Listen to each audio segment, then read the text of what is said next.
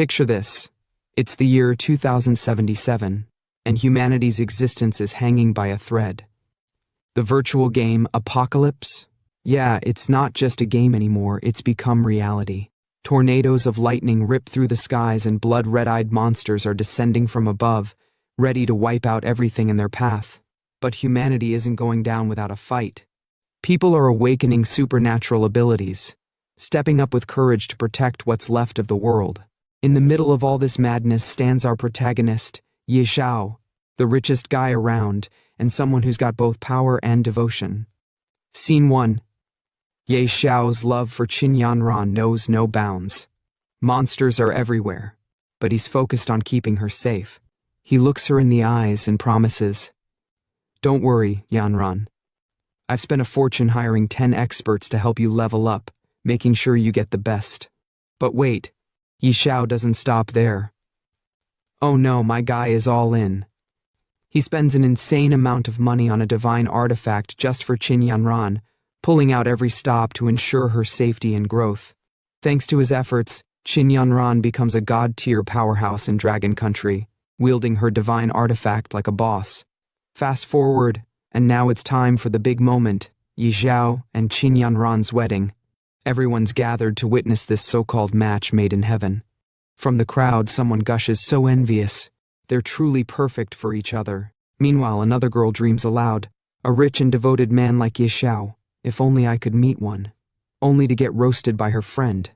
You keep dreaming. And then it happens. The moment that makes this manhwa a masterpiece of betrayal. As Xiao, brimming with love, romantically asks, "Yanran, will you marry me?" She smiles, but it's not the smile of a happy bride. Nope. It's the smile of pure evil. She pulls him in for a hug, whispers in his ear, "I won't." And before Xiao can even process the words, bam! She rips his heart out, literally. Xiao screams in agony as Qin Yanran laughs maniacally, "Ha ha ha! Ha ha ha!" But wait, it gets worse. Out of the shadows steps another guy, decked out in a slick black suit with a yellow shirt, sporting the same cold, evil eyes as Qin Yanran. Xiao, lying on the ground, heartless and broken, croaks out in disbelief, "Qin Yanran." And here's the dagger to the soul. Qin Yanran, holding Xiao's heart like a trophy, spits out her true motives. "Xiao, do you think money can buy my true feelings? Do you think gifting me equipment allows you to morally coerce me? You're wrong. I accepted your gifts, but that doesn't mean I agree to your affection." And then, the ultimate gut punch. "I'm not that cheap. Everything I've achieved today was earned through my own hard work." As Qin Yanran clutches Xiao's literal heart in her left hand, she leans into Zhou Hong, the tall, sinister guy in the black suit. Smiling wickedly, she looks down at Xiao, still bleeding and broken, and says with mock affection, "The only person who understands my struggles is Zhou Hong. Now, I'll give your heart to him. That way, being with him, I can hear your heartbeat every day." Isn't that touching? Touching? More like gut-wrenching. Xiao, barely able to muster any words through the pain, chokes out, You two." But before he can finish, Zhou Hong stomps on Xiao's face, sneering, "What? You? Go die, trash." He follows it up with the ultimate insult, "Now everything of yours is mine. Ha ha ha." The scene shifts as Xiao is cast into a dark abyss, left to fall endlessly into despair. Alone in the void, he replays everything in his mind, the betrayal, the pain, the loss. Broken and grieving, he mutters, "Why? Qin Yanran. For you, I gave up everything wholeheartedly, only for you to betray me in the end." But even as he wallows in sorrow, a spark of rage ignites. Grinding his teeth, he growls, "No, I no longer have a heart, but I won't let it end like this. No way." That's when the transformation begins. His body surges with newfound power, and his thoughts turn dark and vengeful. "I'm unwilling. I'll make you pay. I'll have my revenge. I will make those despicable people pay the price." And just like that, the scene flips. Suddenly, Xiao wakes up. Back in time, it's a week before the game Apocalypse begins. He's no longer a victim. He's been given a second chance to rewrite his destiny. Looking around, he realizes the timeline and mutters, "Is this reincarnation? I remember now. It's a week before the game starts. There's 200,000 yuan on this card. Qin Yanran's monthly allowance." His expression hardens and a sly smirk creeps across his face. I really have been reborn. Right on cue, Qin Yanran shows up, but this time her venomous words don't faze him. She scoffs. "Yi Xiao, are you deaf? Didn't you hear me? Do you think I need your little bit of money? Accepting your money was just me saving your pride and face. Got it?" And if that wasn't enough, she delivers the final slap in the face. "If you keep clinging to me, don't ever come and find me again." But this isn't the same Yi Xiao. No longer broken, no longer blinded by love, he looks at her with calm, calculated confidence. Qin Yanran notices his demeanor shift and sneers. "What? Regretting it already?" After her arrogant tirade, Yi Xiao cuts her off with a sharp, biting tone. "For my good? How about I go to hell instead?" Qin Yanran freezes, completely caught off guard. Nervously, she stammers, "What?" But Yi Xiao doesn't let up, his voice calm yet laced with cold sarcasm. "That must have been so hard for you. Don't worry, I'll make it easy. I'll never give you anything again." Her shock turns to rage as she shouts, "You, another one of your little tricks? Fine, since you came all the way here, I'll reluctantly accept your card this time." But Ye Xiao smirks and snaps back, "Get lost. Immediately, right now." Her face twists with fury and she screams, "Ye Xiao, how dare you talk to me like this? You'll regret it." Ye Xiao, unbothered and oozing confidence, steps closer and looks down at her shoes with a mocking expression. "I just remembered. Those shoes you're wearing? I bought those too. Take them off before you leave." Qin Yanran's eyes widen and she yells in disbelief, "Yi Xiao, don't think your little bit of money makes you great. Do you think this will make me yield to you?" Unfazed, Yi Xiao grabs the shoes and tosses them straight into the trash. Qin Yanran, now completely livid, screams, "Yi Xiao, remember what you've done today. Even if you kneel and beg me later, I will never acknowledge you again." Yi Xiao, his face unreadable, delivers his final blow. "That would be a blessing. I beg you, don't ever show up in front of me again." With cold confidence in his eyes, he turns away, muttering, "I've got more important things to do than waste time on you." The Apocalypse beta test will begin in 1 week. At that time, during the first 10 minutes of the beta test, the recharge system will be briefly activated. Ye Xiao knows this is his chance to get ahead. Picking up his phone, he dials someone important. "I need to gather enough funds before the test begins." On the other end of the line, a sharp and professional voice answers, "Hey, isn't this the legendary romantic? Why the sudden call?" It's Yilin, a businesswoman known for her ambition. Ye Xiao doesn't waste time. "Hey Yilin, you've always wanted my shares, right? 20 billion all at once. Do you want them?" Yilin, stunned by the offer, nearly drops the phone. "What? Did I hear that right? You're selling your shares?" Without missing a beat, Yi Xiao replies with absolute certainty, 20 billion, not a cent less. Complete all the paperwork within 5 days and transfer the money to my account. With your skills, Miss Lin, that shouldn't be a problem, right? Yilin, ecstatic with her victory, smugly says, "Finally, Yi Corporation is mine, ha." But Yi Xiao shuts her down without emotion. "Cut the crap. Call me when it's ready." Hanging up the phone, Yi Xiao smirks to himself, the confidence in his voice unmistakable. "Next, I'll wait for the Apocalypse beta to arrive. This life, I'll climb the throne alone." A week later, the screen flashes with a dramatic intro. "Welcome to the game. This version of the game is in beta. Congratulations on gaining beta access. This test will last for 3 days. The public version will be launched soon." Ye Xiao, now fully immersed in the game, lands in a lush jungle teeming with danger. The wind rustles through the trees as he takes in his surroundings, a smirk forming on his face. That familiar feeling. This is it, the starting point of the Apocalypse game. The words on the screen boldly declare, "Apocalypse game begins." As Ye Xiao navigates the starting area, he spots a glowing interface in the air. Tapping it, he begins configuring his character. Nickname, Knight Xiao. As for my class, the scene cuts to a massive, majestic dragon breathing fire, scorching the battlefield. Beside it, a warrior wielding a divine artifact releases flames just as fierce. Ye Xiao watches with determination in his eyes. He recalls his past experiences and mutters, "Last time a guild was wiped out by a god-tier beast tamer leading a dark abyss dragon." Grinning confidently, he makes his decision.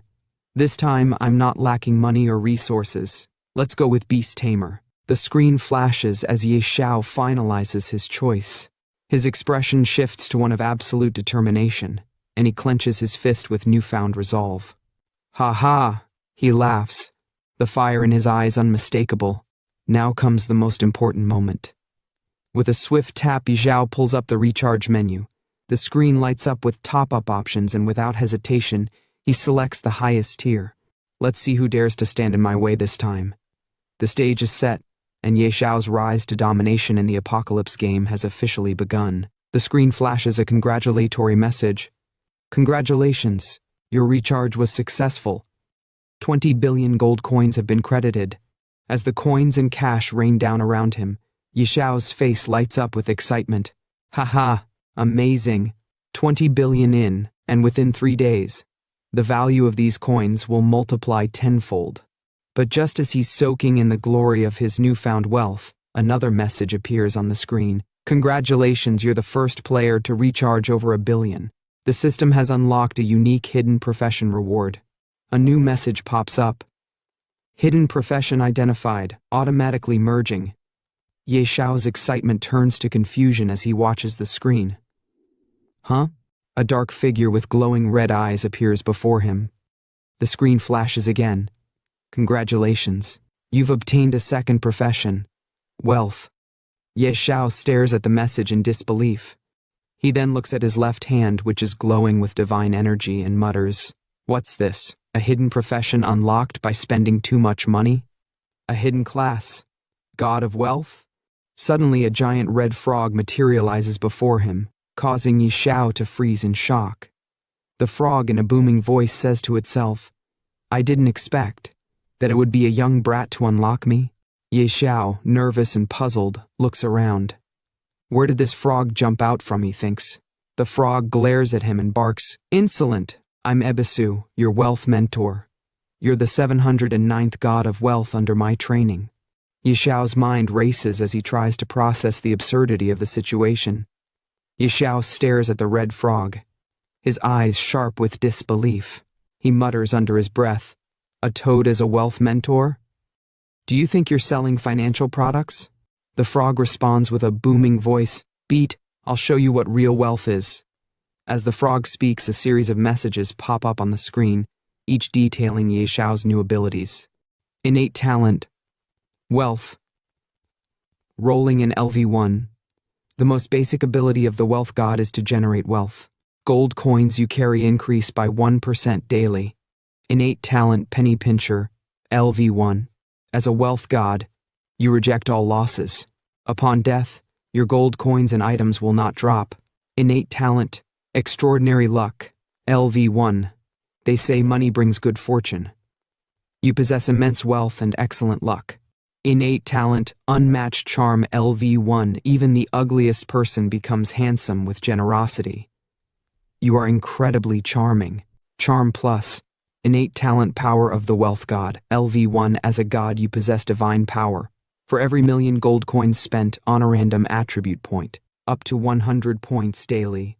Ye Xiao is completely stunned by the overwhelming abilities. His eyes widen, and he exclaims, "What the heck?" After taking in the immense power he now holds, Ye Xiao begins to process everything. No wonder it's a hidden class, so many innate talents, but none of them seem offensive. The frog responds, "You just don't get it. Any one of these wealth god talents can bring immense riches." Ye Xiao ponders this as he looks at one of his abilities. Innate talent, wealth rolling in LV1. The most basic ability of the wealth god is to generate wealth. Gold coins you carry increase by 1% daily. Wealth rolling in? Gold coins. That means with my current wealth of 2.2 billion, I'd earn an extra 22 million daily. The frog adds, And with the power of the wealth god, you could earn 22 free attribute points daily. Do you realize what that means? The screen pops up again with another message. Innate talent, power of the wealth god. You possess divine power. For every 1,000,000 gold coins spent, plus own random attribute point, up to 100 points daily. Xiao, now fully grasping the magnitude of his new abilities, picks up the red frog with a confident smile and declares, "Damn, this wealth god class is too overpowered. In my last life, I spent all my money on Qinyanran. In this life, as a wealth god, I'll show the world the true meaning of money power." The frog, visibly angry, yells, "Beat! Put me down now." Xiao laughs and clicks the enter button on the screen. They both enter into the game area, and Xiao exclaims with excitement, "With this golden finger, why wait to grow stronger? Straight to the newbie village." As Xiao and the red frog land on the ground of newbie village flower plains, the frog lets out a loud "ouch" after hitting the ground. Xiao, still trying to get his bearings, looks around and says, "Looks like the server just opened. Not many people here. Perfect time to grow quickly." He takes a moment to check his profile in the game, studying the details of his abilities and attributes. Turning to the red frog, he says, "Starting as a beast tamer is dozens of times harder than other classes. Early on, you can't tame powerful beasts. To grow quickly, I need to think of a strategy." The red frog, now perched on Xiao's shoulder, looks down at the screen and responds, "Choosing beast tamer was reckless. You don't even start with a weapon. You don't understand. Beast tamer has the highest potential and the most growth." Suddenly, a group of elite level 5 goblins appears on the horizon, heading straight for them with weapons raised. Xiao's eyes widen in shock as the goblins scream in unison, "Meat, the smell of human meat." For the first time, Xiao feels the weight of fear gripping him as he looks at the terrifying creatures charging toward him. Crap, a level 5 elite warrior. How unlucky can I get? Should I fight or flee? He wonders, his heart racing. The red frog, however, isn't waiting for an answer. It leaps off Xiao's shoulder and starts sprinting away in panic. Xiao watches in disbelief, muttering, "This toad sure runs fast." The frog, now in full-on panic mode, shouts back, "What's there to think about? You're practically naked, no weapons, and facing a level 5 elite. Run." With no choice but to follow suit, Xiao starts running, his legs pumping as fast as they can carry him. The goblins, relentless in their pursuit, yell after him, "Food, stop running!" In a moment of desperation, Xiao looks around, hoping for some help. "Crap, someone save me!" He cries out, but all he hears is the sound of the goblins' laughter echoing behind him. After narrowly escaping the elite goblins, Xiao and the red frog finally make it to the main city, both exhausted and gasping for breath. Xiao looks around, relieved to have made it this far, and mutters, "Finally made it to the main city. That was close. Almost died at the start. I've never suffered such humiliation." Meanwhile, a group of players nearby are gossiping about him, clearly amused by his appearance and choice of class. One of them remarks, "Huh? Someone actually picked beast tamer?" Another one snickers and says, "Yeah, unbelievable." "And their beast is... Your beast is a toad?" Xiao, already on edge, snaps back, "You are the toad. Your whole family are toads." He storms off to the side, but the insults keep coming. "Ha ha! This beast tamer is hilarious. Right?" And he tamed a toad. Trying his best to ignore them, Xiao marches forward, but the red frog on his shoulder, ever the troublemaker, says, "There are beast eggs for sale in the city. Go buy one, brat." Xiao, not interested in settling for anything ordinary, replies confidently, "I'm not settling for any ordinary beasts." The red frog, a little confused, asks, "What do you want then?" They continue walking toward their destination, the Supreme Hall. The red frog warns him, "Are you crazy? At level 1, why come here? Only level 100 plus players can hire guards here." But Xiao remains determined, brushing off the frog's concerns. "Stop talking. I know what I'm doing. Let's go." They reach the entrance to the Supreme Hall, but just as Xiao starts to ascend the stairs, someone suddenly stops him. A deep voice calls out, "Wait!" Xiao turns to see a grand archmage standing in front of him, blocking his path. The archmage, holding a divine artifact, looks down at Xiao and says, "Young man, this is not a place for you. Return when you've trained more. Only with the City Lord's recommendation letter can the doors to the Supreme Hall open for you." The archmage is level 80, a formidable figure, but Xiao remains unfazed, his confidence unwavering. No wonder this place is so grand. Even the guard is a level 80 archmage. With a grin, Xiao looks up at the archmage and says, "Honorable archmage, I don't have a recommendation letter." The archmage responds curtly, "Then leave. The Supreme Hall is the Empire's pride, not for someone like you." Unbothered, Xiao smirks and responds, "I don't have a letter, but I heard the archmage recently lost something. I've come to return it." The archmage, now suspicious, narrows his eyes and asks, "Something? What thing? Don't try to fool me." As the conversation between Xiao and the archmage continues, Xiao decides to demonstrate the power of his wealth. He casually points and says, "Archmage, look over there." The archmage turns around, confused, but his expression changes when he sees gold coins scattered near his feet. Xiao continues, "Archmage, over there too, behind you, more coins. Archmage, do you like them?" The archmage, his eyes wide with surprise and joy, bends down and scoops up the gold coins. He exclaims with delight, "Oh my!" With a wide smile, he looks back at Xiao and says, "VIP room at the War God Pavilion, Supreme Hall upstairs, please." Xiao, ever the cheeky one, smirks and asks, "Ahem, Master, I liked your fierce demeanor earlier. Can I bring it back?" The archmage, clearly flustered, coughs and avoids making eye contact, muttering, "Cough! Young man, go on up." Xiao grins. Now this is more like it. Ha ha ha." The red frog, observing the scene, thinks to himself, "Money really works wonders, huh?" They approach the Supreme Hall, its grandeur impossible to ignore. As they enter, Xiao notices two towering guards standing in front of it. One is a Supreme Hall Honor Knight Golem, level 100, and the other is a Supreme Hall Honor Knight Golem, level 80. The red frog, impressed by the sight, says, "The Supreme Hall really lives up to its name. A level 100 hireable guardian, equip this, and you can dominate the novice village, kid." Xiao, unfazed, shakes his head and replies confidently, "These don't interest me, they're beneath me." Just as they're about to enter, a giant figure emerges, its presence commanding attention. With a deep, booming voice, the figure asks, "Who let you all in here?" The screen flashes with the words, "Berserk Blood Warrior." Xiao, unbothered by the intimidating figure, responds calmly, "I need to hire a divine-level golem guardian." The giant figure looks skeptical, replying, Divine level golems are extremely rare. How could they possibly be available for hire?" The giant guard, still processing Xiao's request, shakes his head and speaks again. "Besides, looking at your stats, hiring an 80-level guardian is already more than enough. Hiring a divine-level golem isn't something you can afford." Xiao, unfazed, replies confidently, 1 billion per day.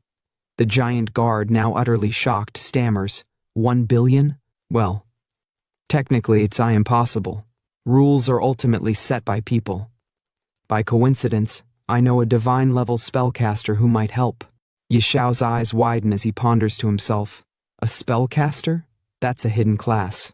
He then continues, "Divine-level spellcasters are incredibly versatile. Protection, defense, offense, all in one package. Hiring them right from the start would be a great choice." "All right, let's go with that." The giant guard looks at him carefully and asks, "I can summon them any time, but first I need to confirm one thing. When will you pay the 1 billion? Xiao, with a confident smile, responds, "Let's sign the contract now, and I'll pay whenever needed." The giant warrior nods. "Then there's no issue. Once the contract is signed, I'll summon them right away." After signing the contract, Xiao exclaims, "Perfect, the sooner the better. I'm on a tight schedule." Moments later, a beautiful woman in a red dress, holding a divine artifact, materializes before them. Her presence is awe-inspiring, and she exudes a powerful aura. She introduces herself with a smirk. "Oh, it's a handsome young man. I'm Dolores, a divine-level spellcaster. According to the contract, I'll follow your orders for the next 24 hours. Xiao, visibly stunned by her sudden appearance, thinks to himself, her level's too high. I can't view her details at all. He then looks at her, trying to regain his composure, but his nerves show as he speaks. Nice to meet you, Senior. I've hired you mainly to tackle a very difficult. Dolores, amused by his nervousness, giggles and interrupts. Difficult? What hard dungeons could there be in the novice village? Goblin King, or maybe his entire family. All of them are a wave of my hand away from defeat. Xiao, now slightly embarrassed but determined, says, Let's not waste time, I'll leave this to you, Senior. Dolores smiles. Easy. Lead the way. The scene then shifts to a demonstration of Dolores's immense power. She effortlessly dispatches wave after wave of goblins, casting powerful fireballs that incinerate them with ease. As the goblins fall, a bystander watches in awe, thinking to himself, Whoa, are those damage values? Did someone just beat their enemies into revealing phone numbers? Another character, witnessing the destruction, screams, Destroy them! Take out all these goblins! They nearly killed me earlier. As Xiao and the Red Frog make their way through the scene, the chatter around them intensifies. 3 characters stand nearby, discussing the unexpected sight they've just witnessed. One of them exclaims, Am I seeing this right? That guy's partnered with a spellcaster? These damage numbers are insane. Another one, looking puzzled, asks, Doesn't seem like a spellcaster. They don't display a level. Is it a hack? The third character responds with certainty, There's no such thing as hacks. Must be a high-level NPC hireling. That spellcaster. Meanwhile, the system announces Xiao's progress with a series of level-up notifications. Ding! Congratulations. Your level has successfully risen to level 10. You've earned 10 attribute points for free allocation. Ding! Congratulations. You are the first player in Novice Village 9527 to reach level 10. You've earned an additional 10 attribute points. Ding! Congratulations. You are the first player worldwide to reach level 10. You've earned 50 bonus attribute points and the title Spend a Sender. The Red Frog, surprised, remarks, Kid, you've hit level 10 already? The highest among other players isn't even beyond level 5. The screen shifts to another system announcement. Ding! World announcement. Players successfully reached level 10, unlocking the level leaderboard. Night Sorrow has. Ding! World announcement. Player Night Sorrow. In the distance, characters watching the announcement react with astonishment. One of them exclaims, What the heck? It hasn't even been a full day, and someone's already level 10? Who is this Night Sorrow? Another player says, Seems like it's that person. They're absolutely overpowered. A crow, observing the announcement, wonders aloud, Could they be the game's GM, running tests? One player, eager to get close to the rising star, says, I need to go cling to their coattails. Is it still too late? A voice in the background adds, Doubt all you want. Of course you don't know yet. Soon enough, when the game Doomsday becomes reality. Then another voice confidently states, You'll realize that I am the true God. As Xiao processes the information, he mutters to himself, That should do it. With the level-up attribute points, and the 100% earned from spending 1 billion today via wealth power, it's about time to head to our true destination. The scene transitions to Xiao and the Red Frog heading towards an unknown location. The Red Frog, curious, asks, This is far. Is this the hidden dungeon you mentioned? Xiao responds confidently, That's right, Dragon's Lair, here I come. The screen flashes again with the world-level leaderboard, and Xiao's name proudly displayed at the top. Rank 1, Night Sorrow, LV10, Wago, Rank 2, None. Rank 3, None. Note, level 10 is the minimum for leaderboard entry. In the next scene, a stealth walker, level 3, is shown slaying goblins with swift precision, his weapon cutting through them effortlessly. He mutters to himself, I've been hunting elite monsters since entering the game, and I'm still only level 3. Someone's already level 10? Is there some exploit in the game? And Xiao. Never heard of that name before. His face twists into a sinister, villainous expression as he continues. Looks like there's another strong rival. This is exciting. The atmosphere darkens, and his words hint at a dangerous rivalry brewing. The scene then shifts, showing a map of Novice Village 9527, deep within Whispering Valley. Coordinates 1102, 254.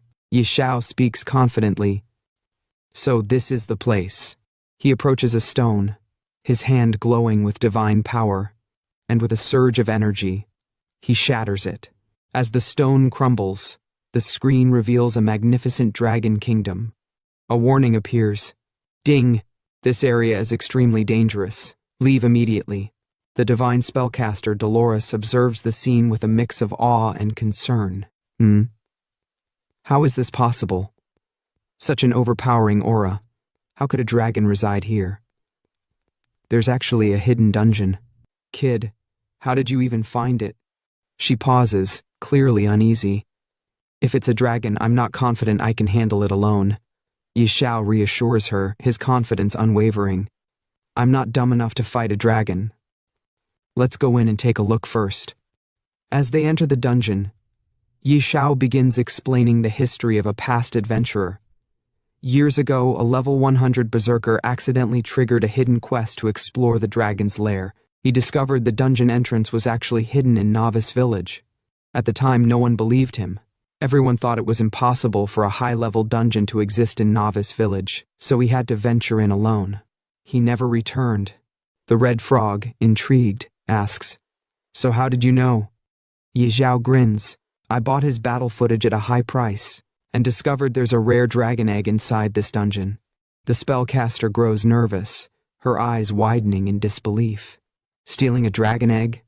That's harder than slaying a dragon. Kid, are you messing with me? The frog echoes her concern. What? A dragon egg?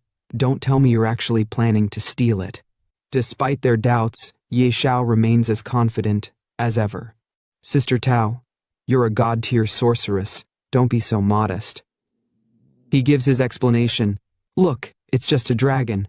Sister Tao, the great god-tier sorceress, could take it down in seconds. The screen flashes with a new skill. Skill, Holy Judgment Radiant Dragon Tier. The party gazes in awe at the sight before them, a massive dragon, lying atop a mound of gold coins, its eyes glimmering with power.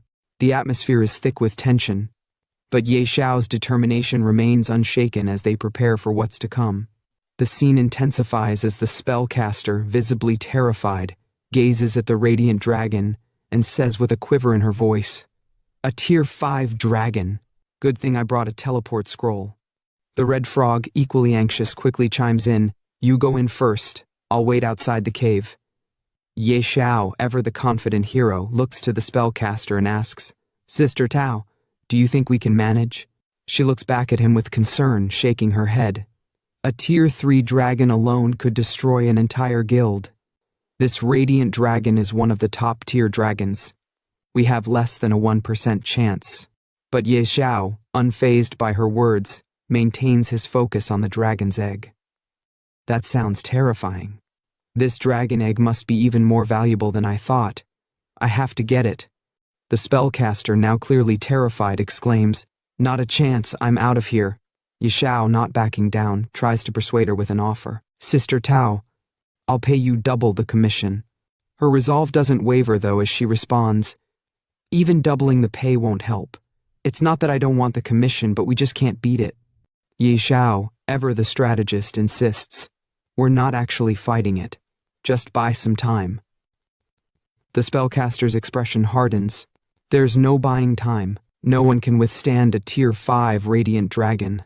Xiao, with determination in his eyes, raises the stakes. "Triple the commission." After a brief pause, the spellcaster reluctantly agrees, gritting her teeth. "Damn it. If I have to risk my life, I'll do it." The scene shifts as the spellcaster prepares for the fight of her life. "I'll go all out." 3 minutes. I can buy you 3 minutes at most, she says, drawing her divine artifact and focusing her power. Ye Xiao watches in awe, seeing attributes pop up on his screen as he gains buffs from the spellcaster's support. He looks impressed and mutters to himself, "Wow, master, so reliable. Buffs active. A little preparation is key to surviving in this world." The spellcaster shouts at him. "Buff duration is 3 minutes. The rest is up to you." Ye Xiao responds with admiration. "Incredible. As expected of a god-tier sorceress. Truly terrifying." The battle begins as the spellcaster faces the radiant dragon head-on. "Wretched beast. Normally I'd fear you, but for these 3 minutes even you will bow before me," she declares, her voice filled with defiance. With a swift motion, she unleashes a powerful skill, Ice Arrow, sending a chilling blast toward the dragon. The ice arrow strikes the dragon, momentarily freezing it, buying Ye Xiao precious seconds to carry out his plan. The fight intensifies, and the clock is ticking as Ye Xiao prepares to steal the dragon's egg, with the spellcaster doing everything she can to hold the beast at bay. The tension builds as Ye Xiao, holding his breath, creeps closer to the radiant dragon's egg. "Shh, don't let it notice us, or we're dead meat," he whispers, glancing at the spellcaster who is still holding off the dragon with all her might. The spellcaster, panting, warns him, 1.5 minutes left, I'm running out of steam." Ye Xiao struggles with the egg, trying to lift it, but it's far heavier than he anticipated. Frustrated, he calls out to the frog, "This dragon egg is heavier than I thought. Toad, give me a hand." The red frog hesitates, muttering, "I've never done something this shady before." But before they can make another move, a loud thud shakes the ground, and the radiant dragon's piercing eyes snap open, catching them in the act. "Ouch!" the frog exclaims in panic. The dragon lets out a terrifying roar, sending shockwaves through the air. Ye Xiao and the frog freeze in fear as the dragon's fury ignites. "You useless toad!" Ye Xiao shouts. But the frog, equally terrified, retorts, "How dare you insult me like that, you brat? Run! Stop talking and move." With the dragon bearing down on them, Ye Xiao screams for help. "Sister Tao, help us!" The spellcaster, already exerting herself, responds with urgency. "Ice wall." She casts, trying to block the dragon's assault, but the ice quickly begins to crack under the dragon's power. It's not holding up. Then, with a flash of divine energy, she casts a more powerful spell. Skill. Dragon King's Breath. Her eyes widen as she sees the immense firepower about to unleash from the dragon. "Dragon King's Breath, run!" she yells, taking off. Ye Xiao, in disbelief, calls out, "Sister, why are you running too?" She glances back at him with exasperation. "Of course I'm running. What do you think I am, invincible? I said 3 minutes, didn't I?" The trio scrambles, dodging fireballs and the dragon's wrath, managing to escape just in time.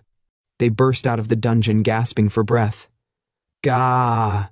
Ye Xiao exclaims, still in shock. "That was close, but we managed to get it."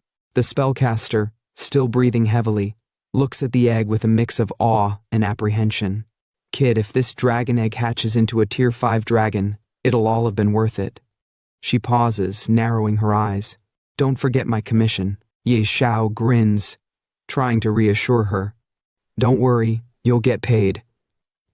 Then, with a determined look, he says, "Now it's time to contract the bee-beast." The spellcaster, a bit more skeptical now, adds, "Let's hope it doesn't hatch into something strange. Otherwise, that 300 million will go to waste." Ye Xiao, annoyed by her negativity, retorts, "Shut your mouth, you jinx." He carefully places his hand on the egg, his eyes focused. Success or failure, it all comes down to this. Don't disappoint me. The egg begins to crack, and with a soft pop, a tiny dragon emerges. It lets out a small, confused sound. "Ah, ah." Ye Xiao stares at the baby dragon, his eyes wide with disbelief. "Huh?"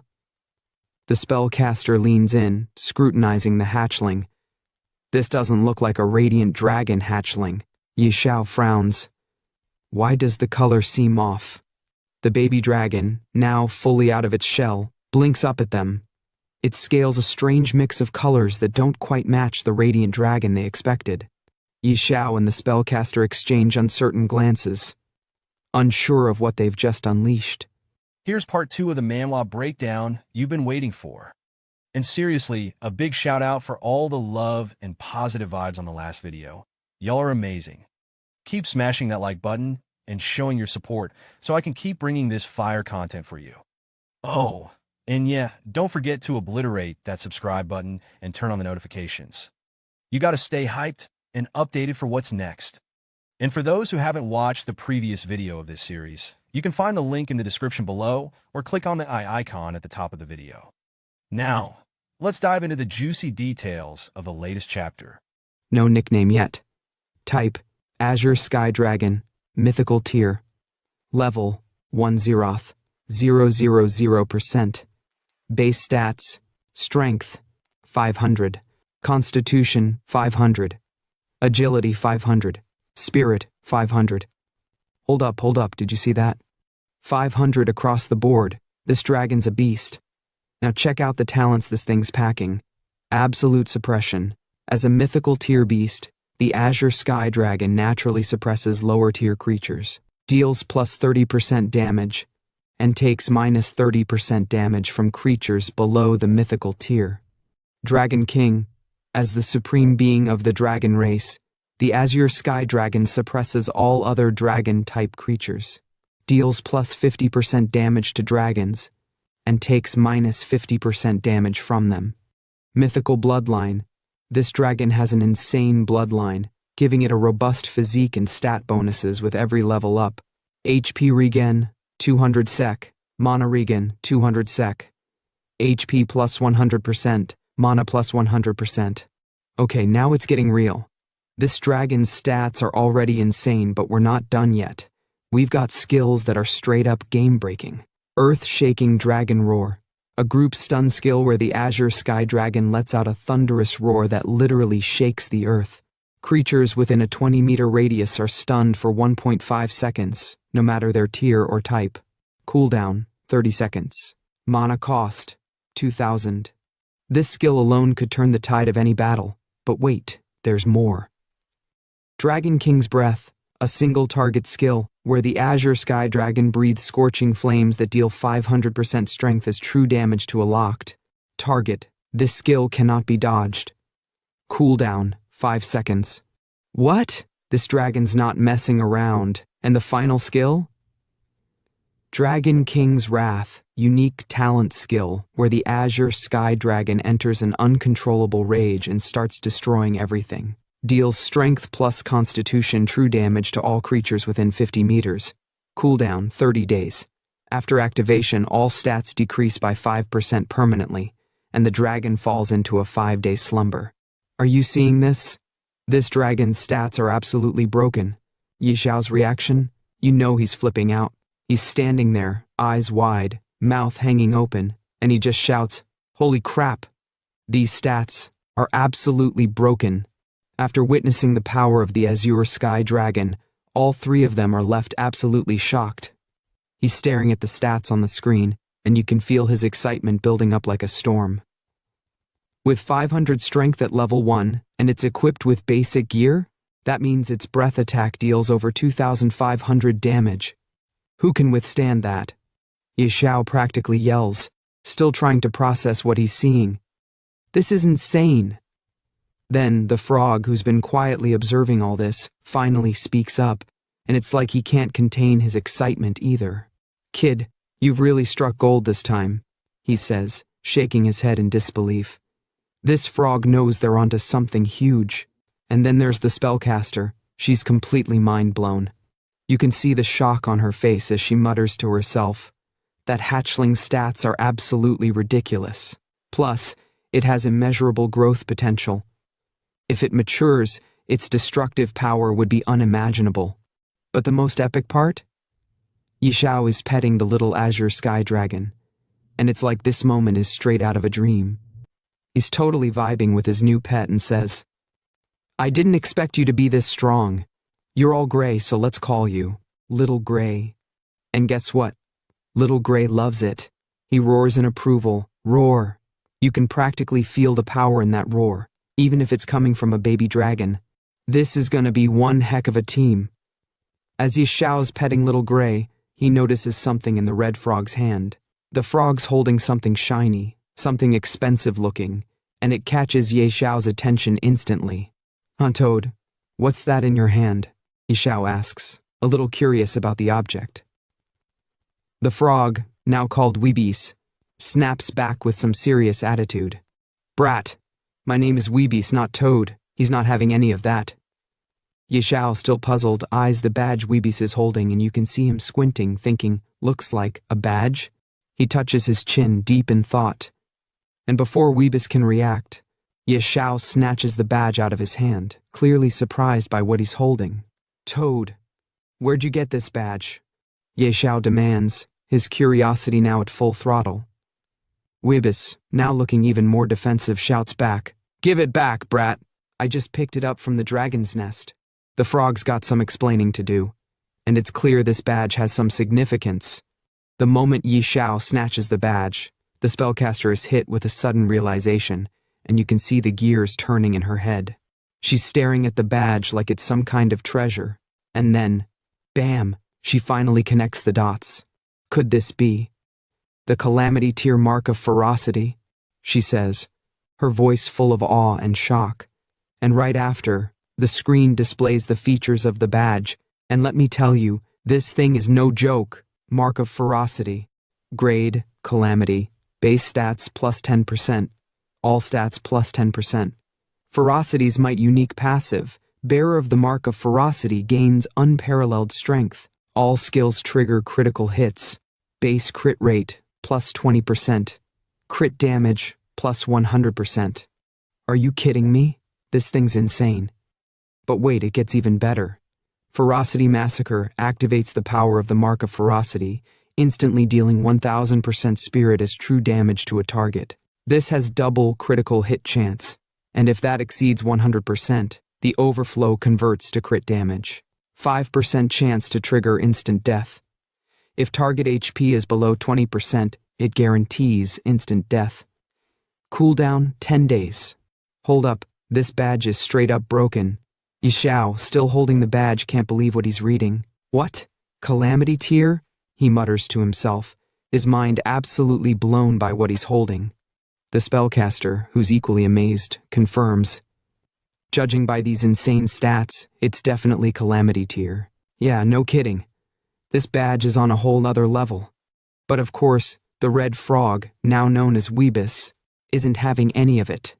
He wants that badge back and starts demanding, "Brat, give it back. I risked my life for this." And Xiao? He's not having it either. He's standing there shaking his head in disbelief, and then he drops the bomb. "You risked your life? We almost lost ours because of you. As compensation, I'll borrow this for now." Oh, Xiao's not playing games here. He's getting the badge for himself. But Weebis isn't backing down, and he's not going down without a fight. "Why should I let you borrow it? 10,000 coins a day or no deal." He snaps, trying to get some cash out of this situation. Classic frog move, right? Xiao, ever the smooth talker, turns on the charm. He gives his best sweet voice, trying to smooth things over. "Come on, old Weebis. Don't be so stingy. We're buddies, right? Why talk about money?" But Weebis isn't falling for it. "Stop with the sweet talk. When you need me, I'm old Weebis, but when you don't, I'm just Toad." He's got a point. This frog's got serious attitude. Then Xiao just laughs it off, knowing full well the power of this badge. Haha. With this badge, farming goblins will be like slicing through butter. He's got plans for this, and you know he's about to wreck some enemies. And with that, Xiao wears the badge proudly, ready to see what kind of chaos he can cause with it. The power's in his hands now. Out of nowhere, a hidden quest notification pops up on the screen like a bomb dropping in the middle of a peaceful moment. Ding! You have triggered a hidden quest, the Forbidden Adjudicator. The message flashes across the screen with a dark, mysterious vibe. The quest reads, "Although mighty, the King of Ferocity was consumed by the abyss. Bearer of the Mark of Ferocity, seek the truth. Objective, find the Fang of Ferocity." And just like that, everything stops. The room is dead silent, and all three of them are just staring at the screen, shaken by what they just saw. The red frog, clearly stunned, stammers out, "Huh? A hidden quest?" He's as surprised as anyone. Xiao, still processing everything, rubs his chin and mutters, "Seems like it. Find the fang of ferocity? What's that?" He's lost, but his curiosity is piqued. That's when the spellcaster, the walking encyclopedia, steps in to explain the mystery. "What? You don't know the fang of ferocity?" she says, as if she can't believe Xiao doesn't know about it. It's a god-tier assassin dagger, forged from the fangs of the abyssal beast. It's one of the most explosive weapons ever made. Looks like there's some connection between the mark of ferocity and the fang. As she's talking, the screen flashes a picture of a warrior holding the dagger. It's massive, gleaming with power, and there's a huge dragon looming in the background. This is some serious gear. Then, just as things are about to get intense, a new message pops up on Xiao's screen, and it completely changes the mood. "Ding, player, Xiao, your daily game time has reached its limit. You will be forcibly logged out in minutes." Xiao's face falls. He's not ready to log out yet, but the game's got its rules. "Ugh, my time's up. Guess I'll have to log out," he mutters, clearly frustrated that he can't keep going. But the spellcaster, ever the professional, just shrugs it off. With a flick of her magic, she opens up a portal to exit. Who knew a hidden dungeon in a starter village would take this long? "Well, Peachy sister, I'm off. Hit me up if anything comes up, be sure to prep your coins." Xiao, smiling as always, gives a quick nod. "All right, brother Yi, later." And just like that, the portal closes with a flicker of light. Now it's Xiao's turn to log out, and before he does, he's deep in thought. The Doomsday game is still in beta, and hasn't fully merged with reality yet. Better rest up. Don't want my body breaking down. You can tell he's thinking about the balance between the game and reality, knowing that he needs to be ready for whatever comes next. The next day at Xiao's home, it's a whole new world. The gaming community is on fire, with chaos everywhere. The game has taken over, and people can't stop talking about it. Virtual game Doomsday has taken over the gaming community, topping discussion charts. The buzz is crazy, and it's like the world's been turned upside down. But not everyone's loving the game. Some are seriously frustrated. One player screams, "WTF? This game is so hard. I played all day, my hands are killing me, and I'm only level 2. I died 3 times, and if I keep dying, my stats will reset." They're furious, and you can feel the frustration in their voice. Another player, absolutely angry about the difficulty, rants, "Damn devs made it this tough. Who can even play this?" And then out of nowhere someone shouts, "Wait, who's Xiao? Hit level 10 in one day? Is he hacking?" They're shook, wondering how Xiao pulled that off. But there's always someone ready to hate.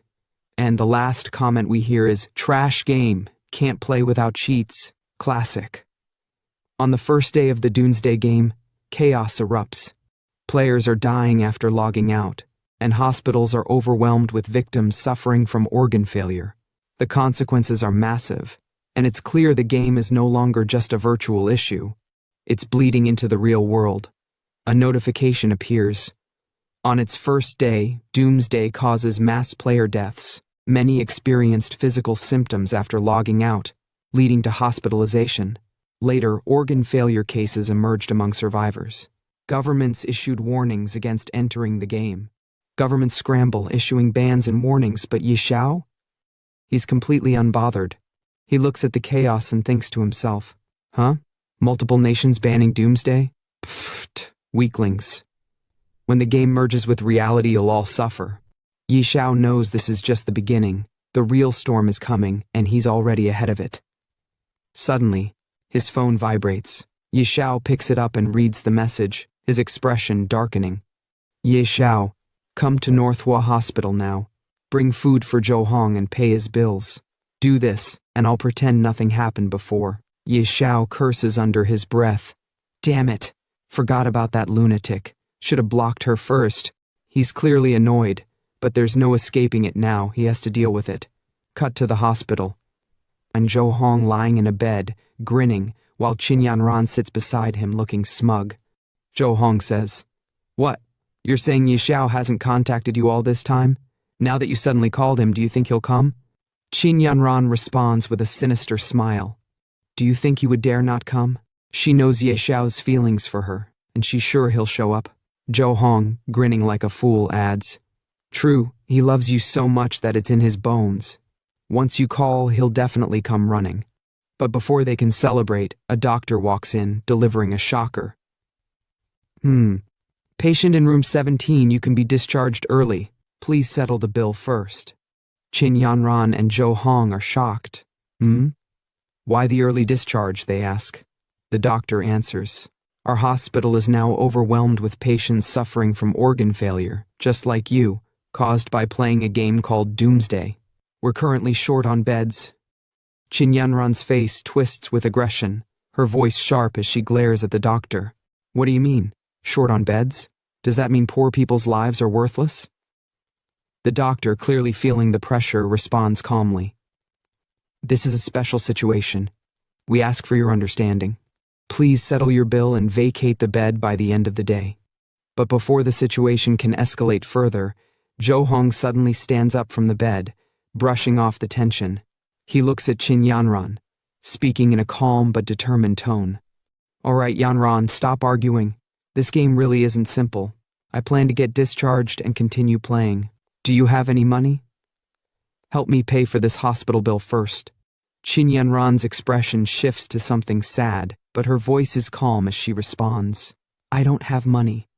Ye Xiao didn't give me my allowance this month. Zhou Hong is shocked, his face falling. What? Doesn't Ye Xiao give you 200,000 every month for your living expenses? Qin Yanran, her expression cold and filled with disdain, responds with a twist of her lips. How would I know? He just has a bit of filthy money. Does he really think spending money can win me over? I feel sick just seeing him. The hate is real in her voice. Zhou Hong, looking to take advantage of the situation, holds her hand, speaking urgently. Yanran, send Ye Xiao another message and ask him for some money. I'm planning to start a doomsday gaming studio. That kind of money means nothing to him, but it's very important to us. Qin Yanran's face twists into something more sinister as she responds with confidence. Don't worry, once he gets here, I'll say a few sweet words, and he'll obediently hand over the money. But her eyes? They say otherwise. There's a hint of uncertainty, but she hides it well. The scene then cuts to Ye Xiao's apartment. He's sleeping badly, tossing and turning, his breath ragged and erratic. Who? Hopo, he mutters in his sleep, the struggle real. Suddenly the alarm blares, waking him from his troubled sleep. Without hesitation, Ye Xiao reaches for his phone and opens the game with a groan. Time's up, time to enter the game. He clicks the game icon, and just like that, he's back in the village. The frog, his trusty teammate, immediately chimes in with a grumble. You brat, barely awake, and you summon me already. Ye Xiao, unfazed, fires back with a grin. The early frog gets the worm. Old Hui. We need to level up fast and leave this novice village. As Ye Xiao strolls through the area, the level of tension rises with the discussions around him. Players are actively trying to recruit others for their teams. One group shouts across the area, Elite group forming. Players level and above only. Another voice yells, Level 1 training area, looking for 3 players. Need a healer. No gaming newbies. Ye Xiao observes, his critical analysis kicking in as he watches the crowd. In just one day, the number of players has increased this much. He thinks, the intensity of the game world sinking in. Then, out of nowhere, the gaze of the crowd shifts to him, his level 10 glowing brightly above his head. The whispers and gasps grow louder as people start to gather, amazed at his level. Damn, a level 10 pro? First place on the leaderboard? How did this guy level up so fast? The chatter intensifies as more people crowd around him. One guy shouts, Bro, wanna team up? We've got tons of pretty girls. Another shouts, Big bro, can you carry me? I'll show you my black stockings. Meanwhile, the Toad Wibbises pipes up, annoyed by the attention. Even though you switched to a masked outfit and hid your face, you can't hide the level above your head, idiot. Ye Xiao is clearly disturbed by the attention. He looks around frantically, trying to figure out how to escape the madness. What should I do? He mutters, his nervousness mounting. And then, with a loud shout, Xiao turns and yells, "Run!" He starts bolting, dodging the crowd, trying to escape the sea of people who are now following him. The mob behind him shouts, "Follow the pro!" He must know where to level up quickly. Yeah, let's stick close to him. The chaos grows as Xiao sprints, desperate to find some peace and escape the horde of eager followers. As Xiao sprints ahead, desperately trying to shake off the growing crowd of players trailing him, Wibis calls out to him with urgent annoyance. "Don't slow down. Move faster, or they'll catch us." I didn't think this many people would be running. The tension mounts as Xiao pushes forward, the sound of his feet pounding against the ground growing louder. Suddenly, they reach a high-level training area, specifically designed for players level and above. The chasing crowd halts, eyes wide with fear at the dangerous monsters ahead. One player, his voice trembling, says, "We can't keep chasing behind him. Up ahead is a level 10 trial zone. The monsters there will destroy us." Another player quickly agrees. "Yeah, it's too risky. We can't go in." Then another voice scoffs and says, "What? Is the great Xiao going to take on the trial alone?" Someone else chimes in, disbelief in their voice. "Alone? No way, that's suicide." Meanwhile, Xiao and Wibis manage to escape the crowds, finally reaching a safe zone surrounded by monstrous walls. Wibis, his voice filled with relief, says, "Finally, we lost them." Xiao, still focused, replies with confidence, "They're not stupid. They wouldn't dare come here." The trial zone is now in front of them, with an opening guarded by a warrior holding a massive sword. Xiao approaches and surveys the area, speaking to himself. "All right, this is the spot." The guard, eyeing Xiao with skepticism, grunts. "Hey kid, this isn't a place for you." Xiao approaches him with a polite tone. "Hello, sir. I'm here to start the advancement trial." The guard's gaze sharpens when he notices Xiao's level. He raises an eyebrow. "Outlander, you reached level 10 this fast? Where's your team?" Xiao stands tall, confidence radiating from him. "I'm doing it solo. I don't need a team." The guard, now more concerned, warns him. "Solo? Kid, I'll give you the usual warning. Even on normal difficulty, going in alone is basically suicide."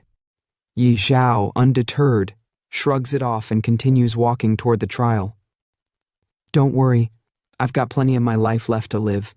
The guard watches him, sighing to himself. Ha! He's just another reckless keiki. Ignoring the warning, Xiao steps forward into the main task area, his foot landing on a circular platform that triggers the difficulty level of the trial. The screen displays a prompt. Please choose the trial difficulty: normal, hard, nightmare, hell, abyss. Xiao, standing tall and confident, stares at the choices. Without a second thought, he selects abyss, the most dangerous and destructive difficulty. With a smirk, he mutters, "Soloing abyss difficulty should be fine, right?" He locks in the selection, his face filled with determination. The guard, standing nearby, watches in shock as Xiao confirms his choice. The guard, stunned, exclaims, "The advancement trial has begun. Selected difficulty abyss." "What? Abyss difficulty? He's soloing abyss? You've got to be kidding." The next scene shifts as Xiao lands on the ground, surrounded by towering trees and dense brush. It's clear he's deep in the heart of the abyss trial zone, ready for battle against the strongest monsters in the area.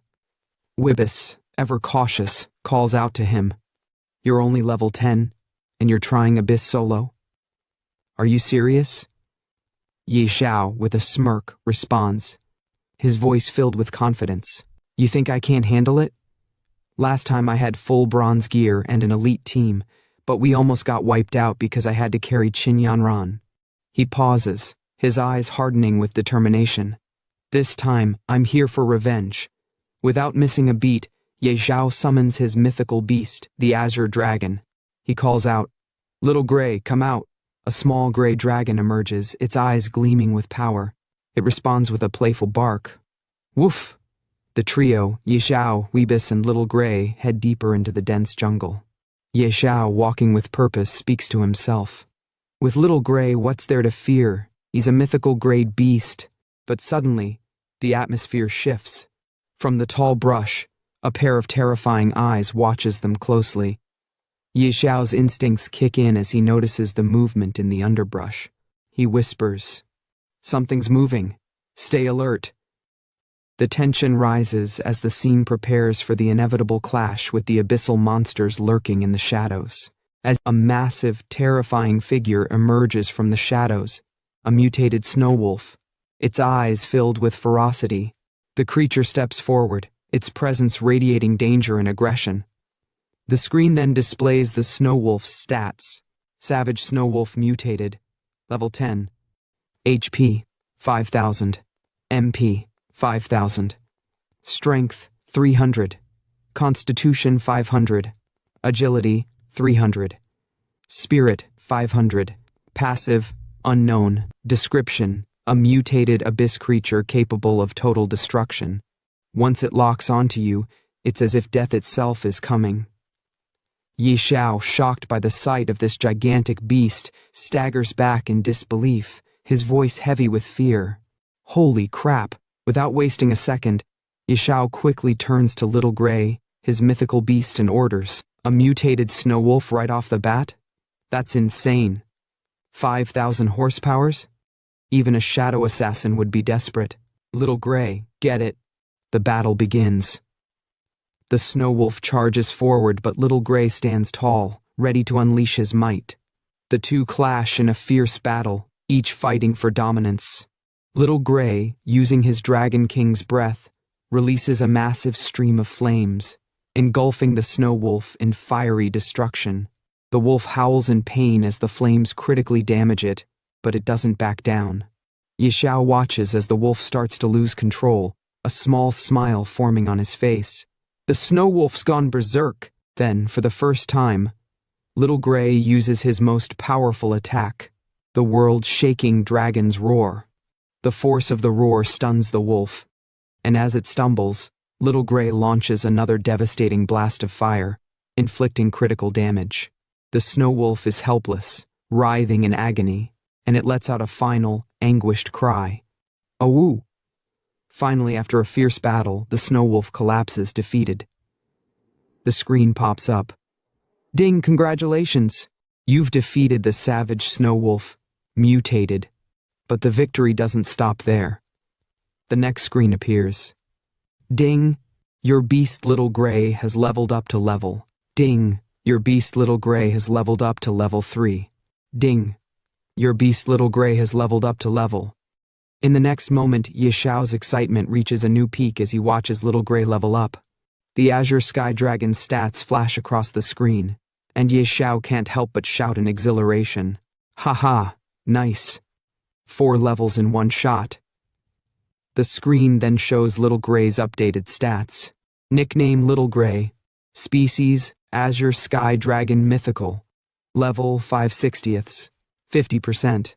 HP/MP, current stats, base stats. Strength, 700. Constitution, 700. Agility, 700. Spirit, 700. And then the next screen appears, showcasing Little Gray's newly unlocked ability. Dragon Fangs. Dragons are magic's natural enemy. As the king of dragons, the Azure Sky Dragon silences all magic, deals 500% spirit magic damage to the 2 nearest enemies, and seals their magic for 5 seconds. Cost, 200 MP, cooldown, seconds. Xiao, utterly shocked and impressed by the power of his mythical beast, exclaims, "Whoa, plus 50 to all stats per level?" Mythical grade beasts grow insanely fast, and it even unlocked such a broken skill. As Xiao celebrates, the screen suddenly reveals 2 divine artifacts floating before him. His excitement builds even further as he asks the frog, "Old Hui, what loot did it drop?" The frog, ever the reliable companion, responds, 2 dark gold items. No surprise, mutated bosses drop insane loot. The artifacts displayed are Snow Wolf Bow, grade dark gold, effect unidentified, and Blood Wolf Fang Dagger, grade, dark gold, effect unidentified. Ye Xiao eagerly grabs the weapons, his happiness apparent as he touches them. Ahaha. This is amazing. This is so much better than my last life. Ha ha ha. But just as he revels in his victory, a dark figure watches them from the shadows, its presence ominous. Suddenly, a huge black tiger emerges from the darkness with a terrifying roar. The screen displays its stats. Abyssal Tiger Demonized. Level 10, HP 8000, Strength 400, Constitution 800, Agility 300, Spirit 500, Passive Unknown, Skill Unknown. Description: a twisted creature born from the abyss. Its power is overwhelming. If it targets you, death is close behind. Ye Xiao, once again shocked by the appearance of another terrifying foe, mutters, "Huh, is that a demonized monster?" The abyssal tiger locks its gaze on them, and Ye Xiao immediately commands Little Gray. "Little Gray, go." And with that, the final battle begins, as the two ferocious creatures charge toward each other in an epic clash. Ding! Congratulations! You have completed the Abyss trial. Congratulations! After an intense 1-hour battle, Yi Xiao slumped to the ground, completely out of breath. He let out a sigh and muttered to the red frog, "If I had known it would be this exhausting, I wouldn't have sold it. My legs feel like they're about to fall off." Hearing that, the red frog chuckled and replied, "Well, I've already picked up several pieces of equipment. Once I return to the city, I should be able to make a decent amount of gold." In front of them, a shield and a sword lay on the ground, glinting under the dim light. Yi Xiao stroked his chin, thinking for a moment, then smirked. "Who said we're heading back? Up ahead is where we can challenge the trial boss. I came here to take it down." The red frog's eyes widened in shock. "You're not joking, right? Even after all the monsters we've defeated, Xiao Hui is only level 7. Are you sure it can handle the boss?" Without hesitation, Yi Xiao stood before the boss's door, his expression unwavering. "Of course, it won't be a problem. In my previous life, this trial's final boss was only at the Lord level. Now, Xiao Hui can easily take down 2 demonic monsters. This will be a piece of cake." Yi Xiao stood in front of the massive door, extending his hand toward it while his pet dragon, Xiao Hui, circled above his head. With a confident smirk, he said, "With your support and mine, taking down a Lord-level boss will be as easy as chopping vegetables." Just as those words left his mouth, a glowing blue circle appeared beneath his feet. In an instant, time blurred, and when he came to, he was already inside the boss room, walking up a long flight of stairs. With each step, his excitement grew. He turned to Xiao Hui and grinned. "Old Hui, today, I'll show you what it means to be a pro. Let's go." The red frog, perched on his shoulder, sighed. "Why do you sound more and more unreliable?" As Yi Xiao approached the final platform, a sudden system notification flashed before him. "Adventurer, you have fallen into the abyss." Seeing the message, Yi Xiao's heart pounded. His eyes gleamed as he clenched his fists. "In my past life, I was a man of honor, trapped by love and emotions. But in this life, I wield the strongest power of the apocalypse. I am Yi Xiao." His voice echoed through the chamber as he stepped forward. Come on, let me conquer the abyss completely." And then he saw it. A towering monster sat upon a grand throne, its hulking form casting a menacing shadow. It held a massive staff in one hand, exuding an overwhelming aura. Above its head, a new notification appeared, revealing its details. Yi Xiao's entire party froze. The red frog, gripping Yi Xiao's shoulder tightly, shrieked, "Kid, where's the Lord-level enemy you mentioned?" Cold sweat trickled down Yi Xiao's face as he read the monster's title. "What's going on? In my past life, this was definitely a Lord-level boss. Why is it a King-level boss now?" Before he could process the situation, the boss stirred. It stepped forward, its heavy footsteps shaking the ground. Yi Xiao's sharp gaze locked onto its stats. 5,000 spirit points. A pure, magic-based beast. Its endurance and agility are at 0, meaning it doesn't have normal attack damage. Its attack speed is extremely slow, but if it lands a hit, we're dead for sure. The red frog gulped. Kid, if you die, I'm not cleaning up your corpse. Xiao took a deep breath, pushing his nerves aside. A king-level boss, huh? No big deal. Xiao Hui, don't use your skills recklessly. Follow my commands. His voice turned firm. This big guy is slow. Keep switching positions and don't get caught in a prolonged fight. With a roar, Xiao Hui launched forward, unleashing a stream of fire breath at the monster while darting around the battlefield. Yi Xiao's excitement grew as he watched his dragon in action. Yes, that's it, Xiao Hui. Keep moving. Don't let it cast any skills. He clenched his fists. Hold on, we've almost got this big guy down. But then, just as he was celebrating, the boss's focus suddenly shifted. It locked eyes with Yi Xiao, unmoving. Yi Xiao's heart skipped a beat. Why? Why isn't it attacking? Something feels off. Is it looking at us? The red frog's face turned pale. Does that mean it's about to? Before they could finish the thought, the boss roared and began preparing a devastating attack. Dodge quickly, the red frog screamed.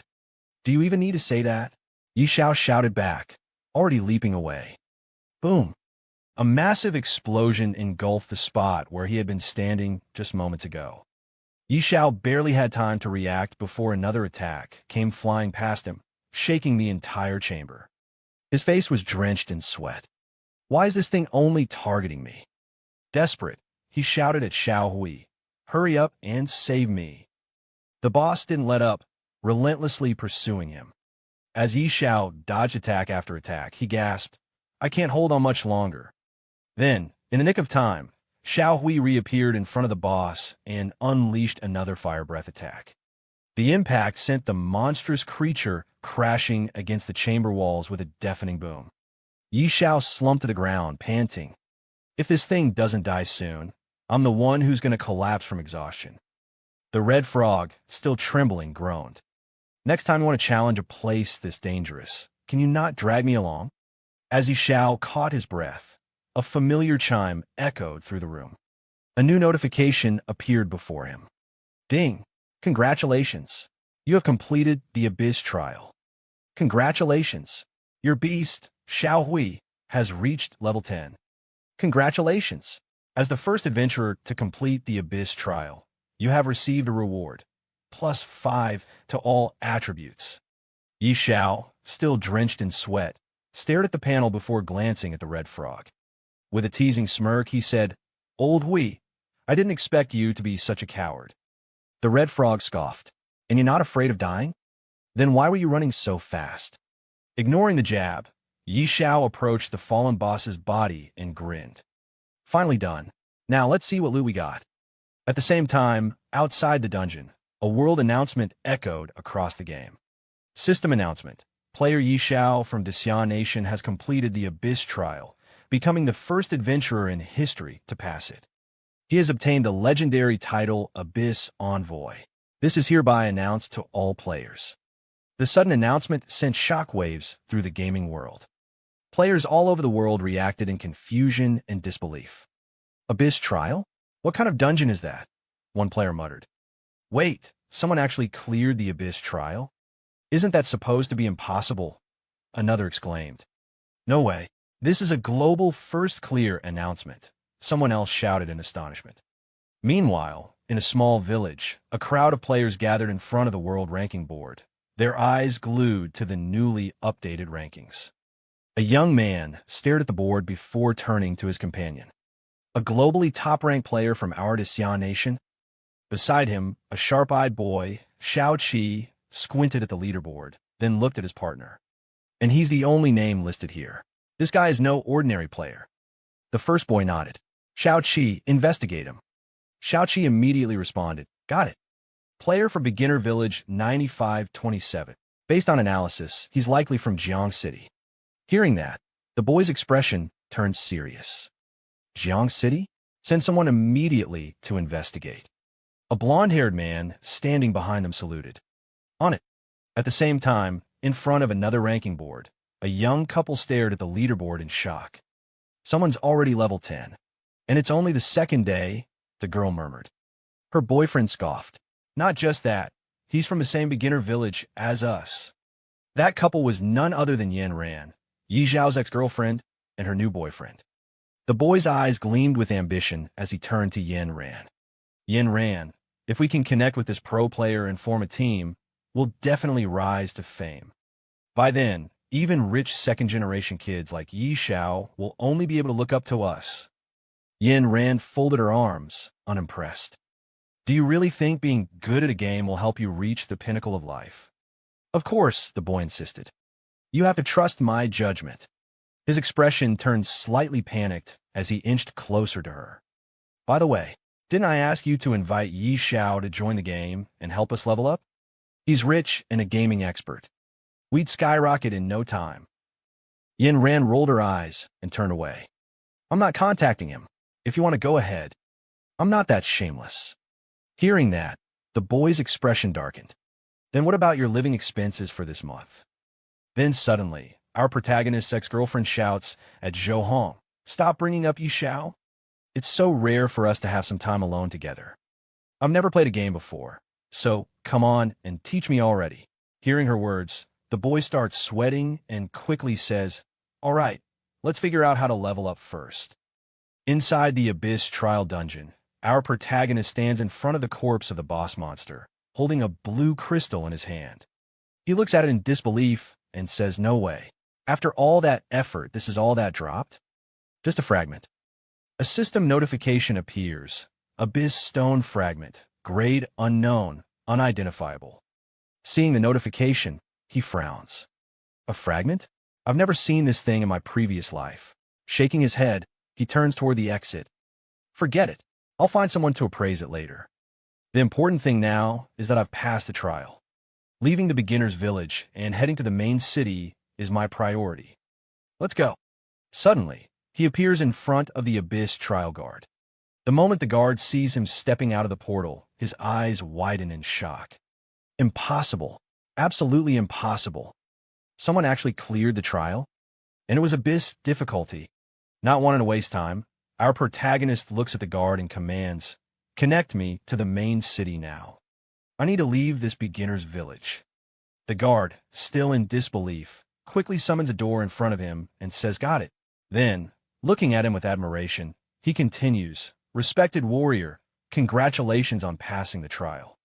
You are now granted a guide token, allowing you to freely enter and leave the main city. Hearing the guard's words, our protagonist responds respectfully, thank you. Much appreciated. The guard then hands him a box and adds, additionally, since you clear the Abyss level advancement trial, you are entitled to an epic item, Badge of Valor. Looking at the box, our protagonist's eyes gleam with excitement. Not bad, a commemorative item. He picks up the badge inside the box and examines it. All attributes enhanced. Not bad at all. A notification pops up.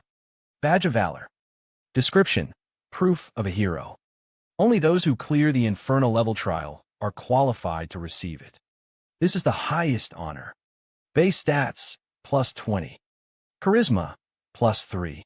Satisfied, our protagonist walks toward the summoned door. Before stepping through, he looks at the guard and says, Little Gray, Old Hui, keep up. Main city, here we come. In an instant, he is teleported to Wild Leaf Main City, appearing in the middle of a quiet town. Looking around, he comments, wow, it's so empty.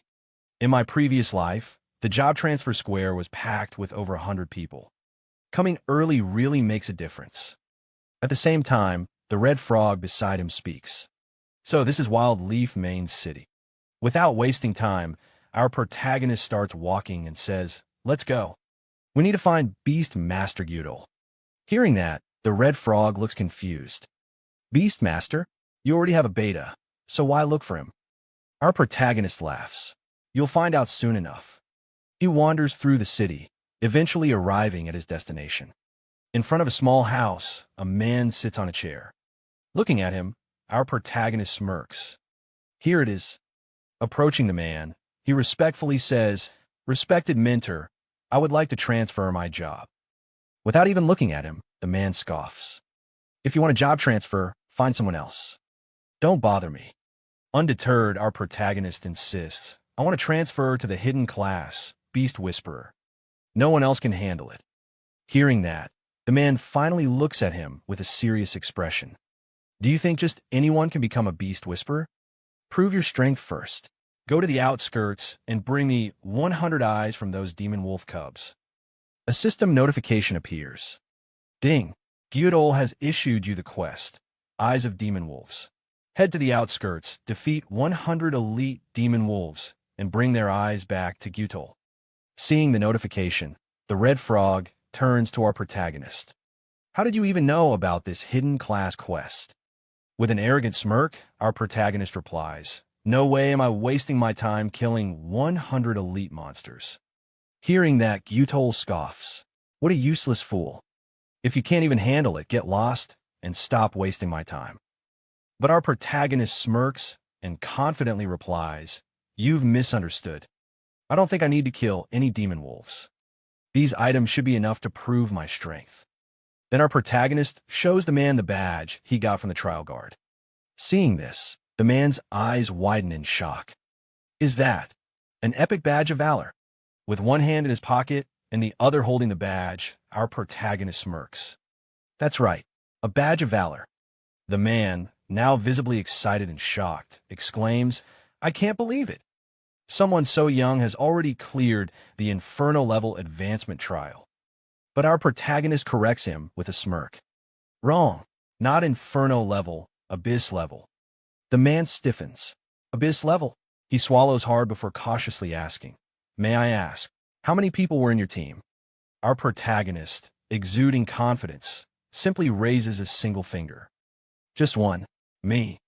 Hearing that, the man awkwardly rubs the back of his head and laughs. I knew it. From the moment I saw you, I could tell you were an extraordinary talent. A true dragon among men. Our protagonist's face twitches as a bead of sweat rolls down his forehead. From the moment you saw me, didn't you just call me a useless fool not long ago? Even the red frog is speechless at the man's sudden change in attitude. How was this guy flipping his tune faster than turning a page? Ignoring the weird atmosphere, our protagonist turns to the man and asks, So, does this mean I can transfer to Beast Whisperer now? The man, now sweating, holds up his hand. Of course, but I have one small request. Our protagonist narrows his eyes. What is it? The man swallows nervously. I'd like to see what kind of beast was strong enough to pass an Abyss-level trial. Without hesitation, our protagonist replies, No problem. Then, with a simple gesture, he summons his dragon. The moment the dragon appears, the man nearly falls over in shock. His jaw drops. Holy crap. G-God tier beast. A dragon hatchling? Our protagonist nods casually. Yeah. The man suddenly clasps his hands together and bows respectfully. My goodness. In my lifetime, I never thought I'd see a god-tier beast with my own eyes. This is my dream beast. Seeing the man's over-the-top reaction, our protagonist raises an eyebrow. Master, are you okay? No need to get so worked up. But the man suddenly turns and starts walking toward the room. Without looking back, he says, Today, you might not be able to transfer to Beast Whisperer. Our protagonist frowns. What do you mean? The man finally stops and looks back with a serious expression. Because Beast Whisperer isn't worthy of a god-tier beast. I will introduce you to the Royal Chief Beast Tamer. But then, suddenly, the man hands our protagonist a letter. This is a referral letter. Follow the address to find him, and he will give you the answer you're looking for. Seeing the letter, our protagonist smirks. Such good fortune. He takes the letter from the man, and immediately, a new notification pops up. Ding! You have triggered the hidden class quest, Dragon's Whisperer. Head to the royal city to find the Royal Chief Beast Tamer. As our protagonist walks through the alleyways of the town, the red frog hops alongside him, shaking his head. You're insanely lucky, getting transferred to a hidden class just like that. Our protagonist glances at him and shrugs. But the Royal Chief Beast Tamer is in the royal city, which is far from here. Besides, I have other things to take care of first. The red frog blinks. What things? Our protagonist smirks. Follow me and you'll find out. I need to complete another hidden quest first. Then, in the next scene, a luxurious building comes into view. The red frog looks at our protagonist suspiciously. How do you know about so many hidden quests? Before he can answer, the scene shifts to a luxurious courtyard where a stunning woman in an elegant dress stands, flanked by 3 guards. Her presence is noble, yet her expression carries a hint of sorrow. As our protagonist approaches, he mutters, "There she is." The red frog blinks. "What are you planning? Sell yourself out." Our protagonist smirks. "You don't understand. That's Lady Xiao, the widow of the former city lord, rich, beautiful, and grieving." Before the frog can react, one of the guards notices our protagonist and immediately reaches for his sword. "Halt! Who are you?" But our protagonist completely ignores him, stepping forward and addressing the woman with utmost respect. "Respected Lady Xiao, why do you always seem so sorrowful? Is there a problem I can help you with?" The noble woman sighs lightly, her eyes glistening with a hidden pain. "There is indeed a personal item I have lost, young man. If you can find it, I will be deeply grateful." Ding! You have received Lady Xiao's request. Please retrieve her beautiful flower. Our protagonist bows slightly. "Rest assured, my lady, I will take care of this for you." The red frog's eyes widen. "Another hidden quest? What kind of cheat code are you running?" The red frog hops beside our protagonist as they walk through the city. But the flower Lady Xiao is looking for should be in a garden or outside the city. "Why are we wandering around town?" Our protagonist smirks. "What do you know? She's not looking for an ordinary flower." The red frog's eyes widen. "Wait, you know where her flower is?" Stopping in front of a small shop, our protagonist nods. "Of course, it's right here." Inside the store, the shop owner notices them and greets with a polite smile. "Distinguished guest, what would you like to buy?" The red frog looks at the store in disbelief. "A tool shop? Could there really be a beautiful flower here? Are you sure you're not mistaken?" Our protagonist ignores the skepticism. "I heard your shop sells treasure boxes." The shop owner's smile widens. "Oh, you have good eyes. My treasure boxes can contain prehistoric dragon bones, legendary grade staffs, even rare relics. What price range are you looking for?" With a confident grin, our protagonist clenches his fist. "The most expensive one." Moments later, the shop owner returns, holding a golden box. "This is the highest tier treasure box in my store. 10,000 gold coins each." Without hesitation, our protagonist throws a bag of coins at the shopkeeper. "One isn't enough. I'll take them all." The shopkeeper's jaw drops. "All of them? You're buying every single one?" Our protagonist sighs impatiently. "Didn't you hear me? Open every single one." And so, the great treasure box opening begins. First box, a 12-blade battle axe. Second box, a large healing potion. Third box, a loaf of bread. 1 hour later, the store is in chaos. Open boxes are scattered everywhere. The shopkeeper, sweating, holds up the last unopened box. "Honorable guest, out of 100 treasure boxes, only one remains." Without hesitation, our protagonist gestures. "Open it." The box lid creaks open, revealing a crystal rose. Ding! You have obtained beautiful flower. Our protagonist wipes the sweat off his forehead. Finally, it really is a beautiful flower. Grabbing the rose, he turns to his companion. "Laowi, let's go." Scene transition, a majestic bathroom. A luxurious bathtub, filled with scented water, reflects the glow of chandeliers. A stunning woman relaxes inside, rubbing her arm as steam rises around her. "Do you think someone will actually find that flower for me?" "Wait, what am I seeing here?" "My eyes. Don't stare too hard, or they might pop out." Ahem, back to the story. A maid stands nearby, holding a silk towel. "Of course, my lady. With your charm, luck is always on your side." Just then, another maid rushes into the room, panting, excitement mixed with disbelief. "Madam, A young man is outside asking for an audience. He says, "He's brought the flower you requested." The noblewoman gasps. "What?" Suddenly, she stands up from the bath, everything on full display. And I won't lie, this scene is a blessing. Her voice trembles. "Someone actually found it for me." Scene transition, outside Lady Shirel's mansion. Our protagonist waits, arms crossed. The guards return and bow to the noblewoman. "Madam, this is the young man who possesses what you were looking for." Lady Shirel's gaze lands on him, eyes filled with curiosity. "Young man, you really found what I wanted." With a confident smirk, our protagonist presents a golden box. "Genuine and authentic, my lady. Please take a look." She carefully opens the box. Upon seeing the crystal rose, her lips curl into a delighted smile, and a faint blush spreads across her cheeks. "Wow, it truly is the beautiful flower. I've searched for it for so long, and today I finally..." She suddenly looks back at our protagonist, warmth in her expression. "Pardon my rudeness, I was simply overwhelmed." "Young man, you have helped me greatly. What reward would you like? Money? A rare artifact?" Our protagonist, keeping his composure, replies in a calm voice.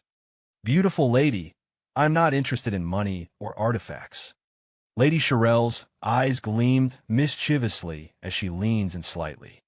"Oh, since you're not interested in money or treasures, I have no choice but to offer myself as your reward."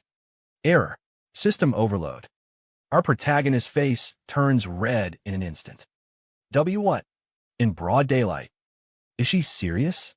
This is too much. Who could handle this? Before things escalate, he quickly raises a hand. "Madam, you misunderstand.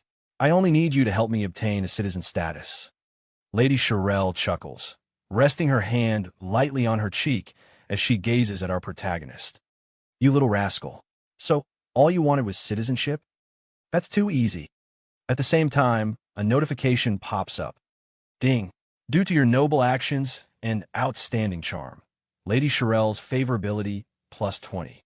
With a satisfied smile, Lady Shirel turns to one of her maids. "Elisa, prepare the paperwork and bring my seal." The maid nods respectfully. "Yes, madam." Our protagonist watches with anticipation, then speaks up. "I have another request. I'd like to purchase property in Windleaf City and settle down." He hands Lady Shirel a map, and she raises a curious eyebrow. "Oh, buying property? So you don't want to wander around anymore? That's a stable choice." She studies the map, her eyes narrowing slightly as she spots the marked location. "Wait, the West District? You must be joking. That's not exactly a bustling area. Are you sure you want to buy here?" With unwavering confidence, our protagonist responds respectfully. "Esteemed lady, I am certain of my decision. I hope you can assist me in making the connections. I'd be very grateful." Lady Shirel sighs, shaking her head. "All right, I will arrange for someone to contact a real estate agent in the West District." Our protagonist bows slightly. "Many thanks, Lady Shirel." From his shoulder, the red frog snickers. "You brat, why aren't you buying in the prosperous East District? You're intentionally making a loss. That's not how you build wealth." Our protagonist smirks. "What do you know?" He then leans in slightly, explaining in detail. "Of course, you wouldn't understand. Soon, Windleaf City will be attacked by strange creatures. Under the assault of powerful beings, even the current city lord will fall in battle. The East District, being the wealthiest and most densely populated, will take the heaviest damage. But the West District, sparsely populated and overlooked, will suffer the least. After the chaos, it will become the most functional and valuable area in the entire city." The red frog blinks in shock. What kind of monster plans their real estate investments based on future destruction? Our protagonist just smirks. "How could I ever make a losing investment?" The scene shifts to a grand room where a man sits across from our protagonist. Lady Shirel stands gracefully beside him, watching with amusement. The man looks at our protagonist and says, "Lord Knight Xiao, the real estate contract for your purchase has been finalized. You have acquired 340 residential units and 184 commercial properties, totaling 1.2 billion gold coins. When would you like to make the payment? Our protagonist casually replies, I got all that for just 1 billion? I can pay right now. The man waves his hand with a satisfied smile. Pleasure doing business with you. He then walks away, leaving Lady Shirelle to hand over another set of documents. She smiles. Here is your citizenship document. Our protagonist reaches out to take it, grinning. So, I'm officially a citizen of Windleaf City now. But before he can celebrate, Lady Shirelle corrects him with a playful tone. Not just a Windleaf City citizen. You are now a first-class citizen of the Dragon Phoenix Empire. Sweat immediately rolls down our protagonist's face. Wait, what? The Dragon Phoenix Empire? The red frog jumps in, croaking in disbelief. No way. Even some of the most powerful people in the world don't have first-class citizenship in the Dragon Phoenix Empire. You hit the jackpot, kid. Our protagonist stares at Lady Shirelle in shock. Wait, could it be, madam, are you actually of royal descent? Lady Shirelle tilts her head with an innocent smile. What, I can't be royalty? Our protagonist gulps. No wonder. Madam exudes such noble and regal elegance. Then, as if suddenly remembering something, he asks, By the way, madam, do you know the royal beast tamer? At this, Lady Shirelle's playful expression vanishes, replaced by a serious one. You mean Uncle Stir? Why are you looking for him? Our protagonist nods. To be honest, I want to learn more about my Beastmaster profession and related missions. Lady Shirelle's lips curl into a soft smile again.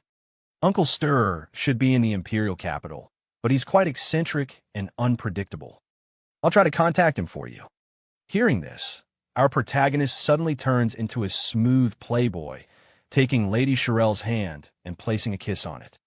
Beautiful madam, I truly don't know how to thank you. I can only offer you my sincere kiss. Lady Shirelle blushes slightly, giggling. Please don't call me madam anymore. Just call me Sophia, all right. Our protagonist smirks. All right, beautiful Sophia. Just then, a flurry of notifications floods his vision. Ding! Due to your charm, Lady Shirelle's favorability plus 20. Congratulations! Great Xiao player, Knight Xiao, has obtained first-class citizenship of the Dragon Phoenix Empire. Prestige ranking has been unlocked. Great Xiao players can now check the leaderboard. Congratulations! Great Xiao player Knight Xiao successfully acquired real estate. The regional housing system is now open. All Great Xiao players' daily game time limit has increased by 1 hour. The red frog scoffs. Look at you, fawning over her. Did you just sell your looks or something? Our protagonist grins. Old Hui, I just love seeing you irritated but completely powerless against me. Before the red frog can fire back, another notification pops up. Ding! Congratulations! You have leveled up to level 11. Ding! Your companion, Little Gray, has reached level 11. At the same time, just like before, a world announcement appears again. Ding! Congratulations! Great Xiao player, Knight Xiao, has obtained first-class citizenship of the Dragon Phoenix Empire. Prestige leaderboard has been unlocked. Great Xiao players can now check the rankings. Congratulations! Great Xiao player, Knight Xiao successfully purchased real estate. The Great Xiao regional housing system is now active. All Great Xiao players' daily game time limit has increased by 1 hour. As always, players explode with excitement. What the hell? First-class citizenship? A housing system? Is this game even real? Another player jumps in. Wait, all Great Xiao players just got an extra hour of game time? That's insane. From another group, someone shouts, Damn, what is this first-class citizen thing? What rank are we then? Third class. A frustrated teammate groans. Being a nobody in real life is bad enough, and now I'm a nobody in the game too. What were the devs even thinking? Someone else snaps back. Stop complaining. Does anyone even know who the developers are? Meanwhile, the scene shifts to our protagonist's ex-girlfriend's group. A male teammate turns to her in disbelief. Oh my god, Knight Xiao is already level 11 and even a first-class citizen. That's insane. She crosses her arms. Yeah, pretty impressive. But his name is kind of weird. Then suddenly, she sighs and slumps to the ground, muttering, "If we had a top player like him leading us, we'd probably be level 4 or 5 by now." She looks at her struggling team and adds, "Unlike now, where we can't even kill a single slime." But before she can continue, a green-haired girl glares at her and scoffs. "From your tone, are you unhappy with our team?" A white-haired girl joins in, rolling her eyes. "You've done nothing but still gained levels just by tagging along, and you're still not satisfied?" Then a black-haired man snorts, "Yeah, if you don't like it, you can leave." The ex-girlfriend's new boyfriend quickly tries to calm things down. "Everyone, it's a misunderstanding. My friend didn't mean it that way. Sorry about that." But she's already angry. "Fine. I'll leave. Who cares?"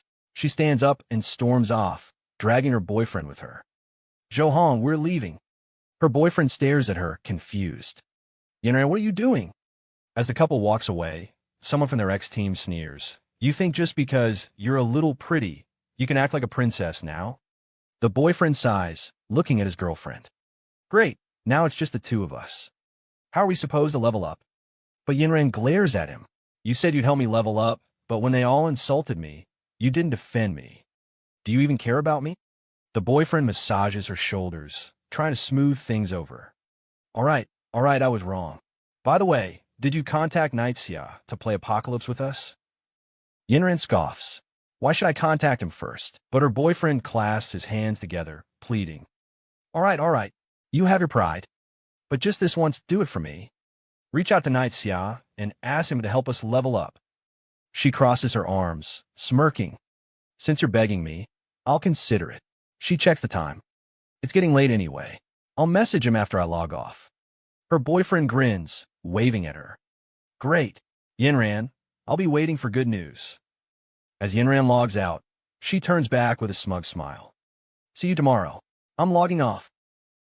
Inside her real-life bedroom, Yinran stretches and smirks to herself. Even though Xiao's way of throwing money around is a bit crude, I can't completely blame him. She picks up her phone, lying on her bed. "All right, I'll take the initiative one more time." She quickly types out a message to our protagonist.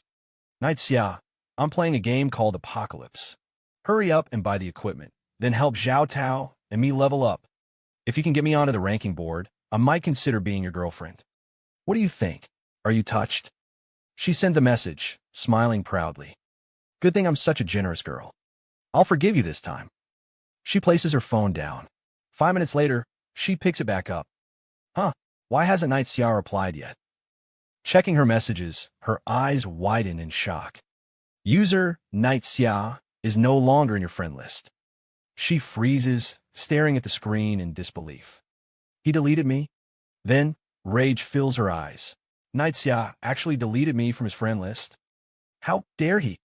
She shouts loudly in her room. "Xiao, from today onwards, we are completely done. If you really have any dignity, don't ever come begging to me like a dog. Even if you kneel, I will never forgive you. Never." Meanwhile, back in Wind Leaf City's Eastern District, our protagonist casually wanders around, admiring the area.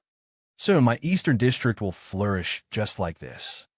He stops in front of a building, nodding. This is the place. As he steps inside, the shopkeeper looks at him with mild disdain. Our shop only appraises silver-grade equipment and above. If you got bronze gear, it's better to go outside the city. Without missing a beat, our protagonist casually pulls out a necklace and dangles it in front of the shopkeeper. "What about dark gold tier? Can you appraise it?" The shopkeeper's eyes widen in shock. "Holy crap, it really is dark gold." He quickly composes himself, clears his throat, and says, "Don't worry, sir, if it's dark gold grade, the shop owner himself will handle it to ensure success." Our protagonist raises an eyebrow. "Cut the nonsense. What's the success rate?" The shopkeeper adjusts his collar, suddenly speaking more politely. "I'm a gold tier appraiser, highly skilled, with over an 80% success rate. However, gold grade appraisals cost 100 gold coins each." Without hesitation, our protagonist tosses a gold coin pouch onto the counter. "No problem. Start appraising. I've got several other gold pieces too. Appraise them all." The shopkeeper's jaw drops as he stares at the pile of high-tier equipment. Damn, this guy is loaded. Our protagonist smirks confidently. Hurry up, I'm in a rush. The shopkeeper snaps to attention. Got it. Sometime later. The shopkeeper appraises the pendant, and a notification pops up. Spirit plus 40. Strength plus 40. Dark attribute damage minus 20%. The shopkeeper wipes sweat off his forehead, staring at the stats in awe.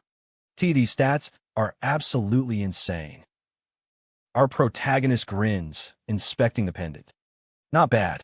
Continue. That's it for today's video. Yeah, I know it's short, but hey, this manhwa is fresh off the press, and I need your thoughts. What do you think about it? Want to see the next part? Drop your opinions in the comments. And if you're new here, smash that subscribe button right now. I'll keep bringing you the most exciting manhwa out there. Hey, my little manhwa population family. We're picking up right where we left off in the last video, so without wasting any time, let's jump straight into it. In the last chapter, we saw the store owner completely shocked by Yi Xiao's insane loot. Unable to hold back, he muttered, "Damn, this guy is loaded." Just then, a calm voice called out, "Hurry up, I'm in a rush." Hearing that, the store owner quickly got to work, appraising each staff one by one. Sometime later, after finishing the appraisal, he looked at Yi Xiao in disbelief and said, "These stats are insane." Yi Xiao glanced at the items and replied casually, "Not bad. Keep going." After wrapping things up, Yi Xiao stepped out of the store and checked his status. With a satisfied look, he muttered, "My stats have improved a lot." Meanwhile, the red frog sitting on his shoulder smirked and said, "With your strength now, you can fight on your own. What's next?" But Yi Xiao, looking ahead, simply responded, "Sophia hasn't sent any news yet. Let's go level up in the valley." Sometime later, Yi Xiao arrived in a desolate mountain range, surrounded by jagged, tooth-like peaks. The red frog glanced around warily and said, "Wait, isn't this a level 20 monster area?" Yi Xiao nodded. "That's right." Just as he confirmed it, a monster suddenly appeared in front of him, and at the same time, a new notification popped up. Gray Hyena, level 21. Level difference too large. Unable to view stats. Description: a hyena corrupted by the gray mist. Already violated by nature, it has become even more bloodthirsty, attacking anything and everything in sight. It loves to target weak spots. Reminder: protect your weak spots. Seeing the group of hyenas appear, Yi Xiao's face twisted in disgust. Why are there so many of them at once? That's disgusting. Without hesitation, he summoned his pet dragon. Xiao Hui attack. The dragon wasted no time, launching a devastating dragon breath attack. In an instant, the hyenas were obliterated. As Yi Xiao collected the experience points, he casually sat on a crate, picked up a cup from who knows where, and took a sip, completely unbothered by the dangerous surroundings. The monsters here are high level and rush at us automatically. We can stay here and farm. The red frog, watching this ridiculous scene, couldn't hold back. "You little brat, you really know how to enjoy yourself, huh?" Meanwhile, Xiao Hui continued wiping out monsters as Yi Xiao sipped in peace, leaning back with a smirk. "Of course, thinking back on my old days of struggling. My life is finally good." Just then, 2 notifications popped up. Ding! Congratulations! You have leveled up to level 12. Ding! Your beast pet, Xiao Hui, has leveled up to level 12. Seeing the notification, Yi Xiao clenched his fist. Finally leveled up, he walked over the corpses of the fallen monsters and muttered, "At this rate, reaching level 20 will only take a few days." But suddenly, something on a rock caught his attention. "Huh, what's that?" Picking it up, he examined it closely, and a new notification appeared. Beginner scroll, Fireball. His eyes lit up with excitement. A fireball spell? Seeing Yi Xiao so thrilled, the red frog looked at him with sheer disappointment. A beast tamer using fireball? Won't that look ridiculous? Yi Xiao activated the scroll in his hand, his confidence unwavering. What do you know? More skills never hurt. I'll learn it fast. A new notification appeared in front of him. Ding! You have successfully learned Fireball. Fireball proficiency, 0. Effect: condenses a fireball using mana. Deals 150% spirit-based magic damage to the target. Cast time, 1 second. Mana cost, 50. Cooldown, 5 seconds. Just as luck would have it, another hyena monster appeared right in front of him, perfect for testing his new spell. Excited, Yi Xiao launched his fireball attack. Let me show you my fireball. But to his surprise, the attack barely did 31 damage to the monster. His excitement immediately turned to disappointment. No way, this damage is humiliatingly low. The red frog, unable to hold back, burst into laughter and pointed at the monster. Ha ha, your fireball does less damage than Xiao Hui's fart. Even Yi Xiao had to admit, the frog had a point. Glancing at his system panel, Yi Xiao checked the time and muttered, "It's getting late. Time to log off. In 2 more hours, it'll be the 3rd day since Apocalypse launched, which means..." Clenching his fist, he declared with confidence, "The open beta begins." By then, everyone in the Xia Empire over the age of 16 would be forcibly pulled into this dangerous game. The world was about to change drastically. Suddenly, lightning cracked through the sky, and a system notification appeared before every citizen over the age of 16. Panic spread through the crowd. "What's happening? Is this an earthquake?" someone shouted. Another person looked at the screen in horror. "Entering the game? What the hell does that mean? Is this some kind of midnight prank?" one asked, only for someone else to shake their head. "No, this doesn't seem like a joke." One by one, people across the real world were forcibly transported into Apocalypse. "What the hell? I was just soaking a bathhouse and now I'm here," one man yelled in disbelief. Another man, still processing what had happened, groaned. "A game? Damn it, I was eating skewers. Where are my skewers?" Someone else clutched their head. "Holy crap, did I just get transported to another world?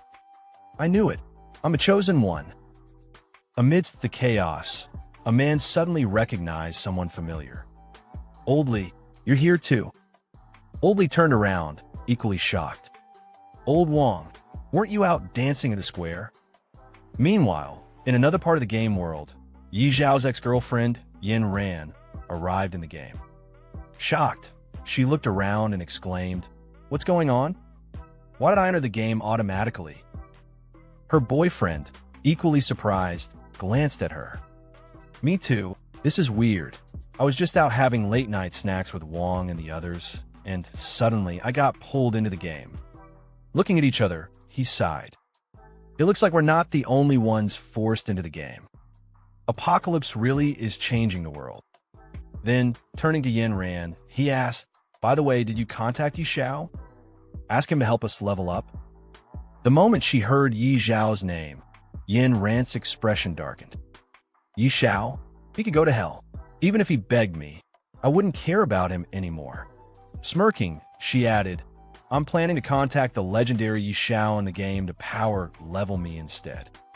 Her boyfriend's eyes widened in shock. "Wait, you know Yi Xiao, the top player on the rankings?" With a confident look, Yin Ran flipped her hair and smirked. "Not yet, but with my beauty, no man has ever been able to resist me." Just then, a world announcement flashed across the skies. Everyone in the Xia Empire over the age of 16, regardless of gender or background, has been forcibly logged into Apocalypse. The logout option has been permanently disabled. Players can no longer leave on their own. Spawn locations are based on real-world proximity. People who are close together in real life will spawn near each other in the game. Each starting village corresponds to a specific region. If a player dies in the game, they cannot return to the real world. In the middle of a vast grassland, 3 players sat around a small camp, trying to process the situation. One of them sighed. Now that everyone has been forced into the game, something is seriously wrong with this world. Another chimed in, "Where's Xiao? Isn't he the #1 ranked player? Maybe he knows how to log out." The third player nodded. "Yeah, he leveled up ridiculously fast during the beta test. Does he know something we don't? This guy levels up like he's cheating. Could he be a GM? We need to find him." Meanwhile, the scene shifted to Beginner Village 001. A man knelt on the ground in front of Budong Russian, someone who seemed to hold great importance in the real world. The kneeling man's voice was filled with unease. "So far, we still haven't found a way to log out. We might be permanently trapped in this game." Budong Russian stood still for a moment, then slightly turned his head. "The situation has gotten this serious. Where is Xiao? Any news on him?" The kneeling man hesitated before replying, "No contact. He's already level 12 and has left the beginner village. No one else has managed to leave yet." Budong Russian's eyes narrowed. "What about Chen Kuang? Can he do anything?" Lumen sighed. "Chen Kuang? He's only level 4. Budong Russian's expression darkened. "Wasn't he a beta tester? Why is he only level 4? The kneeling man quickly explained, "He's been leading a team and grinding levels, but Apocalypse is way too difficult. Most players are still stuck at level 2. Hearing this, Budong Russian turned around, his gaze sharp. "To think that Jiang City has someone like Xiao. He's definitely not ordinary." His voice was firm as he issued his command, "Spread the word. We must find him at all costs." The kneeling man bowed. "Yes, sir." Meanwhile, our legendary protagonist Xiao received a new system notification. Curious, he clicked on it. The message read, "Xiao, come to the Duke's mansion. We have news on what you were investigating." Seeing the message, Xiao muttered to himself, "Got it.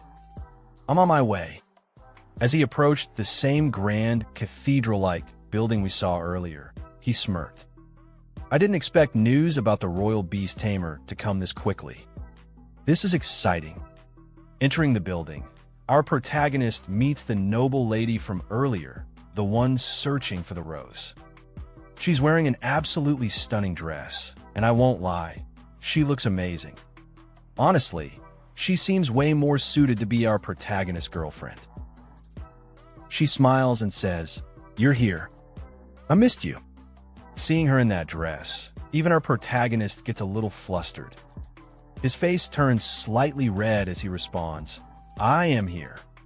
In his mind, he's thinking, wow, she's so attractive. Who could possibly resist this?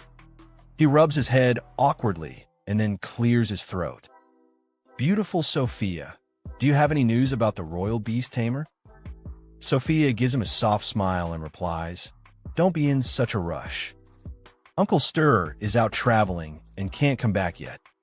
Hearing that, Xiao's sweat drips down his face. So, it was a false alarm. But Sophia just chuckles before adding, "However, he did ask me to tell you how to unlock a hidden class. It's actually not hard. It's inside Fengyi City." Xiao's eyes widen. "What? It's inside Fengyi City?" In his mind, he's screaming, "Whoa. I thought we'd have to travel to the ends of the world, but the treasure was right at home." He immediately turns to Sophia. "My dear Sophia, where exactly is it?" Sophia smirks, turns slightly, and rests her hand on her cheek. "Well, it might be a bit difficult. According to Uncle Stir, in the mountains outside the city, there's a powerful dragon. Beneath its lair, there's something hidden deep inside." Xiao's excitement spikes. "Are you talking about the cave maze?" Sophia raises an eyebrow. "You know the name of that dungeon?" Xiao rubs the back of his head awkwardly. I just happened to hear about it." But in his mind, he's thinking, of course I know it. In my past life, I farmed that dungeon so many times. He frowned slightly, but I remember the only boss there being a creepy level 80 demonized boss. Since when was there a dragon? Sophia looks at him seriously. Uncle Stir is certain that a dragon guards that place. Yi Xiao's mind starts racing. In my past life, it was a demonized boss. Did they change it to a dragon this time? But then he shrugs it off. Doesn't matter. I'll go check it out myself.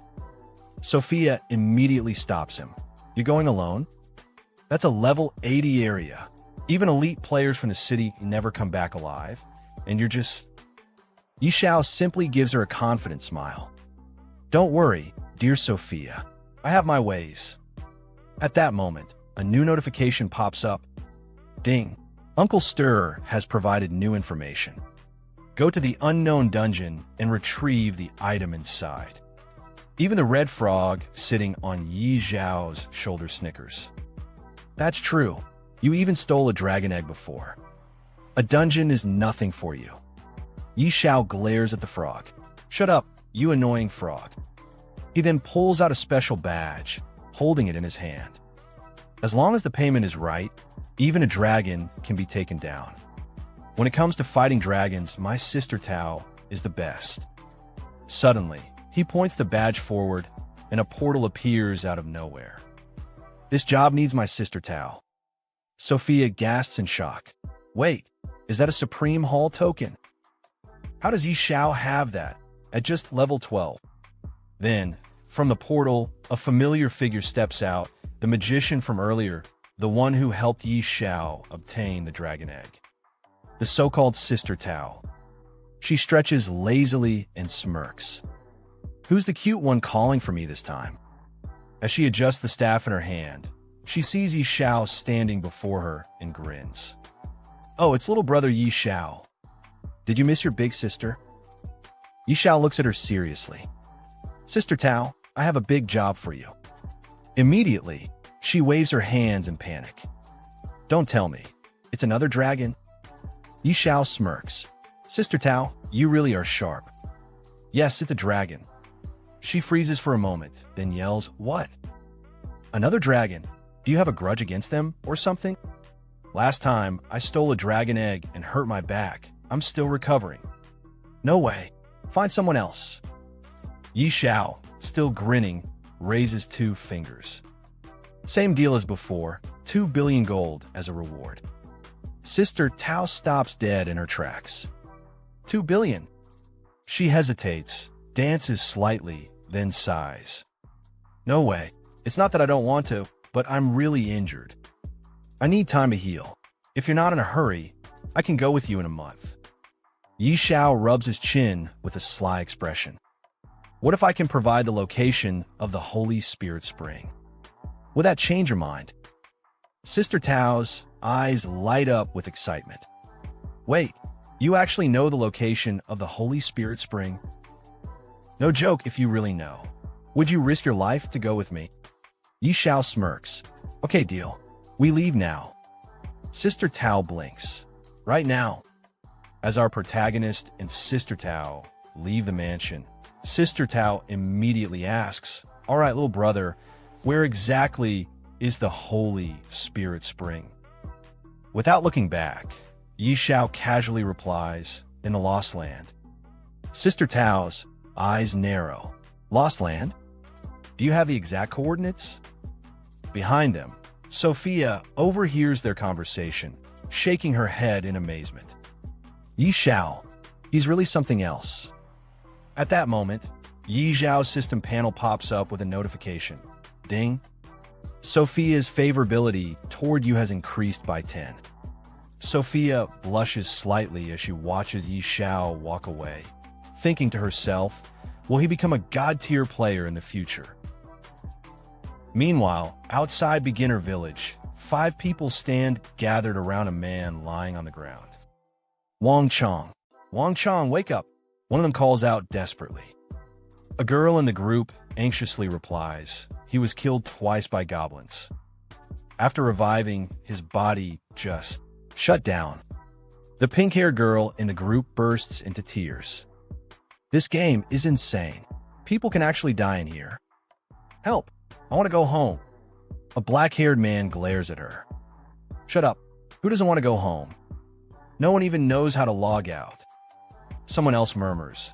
I heard someone already reached level 12. Let's find him and ask. Back at the Dragon Mountain Range, Xiao, Sister Tao, and the Red Frog are making their way forward. The Red Frog looks around, admiring the scenery. Such a beautiful place. It doesn't even look like a dragon would be hiding here. Sister Tao, however, remains on guard. The more peaceful a place looks, the more dangerous it usually is. Xiao nods. Sister Tao is right. The monsters here are all level 80. If we didn't have her level boost, we'd be surrounded in seconds. Sister Tao adds, since we're heading to the dungeon, let's avoid unnecessary fights if possible. Xiao agrees, got it. Suddenly, a massive dragon lands on a distant mountain peak, its wings stirring up a storm of dust. Xiao's eyes lock onto it, while Sister Tao grips her staff tightly. Kid, are you sure you know the entrance to this place? That's a tier 5 beast. I don't want to get noticed by it. Xiao walks ahead confidently. Don't worry, we won't be detected. The dungeon entrance is beneath that steep slope on a mountain. Sister Tao sighs in exasperation. You better not be wrong. If you are, you'll be dealing with the consequences. A few moments later, Xiao stops in front of an ancient stone door embedded in the mountainside. Smirking, he gestures towards it. Look, I was right. The three of them stand in front of the entrance, examining it. Xiao places a hand on the stone and nods. This is the place. Sister Tao steps forward, pressing her palm against the entrance. Now we have a problem. This teleportation formation is incredibly well crafted, but there's no trace of mana. I don't think I can activate it. Xiao steps up confidently. Let me handle it. Taking out a knife, he slices his palm slightly and presses his bloodied hand against the stone. Immediately, a crimson circle appears, glowing with power. Sister Tao's eyes widen in shock. Little brother, how do you know how to open this? Before he can respond, the massive stone doors creak open, revealing a dark passageway.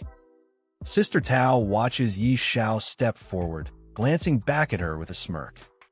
I have my ways. Hurry up and follow me. As he walks ahead, Sister Tao mutters to herself, so mysterious. Just how many secrets does this kid have? As soon as they step inside, Xiao's system panel lights up with multiple notifications. Ding! This maze has only one exit. Find it within the time limit or you'll be trapped forever. Hint! This maze is occupied by eerie creatures. Proceed with caution. The red frog on Xiao's shoulder immediately panics. Kid, can't you take me somewhere safe for once? Behind them, Sister Tao frowns. An eerie zone, and only 3 hours. Xiao thinks to himself, last time, the time limit was 3 days. Something's definitely off. Sister Tao crosses her arms. As expected, something's different this time. Xiao, I have to warn you, this mission is even more dangerous than facing a tier 5 dragon. Are you sure you still want to go after this item? Xiao smirks. Sister Tao, you're a god-tier sorcerer. Are you scared? A bead of sweat forms on Sister Tao's forehead. She hesitates for a moment, thinking, this brat actually thinks I'd be scared? Then, she straightens up and scoffs. Me? Scared? Don't be ridiculous.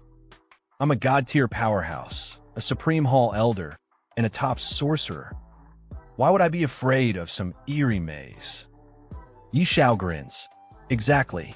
Now, let's move quickly. As they step deeper into the cave, Xiao turns to her and asks, all right, Sister Tao, do you know concealment magic?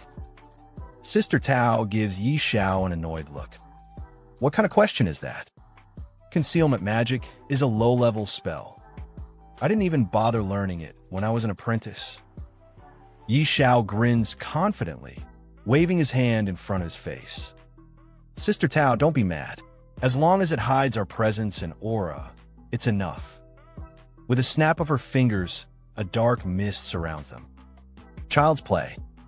Yi Xiao watches in awe as a notification appears before him. Ding! You have received the Shadow Phantom buff. You have merged with darkness. His excitement is obvious. Whoa! As expected of a god-tier sorcerer. This effect is incredible. As they proceed inside the dungeon, Yi Xiao suddenly speaks. Sister Tao, there are 5 eerie monsters in this maze. 3 are level 60 crawlers. 1 is a level 60 elite boss, and the last one is a level 80 regular eerie monster. We need to be careful. Sister Tao stops in her tracks, staring at him. Yi Xiao, how do you know that? Are you some kind of prophet? He smirks. You could say that. I don't know a few things. Inside his mind, he thinks, I cleared this maze 800 times in my past life. Of course, I know everything. Sister Tao shakes her head. This is insane. What else do you know? Yi Xiao shrugs with a mocking smile. Nothing. Sometime later, they stand before a trap-filled corridor. In the distance, monsters lurk patrolling the area. Yi Xiao whispers, we need to sneak past them without drawing attention. Watch my footwork. Sister Tao scoffs. Are you seriously trying to teach me? Do you even know what level I am? Do you even know what level you are? Yi Xiao smirks. I've cleared more mazes in my lifetime than you've walked roads. Without another word, he leaps forward, weaving through the traps with precise movements. Landing right near a level 60 elite, he swiftly avoids detection and keeps moving. Sister Tao watches in shock, sweat rolling down her face. What the? He just passed by a level 60 elite, and it didn't even notice him? She exhales in disbelief. I take it back. You're the master. Your whole family are masters. Following his lead, she mimics his movements, successfully crossing the traps. She approaches Yi Xiao, whispering, all right, what's next? Yi Xiao suddenly notices a monster standing guard over a treasure chest. Hiding behind a rock, he mutters, looks like this is it. As expected, things are different from my past life. His system panel flashes. Yi Xiao frowns. I can't see its details clearly. Sister Tao, can you? She glances at it. A level 100 Berserk Eerie boss. Pretty average strength.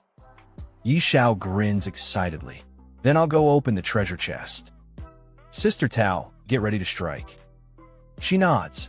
All right, I'll put an absolute defense buff on you. Yi Xiao then points at the red frog. Better safe than sorry. Lao Hui, don't move recklessly, or you'll alert the Een Spirit Beast. The red frog huffs. Worry about yourself, kid. Slowly approaching the treasure chest, Yi Xiao whispers to himself, the hidden class scroll. It's almost mine. Opening the chest, he sees a blue diamond and an unfamiliar scroll inside. His eyes widen. What the? Even the treasure inside is different. The moment the chest opens, the guardian monster turns, its glowing red eyes locking onto Yi Xiao. With a furious roar, it charges at him.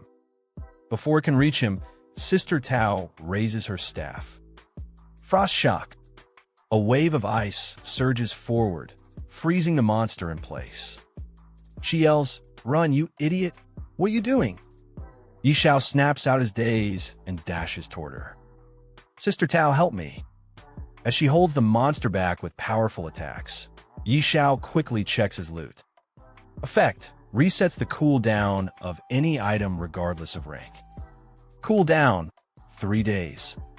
The red frog stares at the screen, stunned. Kid, you are ridiculously lucky. Yi Xiao's eyes light up. What? Another Heaven's Doom rank item? A cooldown reset.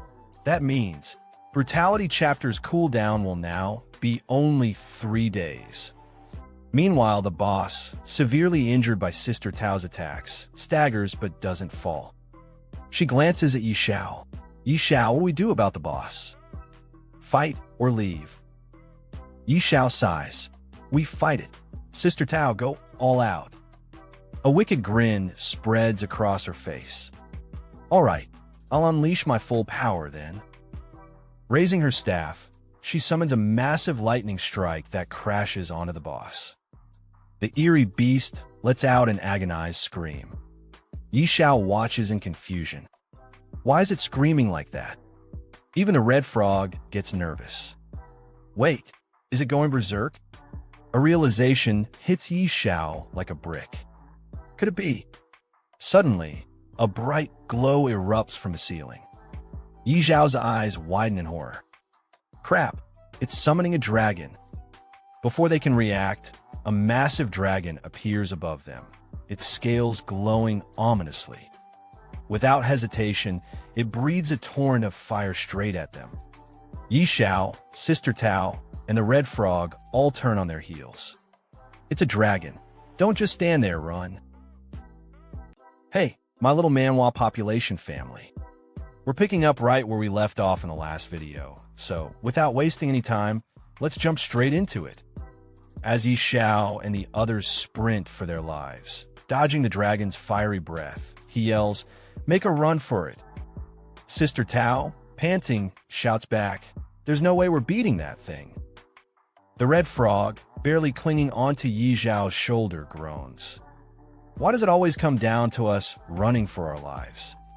Just when things couldn't get any worse, the dungeon boss, the Een spirit beast, bursts through the cavern, still chasing them. Sister Tao's eyes widen in disbelief. How the hell can an Een beast summon a dragon? Xiao, still running, shrugs. Maybe they're just neighbors. The red frog, gasping for breath, snaps, "Shut up. It's catching up. Why don't you ask it yourself?" Sister Tao glances back and her face turns pale. "Move it, kid. It's coming straight for you." The red frog screams. "Damn it. This thing's gone berserk. It's immune to slow effects. Run." Xiao looks at the enraged monster, his expression turning serious. "Run? No way. If it went berserk just to go all out on us, then I'll just take it down first." Sister Tao stares at him like he's insane. "That thing's level 100. You're level 12. Don't be an idiot." Ignoring her, Xiao pulls out the gemstone he looted earlier. At the same time, he takes out the badge from before. His eyes gleam with excitement. "With my cooldown stone and brutal chapter, this is the perfect time to test my firepower." Sister Tao watches in horror. "You're seriously gambling with your life here." Xiao points his badge straight at the monster and roars, "Die, you bastard." Suddenly, a red beam shoots out from Xiao's badge, striking the monster. He watches in shock, sweat dripping down his face. "That's it? That's all the damage I did? Just how unlucky am I?" On his shoulder, the red frog lets out a groan. "If you die, don't expect me to pick up your call." But before Xiao can even react, blood gushes out from the monster's body, and a massive hole suddenly appears in its chest. The beast trembles, then collapses to the ground, completely defeated. A system notification pops up in front of Xiao. Ding! Target SP below 20%, triggering forced instant death effect. Then, a flood of notifications follows. Ding!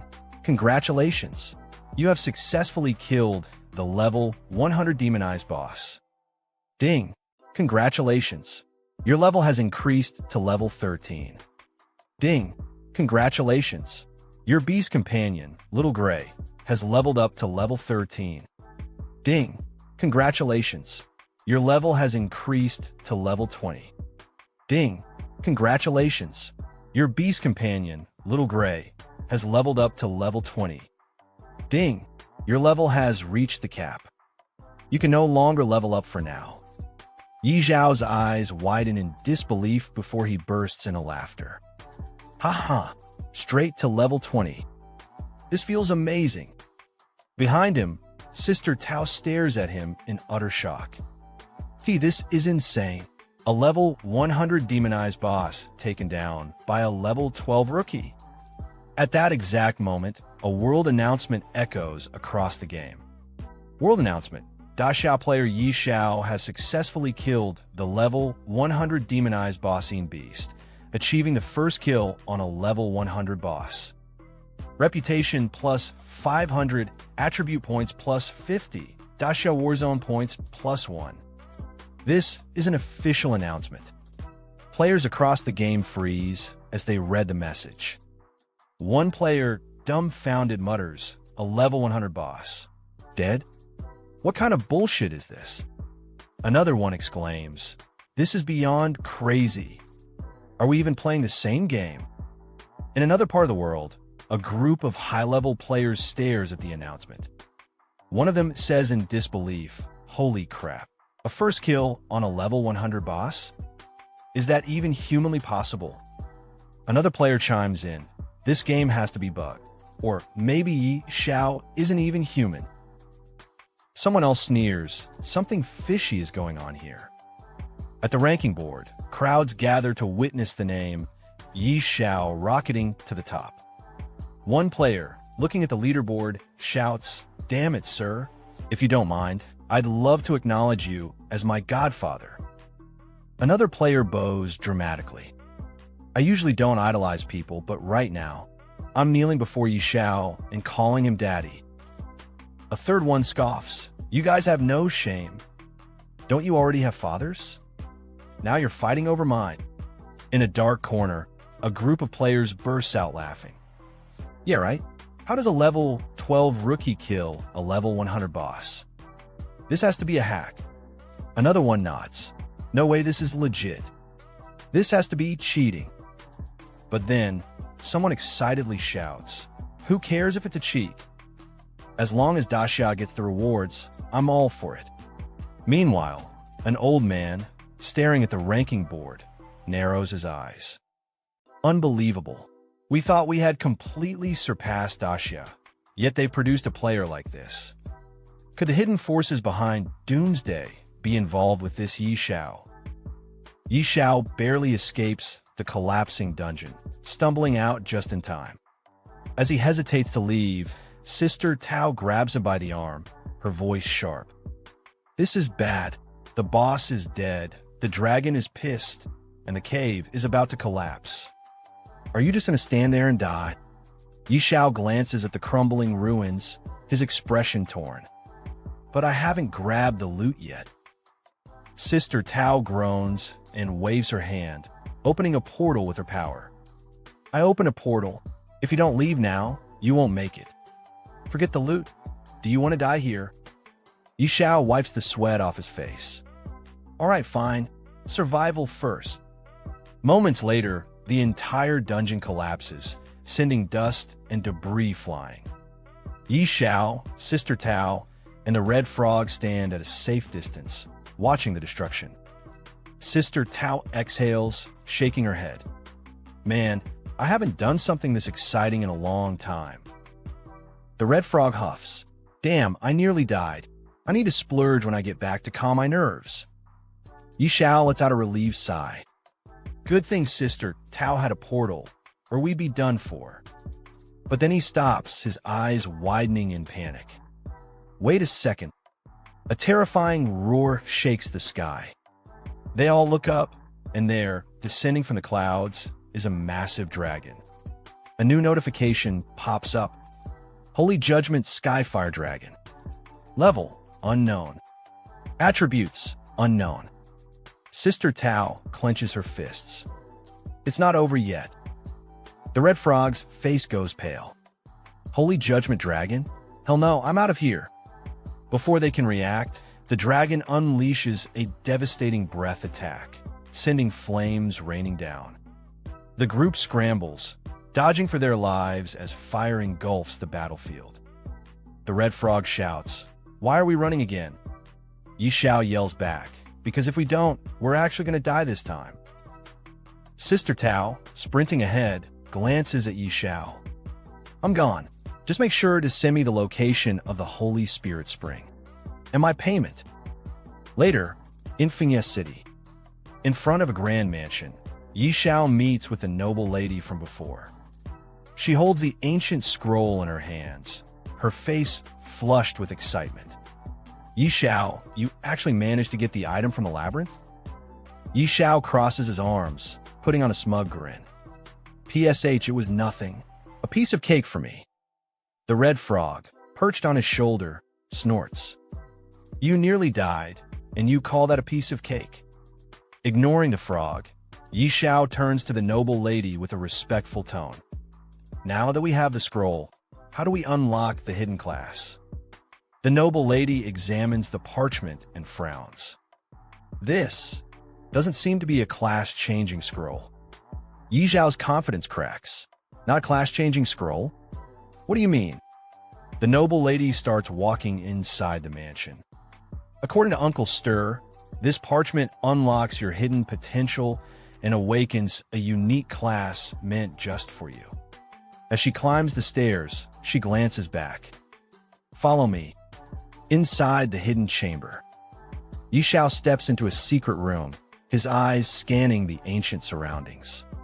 I never knew this estate had a hidden chamber. I didn't discover this in my past life. In the center of the room, a dignified man stands waiting. This is Stir, the royal beast master. His gaze is calm, yet sharp as he looks at Yi Xiao. Welcome, young one. I am Stir, the one you seek. Yi Xiao bows respectfully. Master Stir, hello. I am here to unlock my hidden class. Stir studies him for a moment before nodding. I thought this method of class changing had vanished from the world, but it seems I was wrong. He picks up the scroll, his expression turning serious. Very well. I shall assist you in your transition. Are you ready? Yi Xiao grins, eyes gleaming with anticipation. I'm ready. I can't wait any longer. Stir chuckles, then raises the scroll. Excellent. This parchment will awaken the deepest power within you. Follow your heart's guidance. Yi Xiao hears Stir's words and focuses his mind steady. Suddenly, 5 glowing orbs appear around him, pulsing with energy.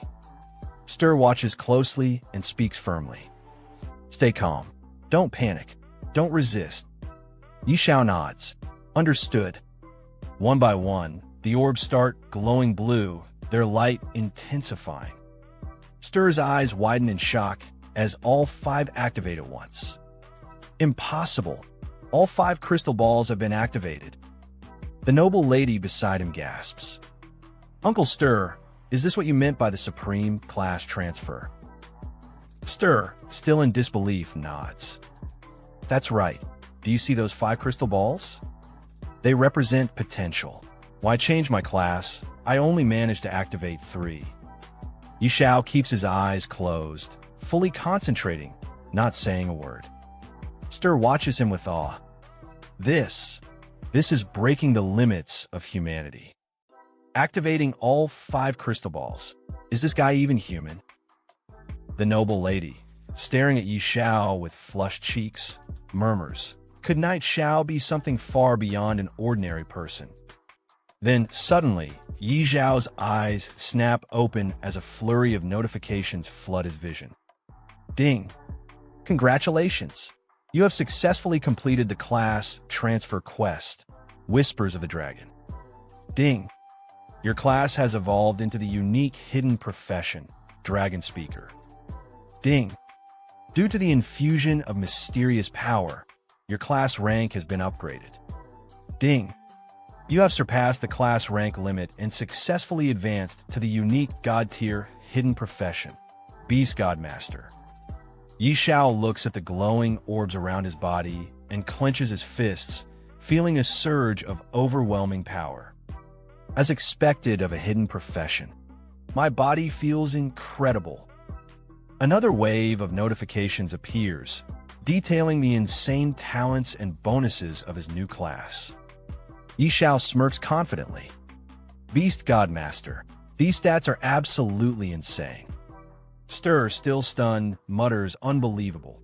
Someone actually unlocked the legendary Beast God Master class. That means mastering the supreme power of the Beast God and gaining 40 attribute points per level. Yi Xiao examines the scroll in his hands and nods. These stat boosts are crazy. And the God's Guardian set event even comes with a crafting blueprint. Interesting. Another notification pops up. Ding. New blueprint acquired. Beast God Claw rank. Epic. Xiao raises an eyebrow. Equipment that grows in power. And it starts at epic rank. He scrolls through the materials list and sighs. Figures. All the crafting materials are rare. Looks like I'll need to go monster hunting. He turns to Stir and bows slightly. Master Stir, the class transfer is finally complete. Thank you. From behind him, the noble lady speaks, her cheeks flushed. Knight Xiao, you are truly astonishing. Stir places a firm hand on Yi Zhao's shoulder. Young man, you've already stepped into the divine realm. Your potential is limitless. The red frog, sitting on Yi Zhao's shoulder, lets out a deep sigh. KH, you really are something else. Yi Xiao, brimming with confidence, grins. Haha, looks like I'm destined to reach the peak in this lifetime. But first, I need to craft the Beast God Claw. Scene shift, the Abyss Trial. In a dark, ominous chamber, a group of 3 adventurers stands before a towering guardian. One of them steps forward. Respected Guardian, I wish to challenge the Abyss Trial. The Guardian's glowing eyes scan them. The 3 of you seem well-equipped. What level of trial are you attempting? The group leader, a fierce-looking warrior named Tiger Unleash, steps forward with unwavering confidence. I'm going solo. Abyss-level trial. The Guardian lets out a low chuckle. Oh, another one daring to challenge the Abyss-level trial. Tiger Unleash smirks. I live for challenges. No regrets, even if I die. Seeing his determination, the Guardian steps aside, allowing him to enter. Before stepping through, Tiger Unleash glances back at his companions. One of them calls out, Boss. We'll be waiting outside for your good news. He chuckles, cracking his knuckles. Don't worry, you won't be waiting long. As he enters the trial grounds, the Guardian watches him disappear into the darkness and mutters. Tisk TSK, these visitors from another world really are built different. 5 minutes later, the leader of the group staggers out of the trial, covered in bruises and screaming for help. Help me. His companions rush toward him, eyes wide with shock. Boss, what happened? Tiger Unleash, gasping for breath, stumbles forward. It's terrifying. The monster mutated. Seeing their leader in such a sorry state, both of his companions grab him before he collapses. Boss is seriously injured. Quick, give him a potion. One of them, irritated and pained, grits his teeth. Damn it. So not just anyone can solo the Abyss, huh? World Chat, Great Reef, Level 20 Abyss Trial. Meanwhile, in the World Chat, players are buzzing about the game. Global Chat. Class? Is anyone else in the game? The school is taking attendance. Please respond. Just saw Zhou Hong and Qin Yinran. Looks like most of us made it in. Where is everyone leveling? Yi Xiao, sitting on a rock at the edge of a battlefield, watches the chat flood with messages. He sighs. I don't want them knowing my identity. Better to lay low and focus on leveling up. In front of him, his pet dragon, Little Gray, is locked in battle with a towering golem. Yi Xiao watches intently. Old Hui, let's get to work. Little Gray lunges, his claws glowing. A moment ago, he attacked with fire, but now he tears into the golem with pure brute force. The massive creature collapses, defeated. With a heavy thud, 2 items drop. Yi Xiao steps forward, scanning them. Rock Sword, Dark Gold rank, effect, unidentified. Rock-shattering Hammer Warhammer, gold rank, effect, unidentified. Yi Xiao grins. Good job, Old Hui. The Abyss Watcher King appears. Suddenly, a new notification appears before Yi Xiao. Ding. Warning. A powerful enemy has detected your presence. Yi Xiao frowns. Why is it that every time I get a good drop, a monster shows up? Looking up, his eyes narrow. A massive golem stands before him, its glowing blue eyes locked onto him. Ding. Enemy identified. Abyss Watcher King. Level 20. HP. Strength 3000. Constitution. Agility 2000. Spirit 3000. Talent unknown. Skills unknown. Xiao exhales sharply. A king tier boss. Good thing it's only level 20. He grips his sword and gives a command. Old Hui, you go first. I'll cover you. The red frog on his shoulder scoffs. As if I need your cover. Meanwhile, the failed Abyss trial group. Back at the entrance of the Abyss trial, Tiger Unleash lies on the ground, still covered in bruises. One of his teammates tends to him, while another stands in disbelief. The boss. The boss actually died in the trial. The other member, still stunned, shakes her head. Impossible. We followed Yi Zhao's exact leveling path. A blue-haired girl turns to a red-haired girl, suspicion in her voice. No way. If Yi Zhao cleared the Abyss trial, he must have found an exploit. The red-haired girl crosses her arms. Very likely. Just then, a world announcement pops up, shaking the entire server. Ding. System announcement. Player Yi Xiao from the Grand Xiao Nation has successfully cleared the level 20 Abyss trial, becoming the first in history to do so. Reward. Epic item. Stone of Valor. Grand Xiao Nation prestige points. +1. This is an official announcement. The blue-haired girl freezes. This. Yi Zhao's victory.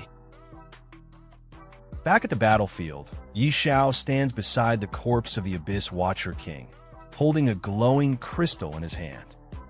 He frowns. No loot, just another Abyss fragment. Taking the fragment in his hand, the protagonist muttered. The Wanderer dropped Fragment 1, and now the Watcher dropped Fragment 2. What exactly are these? Could they be for crafting some god-tier item? Hearing that, the red frog sitting on his shoulder responded with a sarcastic tone. You wish. Then, without wasting any more time, the protagonist turned his gaze toward the portal ahead. Whatever, no point overthinking. I'll figure out later. Time to head back. As he stepped into the portal and arrived at a new destination, a voice suddenly echoed. Congratulations, warrior. Standing before him were 3 guards staring straight at him. One of them spoke firmly. You've cleared the trial. Here's your reward. The protagonist reached out and took the box from them. Instantly, a notification sound popped up. Stone of Valor. Grade. Epic. Description. Holds immense power and can be used to enhance the Emblem of Valor. Looking at the stone in his hand, the protagonist's eyes widened in surprise. Whoa, it's for upgrading the Emblem of Valor. Without wasting a second, he shouted with excitement. Then what are we waiting for? Let's do it. Right at that moment, another notification appeared. Emblem of Valor. Description. A symbol of true warriors. Only those who conquer the Hell level trial can obtain it. Effect. Increasing strength by 10% and spirit by 10% for 5 minutes. Seeing this, the protagonist couldn't hold back his joy. He laughed out loud. Haha, success. A legendary emblem. Looking over at his dragon companion, he grinned. With this, I will be unstoppable in the level 30 zone. Turning to the red frog, he shouted, Old Hui, let's go. But just as they were about to move, another notification suddenly popped up right in front of him. System maintenance. Logging out of the game soon. Looking at the message in confusion, the protagonist blinked. What's going on? Are we finally logging out and returning to reality? But it wasn't just him. This notification appeared in front of every player across the entire world. Everyone saw it. One player, staring at the message, shouted, System maintenance? Now of all times. Another one exclaimed in shock. So we can finally leave the game? Someone else almost cried out. I want to go home. I miss my mom. And another player cheered in excitement. This is amazing. We're finally getting back to the real world. And just like that, all the players from the old world started logging out, disappearing from the game one after another at the very same time. And our protagonist in his house watching the TV, and the news reporters say after Dacia, the United States has also fallen into doomsday. Experts predict that this supernatural game phenomenon will gradually spread worldwide. Falling asleep now means entering the game. Doomsday has become reality for all of humanity. What comes next? Player Ferocious Tiger Unleashed dies in the Abyss trial. Just how terrifying is the Abyss level trial? And what does this mean for ordinary players? Today, we have the privilege of speaking with high-level player Qingfeng Suju, who will share the latest updates on Doomsday and strategies for leveling up quickly. Player Qingfeng Suju recently led a team to clear the hard-level advancement trial. In today's livestream, he'll reveal whether dying in the game affects reality. And seeing the TVs with an annoying tone, our protagonist say Qingfeng Suju? Never heard of that name before. Interesting. Let's see what he's got. In the TV, the news say again Qingfeng Suju as the first to clear a hard-level advancement trial and the second to pass an advancement trial after night Xiao. What are your thoughts? Honestly, I was just lucky. And to clarify, I didn't do it alone. My team barely made it through. What do you think about the fact that players are automatically logged into Doomsday when they fall asleep? Even the officials can't explain Doomsday's existence. But surviving inside the game is far from simple. Also, we've learned that Knight Xiao is a fellow Dacia player. Not only has he cleared the Abyss trial, but he's done it twice. As a top player yourself, what's your opinion on this? Knight Xiao is on a completely different level. Even if you combined all the top-ranked players, they still wouldn't stand a chance against him. Then somewhere on a grand villa, a man, looking towards the TV, he say even all the top players combined wouldn't be enough? If I had someone like him in my ranks, I'd have absolute control over the Doomsday world. Then he looked towards his butler, and he say again, Fu Bo, use every resource available to dig up everything on this Knight Xiao. And the butler respectfully lower his head towards him and say, yes, young master. I'll get on it right away. And as for our protagonist, he also looking at the news, he say the game suddenly went into system maintenance and forcibly logged everyone out. So players can only enter by falling asleep now? Looks like the real-world invasion of Doomsday is happening slower than in my past life. But then our protagonist looked towards his computer again, and he think for a moment, and he say to himself, but this is the perfect chance for me to power level. For Beast Tamers, level 30 is a crucial milestone. That's when I unlock an extra pet slot. No point thinking too much. Let's just focus on reaching level 30 first. Then sometimes later in the level 30 zone, Grey Mist Valley. Our protagonist fighting with Ada Golem, he say look towards his dragon Old Hui. Use Stunning Shock Attack. And hearing our protagonist word that dragon uses Stunning Shock Attack. And from that attack, both Golem and get stunned yes. That's it. Old Hui, you're getting stronger. Huh. And after that our protagonist dragon uses Fire Breath Attack and defeating the golden monster and seeing get our protagonist with excitement. He's saying nice work. And at the same time, a new notification appear in front of our protagonist, and it says your beast Old Hui has leveled up to level 24. Congratulations, you have leveled up to level 24, and seeing that our protagonist with excitement, he say, haha, another level. Then in the bustling city, right in front of the towering world ranking board, a huge crowd had already gathered. Everyone's eyes were locked onto the screen, staring in disbelief. And right at that moment, someone shouted while pointing at the top of the rankings. Damn, he just shot up in levels again. He's now twice as far ahead as the second-ranked player. The world rankings were displayed brightly for everyone to see. World rankings. 1. Xiao. 2. Qingfeng Suizhu Honda.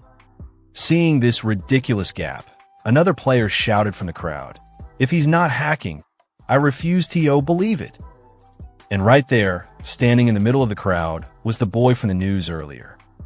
His eyes were glued to the ranking board, his expression stiff as he muttered, "I thought leveling would slow down at higher levels so others could catch up. But instead, the gap just keeps growing."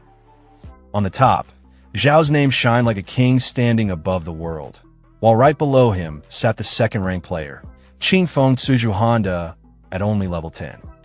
From beside the boy watching the ranking board, a blonde-haired guy turned to him and sighed, "We were never even in the same league, AS Night XIO. Boss, you're amazing." Hearing his words, the boy could only force a bitter smile, replying, "There's always someone better. But hey, second place isn't too bad." Then suddenly, another companion behind them jumped into the conversation proudly. "True. And we still control ranks 3, 4, 5, and 6.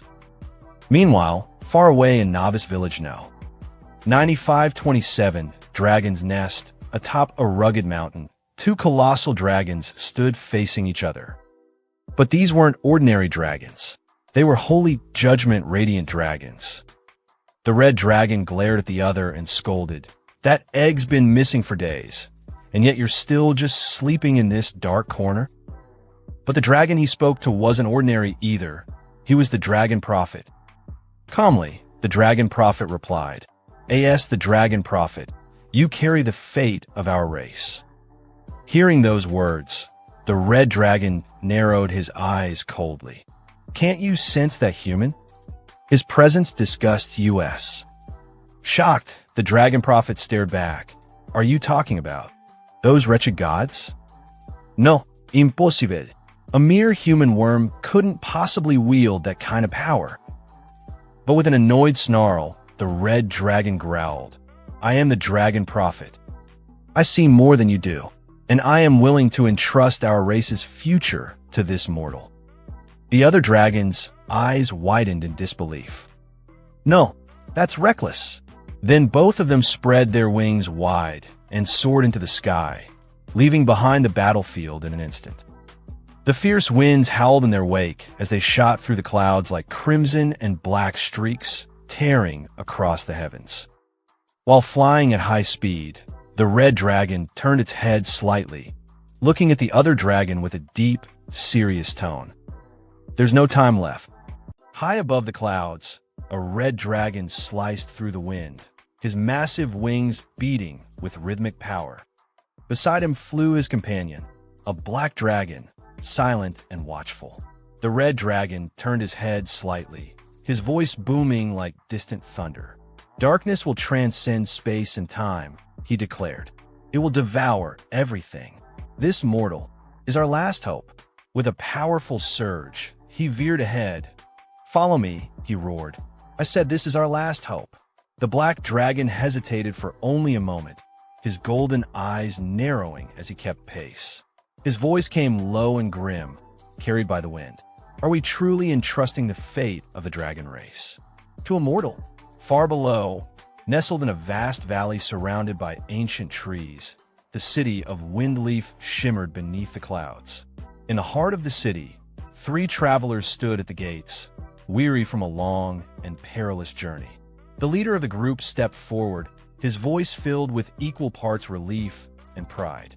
"Finally," he said, "it wasn't easy, but we've made it. Windleaf, the heart of the realm."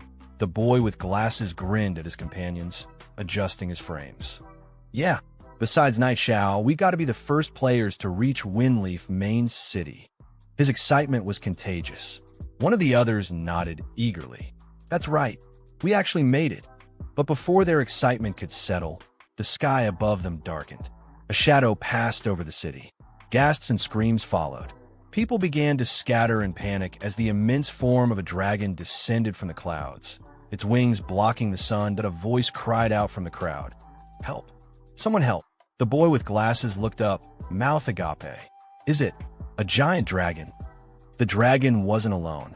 Clutched tightly in its massive claw was a figure, flailing, shouting, caught in terror. Someone save me! The captive screamed. The judgment dragon is capturing people.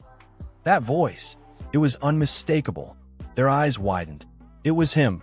Clutched in the dragon's grasp, the protagonist panicked. His voice cracked as he yelled again, but a second, smaller voice snapped at him. Stop yelling, croaked a red frog perched awkwardly near him. Do you think anyone's strong enough to save you? Despite the brave words, the frog was trembling even more than the boy. Together, the two dragons, one red and one black, swept away from the city, disappearing into the clouds with terrifying speed. Down below, the group stared upward, dumbfounded. I've never seen such a huge dragon before, one whispered. Then the boy with yellow hair squinted, jaw-dropping. Is that Knight Xiao? That's impossible. Their leader stepped forward, voice tense with confusion. And the dragon seems to be carrying someone. He began to walk ahead, eyes still fixed on the sky. Even if you reach level 100, there's no way you'd be involved with a dragon of this caliber. The yellow-haired boy turned, visibly shaken. Boss, what should we do? Do we follow it? The leader didn't miss a beat. Follow what? That's the judgment dragon. One sneeze from it and we're all gone. Later, in the game's global chat, messages exploded across the screen. Breaking news, a dragon boss has appeared outside Windleaf City. An unlucky player was captured. Shocking. Top player Ching Feng Suiju hints the captured player might be Night God. Discussion thread. What does being caught by a dragon mean? Here's what ordinary players, leaderboard veterans, and top-ranked guilds are saying. Back in Windleaf, on a busy street corner, a man nearly dropped his drink. Did you hear? Knight Xiao was caught by two dragons. Another man choked on his food. What? Really? I haven't even seen a dragon yet. A third piped in from the next table over. So, Night Gods already dealing with dragons? No wonder his level's so high. The dragons are power leveling him. That's some crazy grinding speed. And from a few steps away, another voice added bitterly, I'm so jealous. If I had that kind of treatment, I'd be level 30 by now too. One more player leaned in, sounding bewildered. How can Knight Xiao already be interacting with such high-level creatures? Elsewhere, far from the city, deep in the mist-shrouded mountains, a solemn wind whispered through an ancient, crumbling dragon cemetery. Towering stones, each etched with runes of old, circled a glowing platform at the center. There, the captured protagonist now stood, placed at the heart of a glowing summoning circle. Before him, the two dragons loomed like gods, silent and unreadable. The mountains held their breath. Something was about to begin. The protagonist looked at the two dragons in front of him, his brows furrowing as unease crept in. Why do these two dragons look so familiar? He asked aloud. From the side, the red frog tilted his head with a smirk. Duh, did you forget the good deeds you've done? He said, clearly enjoying himself. I told you not to mess with dragons. A bead of sweat slid down the protagonist's face. He turned to the dragons again, eyes widening as memories hit him like a brick. We're done for, he thought. One had its eggs stolen by me, and the other had its home looted. Things aren't looking good.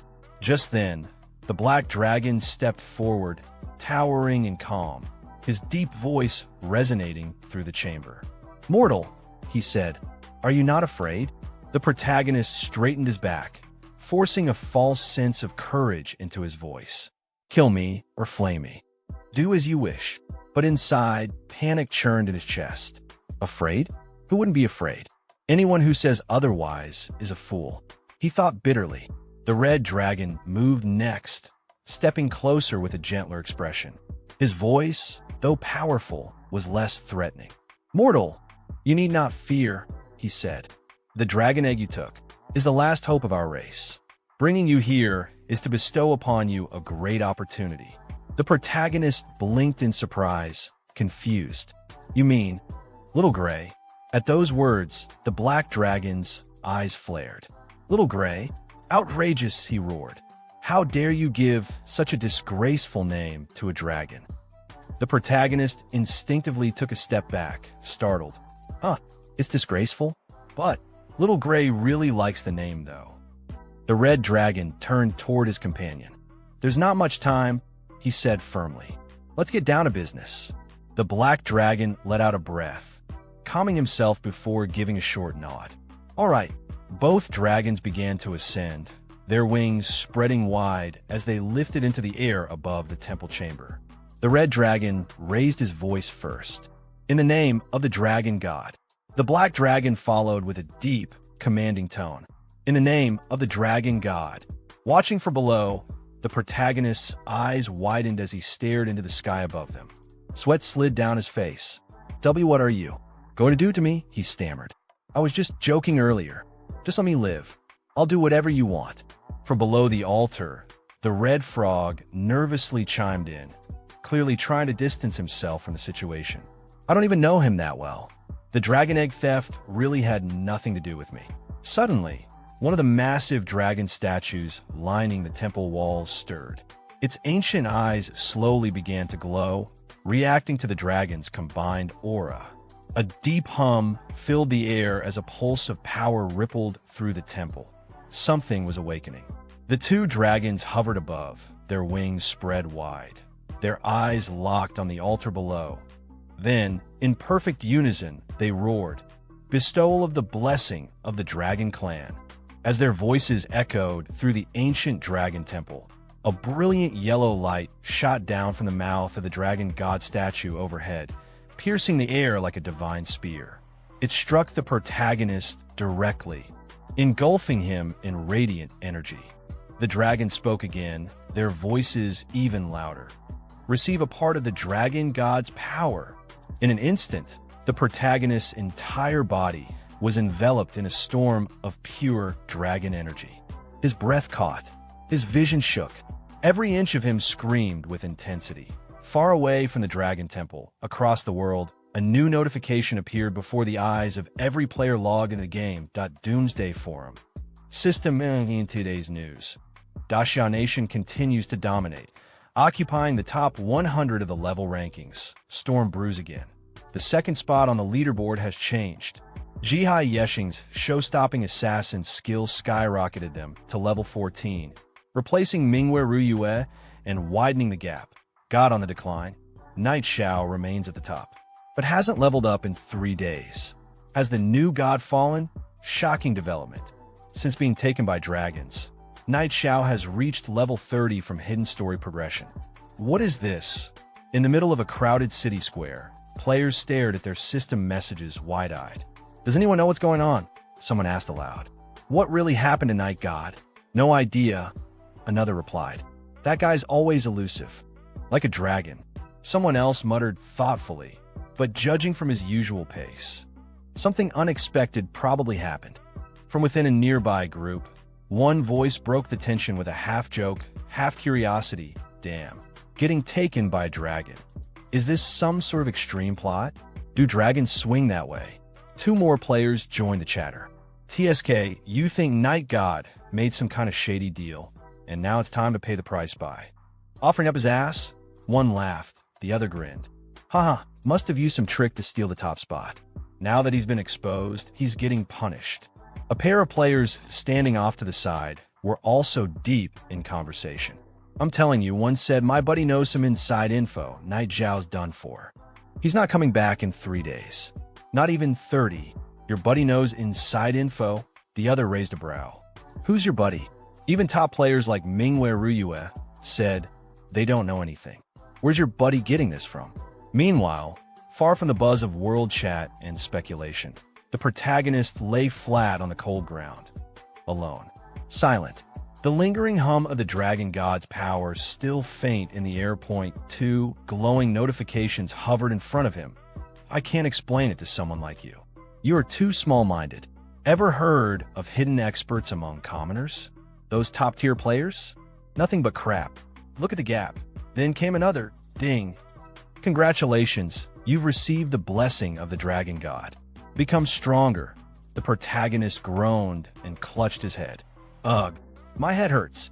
As the golden glow from the dragon god's blessing faded, silence returned to the ancient mountaintop. The wind rustled through the grass, carrying with it the scent of something old and powerful. The protagonist, the red frog clinging to his shoulder, and Little Gray, the small dragon he once borrowed, all stood still, gazing at the distant mountain range cloaked in mist. Wiping sweat from his brow, the protagonist took a shaky breath. "Where is this place?" he asked, eyes scanning the unfamiliar terrain. "This looks like a level 40 area." The red frog gave a small sigh. "Those two dragons are gone." Before the protagonist could reply, a sudden wave of system notifications burst into view in front of him, crowding his vision. Class: God of Fortune, innate talent. Endless Fortune, LV1 innate talent. Stingy beyond compare, LV1 innate talent. Great Fortune, LV1 innate talent. Unmatched Charm, LV1 innate talent. Power of the God of Fortune, LV1. Staring at the flashy new titles, the protagonist muttered as he tapped through the panels. The Dragon God's Blessing. After all that trouble, I don't feel much of a change in my attributes. He narrowed his eyes. Maybe it's in the skills? Doesn't seem like much change either. But then, something on the screen caught his eye. "Wait a sec," he shouted. "Looks like I got a new skill. Money Shield? Skill. Money Shield, 100 gold coins can be converted to 1 shield point. Current balance, 1.81 billion gold coins." The protagonist's jaw dropped. Holy crap, is this skill for real? At that exact moment, the red frog leapt into the air and landed on his shoulder, peeking over at the panel with an unimpressed look. Meanwhile, the protagonist grinned wide, eyes sparkling. "And no cooldown. This is insane," he cried, nearly shaking from excitement. The red frog rolled his eyes. Talk about dumb luck. Little Gray flew slowly in circles above their heads, curiously glancing at the panel, but clearly not understanding a single thing. Still scanning the interface, the protagonist blinked in realization. Huh, since the God of Fortune class got new talent skills. Then what about Beast God Controller? Once again, new notifications cascaded down before him. Class: Beast God Controller innate talent. Divine Power LV1 innate talent. Source of Magic LV1 innate talent. Divine Beast Set LV1 innate talent. Beast God Aura LV1 innate talent. Command of the Beast God LV1 innate talent. Infinite Beast Mastery LV1. As the Beast God Controller, you have grasped the true essence of beast taming. There is no limit to your number of beasts. The protagonist's eyes widened in disbelief. Holy, infinite beast taming? No limit on the number of beasts. He slowly lifted a hand, staring at it, feeling the pulse of new power flowing through his veins. A grin crept across his face, full of confidence and awe. "Even royal beastmasters only get 3 core pets," he muttered. "And this punk has no limits." The red frog, still on his shoulder, let out a long, defeated sigh. Damn. The protagonist glanced at him, still smiling like a man who just hit the jackpot. "Is all this real?" he whispered. "Am I dreaming?" Kneeling on the grassy hilltop, the protagonist pressed his palms together, his voice full of reverence and barely restrained excitement. "Almighty dragon gods," he began, bowing deeply. "From now on, this little brother is following your lead. I'll burn incense for you, for the elder dragon gods, and thank your ancestors and sisters for 8 generations." He trembled with joy, grinning from ear to ear. "This is just too awesome." Time passed. Now standing at the massive gates of the level 30 trial hall, the atmosphere shifted to something more serious. A towering stone fortress loomed ahead, glowing with ancient energy. 2 armored guards flanked the entrance, their eyes sharp, until one of them caught sight of who approached. He straightened his posture, surprised. "So it's Lord Knight Xiao," the guard said, giving a respectful nod. "Would you like to take on the abyssal level trial?" The protagonist answered calmly, a confident smile on his face. "Yes." The guard gave a formal bow. "Please wait a moment." A low rumble echoed from within the stone walls. Moments later, the colossal doors began to grind open, revealing a dark corridor beyond. shimmering with a faint, ominous glow. The level 30 trial had begun to awaken. Then when our protagonist untears the door, he is suddenly transported into a cold area where mountains made of ice are towering around. Our protagonist, with his trusty companion, the red frog who always tries to betray him, and his pet dragon, are walking towards the mountain. Freezing from the cold, our protagonist says it's so cold. If I had known it'd be this freezing, I would have worn more layers. But then, our protagonist suddenly notices a big snowball coming from behind him. He quickly avoids the snowball from crashing into him and says, "Ah, that was close." The red frog, sitting casually on the snow, looks at him and says, "Why are you dodging it? Why don't you use your shield?" Our protagonist looks at the red frog and says, "Oh, right, I do have a shield." Suddenly, right in front of our protagonist, the air becomes heavy and a giant snow-white monster starts running towards him, shouting. Seeing the monster, our protagonist gets shocked. Without wasting a second, he orders his pet dragon to attack, shouting, "Old Hui, show them how fierce you are." The dragon, with his fiery breath, attacks the monster and instantly defeats it. Then, a new notification pops up in front of our protagonist, saying, "Ding, congratulations, you have successfully slain white-furred mutant Yeti." Looking at the defeated monster and sweating from his face, our protagonist says to the red frog, "One bite and it's over?" "Lao Hui, did you see that clearly?" Hearing our protagonist, the red frog casually says back, "Nope." Then suddenly, right in front of our protagonist, some notifications appear. The first one says, "Talent. Absolute suppression as a great beast. The celestial dragon has an innate dominance over lower-tier creatures. After carrying the bloodline of the dragon race, it has grown even stronger. Plus 30% damage to mythical creatures, plus 50% damage to non-mythical creatures. Receive minus 50% damage from all sources." Then the second notification pops up, saying, "Nickname, Old Hui type. Celestial dragon, mythical grade level. 30 status base attributes. Strength, 70-66 constitution, 69-75 spirit, 75-89 agility, 6-9-4-9 1x1. All the dragon's skills and characteristics scroll in front of our protagonist. Seeing all of that, our protagonist gets completely shocked. With a stunned expression, he says, "Old Hui is broken." But then, suddenly, out of nowhere, a huge number of monsters appear and start rushing towards our protagonist. Seeing them, our protagonist shouts, "Why are there so many monsters all of a sudden?" As the monsters charge, the pet dragon, filled with excitement, lets out a mighty roar. Seeing this, with panic in his eyes, our protagonist yells, "Old Hui, now's your chance to go wild. Go kill, kill, kill." Hearing his words, the dragon immediately starts attacking the monsters with his fire breath. Then, half an hour later, after defeating all the monsters, our protagonist looks at the pile of dead creatures in front of him. A new notification pops up. "Ding, congratulations, you have successfully slain Seeker of the Abyss, King Tier." Meanwhile, our protagonist simply stands there holding a crystal in his hand, a mocking smile on his face, and says, "Haha, King Tier, that's it. So weak." The red frog, sitting on our protagonist's shoulder with his usual expression, says, "Get cocky. Did you forget how badly you got crushed before?" But then all over the world, a global announcement appears in front of all the players. Ding, system announcement.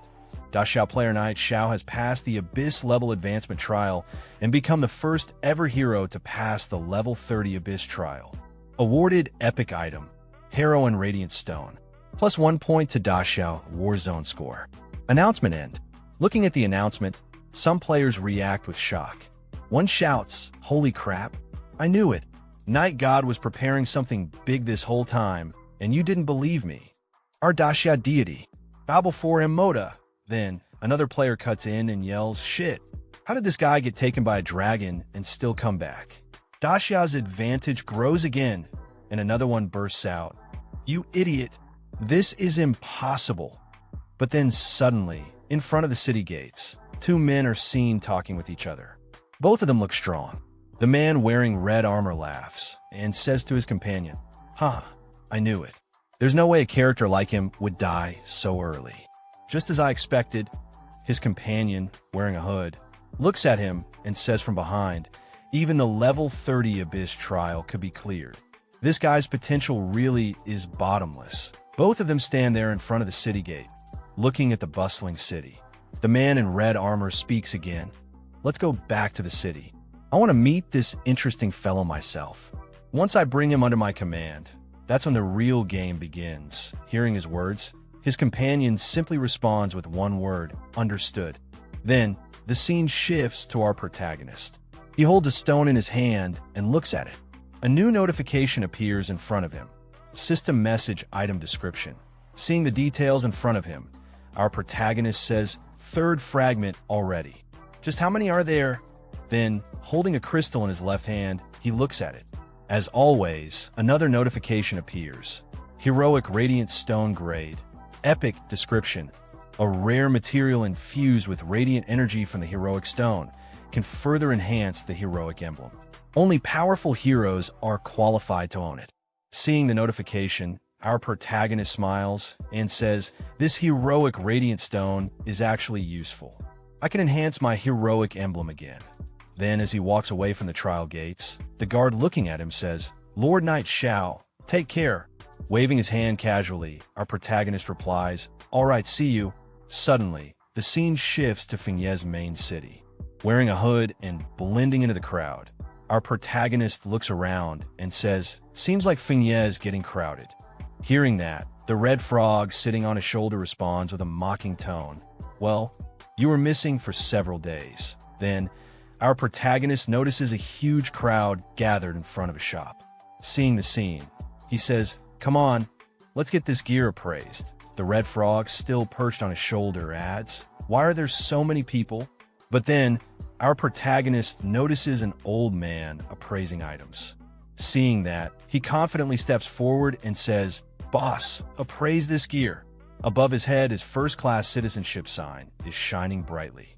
However, the old man doesn't notice at first and, without even looking, grumbles at him, get in line, don't bug me. But then the old man catches a glimpse of our protagonist's first-class citizenship and immediately gets shocked. In an instant, the old man's attitude completely changes. Showing full respect, he gestures inside and says, well, look who it is. It's the god of fortune. Come right in. All the players lining up for appraisal look irritated, glaring at our protagonist. One of them mutters, who is this guy? Another one quickly butts in, saying, a first-class VIP. Someone at the front of the line grumbles, just cause he's first class, he gets to cut the line. Then, our protagonist calmly shows a badge to the old man. Seeing the badge, the old man starts sweating a little and says, slightly panicked, wait, is that the heroic emblem? Hearing the old man's words, our protagonist casually says, help me enhance this first. The old man quickly gets to work, mumbling nervously, all right, enhancing now. This thing's so valuable. Tighten up. I'm ruined. Outside the shop, the crowd peeks in, watching the scene unfold. One person says, what a good item. Another one scoffs, doesn't look like much. Just a shabby emblem. Ignoring all the background chatter, the old man focuses entirely on enhancing the item. Then suddenly, a bright yellow light bursts out from the item, and a notification appears. Heroic emblem. Legendary grade description. Proof of a hero. Only those who pass the hell level trial are worthy. Ultimate honor of the Empire. After 2 equipment merges, it becomes even more powerful. Plus 100 base attributes, plus 5% all attribute resistance, plus 3 charisma, heroine power passive. Triggers when HP drops below 30%, granting plus 10% strength and plus 10% spirit. Seeing all that, the people inside the store are stunned. One of them gasps, that's legendary grade equipment. Everyone starts covering their eyes from the blinding light and shouts, my eyes, too bright. Meanwhile, our protagonist, holding the badge in his hand, looks unimpressed and mutters, another legendary item. Doesn't seem like a big upgrade though. From outside the door, some people notice him and whisper, the guy. Could he be the famous knight Xiao? Another one quickly adds, It must be. No wonder he could do an abyss-level trial. Then suddenly, the entire crowd waiting outside the store rushes in one by one, shouting, "Lord Knight Xiao, can I add you as a friend? Boss, carry me please. Fan for life. Super hot, like a school beauty tier. I can hook you two up. Name your price. Big bro. I'm your long-lost brother-in-law. My sister's wearing black stockings today. Add me, and I'll send you pics. If you don't like it, I'll wear them myself." The old man, panicking, tries to calm the chaos, shouting, "Everyone calm down. Don't disrupt the store's business." Meanwhile, our protagonist, holding a red dagger he picked up from the shop, sighs and says, "Staying low-key is so hard." Then he turns to the old man and says, "Boss, help me appraise these other items too." Hearing that, the old man looks at him and quickly responds, "Sure thing. Satisfaction guaranteed." From outside the door, the crowd watches excitedly. One of them exclaims, "Holy crap, they're all dark gold gear." Another one says, "My poor heart can't take this." Someone else, full of excitement, adds, "Boss, you probably won't use all that, right? Want to sell a few pieces?" Another man, practically begging, says, "Master, my dad owns 3 publicly traded companies. Money's no issue. Just sell me 1 or 2 pieces, I beg you." At that moment, the world chat exploded. Damn it, the great Yi Xiao has appeared in Fiancée City. Everything he just identified was dark gold rank. Every single piece. Everyone get over here. Worship the Grandmaster. Bring offerings. Offer your younger sisters if you have to. Is that info reliable, bro? Last time you said Yi Xiao showed up, I rushed over like a mad dog, and it turned out to be a fake. I nearly had a stroke from the rage. More real than pure gold. Look at these photos. Someone took them right on site at the appraisal shop east of the city. Coordinates are here. And there they were, several photos showing Yi Xiao in action, standing calmly as stunned players held glowing, newly identified dark gold items in their hands. Damn it, I'm heading there now. I'm turning around. I'm going back to the city. Inside Fiancée City, the streets were chaos. Players sprinted across alleyways, burst out of buildings, and flooded into every corner of the marketplace like a tidal wave. Where is the great Yi Xiao today? I must beg him to take me as a disciple. Disciple? Please. If anyone's going to be his disciple, it's me. Who do you think you are? God Yi, here I come. I want to have children with you. The world paused, and I really hope that one came from a pretty girl. Otherwise, we might be looking at the start of another catastrophe. Sometime later, Yi Xiao was seen crouching in the shadows behind a cluster of old merchant stalls, hood pulled low over his head. From his hiding spot, he peeked out cautiously at the chaotic city streets still buzzing with activity. "Ugh, looks like no one followed me," he muttered, letting out a long sigh. What now? Being the center of attention all the time is exhausting. But just as he was about to relax, a voice spoke behind him. "Are you Yi Xiao?" Yi Xiao froze. Slowly, without lifting his hood, he turned his head slightly, eyeing the stranger from beneath the brim. "And what do you want?" The man wasn't alone. Behind him stood a group, well-dressed, confident, and clearly used to getting what they wanted.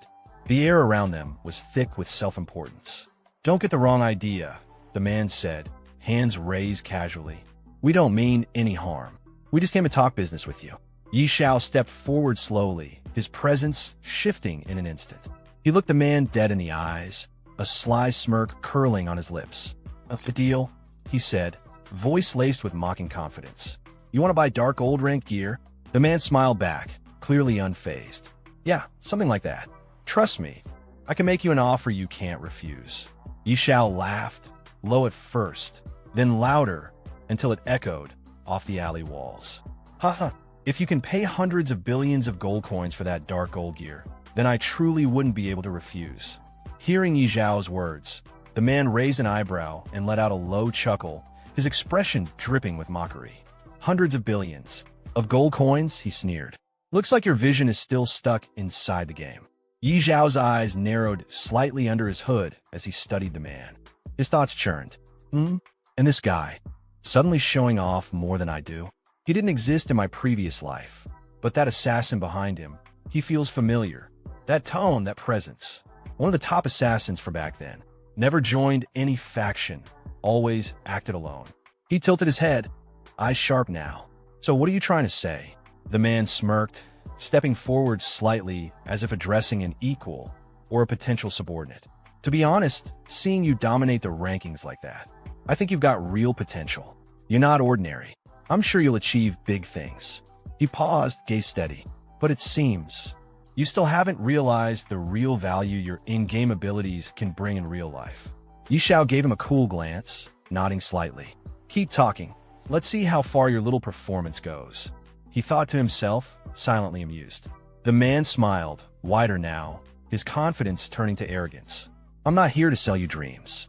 Money, status, women, whatever it is you want, I can give it to you. He stepped right in front of Xiao now, his group flanking him like a wall of silent pressure. His tone was smooth but soaked in challenge. So, make your choice. I hope you'll join us. Xiao slowly placed a hand on the man's shoulder, his expression suddenly calm and friendly. Brother, the fact that you came to me for cooperation means you acknowledge my skills. And I appreciate that. The man's smug smile returned, clearly pleased. Glad you understand. But before he could finish, Xiao cut him off. A sudden whoosh echoed through the alleyway as flames burst to life in Xiao's palm. Heat shimmered in the air, distorting the smugness off the man's face. But, Xiao said coldly, for someone so young, that cocky attitude of yours? I don't like it. He leaned in slightly, fire curling up his arm. So I'll give you a manual respawn, just to calm you down a bit. The man's eyes widened. What? You dare attack me? One of his underlings stammered from behind. Careful. If you do anything here, this is the main city. Too late. Xiao moved like lightning. With a flick of his arm, the flames surged forward, engulfing the man in an instant. Screams were cut short as the fire consumed him, and a burst of golden light marked his forced logout. Silence followed. Idiot, Xiao muttered, brushing off his hand. You talk too much. Gasps erupted from nearby players who had been watching from a distance. Word was already spreading. Did he really kill the young master? Is he crazy? That guy had a whole group with him. But before chaos could explode, one figure stepped forward from the crowd, the assassin who'd been lurking behind the group this whole time. Calm, dangerous, his eyes scanned the area with sharp precision. Don't move, the assassin said firmly, raising a hand. This is the main city. Killing is forbidden here. If this escalates, we won't be able to take responsibility for what happens next. The tension in the air grew thick. No one moved. All eyes were on Xiao. And Xiao, he just stood there, half smirking beneath his hood, flames still flickering faintly in his hand, utterly unfazed. Xiao slid his hand into his pocket and turned away, walking off without sparing them another glance. The money and gear on the ground, he said coolly. Consider it your compensation. His steps echoed as he walked further, leaving stunned silence behind. And with a last flat voice, don't follow him anymore. He has no future. The group stood frozen. One of them finally spoke, eyes locked on Xiao's retreating back. It's terrifying, killing someone in the main city. He's insane. But before anyone could respond, a sharp voice rang out behind them. Who's fighting here? How shameless! Everyone turned. One of the gang members paled. Sirens. It's the main city guard. From every street and rooftop, guards poured in, weapons drawn, armor gleaming. In moments, Xiao and the group were completely surrounded. A burly guard at the front stepped forward, voice booming through the plaza. Who dares to kill in the main city? Are you out of your mind? But our protagonist, without avoiding any questions, he simply replied to the guard it was me. Then another voice roared out, deep, gruff, and brimming with authority. The guard leader stepped forward, eyes locking onto Xiao with a scowl. You kill someone, and still stay this calm, he shouted. You've got some serious guts. The guard leader stared hard at Xiao. Then his expression twisted, not in anger, but in shock. His voice dropped into a sharp, almost panicked tone. Wait, is he a first-class citizen? The atmosphere shifted instantly. The guards, who had come charging in with righteous fury, suddenly stiffened. One of them stepped forward nervously, bowing slightly. There must be some misunderstanding here, he said, voice shaky with forced calm. Apologies for our recklessness. Dear sir, could you please tell us what happened? Just for the report. Xiao didn't even break stride. He lazily lifted his hand and pointed toward the still stunned group behind him. It's nothing serious, he said casually. Someone threatened me a little, so I cleaned him up. The guards' faces turned pale. What? A vagrant dared to verbally offend a first-class citizen. One of them exclaimed, his voice high with disbelief. The same guard bowed again, this time deeper, and spoke with utmost respect. Dear sir, the safety of the city is our duty. If anything like this happens again, please allow us to handle it. You shouldn't have to dirty your hands. Xiao waved it off with a tone that was equal parts indifferent and dismissive. It's fine. Just a small effort. The guards practically dropped to a bow. Thank you for your understanding, the lead guard said solemnly. If there's nothing else, we won't disturb you further. As Xiao walked off, the gang behind stood frozen in disbelief. One of them finally managed to whisper, staring blankly at his back. What? This kind of thing is possible. Meanwhile, the lead guard turned to his men and barked, All right, disperse. Situation resolved. Return to your posts. Later, as the guards moved out, one of the younger ones leaned over to his captain, voice filled with confusion. Boss, what happened? Why didn't we arrest him? The leader didn't even look back. He just grunted and snapped. You idiot. How many times have I told you? His eyes narrowed as he watched Xiao vanish into the crowd. We guards need to pay attention to the details. The details.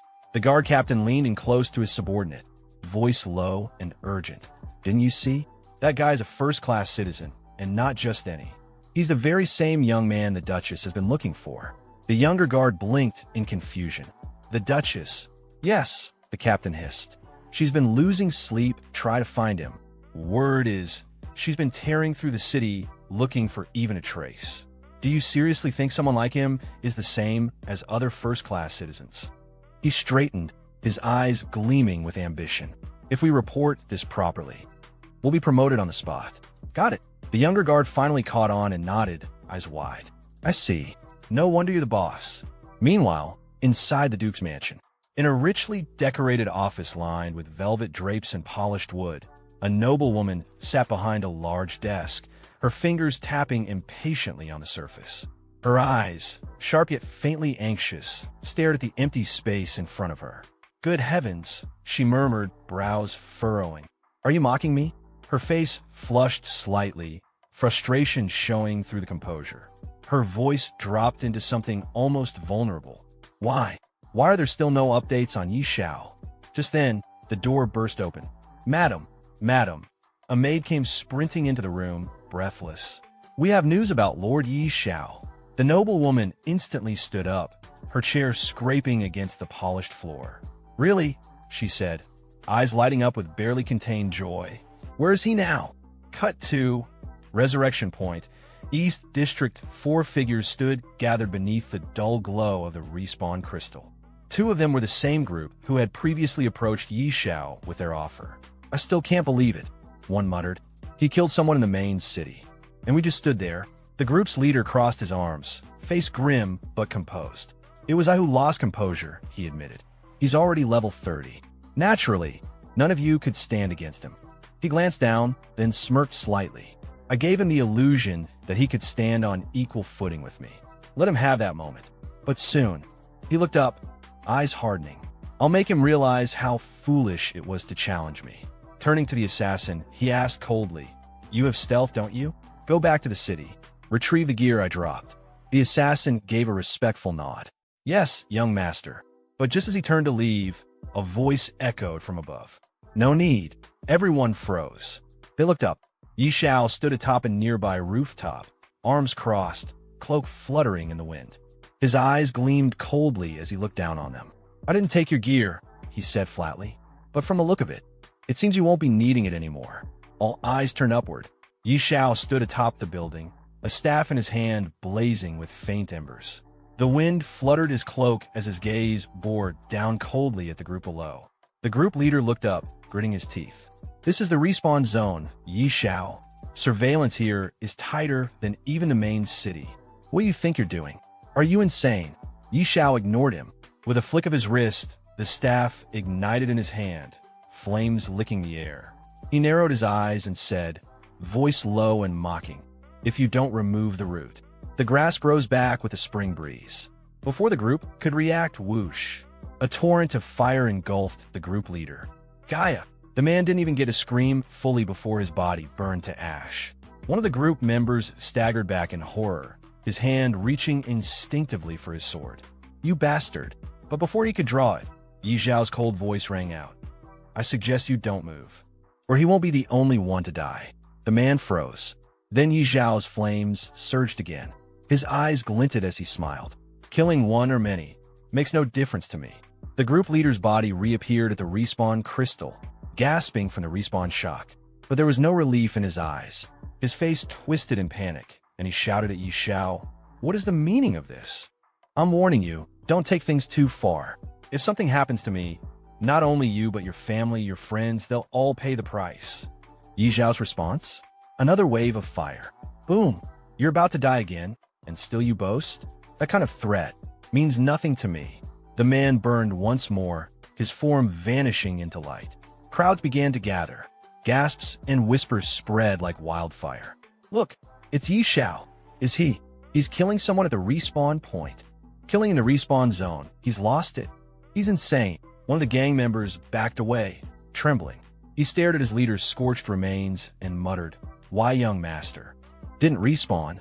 He was forced to log out." Then boom, a new group of city guards arrived, their armor darker, bearing a crest of black flame. At their head stood a tall, broad-shouldered man with a cloak trimmed in gold and crimson. His voice thundered across the plaza. "Who dares cause bloodshed at the respawn point?" The crowd fell silent. The assassin among the group narrowed his eyes and looked between Yi Xiao and the new guards. He muttered under his breath, "The black-robed judge. Even Yi Xiao won't escape his judgment. Now, he's really in trouble." Yi Xiao narrowed his eyes, scanning the black-robed commander and the elite guards behind him. He could feel the difference in aura, sharp, overwhelming. TCH. So he even alerted him. "With my current level, fighting that guy head-on would be a massive loss." With a controlled breath, Yi Xiao lowered his staff. He calmly stepped down from the rooftop, landing silently before the stunned crowd. Hands raised in a surrendering gesture, he spoke coolly. "I was the one who killed him. I'll go with you." The guard captain stared at him, suspicious at first, then surprised by the composure. "Humph. At least you're reasonable," the captain muttered. He turned to his squad. "Take him away." In the real world, within a grand estate, an elderly butler sat beside a young man lying unconscious on a luxurious bed. Young master, wake up," the butler said softly, worry in his eyes. Just then, the door slammed open. A stern-looking man in an ornate robe strode in. It was the young man's father. "What's going on?" he barked. "What happened to my boa?" The butler lowered his head, voice solemn. "Sir, the young master has been killed." The father froze for a moment, as if the words had struck him physically. Then rage overtook him. "What? Who? Who killed my boa? I want his entire family buried with him." Meanwhile, in the game world, inside the Dragon Phoenix Empire's prestigious court in Funya City, Yi Xiao stood calmly in the center. The judge sat high upon the bench, peering down at him with an unreadable gaze. "Yi Xiao, first-class citizen of the Dragon Phoenix Empire," the judge began, "why did you break the laws of Funya City by committing murder in the respawn zone?" Yi Xiao lifted his head with confidence and spoke clearly. "That person gathered a group to harass and threaten me. As a first-class citizen, I acted to protect my dignity. I had no choice but to kill him." Murmurs erupted in the courtroom. Among them, members of the group Yi Xiao had slain were present. One of them stood and pointed at him. He admitted it. "He blocked the respawn point and killed our young master 5 times in a row. That's insane. Not even the respawn zone is safe if you offend him. He didn't even give him a second to breathe." So that's Yi Xiao. Terrifying. If he wants you dead, you're doomed, even in-game. The judge slammed his gavel down, his face stern. "Silence," he shouted, then turned back to Yi Xiao. "For violating city law and committing mass murder within a restricted zone, and though this is your first offense, I hereby sentence you to lifetime exile from the Eastern District of Funya City." Yi Xiao opened his mouth. "Respected judge," about this. Before he could finish, a firm and elegant voice echoed through the court. "Judge Aiter, Yi Xiao only killed a vagrant who dared to insult and threaten him. Both morally and legally, his actions were justified." All eyes turned toward the entrance. "It's the Duchess," someone gasped. Layla, dressed in her noble regalia, strode in with calm authority. Her eyes scanned the room before resting on Xiao. Isn't this punishment a bit excessive, Judge Aita? She asked. The judge immediately stood, sweat beading on his forehead. Respected Lady Layla, Judge Aiter greets you. Layla didn't acknowledge the greeting. Her tone was firm. This man is my friend. I won't stand by and watch him be punished unfairly. Don't you agree, Judge Aiter? Yi Zhao's gaze softened slightly. Layla. Aiter quickly nodded. Yes, of course. The lady is right. My sentence was hasty. According to Fiancée City law, if a vagrant offends a first-class citizen, he is to be executed on the spot. In that case, Layla replied, why don't you remove the restraints from Mr. Yi Xiao? Immediately, the judge shouted, guards, release him immediately. As the judge gave his final word, the Duchess turned toward Yi Xiao and said calmly, Mr. Aiter, if Yi Xiao is not guilty and there's nothing else, may we leave? The judge nodded respectfully. Of course, my lady. You may go at any time. Very well, she said simply. She turned and walked out of the courtroom, motioning for Yi Xiao to follow. Yi Xiao, let's go. He nodded, following her. All right, Layla. Outside the court, Yi Xiao rubbed the back of his head a little awkwardly. Thank you, Layla. Really. At the same time, the red frog spirit chimed in arrogantly. Kid, you got lucky again. Barely slipped out of trouble this time. Layla, without turning around, replied lightly, it was nothing. But then, with a softer expression, she glanced at Yi Xiao and smiled gently. I heard you were captured by a dragon. I sent people all over to search for you. I'm glad you're safe. Yi Xiao nodded. Yeah, I was actually taken by 2 dragons. But it turned out okay. I even gained some valuable items. Then, without warning, he took her hand and kissed it respectfully. Layla's face turned a little red, but she smiled. Really? Then you have to come home with me and tell me everything. Yi Xiao smiled back. Sure, Layla. It's been a while. I've got a lot to share with you too. Layla's eyes lit up and she started to say something excitedly. This is seriously, but Yi Xiao interrupted her with a chuckle. Totally true. By the way, is Mr. Stir still at the manor? I wanted to ask him about the second-class mission. Second-class mission? Layla blinked, a bit surprised. You're already level 30? That's fast. Sometime later, in the main hall of the Duke's mansion, Yi Xiao and the esteemed lady stood before Mr. Stir. He looked at Yi Xiao confidently and said, wonder someone with enough spiritual power, 5 crystal orbs, level up so fast. I feel inferior. Yi Xiao replied respectfully. Master Stir, you are too humble.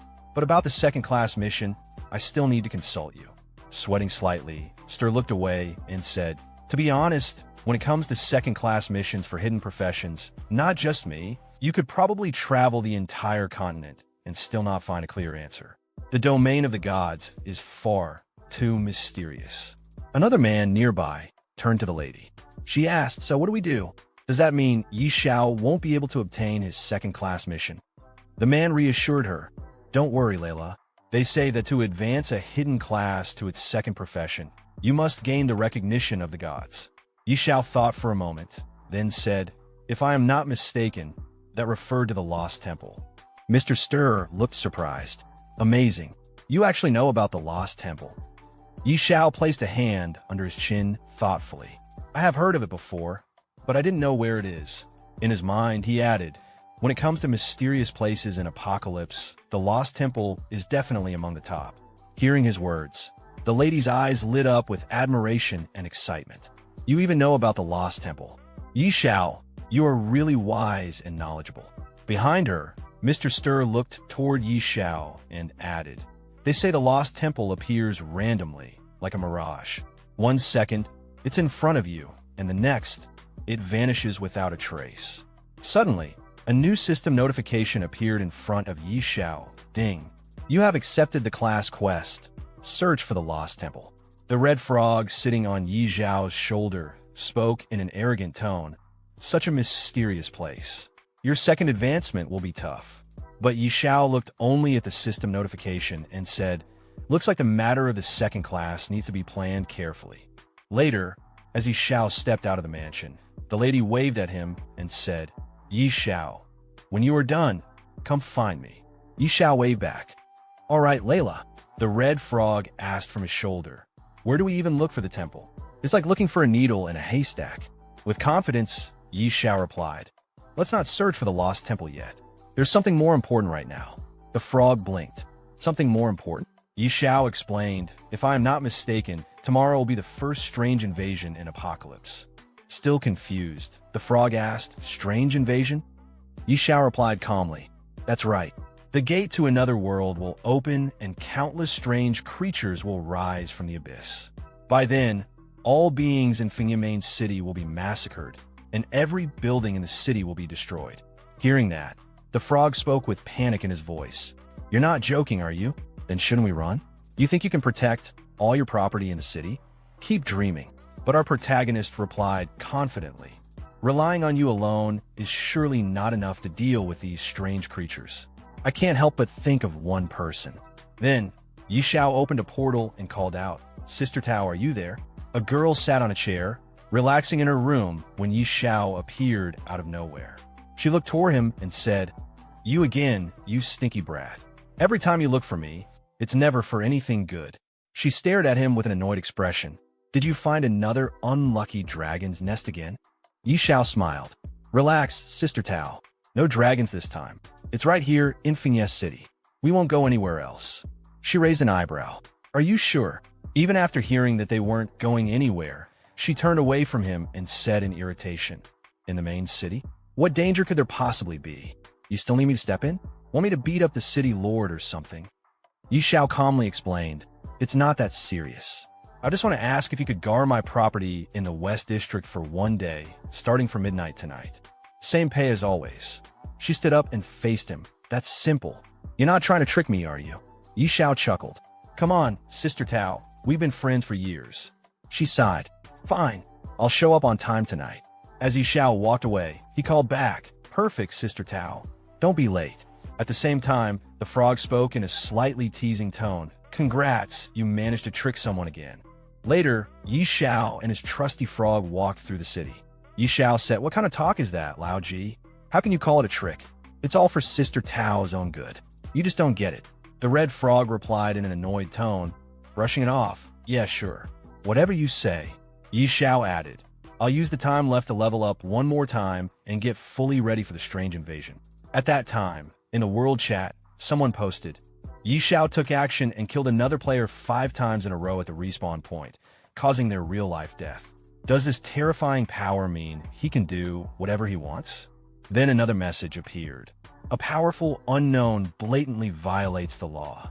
This is an open challenge to society, a disgrace and a trampling of human life. Another person wrote, Real identity verification is urgent. Apocalypse must not be a place where players do whatever they please. Followed by someone else.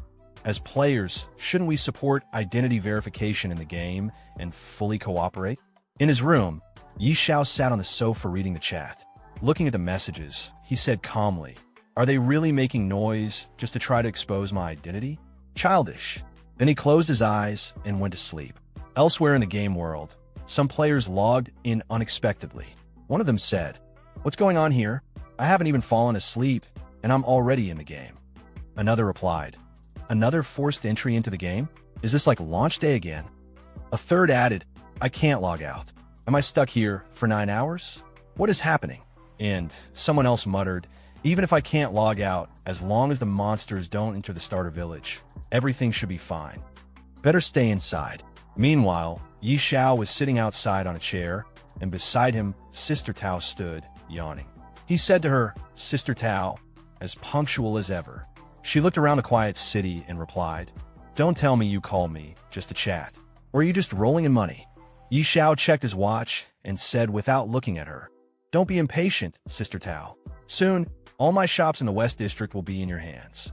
She smiled gently and answered, Relax. As long as I'm here, not a single stone or tile will be lost. With confidence, Yi Xiao smiled mysteriously. With Sister Tao here, I'm already at ease. Suddenly, lightning struck from the sky. Both of them became alert and looked up. Yi Xiao stayed calm and said, Sister Tao, cast a buff. She didn't answer right away. Instead, she kept staring at the sky. What's this?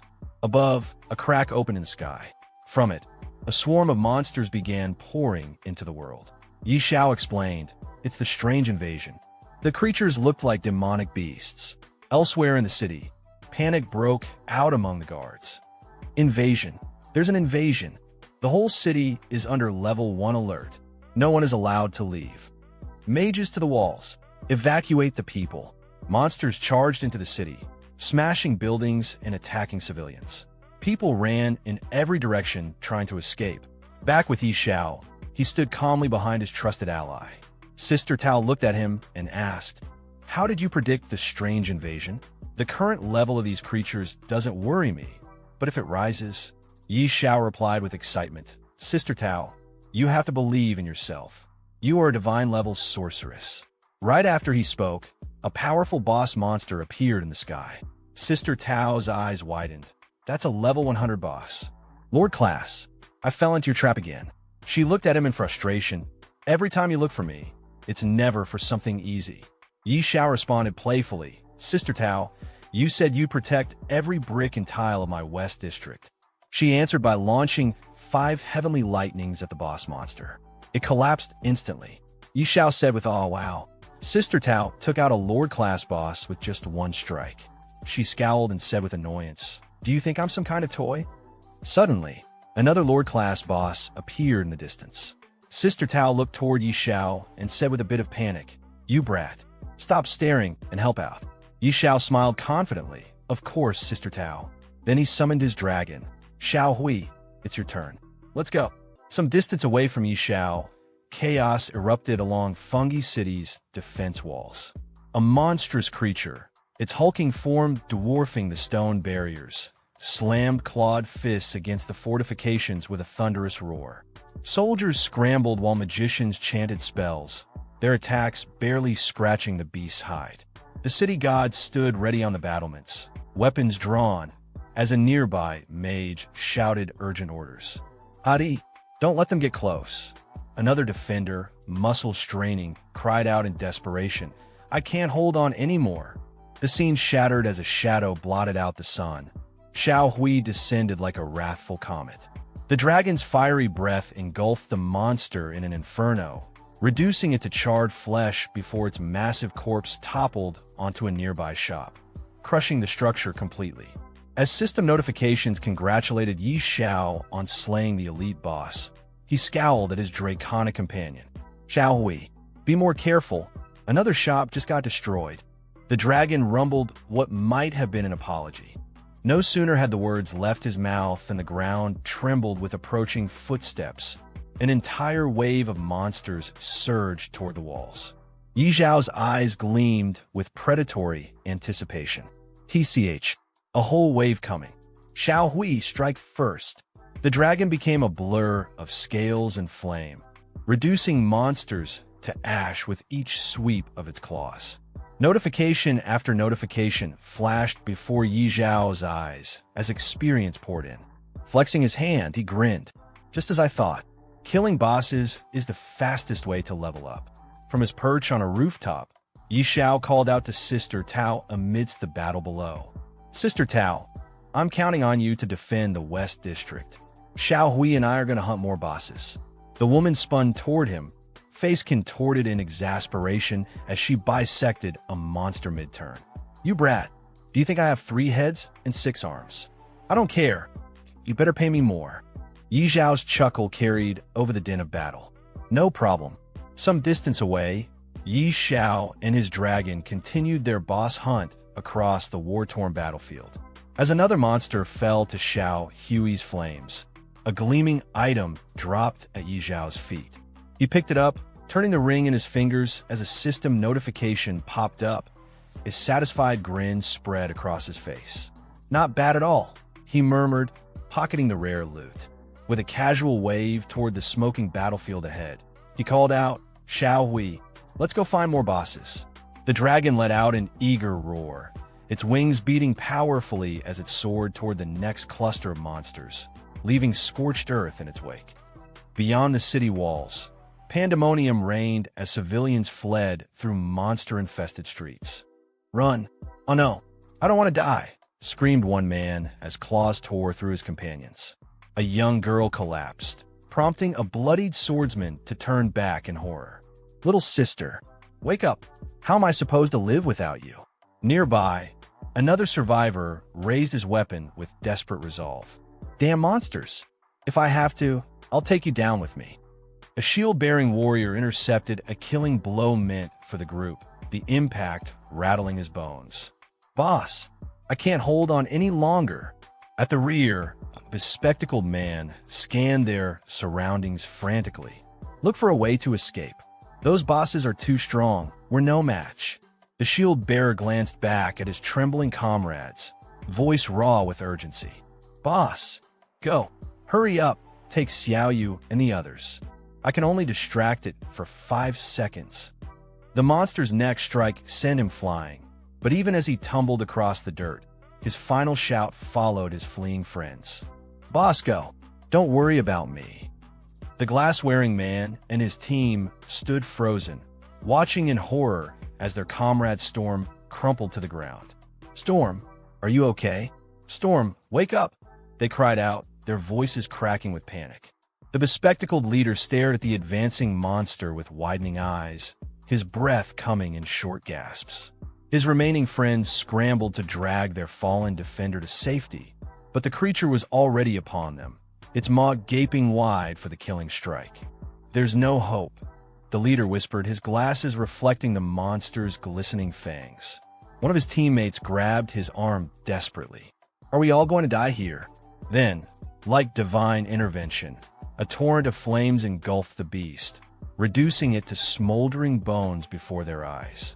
The sudden heat made them stagger back as the monster's corpse collapsed at their feet. The bespectacled man stared dumbfounded at the charred remains. Wow! The boss was defeated in a single strike. His gaze shot upward, where a gleaming green dragon circled overhead, its wings casting ominous shadows across the battlefield. Sweat trickled down the leader's face as he muttered, "Looks like a baby dragon." But his assumption shattered when a majestic creature unleashed a psychic pulse across the battlefield. Every monster in the vicinity turned as one, compelled by some unseen force to charge recklessly at the dragon. What followed wasn't a battle, it was a slaughter. Before the horde could even raise their claws, Xiao Hui's fiery breath turned them to ash, their dying screams cut short by the inferno. The group watched the carnage with awestruck expressions. This baby dragon is unbelievably strong, one member breathed. The shield-bearing warrior who'd nearly sacrificed himself earlier managed a weak smile, gazing at their draconic savior through bloodied vision. God, did you hear my prayer? Some distance away, Xiao waved dismissively at the scene. Come on, Xiao Hui. Looks like there are more bosses over there. His casual remark drew the group's attention to his presence. A girl suddenly pointed, her voice trembling with recognition. That's the great Xiao. The others whirled around, their exhaustion momentarily forgotten. It really is the great Xiao, they echoed in reverent tones. Their bespectacled leader scrambled forward. Xiao, wait. The renowned cultivator paused mid-step, turning with visible annoyance. You guys, what is it? Though his tone made it clear he wasn't interested in conversation, the group bowed deeply. Thank you for saving us just now, the leader said sincerely. Another member added with fervent respect. If you ever need anything, Grandmaster, we'll risk our lives to repay this debt. Yi Zhao's lips quirked in amusement. He gestured toward the city with a lazy flick of his wrist. The West District is relatively safer now. If you don't want to keep hunting bosses, you can head there. As the group murmured their thanks, the girl whispered dreamily to her companions. Yi Zhao is so cool. One of her friends chuckled. If I were a woman, I'd definitely have his children. She gave him a deadpan look. You're way too ugly for that. Their leader clapped his hands, snapping them out of their reverie. Okay, enough talking. Pick up the gear and items. We're heading to the West District. Meanwhile, Xiao was already moving toward the next cluster of monsters, watching as Xiao Hui reduced another wave to cinders. Killing these common monsters is just a waste of time, Xiao Hui, he remarked, though the dragon continued its relentless assault, bathing the battlefield in cleansing fire. Yi Zhao's gaze swept across the burning cityscape, flames licking at the night sky like hungry serpents. The acrid scent of smoke stung his nostrils as he tightened his grip on his weapon. "Come on, Xiao Hui," he muttered, his voice cutting through the chaos. "We should head to the city gates. That's the real battlefield of this strange invasion." The dragon gave a rumbling growl of agreement as they turned toward the heart of the inferno. The scene shifted to the smoke-choked streets where the rescued group staggered through the aftermath. The bespectacled leader wiped soot from his glasses, surveying the relatively intact West District. Just like the great Xiao said, "This area is much safer." But the girl beside him wasn't listening. Her wide eyes reflected the dancing flames as sweat traced lines through the grime on her face. "If it's safe here," she whispered, "then why is the great Xiao still fighting outside the city? Could he really be hunting bosses to level up?"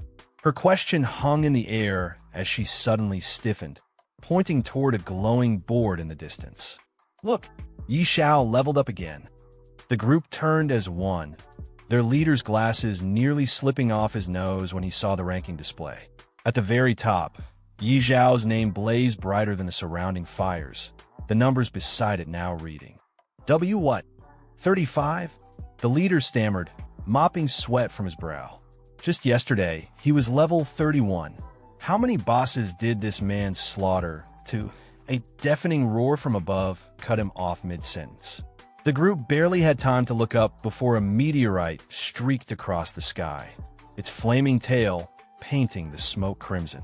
It struck with earth-shaking force somewhere near the main gates, the impact tremor making them all stumble. "What in the..." the girl shrieked, bracing against a collapsing wall. Their leader's glasses reflected the growing fireball as he whispered hoarsely. That came from the direction of the main city gate. Through the billowing smoke, they could just make out the crater's outline. The meteorite had landed squarely amidst the city's central buildings, its ominous glow pulsing like a diseased heartbeat. Xiao stood tall at the main gate of Fengye's central city, his gaze locked onto the ruined landscape before him. The scorched buildings, shattered defenses, and trails of smoke told a single, brutal truth. What had occurred here wasn't a battle. It was a massacre. Just then, a monstrous pressure surged behind him. A massive skeletal figure emerged, towering over the wreckage, cloaked in dread. System alerts flashed, Skeleton King, level unknown. Xiao turned around, narrowing his eyes at the creature's presence. This wasn't just any enemy. He recognized it immediately, a level 100 Lord-class boss. And, judging by its aura, this wasn't going to be a fight he could handle solo. Some distance away, atop the city walls, chaos erupted.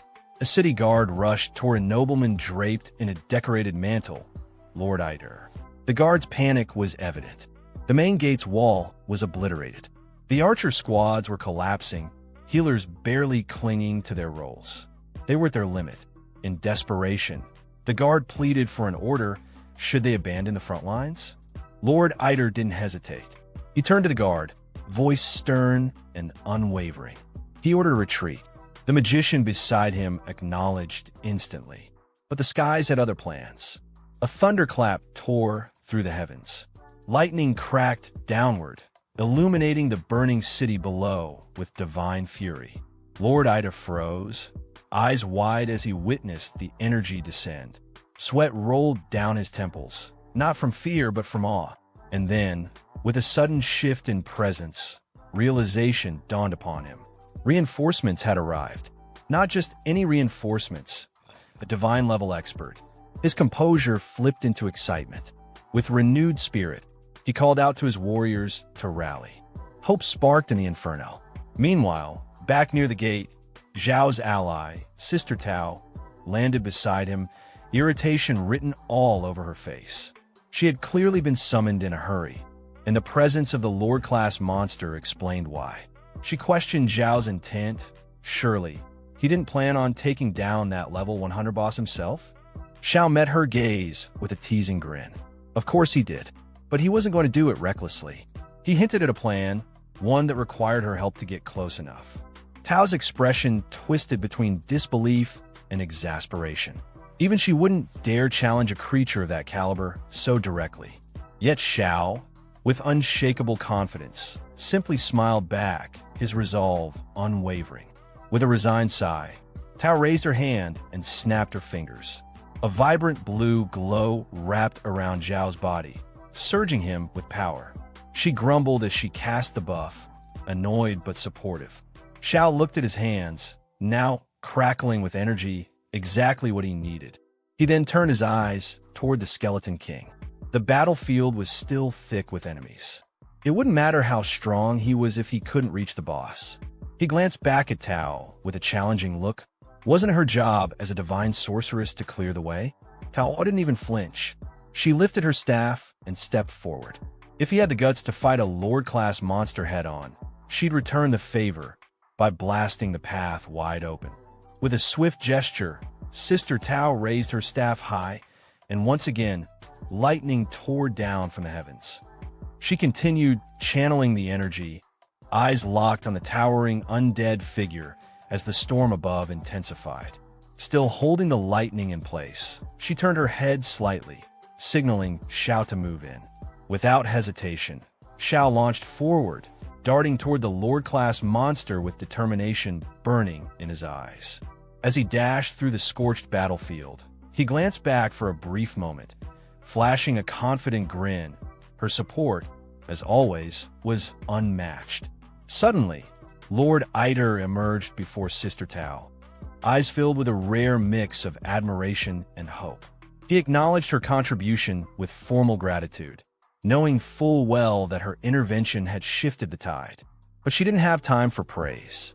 With an irritated expression, she sharply dismissed the pleasantries and barked out orders. He was to lead his forces to defend the north, while she and Xiao handled the front. Lord Eider wasted no time. He accepted her command and immediately turned back to his men, rallying them toward the northern sector.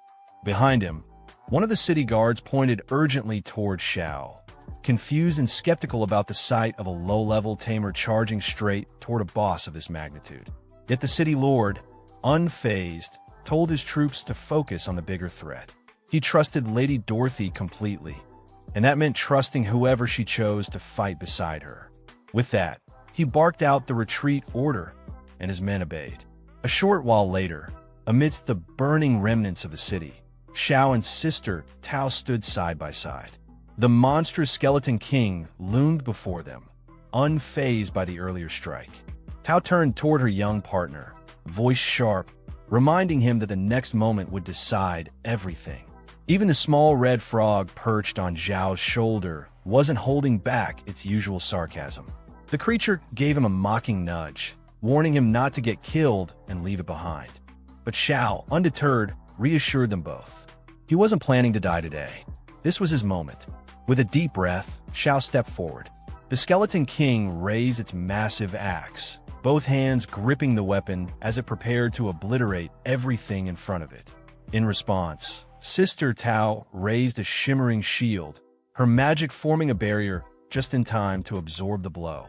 Sparks and light clashed violently as the weapon struck the magical defense, but she held firm, shouting in frustration at Xiao to move already. Xiao calmly reached into his inventory and pulled out an epic badge, the gleam of power reflecting in his eyes. With unwavering confidence, he raised it up. He was done waiting. As the badge activated, Xiao unleashed its hidden command, Brutal Massacre. A blinding red beam erupted from the badge, slicing through the air like a divine lance. It struck the Skeleton King dead center, and in an instant, the colossal monster was frozen in place. A system notification flashed across Xiao's view, brutal execution, instant death. The massive creature began to tremble. Its skeletal frame cracked, joints loosening, and then, one by one, its bones began collapsing to the ground. It wasn't just defeated, it was annihilated. Xiao stood there, stunned and exhilarated, staring at the crumbling remains of the once invincible boss.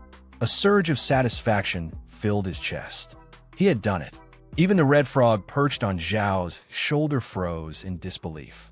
It stared at the crumbling remains of the Skeleton King, utterly stunned. A moment ago, this had been a towering, indomitable Lord-class boss. Now its bones lay scattered like ashes.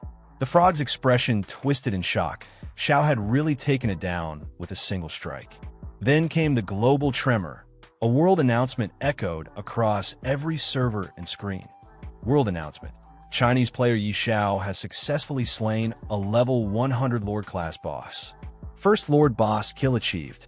Plus 1,000 reputation, plus 200 tribute points. China War Zone, plus 1 ding.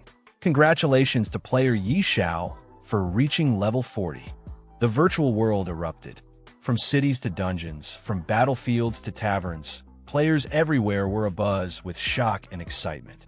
Confused voices rang out, trying to confirm the impossible. Players demanded to know where the boss had been, how it had been defeated, and, most importantly, who had the power to one-shot a Lord-class enemy. Elsewhere, a group of players, including a young man in glasses whom Xiao had saved earlier, stared at the notification with wide eyes. The realization hit him. Yi Xiao had just left the city moments ago. And now this? His teammates began to murmur excitedly. One was already in awe, calling Xiao a grandmaster and wondering if he accepted disciples. Another, frustrated at the gap in power, half-joked that the game was rigged. Yet another declared boldly that he would start a fan club and be the first member, fully committed to worshipping the great Yi Xiao. Back at the battlefield, the rewards began to drop from the fallen Skeleton King. Glowing items littered the area around its corpse. Xiao knelt down and picked one up, eyes lighting up as he examined the glowing text. Divine Protection Shield grade. Not yet identified. Freezing Stone grade. Not yet identified. Effect. Not yet identified. He smiled to himself. This was exactly what he'd expected. A boss of this level didn't drop ordinary loot. The rewards were on a completely different scale from anything he'd encountered before. He turned toward the red frog still sitting on his shoulder and asked if it had spotted anything valuable. The frog was already staring at a horn-shaped item buried among the drops. It recognized it immediately, an artifact. Xiao reached down, picked it up, and gave the frog a smirk. That sharp eye of its had paid off again. This item was definitely something special. He stood up, satisfied. These rewards weren't just good. They were beyond even what a legendary quest would offer. The invasion had turned into the greatest opportunity he'd ever seized. Just then, the battlefield changed again. All around them, the remaining monsters began retreating, slipping back into the swirling portals from where they came. Townspeople across Finya shouted in relief and celebration. They had survived. The strange invasion was over. Their city stood. Cries of joy echoed through the streets. The monsters are retreating. We survived. It's over. We won. Victory. Within the governor's mansion, a soldier watched as the city's leader began to stir. As the governor opened his eyes, the soldier rushed to his side, helping him sit up. The governor, still groggy, tried to stand. He was adamant. They couldn't allow those strange creatures to breach Finya's defenses. But the soldier gently informed him that he was too late. The invasion had ended over an hour ago. The governor froze in disbelief. He had been unconscious all this time. How could it be over so quickly? The soldier explained everything. While the governor lay unconscious, Lord Yi Xiao and Lady Dorothy had intervened, repelling the invasion and saving the city. Repairs were already underway. A look of amazement crossed the governor's face. He hadn't expected such a hero to rise, someone beyond even the already legendary Lady Dorothy. At the city's darkest moment, Yi Xiao had emerged and turned the tide. Without hesitation, he ordered the soldier to make arrangements. He wanted to meet Yi Xiao in person, to thank him face to face for saving Finya City. The soldier saluted, acknowledged the command, and left the room to carry it out immediately. The next day, our protagonist Yi Xiao arrived at the city lord's mansion, accompanied by his sister Tao. They were warmly greeted by the city lord and the noble lady, Lady Layla. The city lord politely invited Yi Xiao inside. In response, Yi Xiao respectfully thanked him and stepped in. The city lord then extended his hand and, with genuine emotion, expressed his gratitude. He told Yi Xiao that if not for his brave efforts, Finya City might not have survived the recent disaster. On behalf of all its citizens, he offered his heartfelt thanks.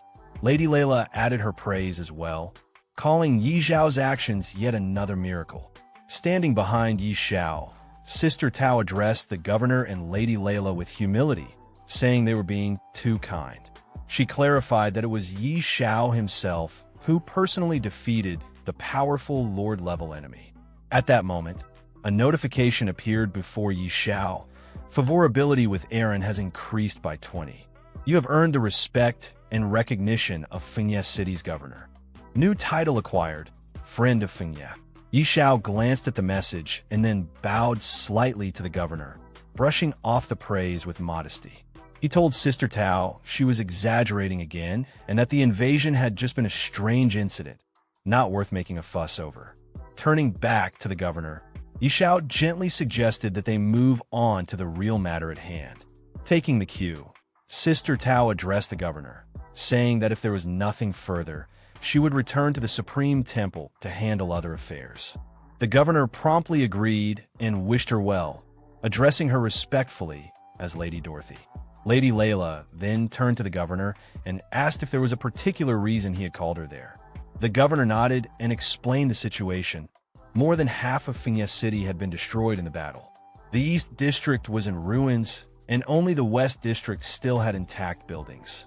That's why he wanted to ask if she could provide some properties in that area to help with reconstruction. However, Lady Layla replied that she wasn't in a position to decide that. Then, turning to Xiao, she pointed out that most of the West District's properties were now under his ownership. The governor, a bit surprised and disappointed, said he didn't realize Yi Xiao owned the entire West District, but asked if he might consider transferring some of the property to aid the city. Yi Xiao smiled and calmly said that he didn't mind, so long as the price was fair. At that point, the red toad perched on Yi Xiao's shoulder chimed in with a mocking tone, calling him a brat and teasing him for profiting once again. This time, it's worth noting that I am referring him as a toad rather than a frog, correcting a detail pointed out by a subscriber in my previous video. Returning to the story, the governor, pleased by Yi Xiao's cooperation, told him to name his price, and he would have the Fengye Bank prepare the gold coins immediately. With a hint of excitement in his eyes, Yi Xiao responded that since the governor was being so direct, he would keep a few of the larger shops on the corners for himself and transfer the rest of the properties. The governor thanked him sincerely. Just then, Lady Layla stepped forward from behind and addressed the governor. She said there was one more thing she needed his support with. He encouraged her to speak.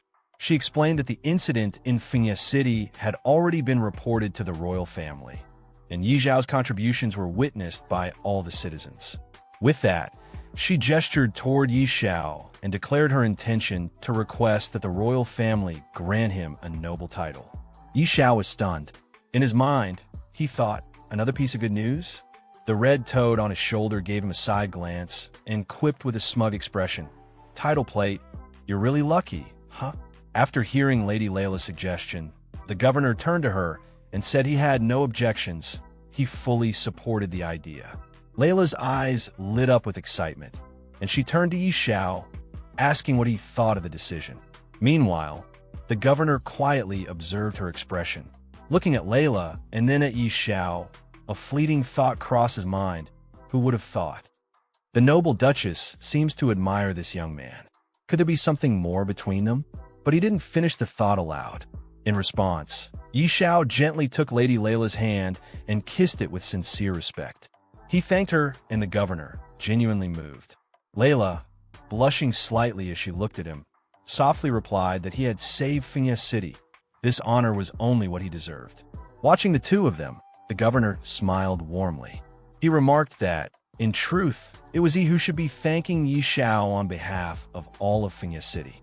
Sometime later, in the real world, inside an apartment belonging to Yanran, an emotional outburst shattered the quiet. Yanran screamed out, tears in her voice. "Zhou Hong, answer me. Stop joking." She sat on her sofa, eyes locked on her phone screen. Her hands trembled, and her expression was on the verge of breaking. Again, she cried, "If you keep this up, I'm really going to get mad." On the screen was an image showing her current boyfriend, Zhou Hong, along with other players, lying dead in-game. Tears streamed down her cheeks as she shouted, heartbroken and furious. "Zhou Hong, you're useless. I gave you the gear I bought with my entire savings, and you still couldn't defeat one strange monster." Her voice cracked. "What am I supposed to do now?" A wave of panic surged through her. Sweat began to roll down her face. She rubbed her cheeks with trembling fingers, trying to snap herself out of it. Her eyes sharpened with a mix of desperation and clarity. "That's it. I can still look for Yi Xiao," she exclaimed. Gritting her teeth, she continued, "That useless Zhou Hong. I was wrong to trust him. He's the one who led me astray. If it weren't for him, Yi Xiao and I wouldn't be like this now." She finally realized it. "Now I understand. Yi Xiao is the one who's treated me the best in this world. Yes, I can still find him." She stood up from the sofa, her mind set, and began walking briskly. Her voice, firm but emotional, echoed in the apartment. "Yi Xiao loves me deeply. If I just sincerely apologize, I'm sure we can go back to how things were." Her footsteps quickened. "This time, no matter what he wants, I'll give it to him. As long as I lower my head, he's sure to forgive me." Alone and full of urgent longing, she made her way toward Yi Xiao's apartment. "Yi Xiao, I'm coming to you," she whispered to herself. "Wait for me." Sometime later, inside the game world, a large number of players had gathered in the middle of the city, clearly discussing their next move. One of them loudly declared that starting tomorrow, he would find a way to transfer his character to Fiancée City. He believed the other regions had become far too dangerous, and only Yi Xiao could ensure their safety now. Another player quickly agreed and asked if anyone wanted to form a party for the journey, believing it would be safer to travel together. Others were offering to buy city transfer scrolls, even willing to pay high prices, open to negotiation, just to reach Fiancée City. Excitement surged through the crowd as more players ran around, scrambling to buy property in the city. Shouts filled the air, with players bidding higher and higher amounts for available houses, offering thousands, even tens of thousands of gold coins. Amid the chaos, Yi Xiao stood quietly, observing the commotion. He couldn't help but wonder why so many people were suddenly flocking to Fiancée City. It puzzled him, but instead of dwelling on it, he decided it wasn't the right time to take on new challenges. He figured he should focus on forging equipment first. With that thought, Yi Xiao made his way back to the blacksmith he had met earlier. Upon seeing Yi Xiao, the blacksmith respectfully asked what brought him back this time. Yi Xiao explained that he needed to forge and identify some equipment. However, the blacksmith regretfully pointed out that his shop had been destroyed and he didn't have the means to help at the moment. Yi Xiao then thought for a moment and told him not to worry. He could lend the blacksmith a forge and an identification device. This surprised the blacksmith, but he followed Yi Xiao without hesitation. When they arrived at a well-kept shop in the West District, Yi Xiao gestured for him to go inside. The blacksmith was stunned and tried to ask about the place, but Yi Xiao simply encouraged him to step in and see for himself. Once inside, the blacksmith was amazed. The forge was top-tier, clean, modern, and fully equipped with high-grade tools and even identification equipment. He commented on how luxurious it was and asked who the owner might be. Yi Xiao calmly explained that the shop belonged to him. He offered to let the blacksmith take over the place under the same profit-sharing arrangement the blacksmith used to have before. Since the shop had been sitting unused and the blacksmith was clearly skilled, it made sense. The blacksmith was overjoyed, deeply moved by Yi Xiao's generosity. Especially in a time when many in his profession had been left unemployed, he expressed his heartfelt gratitude, promising to give it his all in return for the opportunity. After settling the blacksmith into the new forge, Yi Xiao pulled out a mysterious item and held it out toward him. He told the blacksmith there was no need for thanks. The important thing now was the work. He then asked if the item could be identified, clearly interested in testing its properties. The blacksmith examined it carefully. He seemed surprised, asking if this was truly an artifact meant for identification. As he took it into his hands, his expression grew more serious and slightly disheartened. Without even looking up, he admitted that even with the most advanced identification tools currently available, he couldn't guarantee a successful result. Yi Xiao, unfazed, simply encouraged him to try anyway. Motivated by Yi Xiao's trust, the blacksmith immediately began working on the process. He was determined to give it his all, doing everything he could to identify the mysterious artifact. However, after some time, the results were disappointing. The blacksmith lowered his head and admitted he had failed. He couldn't even maintain the identification spell. Just as he had feared, the artifact was far too advanced. Yi Xiao asked whether it was really that difficult. The blacksmith responded honestly, explaining that no one had ever successfully identified an artifact of this nature before. He apologized, clearly feeling he had let Yi Xiao down. But Yi Xiao didn't seem bothered at all. With a calm expression, he pulled out a few more items, 3 epic grade ones, and handed them over. He acknowledged the artifact was probably too complex, so it was better to start with something more manageable.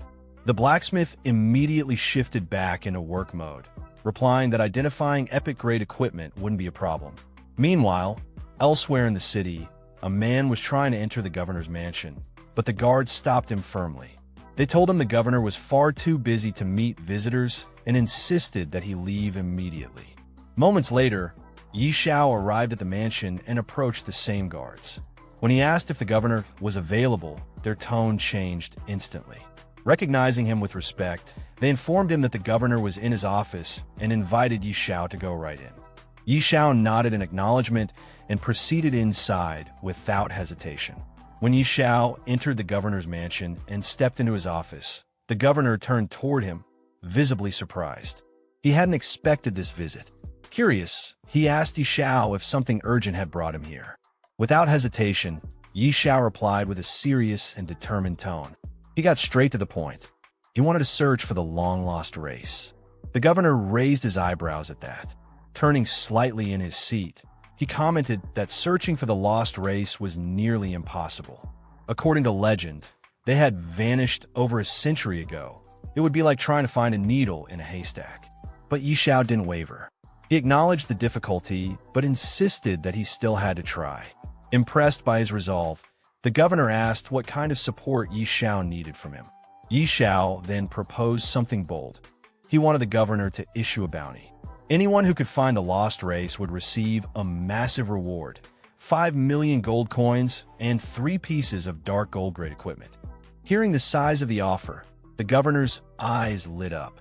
It was an extremely generous reward, clearly indicating that this mission held great importance to Yi Xiao. He assured Yi Xiao that he would have the bounty posted right away.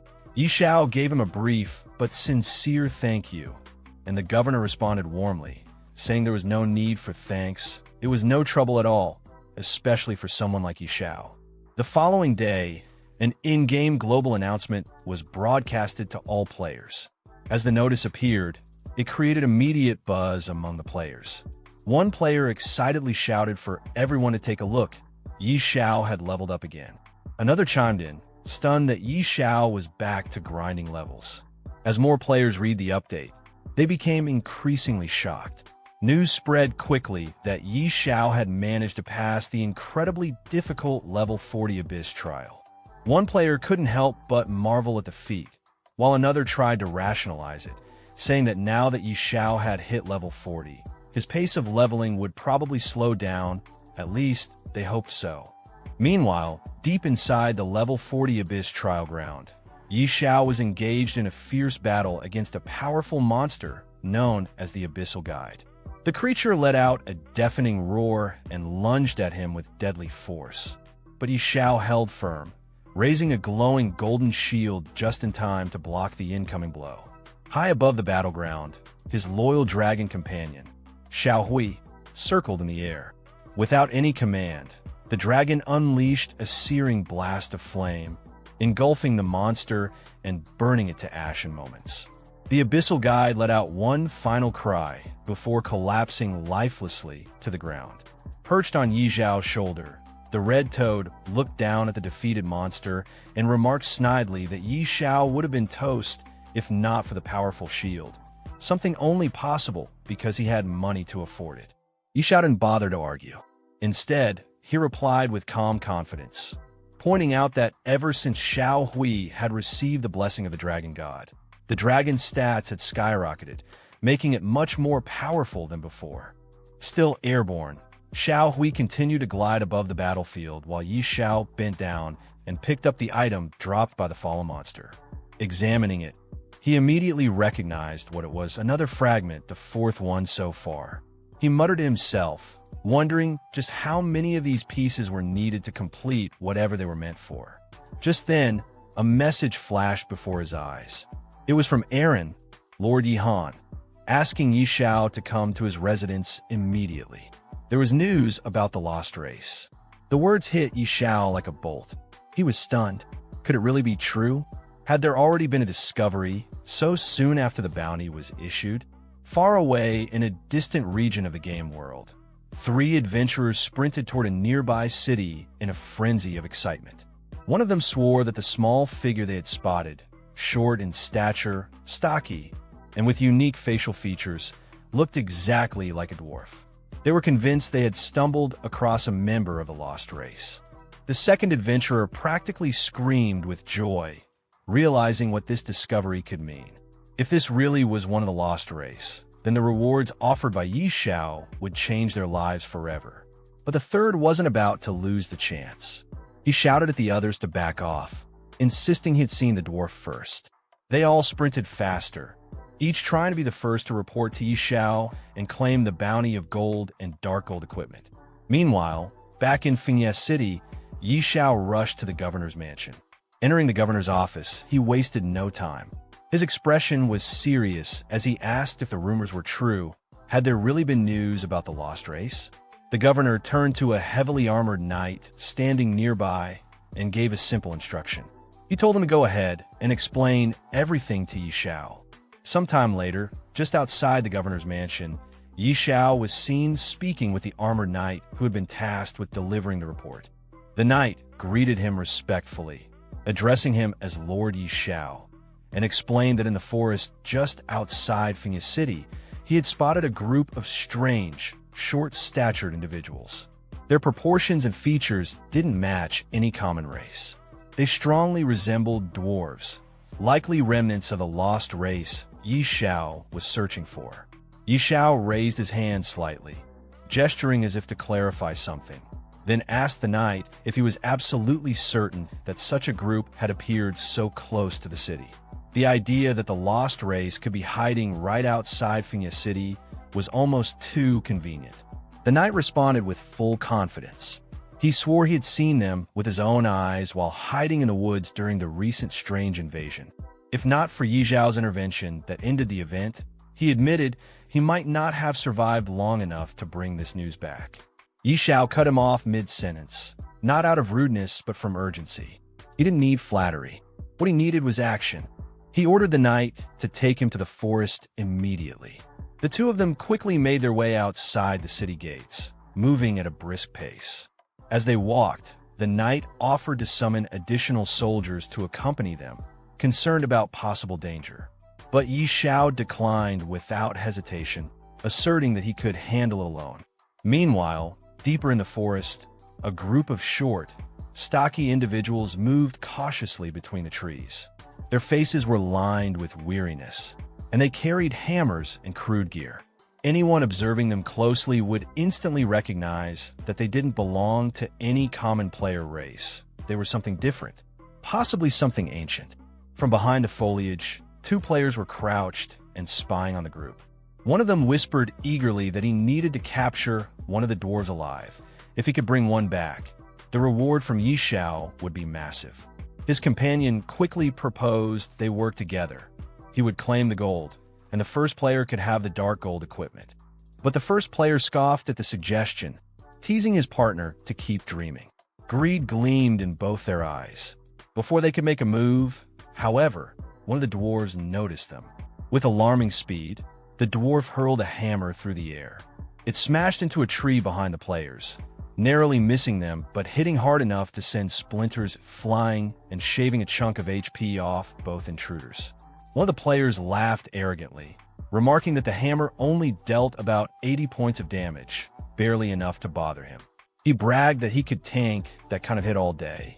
But before he could finish his sentence, a second hammer came flying, this one crackling with electricity.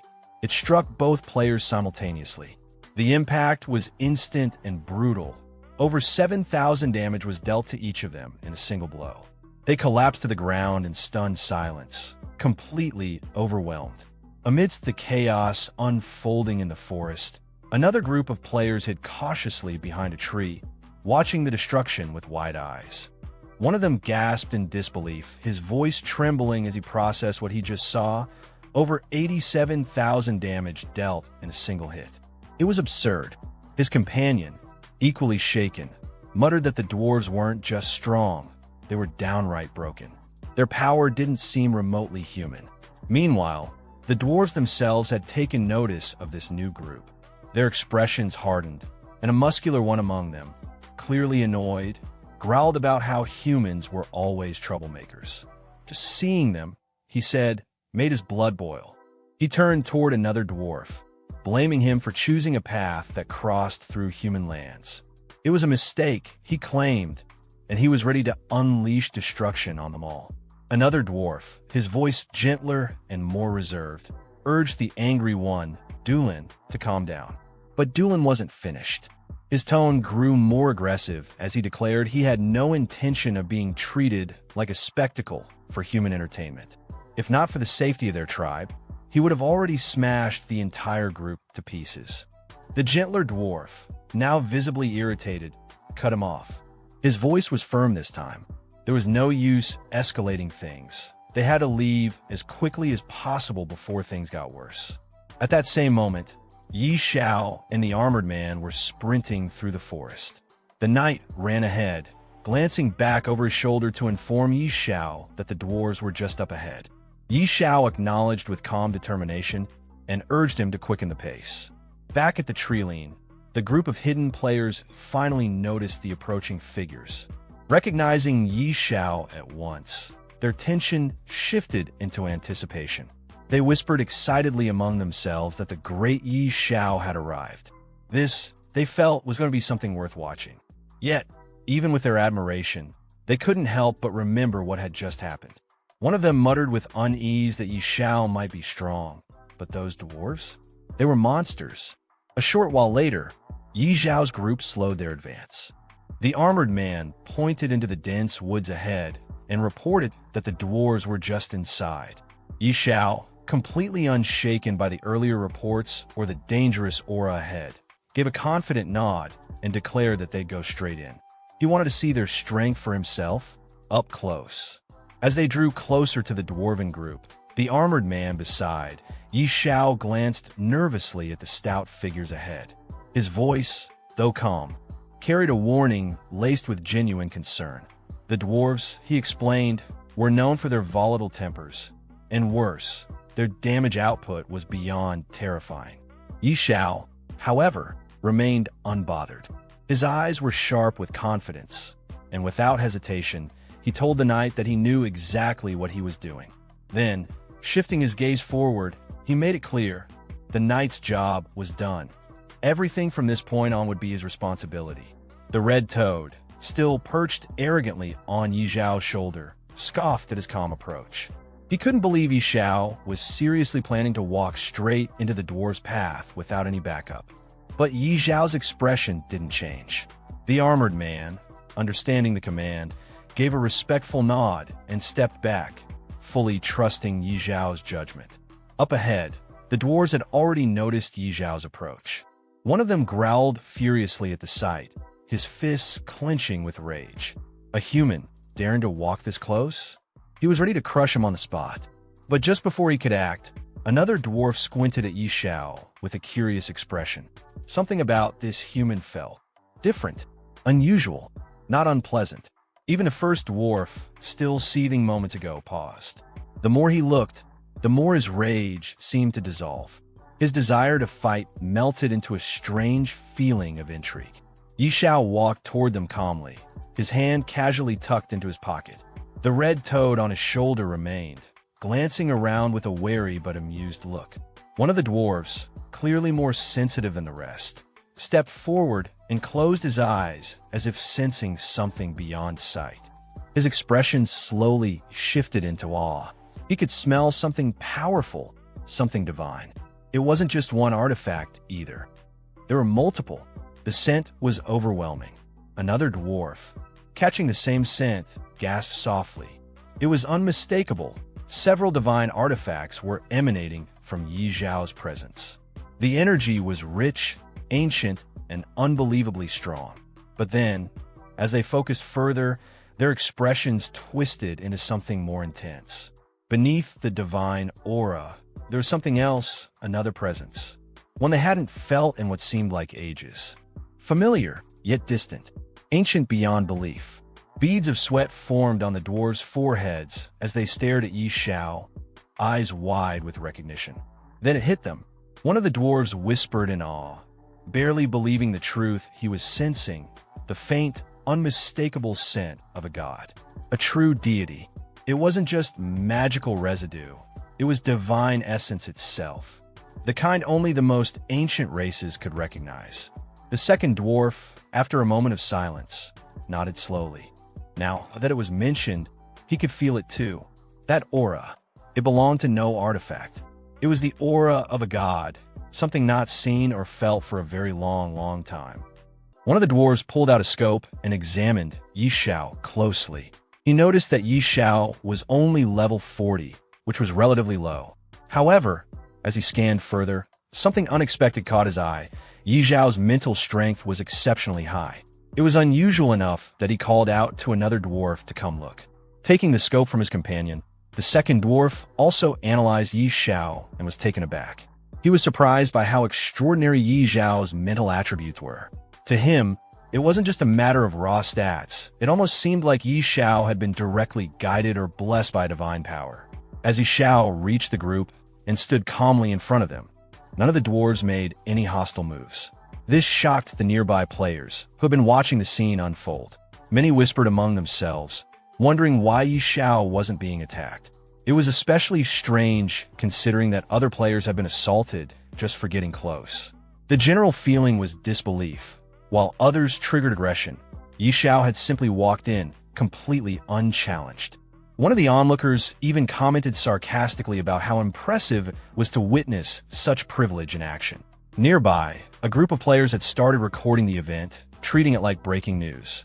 They made casual, joking remarks about how the situation looked from the outside, like a betrayal of expectations or a twist in the story, with even the proud dwarves seemingly bowing to Yi Zhao's influence.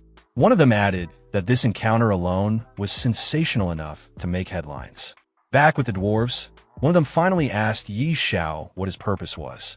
Yi Xiao introduced himself and explained that he had come seeking their help, not to fight, but for a specific purpose. Hearing this, another dwarf assumed Yi Xiao wanted them to craft a divine-level item, but Yi Xiao clarified that wasn't the case. He told them his true goal was to locate the lost temple. The dwarves became more cautious upon hearing this. They questioned Yi Zhao's intentions, wanting to know why he would be searching for such a significant place. Yi Xiao responded sincerely, explaining that it was tied to a class quest. His character needed to contact a god, and the only known method was through the lost temple. He assured them he had no bad intentions. One of the dwarves seemed intrigued but cautious. He told Yi Xiao that information about the lost temple wasn't something they could share freely. If Yi Xiao wanted their trust, he would need to prove himself as someone honorable and sincere. Yi Xiao accepted this calmly, even with a bit of amusement. He asked what sort of proof they expected from him. The red toad, sitting on his shoulder, made a snide remark, implying that such a test of character wouldn't be easy. Instead of pushing the issue, Yi Xiao smoothly changed the subject. He mentioned that he had a divine artifact with him and asked if the dwarves could appraise it. This caught their interest immediately. They eagerly asked to see the item.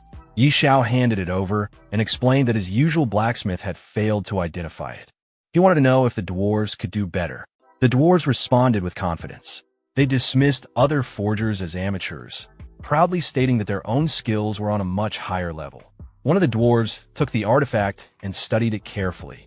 After a moment, he commented that the item didn't appear to be a typical divine artifact forged by normal means. Yi Xiao, curious about this unexpected assessment, asked the dwarf what he meant by that. One of the dwarves picked up the divine artifact and examined it carefully. He remarked that the item showed no signs of being forged. It had no hammering marks or artificial refinements. Instead, he explained that the artifact had likely formed naturally into its divine state after coming into contact with a certain rare element, due to its already high-grade nature. Another dwarf took the artifact to inspect it as well. After a moment of study, he concluded that it appeared to be the horn of the god of destruction. He speculated that it was either severed or had fallen off naturally at some point. Curious and cautious, the dwarves asked Xiao how he had come to possess such a rare divine object. Xiao casually replied that he had obtained it by defeating the boss during the recent bizarre invasion. That revelation shocked the dwarves. The idea that someone had managed to kill a Lord rank boss from the bizarre invasion seemed unbelievable to them. Some even questioned whether Xiao had actually ventured into the divine realm itself. Xiao, however, didn't elaborate further. Instead, he refocused the conversation and asked whether or not the artifact could be appraised properly. The dwarves affirmed that they were capable of appraising it, though they warned him that the cost would be very high. There was uncertainty in their tone, as if they doubted whether Xiao could afford it. Unfazed, Xiao responded with confidence, while the red toad, sitting on his shoulder, asked them directly for the appraisal fee. The dwarf held up 5 fingers, intending to suggest a number. At first, Xiao misunderstood and thought the dwarf meant power, but then the dwarf clarified he meant 500 gold coins. Both Xiao and the toad were stunned by the steep price. To them, it felt outrageous. One of the dwarves, seeing their reaction, tried to bargain a bit. He insisted that even 300 gold coins was the absolute minimum they'd accept, and if Xiao couldn't pay that, he would have to think of alternative solutions. But Xiao wasn't interested in haggling. He simply stated that if the appraisal was successful, he would reward them with 1 million gold coins. That left all the dwarves stunned and speechless. The thought of that much gold seemed unreal to them, an amount that could feed a tribe for generations. To prove he was serious, Xiao threw a bag of 1,000 gold coins down as a deposit. He promised to send even more supplies and food later. The dwarves were overwhelmed. Their excitement bubbled over as they hurried to begin the appraisal immediately. One of them became so eager, he shouted out that they should start at once.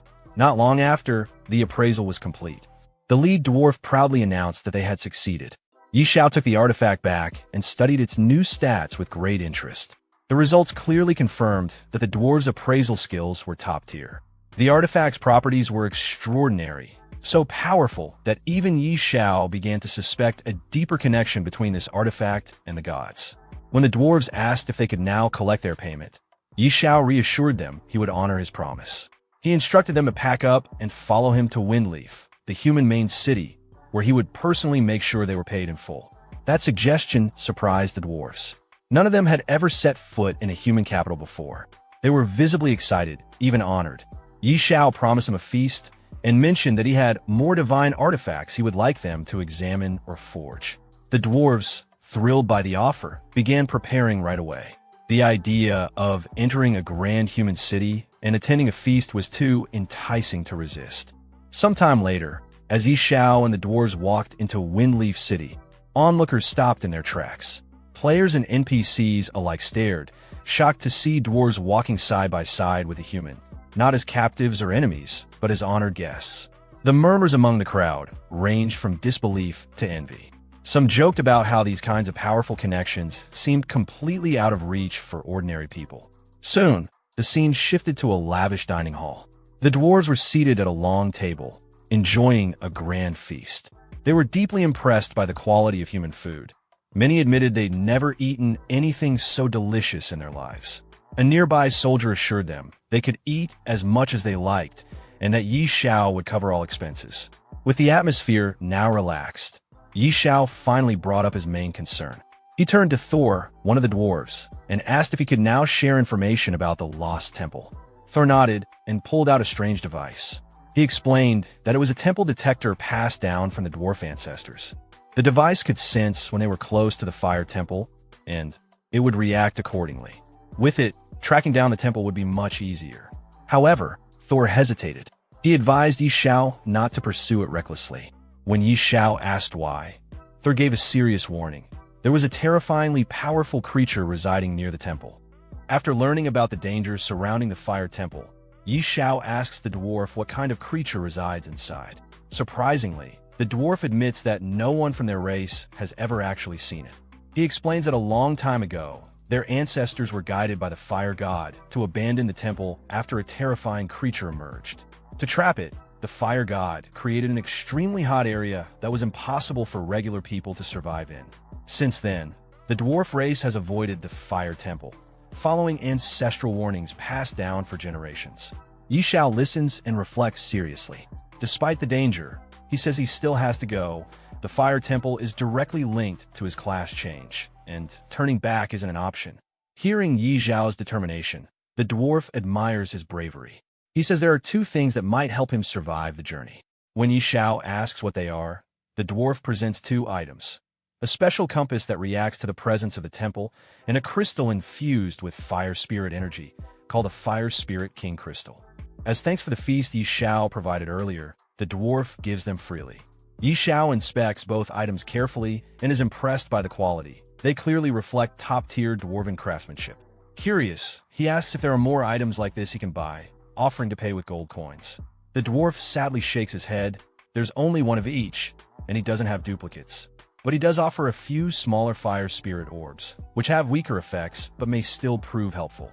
Xiao accepts the orbs, but admits that the supplies still won't be enough for what lies ahead. The dwarf tells him that's all he has.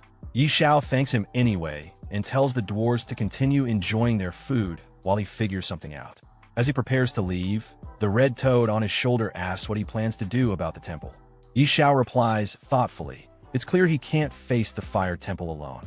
For a challenge this dangerous, he needs someone to help. The scene then shifts to Sister Tao. She's admiring a new magic robe in front of her mirror, confident that it enhances her power. She remarks that soon even the powerful elders in the temple won't be able to rival her. But her moment is interrupted when a panicked soldier bursts into the room, struggling to speak. When she demands to know what's going on, Xiao casually steps into her room, confident as always, hands in his pocket, and greets her. When Xiao suddenly appears in Sister Tao's room, she reacts with her usual irritation. She's clearly not surprised to see him, but she already assumes his presence means trouble. With a lazy expression, she leans on her chair, asking mockingly if it's a dragon or another strange boss this time. Xiao tries to act innocent, lightly questioning her assumptions, but she brushes it off, saying he absolutely looks like someone who always ends up in dangerous fights. She cuts to the chase and demands he explain what he's planning. Xiao calmly tells her it's nothing serious. He's just planning to explore the fire temple. Upon hearing this, Sister Tao's tone shifts slightly. She's surprised, even impressed, but also not interested in getting involved.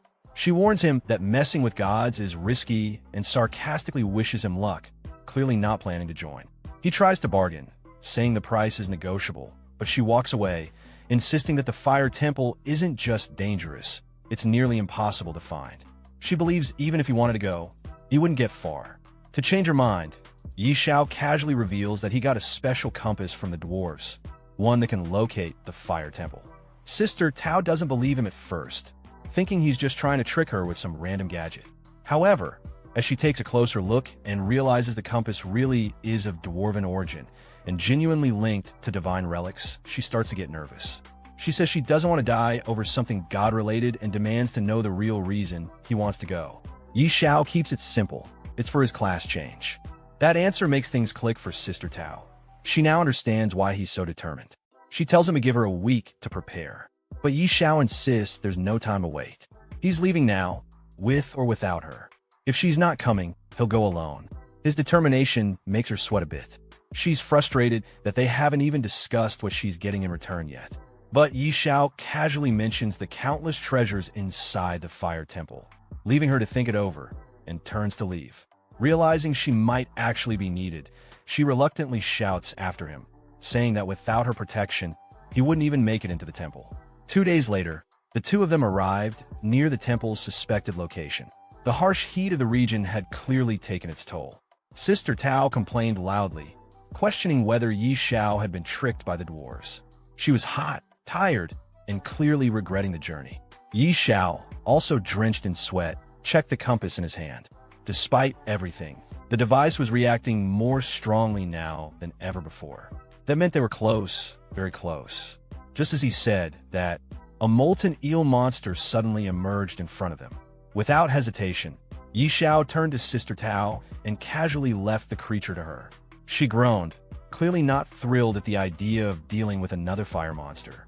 Joking that she didn't want to spend the rest of her life eating grilled eel, she activated her magic and froze the creature mid-air with a powerful ice spell, even throwing in a sarcastic one-liner about cooling it down. However, the eel quickly broke free from the ice. Even worse, more of them started to appear all around. Stunned by the sudden ambush, Sister Tao was taken aback by their numbers. But Xiao wasn't fazed. Instead of panicking, he focused on the compass. The signal was now at its peak. Whatever they were looking for, they were right on top of it. But before he could finish his sentence, she cut him off, her gaze sharpening as she muttered that something fell off. And then, without warning, a massive gate materialized right in front of them. Xiao's eyes widened in disbelief. This had to be it, the entrance to the fire temple. Even old Hige, the red toad perched on his shoulder, was momentarily stunned, confirming aloud that there was no mistaking it. Sister Tao, equally taken aback, admitted that this was her first time seeing the place as well. But before they could take a step forward, the sky darkened with the sudden appearance of a swarm of molten eels overhead. Realizing the threat, Sister Tao immediately jumped to defend the group, launching spells to hold back the assault. At the same time, Xiao activated his money shield to absorb the incoming damage. Without wasting a second, he turned to old Hige, tightening his grip as he prepared to sprint toward the gate. Urging the toad to hang on, he called out to Sister Tao, asking for a speed buff and cover while he charged forward. With a smirk, she complied, of course not forgetting to remind him, even mid-battle, about her payment. Xiao burst forward, ignoring the fiery strikes pelting him. Flames scorched across his shield, the damage indicators popping up one after another. He was losing health rapidly, even without the fire spirit crystal. The pain was sharp, but he pushed through it, shouting over the roaring flames that not even the gods could stop him now. Old Hige grumbled sarcastically from his shoulder, complaining about getting scorched alive, but Xiao didn't slow down. He kept running, straight into the inferno. Finally, with one last stride, he crossed the threshold. Inside, the atmosphere shifted. The air was stifling, yet eerily still. The ancient temple stood silent and barren, filled with nothing but dust, heat, and mystery. Then, suddenly, a statue before him stirred, its stone eyes locking onto him. It addressed him in a deep, ancient voice, asking for his purpose. Xiao, slightly puzzled, replied that he had come to explore the ruins. The guardian statue let out a low chuckle and declared that if he wished to unlock his full potential, he would need its blessing. After Xiao questioned whether second-class change really required a blessing, the guardian statue responded by asking him to kneel, offer praise, and submit. The red toad on his shoulder found the statue's demand strange and mocked it lightly, while Xiao refused with confidence, wondering why a mere statue would expect him to kneel. The guardian statue became visibly angry and declared that it was a great honor to kneel before Hephaestus, the god of fire and craftsmanship. As the guardian spoke, the temple began to shake slightly, and it seemed like an attack might come at any moment. Xiao prepared to fight by summoning his divine artifact. But before he could act, his pet dragon, Ashi, unexpectedly exited the pet inventory on its own. Xiao was surprised and told it to return, but the dragon ignored him and immediately launched a fire breath attack at the statue, dealing heavy damage. The statue couldn't withstand the attack and broke apart into several pieces. As it collapsed, the guardian's voice warned Xiao that breaking it could cause a sealed demon to escape and accused him of making a serious mistake. It also said Xiao would pay for his arrogance. Shortly after that, beams of golden energy came down from above and began to strike around Xiao. He tried to avoid them, realizing that the attacks might be from a divine source. It became clear that damaging the statue had triggered a reaction from the gods. The attacks continued, and Xiao understood that things had escalated beyond what he expected. He started questioning whether he could handle the consequences of what had just happened. Suddenly, a mysterious voice echoed through the temple, angrily calling out Hephaestus' name and declaring that he deserved to die. Xiao, caught off guard, looked around in confusion, unsure where the voice came from. Right after that, the ground beneath him started to collapse. He fell through the broken floor as the structure shook violently, realizing it was likely an earthquake triggered by the destruction of the statue. While falling, golden beams, possibly divine attacks, continued to strike around him. To defend himself, Xiao quickly activated his money shield. However, each second of defense came at a steep cost. His gold coin balance dropped rapidly. Minus 18,637,291 minus 18,637,301 minus 18,637,311, and so on. In mere moments, he had lost a total of 5,823,742 gold coins before deactivating the shield upon hitting the ground. Still recovering, he slowly got up and looked around to assess where he had landed. What he saw was completely unexpected. A phoenix wrapped in thick chains, radiating an immense aura. Its appearance was imposing and otherworldly. Unlike usual enemies or beasts, all its stats, grade, level, and attribute were unknown, which instantly alerted Xiao to the danger. Recalling what Thor had mentioned earlier about a sealed demon, Xiao realized this phoenix might be the very creature the fire god had imprisoned long ago. It made sense now why the temple had such heavy restrictions. The phoenix, noticing Xiao's presence, questioned whether he had destroyed Hephaestus's statue. Connecting everything that had just happened, Xiao understood there was deep enmity between this phoenix and the fire god. With confidence, he admitted to it. In response, the phoenix warned him to leave as soon as possible. If Hephaestus arrived, things would become much worse. Upon hearing the phoenix's words, Xiao's expression shifted in shock. He couldn't believe what he had just heard. Was that figure truly returning? The phoenix didn't hesitate. With a proud and powerful tone, it confirmed Xiao's suspicions. The statue had been broken, its power awakened once more, and soon it would shatter the last of its restraints. And before that moment arrived, that man, without a doubt, would return. As Xiao processed this, he clutched the chain in his hand and questioned the phoenix directly. If this creature had the power to break divine shackles, then why had it been imprisoned here in the first place? The phoenix responded almost immediately, flustered and furious. It shouted about a vile conspiracy, an ambush carried out by Hephaestus, a false god. The attack had come at the worst possible moment, when the phoenix was weak and vulnerable after laying its offspring. That last word caught Xiao's attention. Offspring? Did that mean a phoenix chick existed somewhere? With a surge of hope, he raised his hand confidently, declaring his intent to save the child. But the phoenix, filled with pride and disdain, scoffed at him. It reminded Xiao of his status, calling him a mere human and insisting that no one of his kind could ever tame a creature bearing such a noble bloodline. Unfazed by the insult, Xiao stood his ground. He wasn't here for games or meaningless chatter. Above him, a massive presence made itself known. A dragon appeared in an instant, and Xiao called out to it with purpose. He urged the beast, Ashi, to show the phoenix what it could do. Ashi soared toward the phoenix, and the moment it came into view, the majestic bird recoiled in disbelief. It was stunned. A dragon of such caliber under the control of a human? That was simply beyond comprehension. Sweat rolled down the phoenix's face as it struggled to accept what it was seeing. The idea that the dragon god, an ancient, revered being, would grant his blessing to a human seemed utterly absurd. But Xiao didn't flinch. He summoned his divine artifact without hesitation, eyes locked on the phoenix, demanding once more to know where its offspring was hidden. Seeing Xiao's resolve and the divine power at his disposal, the phoenix finally relented. It seemed to accept that this moment was perhaps dictated by fate itself. With a heavy but calm voice, it told Xiao to go and find the chick. Then, as if guided by destiny, it released one of its feathers, letting it float gently toward Xiao. Catching the feather, Xiao's eyes lit up with excitement. The thought that another mythical rank pet was within his reach had him grinning wide. But just then, the red toad nearby snapped him back to reality with a warning. This wouldn't be easy. Xiao wasn't just stepping into danger. He was walking into a literal sea of fire. Looking ahead, Xiao caught sight of the blazing terrain. Panic flashed across his face for a moment as he realized it wasn't just fire, it was magma. Still, determination returned almost instantly. A mythical ranked pet was worth any risk. Even if it meant diving straight into a pool of flames, he was all in.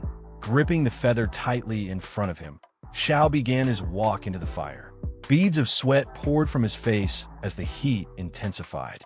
Thankfully, the Fire Spirit King crystal he possessed granted him a 95% resistance to fire. Without it, he admitted to himself, he'd be roasted like a pig by now. He pressed forward, pushing through the searing heat. But he couldn't take it much longer. He called out, desperate to reach the end of this blazing trial before he collapsed. As he moved further in, the feather in his hand began reacting more violently. He knew then he was getting close. With each step, the aura grew stronger. Then finally, just ahead, something caught his eye. There was a large yellow egg, glowing faintly amidst the magma. Xiao's breath caught in his throat as realization dawned. It wasn't just any egg. It was a phoenix egg, and he had finally found it. With a large yellow egg now in front of him, Xiao reached out and tried to lift it with both hands. A grin spread across his face as excitement welled up inside him. He couldn't help but chuckle to himself. This was a big deal.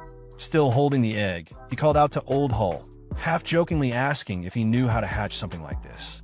Then, with a laugh, Xiao teased that maybe he'd just turn it into a fried egg if all else failed.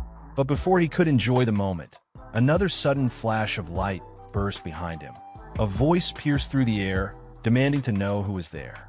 One of the light beams struck Xiao directly, making him cry out in pain as the force surged through him. Still reeling, he clenched his teeth and shouted back furiously, vowing that his business with the fire god was far from over. But before he could gather himself, a blazing hand of fire suddenly materialized in front of him, and the red frog on his shoulder panicked. Urging him to run, the frog's voice was tight with fear. Without hesitation, Xiao took off, dodging as the fire hand lashed out again. He sprinted through the flames, shouting as he ran. Meanwhile, the red frog, still clinging to his shoulder, muttered in exasperation, wondering aloud why Xiao always ended up in deadly places just to steal eggs. Finally, Xiao managed to return to where he had started, egg still firmly in hand. He let out a deep breath of relief, gasping for air. Seeing him actually make it back, the phoenix was stunned. It couldn't believe Xiao had survived the lava and returned in one piece. Xiao, still trying to catch his breath, didn't respond right away. He stood there, chest heaving. The phoenix's expression had changed. It now looked at Xiao with fierce respect. It was hard to believe a mere level 40 mortal had managed to survive the terrifying lava and return holding the phoenix egg. Eventually, Xiao gave a casual reply, brushing off the feet as if it were nothing. Egg stealing? That was child's play to him. It wasn't even his first time. But before the phoenix could respond, another beam of divine light descended from the sky and struck the ground in front of Xiao. A booming voice filled the air, filled with fury and disdain. The divine figure accused Xiao of destroying a sacred statue and touching the forbidden egg, crimes that couldn't be forgiven. It declared that it would personally tear Xiao apart and make him suffer the wrath of a god. Hearing that declaration, the phoenix turned urgently to Xiao. There was no more time. Hephaestus was almost upon them, and once he arrived, there would be no escape. The phoenix pleaded with Xiao to leave immediately. He was to take the phoenix's offspring and run as far as he could. When the chick had grown strong enough, he was to return and make those responsible for all of this pay. Sweating from both heat and tension, Xiao's thoughts raced. Sister Tao wasn't here to back him up. If the fire god showed up, even with his money shield, the cost of surviving would be astronomical. In a quiet voice, almost to himself, Xiao asked the phoenix if there was truly no way to help it break the seal that kept it bound. The phoenix paused, then admitted there was a way, but Xiao was far too weak. Even the strongest of humanity might not be capable of doing what was required. But Xiao wasn't discouraged. Reaching into his pocket with confidence, he encouraged the phoenix to share the details. What if he did have a way? The phoenix finally gestured toward two faint, black aura-filled markings nearby. They shimmered with power and mystery. It explained that these two marks were divine seals. The only way to undo them was to break them at the exact same time. Xiao responded without hesitation, remarking that it didn't sound too difficult. But the phoenix immediately shot down that idea. A mortal had no power to open divine seals. Still calm and collected, Xiao raised his divine artifact, the horn-shaped relic he carried, and asked whether it would be possible with this. The phoenix's eyes widened as it recognized the artifact immediately. It was the horn of the destruction god. The phoenix was stunned that Xiao actually possessed such a powerful divine item. But even with it, the phoenix warned him it still wouldn't be enough. To break both seals simultaneously, 2 divine artifacts were required. As soon as Xiao heard that he would need 2 divine artifacts, he responded without hesitation. He didn't have another artifact, but he wasn't ready to give up. Thinking quickly, he pulled out a glowing stone with a calm, confident expression. What he did have was a cooldown stone. With it, he could activate the power of the destruction god not once, but twice in a row. The phoenix stared at him in disbelief. It couldn't understand how a mortal like him kept pulling out such rare and strange treasures one after another. Each item he revealed seemed more extraordinary than the last. But before they could continue, the air grew tense, thick with divine pressure. A booming, arrogant voice echoed from the heavens, mocking Xiao. It was Hephaestus, the god of fire, who had finally descended. His tone was dripping with scorn as he proclaimed that Xiao should feel honored. To be torn apart by his divine hand would be the greatest moment of any mortal's life. He declared that both Xiao's divine energy and the beast beside him were destined to become his nourishment. Xiao looked up at the sky, determination replacing fear. There was no turning back. He clenched his fists and muttered to himself, if he didn't act now, there'd be no stopping this old geezer from succeeding. Without waiting another second, Xiao launched himself toward the ancient seal, landing before the ancient mark glowing with black aura. He raised his artifact and focused his energy. His eyes were full of resolve.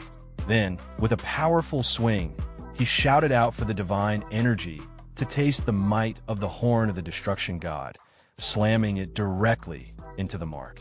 But he wasn't done yet. He immediately brought out the cooldown stone, using it to activate the artifact once more. With another swing, he struck the seal again. A powerful rumble followed. The black aura that had once marked the seal began to vanish, its presence breaking apart under the dual blasts of divine power. Xiao stood tall and proud, defiant as ever. He shouted into the chaos with fiery confidence, proclaiming that he didn't care what kind of god he was facing. It was time to shatter. The phoenix, watching from behind, was wide-eyed with shock. This mortal had actually succeeded in breaking the seal. But just as things seemed to be turning, an enormous shadow loomed behind Xiao. A towering figure with a massive hammer stepped forward, none other than Hephaestus himself. He stared down at Xiao, his voice thunderous as he ordered the human to surrender his life. Xiao looked up, sweat beading on his forehead. The sheer size of the god stunned him. He couldn't stop himself from muttering in disbelief. This guy was way too big. Hephaestus continued, speaking with arrogant confidence. He proclaimed that the mighty god of fire had arrived, and Xiao should kneel in submission. But before Hephaestus could make another move, the air around them shifted. The chains that had bound the phoenix shattered, freed by Xiao's destruction of the divine seal. The majestic creature rose into the sky and flew directly in front of the fire god, cutting him off. Facing Hephaestus head-on, the phoenix shouted with a fierce, righteous fury. It declared that the false god had come at the perfect time. Hephaestus staggered in shock. He couldn't believe what he was seeing. The seal was supposed to be unbreakable. How could the phoenix possibly be free? But the phoenix didn't give him time to process. It stared the god down with blazing eyes, filled with wrath and pain. The time had come to make him pay for his sins. This was no longer just a battle. This was justice. The phoenix spread her wings wide, and in a sudden burst, a radiant golden light erupted from her body, flooding the sky with divine brilliance. Xiao, now hiding behind a crumbling stone pillar, peeked out just long enough to catch the intensity of the clash. His eyes widened as he watched the divine powers collide. Cold sweat ran down his face. This fight wasn't one he had any business being part of. Without hesitation, He turned to Old Hull and whispered urgently. This was way above their pay grade. They needed to hide. Now, despite the Phoenix's fearsome presence, the god didn't back down. He raised his massive hammer high into the air and stared the Phoenix down with cold arrogance. His voice thundered as he reminded her that she had been sealed away for years, her origin drained. He doubted she had much power left in her, but the Phoenix wasn't fazed.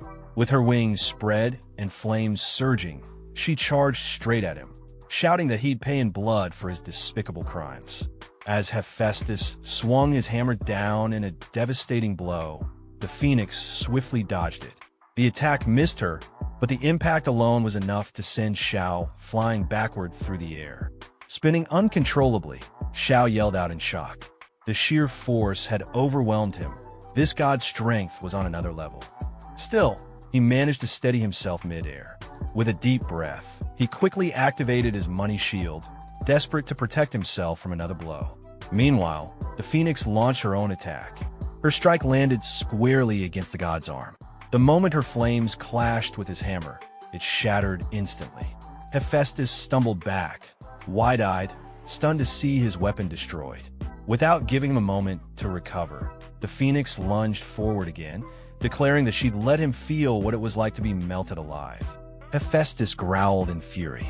He called her a traitor, accusing her of defying a god's will.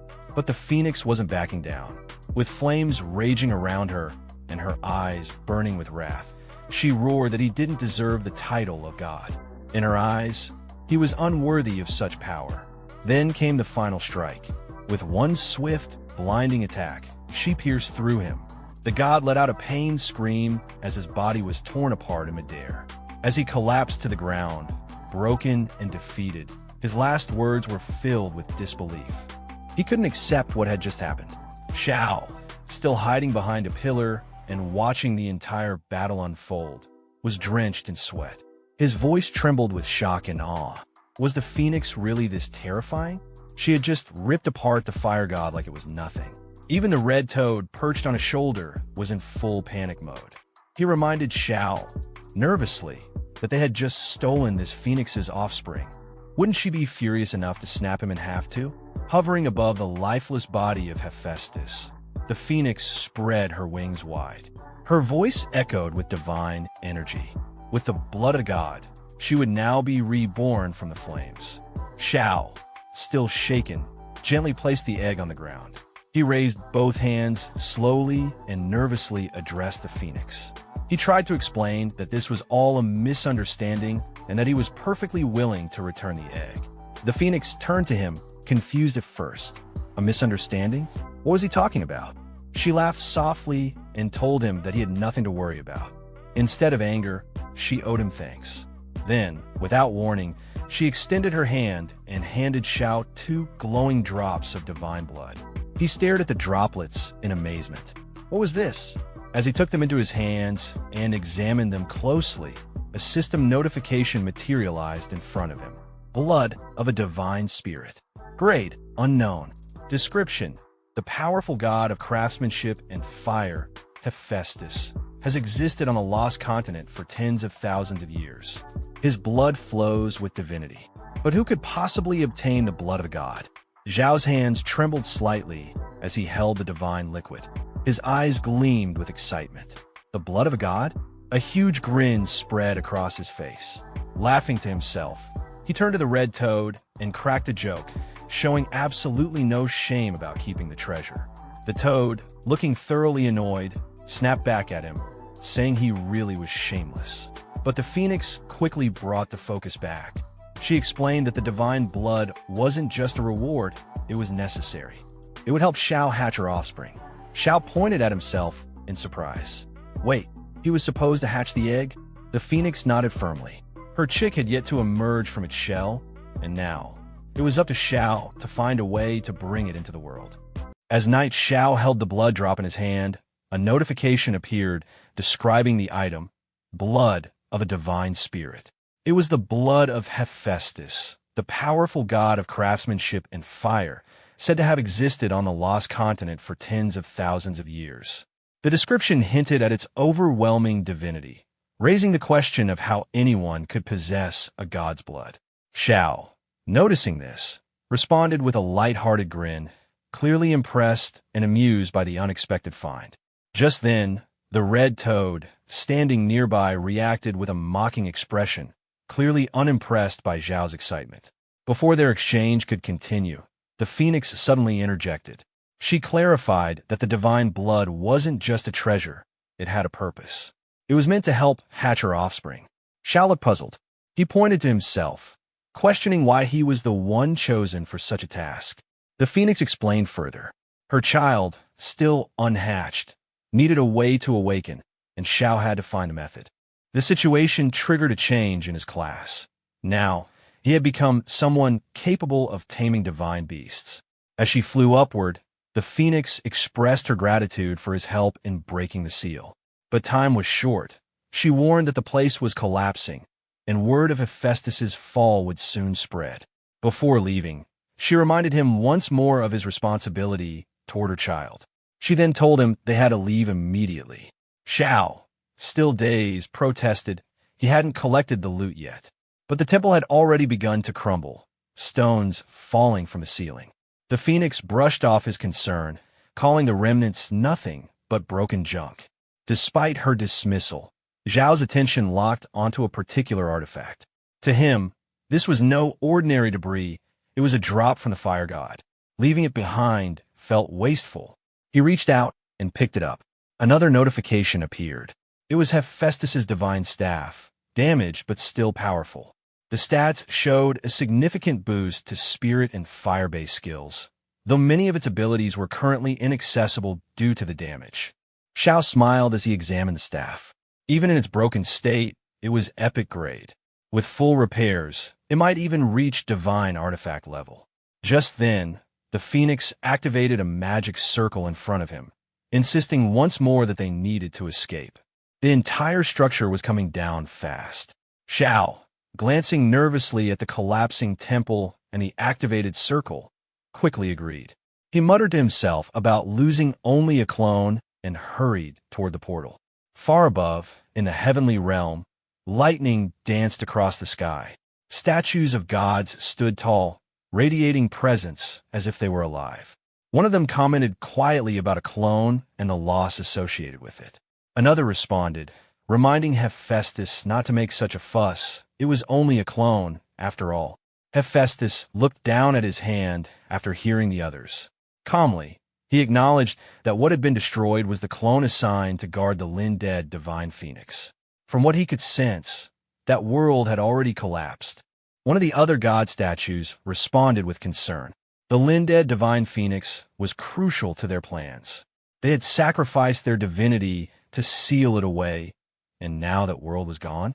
Another god joined in, pressing Hephaestus for an explanation. His tone was sharper, impatient.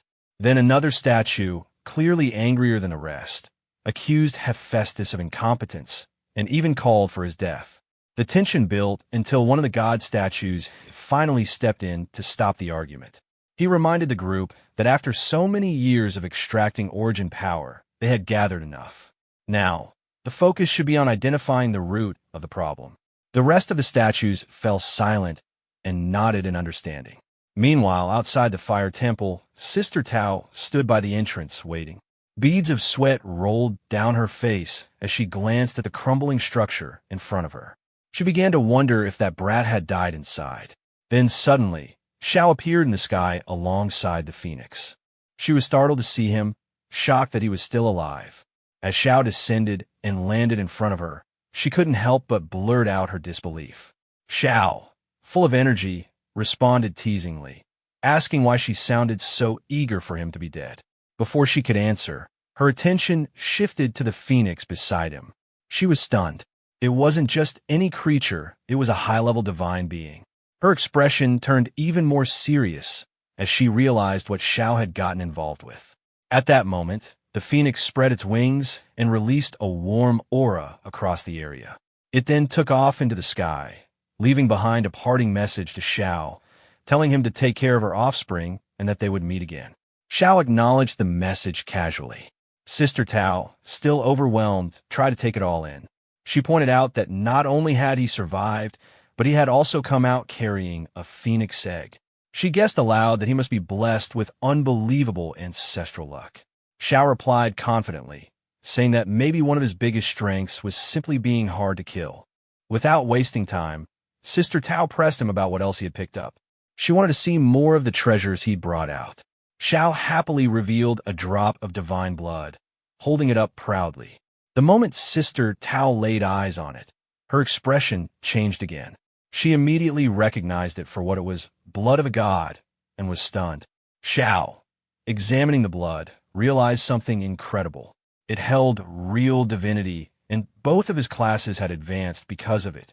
Above them, the red toad hovered in the air, congratulating Xiao. Since Xiao's God of Fortune class had advanced, the red toad, his companion, had also been upgraded. As Xiao checked the notification in front of him, he noted how powerful the class skills had become. One particular skill, Rolling in Riches, granted him a 2% daily increase in gold. He joked to himself that even someone like Warren Buffett would be jealous of that. The red toad couldn't contain himself after reading the skill details. He shouted about how overpowered it was. Xiao then brought up another talent, Infinite Beast Taming.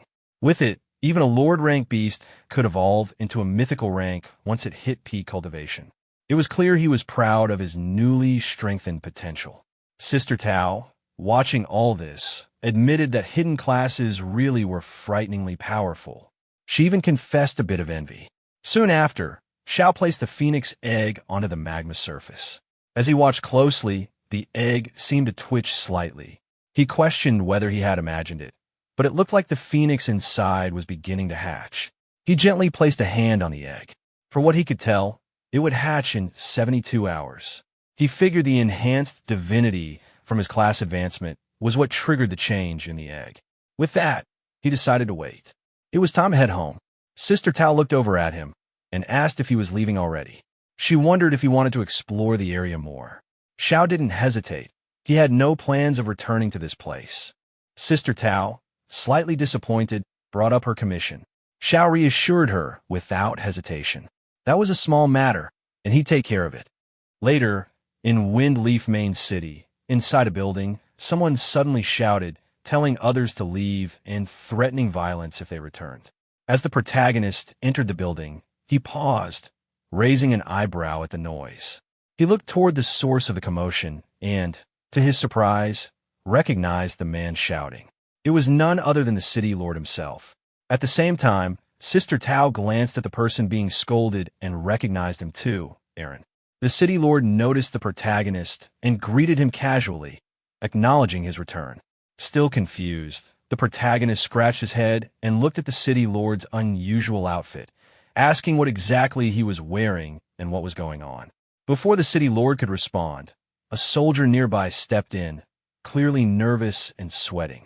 He motioned the protagonist over and began explaining the situation. According to him, ever since the dwarves had settled in the city lord had been doing everything possible to get them involved in rebuilding the main city. However, the dwarves had proven extremely difficult to communicate with and completely ignored all attempts made by the city lord.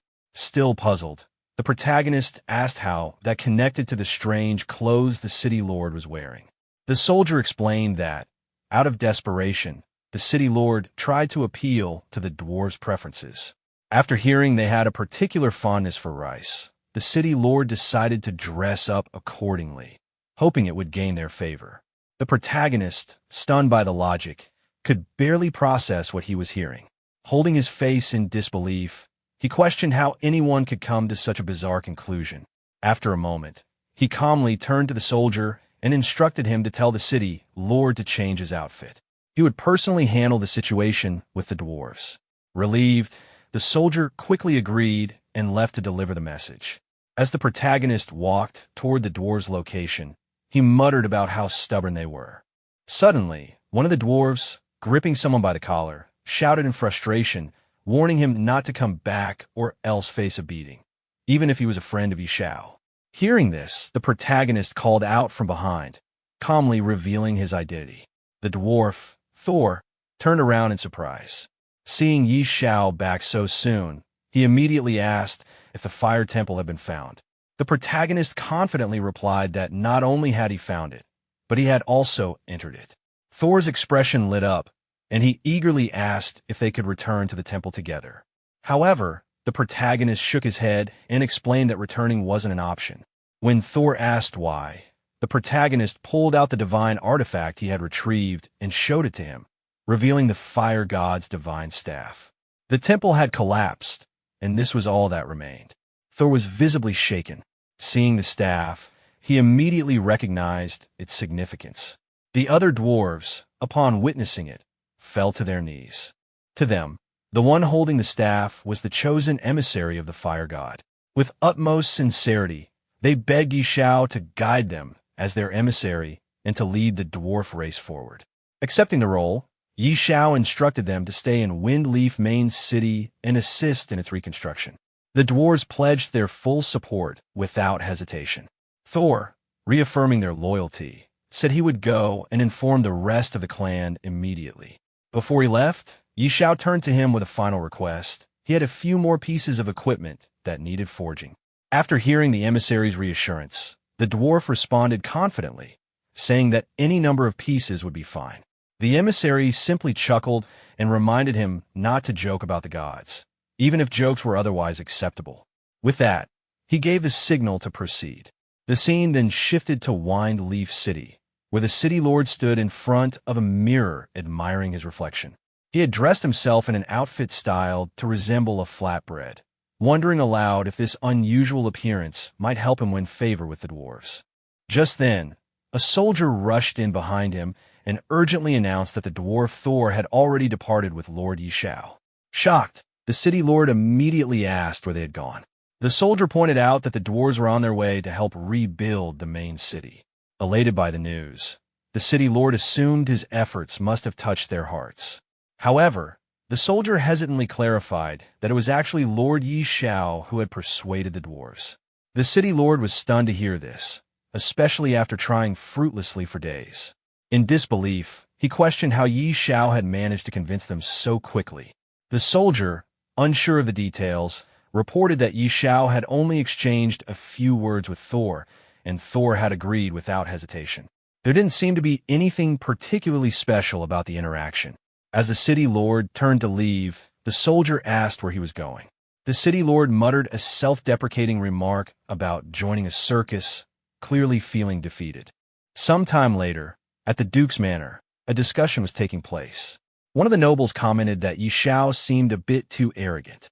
Lady Layla, the host, was in the middle of speaking with several noble envoys. One of them reminded her that they were royal envoys sent to Windleaf City under the direct orders of Prince Karami, and they couldn't proceed with the official title bestowal without meeting Xiao. Layla immediately recognized that they were trying to use Prince Karami's name to pressure her. The envoy, taking a more aggressive tone, pointed out that Prince Karami had long been infatuated with her and suggested that a private meeting between her and the prince might resolve the issue. Unimpressed, Layla dismissed the idea and told the envoy to give up on such thoughts. The envoy, clearly frustrated, said that her attitude was putting him in a difficult position. At that exact moment, Xiao arrived and overheard the conversation. Without hesitation, he interrupted, voicing his displeasure at what was going on.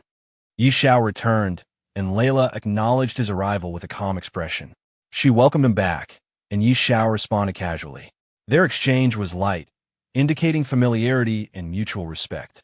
An envoy, clearly arrogant, stepped forward to confront Xiao. He mocked him for showing up late and criticized his appearance, implying that he was unimpressive and cowardly. He also compared him unfavorably to a certain Prince Karami. Layla immediately defended Xiao, firmly scolding the envoy for speaking so rudely, reminding him that Xiao was the hero who had saved Windleaf City. Xiao, however, stopped her from continuing and casually mentioned that he was in a good mood and felt like killing someone for amusement. The envoy reacted with disbelief and threatened him, questioning if Xiao understood the consequences of such talk and asking if he knew who he was dealing with. Ignoring the threat, Xiao walked up and punched the envoy directly in the face, knocking him down without hesitation. He then looked around and asked if anyone else had any objections. The other envoys quickly panicked and distanced themselves from their fallen comrade. They changed their stance immediately, saying that the envoy had brought it on himself by being disrespectful, and they praised Yi Xiao's decisive action.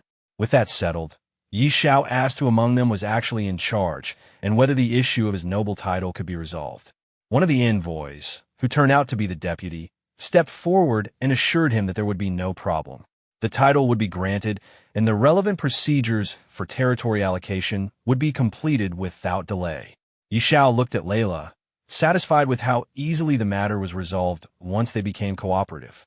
Layla smiled in return, clearly used to his methods. Meanwhile, across the game world, players noticed a major development. Yi Xiao's promotion to nobility and the unlocking of the fief system caught everyone's attention. The increase in available playtime, both for his country's players and those in Wind Leaf City, was especially well received. Many players were impressed and expressed awe at how quickly Yi Xiao had risen through the ranks. They acknowledged that his achievements were far beyond what regular players could reach. Some began discussing how to take advantage of the extended game time to grow stronger. Others expressed a desire to join Yi Xiao's faction, now that he had territory and the ability to form a power base. Jokingly or seriously, some players went to extreme lengths to declare their willingness to follow him, showing how much his influence had grown. Inside the mansion, Lady Layla looked at Yi Xiao with a gentle smile. She acknowledged his achievement in persuading the dwarves to settle in the main city. As a result of this move, the value of his shops had skyrocketed, and now many people were lining up, offering huge sums of money to acquire them. She asked if he wanted to meet these potential buyers. Yi Xiao casually agreed, reasoning that if gold coins were coming straight to his door, there was no reason to turn them away. Meanwhile, the red toad perched on Yi Xiao's shoulder couldn't help but mockingly comment on how Yi Xiao was once again about to make a fortune, clearly pleased with having chosen to follow him. A short while later, when Yi Xiao stepped out of the mansion, he was greeted by a large crowd of eager buyers gathered outside. One man declared he had already prepared 40 million gold coins and was ready to trade immediately, reminding Yi Xiao of the shops previously promised. Others shouted over each other, trying to get his attention, one claiming to have 90 million gold coins, and another pushing to the front, stating he had reached his personal goal and needed to speak first. Yi Xiao responded with a calm smile, assuring them that he was open to selling the shops, but hinted that there was one condition. The crowd instantly grew quiet, and one of them urged him to name any price or terms he had in mind. With confidence, Yi Xiao simply told them they needed to increase their offers. This declaration left everyone stunned for a moment, but it quickly turned into a frenzy. One person blurted out that they didn't care how much more it would cost and was ready to buy it all, even offering a deposit on the spot. The rest quickly followed, shouting over one another, insisting they'd pay any price, some even offering to sell their own homes to raise enough funds. Each person tried to get their deposit into Yi Xiao's hands first, hoping to secure a deal before anyone else. At that moment, a system effect related to Yi Xiao's skill activated, causing his gold income to spike rapidly. Seeing this, Yi Xiao couldn't help but feel amused and satisfied, thinking to himself how easy it was to profit like this, and reassured that there would be plenty of wealth to go around. Later, back in the real world, Yi Xiao glanced at his phone and confirmed that the news of the dwarves' relocation to Wine Leaf City had already gone public. However, what caught his attention even more was the presence of foreigners, something he hadn't expected. As the protagonist glanced at the news on his phone, he realized that a world announcement had just been triggered. Almost immediately, a large number of people had rushed toward Jiang City. He noted how swift and organized they were in their response. Walking over to his window, he stared outside and sensed that this incoming group was targeting him specifically. However, they had no idea what was truly coming. Something significant was set to unfold that very night. Meanwhile, the scene shifted to the streets of the city. Chaos had erupted among the townspeople. Many were in a state of confusion and panic. Some had just been fighting monsters moments ago and were suddenly forced out of the game. Others felt an unfamiliar power coursing through them, unsure of what was happening. The protagonist examined his interface and understood immediately This was the moment when the virtual world and reality were beginning to merge. A new option appeared, giving him the ability to extract a skill. Without hesitation, he chose to extract Money's shield. The energy from the skill surged through him, and he felt its effects physically. Confidently, he confirmed what he already knew. Players who had reached level 10 and above could now extract one skill. The attributes from the game were now part of the real world. Pumped with energy, he threw a punch into the air, already thinking about the next set of stats he would need to configure. After just a moment's thought, he leapt out of his window, landing directly onto the street. For him, the true battle had just begun. Around him, panic spread even more rapidly. People yelled to each other, questioning whether the apocalypse had officially arrived. Some wondered aloud if the strange monsters from the game would now appear in the real world too. Amidst the confusion, a man declared that he had lived long enough and that he didn't care if the world was destroyed. He laughed as he thought about choosing a sneaky skill and taking revenge on his boss at work the next day. Another person was feeling a sudden rush of strength through his muscles. Flexing proudly, he exclaimed that he now had the power to take down a cow with a single punch. Down the street, a delivery man was speeding at incredible pace. Energized by his newfound ability, he joked that if he had wings, he could fly on the spot. He was already making plans to break all records by delivering over 1,000 orders in a single day. One man held a flame in his hand, visibly excited about his newfound ability. With a smug expression, he marveled at how he wouldn't need a lighter to smoke anymore. Nearby, another man had just made himself invisible. Taking full advantage of his power, he chuckled to himself about sneaking into the women's bathhouse without being noticed. The scene then shifted to the Yi Group Villa District, where the protagonist arrived and stood confidently in front of the door, confirming to himself that he had reached the right place. Suddenly, a group of men ambushed him. One of them, clearly expecting a victim, smirked and remarked how someone had finally taken the bait. They were hoping to make a fortune off him. Another member of the group, wielding a knife, stepped forward arrogantly and demanded that the protagonist hand over all his valuables. He threatened violence, making it clear that he would break the protagonist's legs if he refused. Among them was a yellow-haired youth who tried to intimidate the protagonist by boasting about his companion's strength. He claimed that his friend was an 11th level master in the Apocalypse game, implying that the protagonist would be foolish to resist. Unbothered by their threats, the protagonist calmly placed his hand in his pocket and sighed at how the world was still full of fools. His indifference enraged one of the thugs, who began shouting angrily, but before he could finish, the protagonist grabbed his throat with swift precision. The yellow-haired youth was stunned by this sudden move and broke into a cold sweat. In a panic, he lashed out, cursing the protagonist and trying to attack. But before he could get close, the protagonist landed a powerful kick, easily taking him down. A short while later, the protagonist stood over the defeated group, rubbing his hand nonchalantly. He looked at them with clear disappointment, remarking to himself how weak they were and questioning why such people even dared to commit robbery. Inside the villa, a party was in full swing. Many people had gathered to celebrate, cheering and urging each other to get wild. Some were excitedly talking among themselves, calling the event a historic moment worth remembering. A man in a black suit proudly commented that the Yi Group's heavy investment in the Apocalypse game had finally paid off. Just then, the protagonist opened the door and stepped inside, immediately drawing the attention of everyone in the room.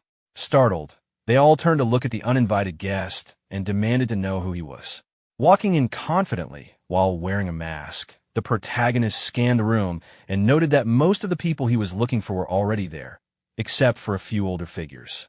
He was pleased. This would save him time and effort.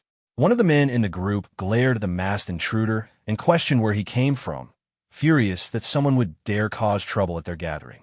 This man was Yi Lin, the designated future heir of the Yi Group. He noticed the mask and ridiculed the protagonist, mocking him with a childish reference. In response, the protagonist simply removed the mask and revealed his face. His voice alone was enough to catch Yi Lin off guard. It was someone he should have recognized instantly. As the guests processed what they were seeing, a wave of shock swept through the crowd. Whispers broke out. They couldn't believe it. The man standing before them was Xiao. The confusion turned to disbelief as they recalled that Xiao had been in a serious car accident. Many of them remembered that if it weren't for that incident, his position in the group would have been completely different. Upon hearing the sound at the door, Lin turned to see the protagonist and immediately put on an arrogant expression. He sneered at the sight and made a sarcastic remark, questioning why the protagonist had come to his house. He assumed the protagonist, who had once been associated with Liu, was now penniless and had come seeking charity, offering to give him a little money like a benevolent older brother. Unfazed, the protagonist maintained a calm, straight-faced demeanor and firmly stated that he had come to clarify a matter. He asked Lin directly whether the car accident that had killed his parents 10 years ago had any connection to him. Lin, still smirking, responded mockingly. He ridiculed the protagonist for waiting so long to ask such a question. But then, as if deciding to indulge him, he began to admit something. Just then, one of Lin's subordinates stepped forward in a panic, trying to stop him from speaking any further. The man warned Lin that he was drunk and shouldn't say anything reckless. Without hesitation, the protagonist struck the subordinate directly in the head. The blow was so powerful that the man died instantly. The room fell silent as the protagonist coldly turned his gaze back to Lin, warning him not to interrupt while he was speaking.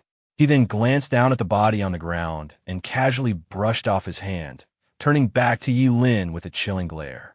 With a voice filled with quiet menace, he demanded the full truth, every detail, no matter how small, and hinted that if Lin cooperated, he might at least be granted a quicker death.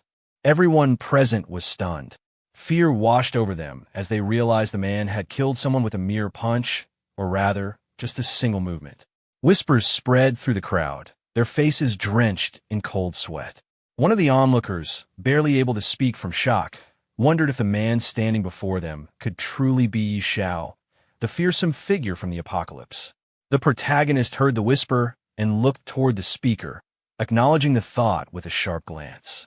He remarked that the man wasn't entirely foolish for recognizing him, but Lin remained defiant.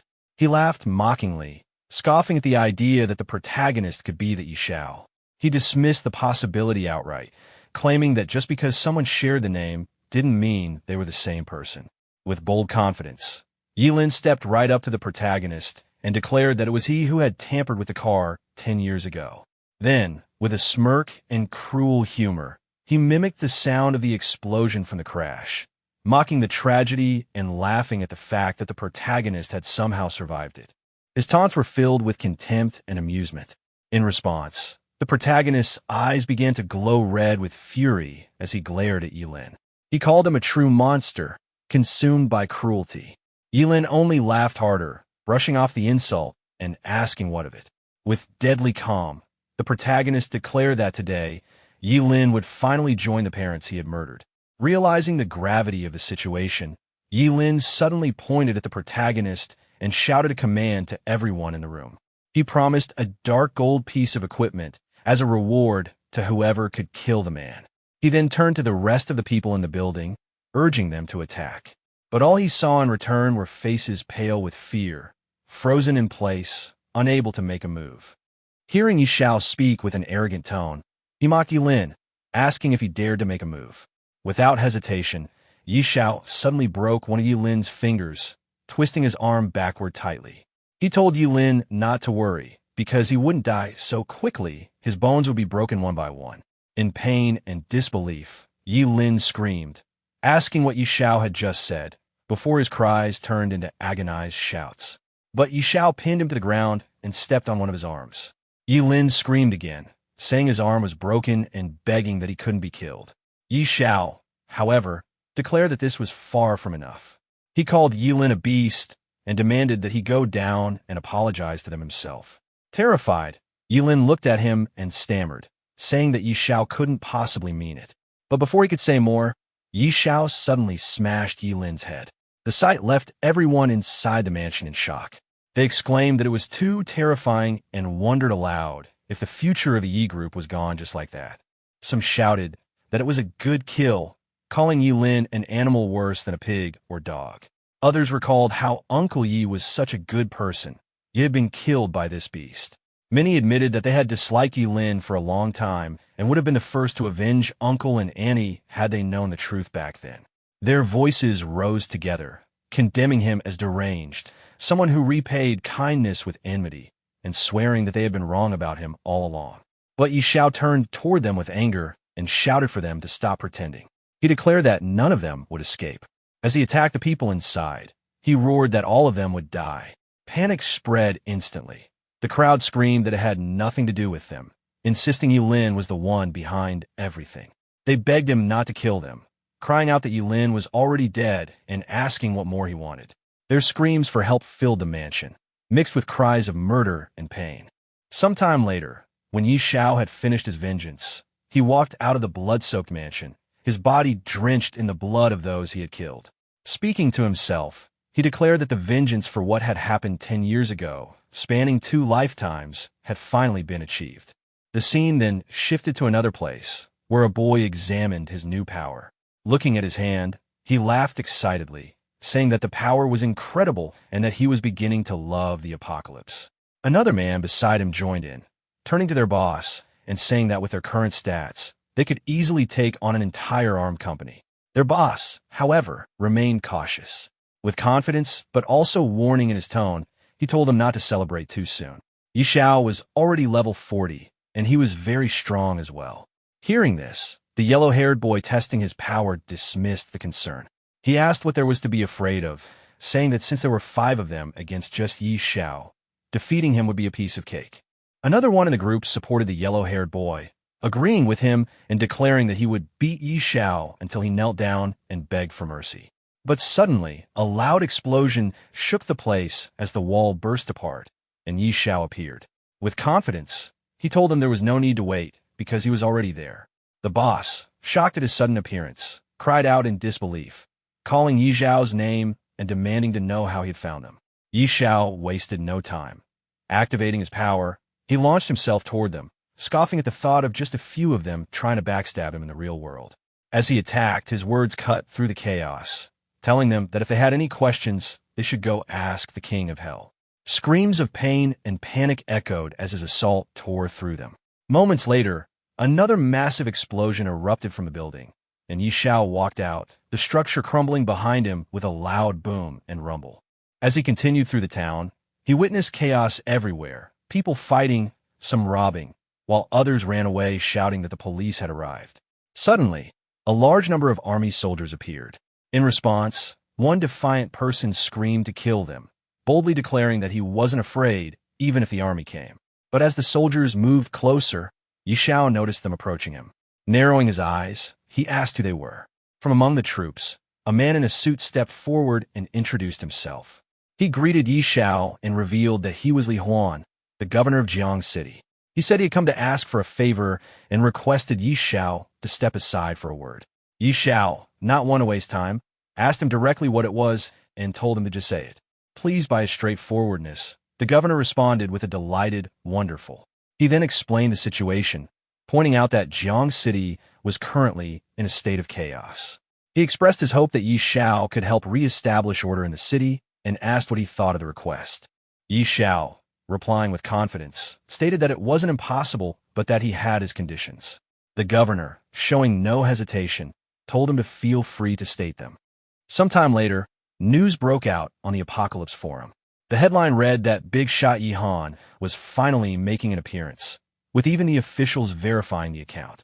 Excited users commented that a big shot was truly a big shot for a reason, and with someone like him watching over them, they doubted anyone else would dare act recklessly again. As people read the news on their phones, they remarked that the great Xiao would now become much more stable, saying this piece of news was extremely important. At the same time, Yi Xiao's ex-girlfriend sat on her sofa, staring at the news. She muttered to herself in disbelief, questioning if it was really Yi Xiao. She blamed Zhou Hong, saying that if he hadn't been bad-mouthing Yi Xiao, she would have treated Jiang Han properly. Frustration turned to self-justification as she complained that Yi Xiao, as a grown man, should not have been so petty as to disappear just because of her slightly bad attitude. Walking toward the window, she looked outside and declared that she would definitely find him, insisting that he would come back to her. Meanwhile, Inside the game world, players were talking among themselves about the recent events. One said no one could imagine how chaotic things had been, but thankfully, great god Xiao had stepped up to stabilize the situation. Another chimed in, calling him a total hero. A third added that if it hadn't been for him, Jiang City would have descended into complete chaos. At that moment, Xiao himself was seen walking through the middle of the city, whispering to himself that he was finally back. On his shoulder, the red toad mocked him, saying it seemed everyone was talking about him. Xiao stopped in front of the workshop and muttered that he would rather do the deed and fade away, hiding his fame and achievements, something old Hui would never understand. The red toad sneered, pointing out that Xiao was acting cool again. When Xiao entered the workshop, one of the dwarves greeted him respectfully, relieved to see him return. Xiao told the dwarf, Thor, that he had something for him and handed him a blueprint. Thor looked at it with wide eyes, recognizing it immediately.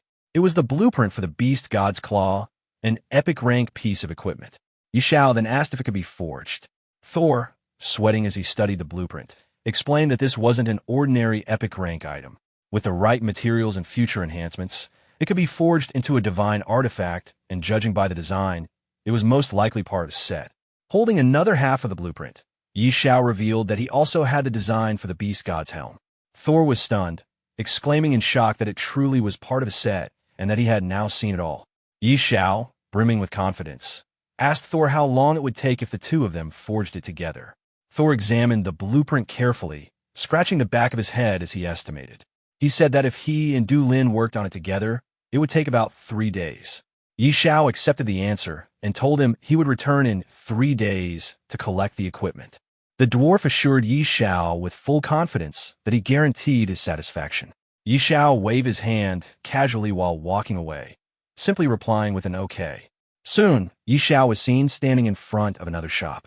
The shop owner immediately greeted him with great respect, saying that Lord Xiao's presence brought glory to his humble store and asking what he could do for him today. As the shopkeeper spoke, his eyes shifted toward the red toad sitting on Xiao's shoulder. Praising it, he said that the tamed beast with Lord Xiao was clearly heroic and extraordinary, radiating spiritual energy. The red toad instantly bristled with anger, snapping back that he was not a tamed beast, cursing that the shopkeeper's entire family were the real tamed beasts. Ignoring the outburst, Xiao calmly told the shop owner that he was there to buy some high-quality bee spirit fruits. The higher the grade, the better. The shop owner, eager to please, replied with excitement that the highest grade fruits available in his shop were grade 5 and asked how many Xiao would like. Xiao, brimming with confidence, told him to pack all the grade 4 and grade 5 bee spirit fruits in the shop. The shopkeeper hurriedly brought out a box filled with them, promising to get them ready immediately. Xiao's dragon began devouring the fruits one by one, while the phoenix egg was carefully placed on a table. Looking at the egg, Xiao wondered aloud if the fruits would be enough to hatch it. Checking his system panel, he smiled and reminded his dragon to eat slower so it wouldn't choke. When the details loaded, Xiao was stunned. The system displayed. Seeing this, Xiao exclaimed with excitement that little Huey's attributes had increased so much that he couldn't even view them anymore. The dragon coughed lightly, letting out a puff, as if satisfied. Xiao, staring at his dragon, muttered that waiting for the undead divine phoenix to hatch and for the 2 pieces of epic rank beast gear to be forged was simply too boring. He decided it was time to take little Hui out for a walk. The scene then shifted location, mysterious jungle LV 40 LV 50. Standing before the dragon, Xiao commanded it to go for it and show him what it was capable of. Instantly, groups of monsters rushed at Xiao, but little Hui obeyed immediately, charging forward. In an instant, the system was flooded with notifications. Xiao grinned with confidence, praising his dragon for leveling up again. However, he also noted with some frustration that after reaching level 40, the amount of experience needed to progress further was ridiculous. Filled with excitement, he encouraged little Hui again, telling him they should go deeper into the jungle, pull more mobs, and kill them together. Back in the city, the World Ranking announcement board updated. It displayed World Rankings first place, Xiao, LV41. A crowd quickly gathered in front of the board. People pointed at the update, remarking that great god Xiao's leveling speed had finally slowed down, laughing as they noted he was now leveling up once every 2 days. In front of the ranking board, a crowd gathered, their faces filled with disbelief. Many were shocked at the difficulty curve, realizing that even top players were struggling past level 40. They murmured among themselves, astonished that progress had slowed so drastically, and some even complained that it might take months to gain a single level. To them, reaching level 100 felt like an unreachable dream, something only the strongest could hope to achieve. Meanwhile, the protagonist was finishing off the last monster nearby. Despite the battle, his level had not increased, leaving him slightly frustrated. The red toad perched on his shoulder reminded him that the time for the phoenix egg to hatch was near. Excitement filled his eyes as he pulled out the egg to check on it. The egg trembled in his hands, and he could barely contain his thrill as small cracks began to form on its surface. Moments later, the shell burst apart with a radiant explosion of golden light that streaked from the sky to the ground. A majestic phoenix, wreathed in divine fire, soared into the air. Its cry echoed through the heavens, marking the birth of a creature thought to be impossible to hatch for hundreds of years. The protagonist gazed at it in awe, realizing the magnitude of what had just occurred. The red toad smirked arrogantly from his shoulder, teasing him for his luck. The newly born creature radiated overwhelming power, its flames shimmering like molten gold, the air around it trembling with heat and energy. Before him stood the immortal phoenix, a mythical being of unparalleled might, one that possessed ancient talents of suppression, flame mastery, and rebirth. It was a creature blessed by divine lineage, capable of commanding the fires of heaven and enduring even death itself through its nirvana. The protagonist stood silently beneath the blazing aura, the realization sinking in that this was no ordinary summon. It was a true immortal beast, destined to reshape the balance of power in his world. As the protagonist stared at the magnificent phoenix, he couldn't help but compare it to his other companion, Xiao. The fiery bird's power was overwhelming, its burning flames, its comet-like attacks, and its soul-shattering abilities made it seem like the ultimate force of destruction. He felt like luck itself had smiled on him at the perfect moment. When the phoenix landed gracefully in front of him, he reached out and patted its head, thinking about what to name it. Remembering that the phoenix's father had once called it Luo Huang, he decided that name didn't sound quite right and tried calling it Xiaohua instead. The bird seemed unimpressed, so he tried a few other names playfully until he finally settled on Xiao Luo, a name the phoenix appeared content with. Just as he was enjoying the moment, he sensed something strange ahead, a faint, toxic haze spreading through the air. Realizing it was poison gas, he immediately became cautious. Out of the mist emerged a swarm of rats, their bodies twitching with venomous energy. He quickly recognized them as venomous rats, dangerous creatures capable of spitting poison that inflicted lasting damage. Before he could react, the horde rushed toward him. He shouted for Xiao Hui to retreat, realizing that direct combat would be risky. The rats multiplied rapidly, surrounding him from every side. Feeling cornered, he called out for Xiao Luo to attack. The phoenix responded instantly, unleashing waves of blazing fire that engulfed the rats. One after another, the creatures burned to ash as a flurry of notifications appeared before him, indicating his rising experience. The sight filled him with exhilaration.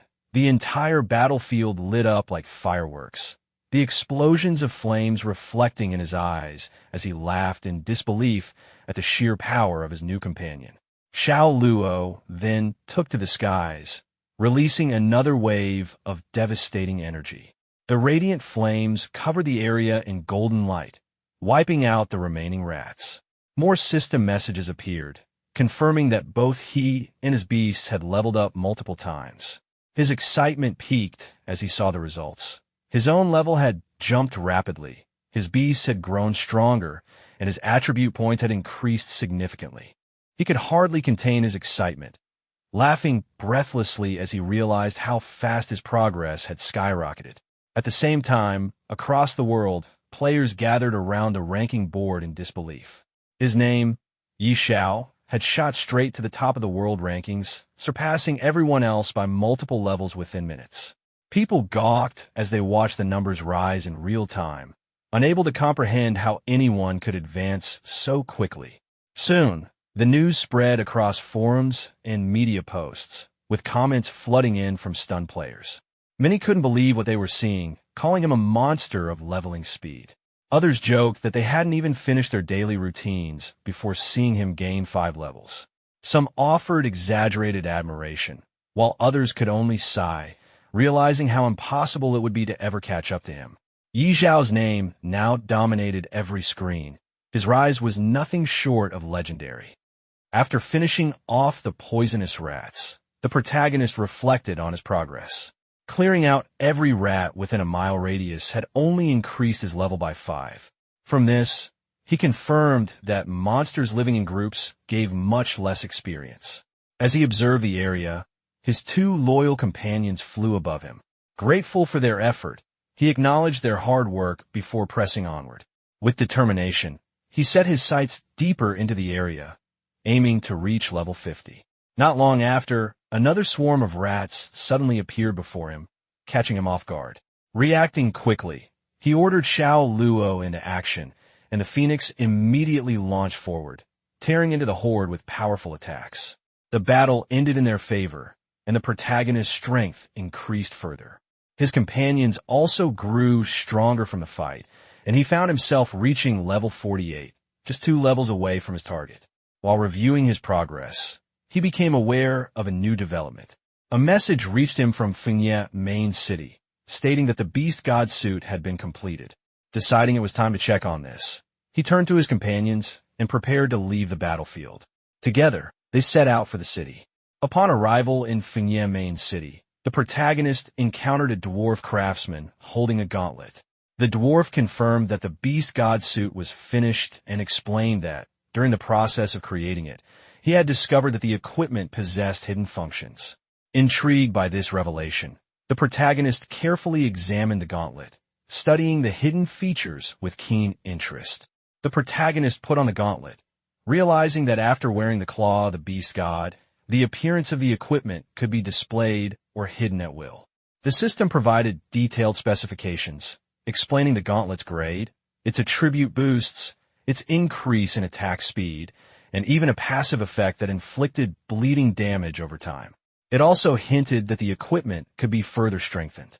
Excited by these discoveries, the protagonist immediately wanted to test it out. The dwarf craftsman then revealed another piece of equipment, the Beast God helmet. The protagonist wore it, and the set attributes were activated. By equipping 2 pieces of the Beast God equipment, he gained increased final damage, damage reduction, and resistance across all attributes. Studying the effects carefully, he found the set's power to be overwhelmingly strong. His companion, the red toad, gave a blunt comment about how odd he looked in the helmet, while the dwarf countered with reassurance that it actually suited him. Smiling with confidence, the protagonist remarked that appearance mattered little compared to practicality, especially since he could hide the equipment whenever he wanted. Satisfied with the results, he prepared to leave. Thanking the dwarf for his hard work, he waved and departed, while the craftsman wished him well. As he walked through the bustling city, he overheard people gossiping. Many were whispering about troubling New Shuiwa City had been invaded. Their fearful discussions spread quickly, confirming that something serious had indeed occurred there. The red toad on his shoulder suggested gathering more information, and the protagonist immediately thought of someone reliable he could ask. The scene shifted to a quieter place, where Sister Tao sat on a bench reading through documents. A man entered and informed her that she had a visitor. Without even glancing up, she instructed him to say she was not there. But at that very moment, the protagonist appeared behind her, making his presence known, catching her completely off guard. When the protagonist appeared behind her, Sister Tao was startled. She had not expected to see him and felt uneasy, since trouble always seemed to follow whenever he arrived. After calming herself, she listened as he asked about the situation in Shuiwa City. She explained that the area around Shuiwa City was now being consumed by gray fog. If the trend continued, the fog would likely engulf the entire city. The protagonist was surprised to hear of this invasion and pressed her for more details. According to the information Sister Tao had gathered, the gray fog was connected to an evil god mentioned in the ancient records of the Supreme Palace. This god was said to spread plagues and viruses, so malevolent that no temple was ever dedicated to him. She revealed that his name was Sekhmet, then warned the protagonist not to get involved. Despite her warning, he showed confidence and declared his intent to go to Shueihua City. Sister Tao was shocked, but admitted that the Supreme Palace had also tasked her with investigating the matter, so she agreed to accompany him. Although she grew flustered when he teased her, she quickly told him to stop speaking nonsense and insisted they depart the following morning, as she needed time to prepare the teleportation array within the city. The protagonist accepted this arrangement, and the two reached an agreement. After leaving Sister Tao, the protagonist was soon bombarded by messages from the world chat. Players from across the lands were panicking, reporting that the gray fog around Shueihua City drained health rapidly, killing many instantly. Others claimed the city's NPCs were fleeing, while nearby forests were swallowed up by the spreading mist. Rumors spread about whether a great power had unleashed some sort of biological weapon. Reports also came in of disturbances in Shadow City, a glowing statue outside Silver Light City that was powerful enough to instantly defeat challengers, and strange boundaries appearing nearby city. Hearing all this, the protagonist began to think deeply. The scale of the gray fog invasion was far greater than he had realized, and now it seemed other major cities were also facing problems. Questions filled his mind as he wondered what the evil god Sekhmet truly intended to achieve. The next day, the protagonist met with Sister Tao. She explained that there was still a teleportation array left by the Supreme Palace in Shueihua City. Through it, they could travel directly to the outskirts of the city. Holding up a special artifact, she activated the array, and a glowing door opened before them. The protagonist felt reassured having Sister Tao with him, though she quickly reminded him that the portal was unstable and that they needed to move without delay. With determination, he stepped forward, declaring his intent to reach Shueihua City. A moment later, both of them entered the portal. In an instant, they emerged outside Shueihua City. The protagonist took in the scene, noticing the lakes and lush greenery that surrounded the area, just as he had heard. Sister Tao, however, pointed out something alarming. The gray fog was spreading more quickly than expected. He acknowledged this and prepared to move forward, but when he set off toward the city, she asked where he was going. He replied that his destination was the main city, while the task of investigating the gray fog was hers. Amused yet slightly exasperated, Sister Tao told him she would not accompany him further and urged him to take care. He assured her not to worry and bid her farewell. The scene shifted to Shueihua City. Standing before the Grand Castle, the protagonist identified his location. However, he quickly noticed a large number of people leaving the city. Confusion set in as he wondered why so many were fleeing. Listening closely, he heard groups of people talking amongst themselves. Some lamented their misfortune, saying they had just bought homes and were about to settle down, only to have disaster strike. Others blamed miners who had ignored warnings not to dig near Shueihua Lake, claiming their recklessness had angered the gods and doomed the city. Another voice mentioned that people had already died and that only a single young girl had survived, describing her as pitiful. Curious about this survivor, the protagonist approached a man with a long beard and asked who the girl was. The man, surprised by his interest, questioned if he was related to her. In response, the protagonist confidently revealed his badge, showing his authority as someone commissioned by the Supreme Palace to investigate the source of the gray mist. This revelation caught the attention of another bystander, who quickly recognized him as a master from the Supreme Palace. The bearded man informed the protagonist that the little girl he was searching for was named Aisha, the daughter of a miner from Bishui district. He explained that her entire family had been infected by the gray fog and described their situation as pitiful. When asked about her whereabouts, he revealed that Aisha had been isolated by several adults in the church of Bishui City. As the protagonist processed this information, a blonde-haired man stepped forward nervously, warning him that once infected by the gray fog, not even the best healer in the city could provide a cure. The protagonist acknowledged the warning and expressed his gratitude, prompting the man to wish him well before departing. Upon entering the city, the protagonist fixed his eyes on a particular building and concluded that Aisha must be there, inside the church. However, when he attempted to approach, guards immediately blocked his path. They declared the place extremely dangerous and ordered him to leave, threatening to take action if he did not comply. The protagonist revealed his imperial status as a viscount, explaining that he had come to investigate the source of the gray fog. The guards, recognizing his authority, quickly shifted their attitude and escorted him forward. One of them reported his arrival to a red-haired woman named Lady Xena, informing her that the imperial viscount had come to investigate the matter of the gray fog. Surprised by the title, Lady Xena agreed to meet him. Soon, the protagonist stood before her and respectfully requested permission to examine the condition of Aisha. Lady Xena, after considering his words, agreed and led him to a different room. On the way, she cautioned him that the gray fog was both highly contagious and incurable.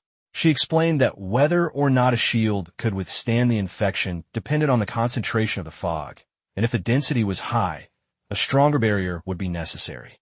The protagonist, however, remained calm, knowing inwardly that he carried the protection of the god of wealth shield, which rendered him unaffected regardless of the fog's intensity.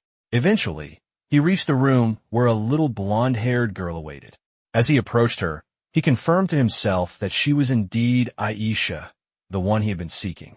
When the protagonist approached, the little girl recoiled in fear, worried he would be infected if he came any closer. Yet he moved forward calmly, unaffected, his shield silently protecting him. Reassured by his presence, the girl's fears softened into a gentle smile as she asked if he was truly all right. The protagonist crouched down to her level and requested to see the small bottle she held tightly in her hands. Trusting him, she agreed and handed it over. As he examined the bottle, he realized it was no ordinary toy. Once soaked in a peculiar spring, it had gained a strange property that allowed it to offset the damage of the gray fog. But along with that power came a curse, one that harmed anyone who touched it except for Aisha. The sharp pangs of cursed damage confirmed his suspicion. The protagonist concluded that the bottle was unique, bound in some way to the girl alone. Curious about its origin, he asked her where she had found it.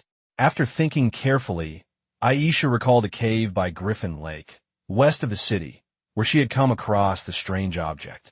Her words confirmed his own thoughts. This was indeed the place he needed to investigate.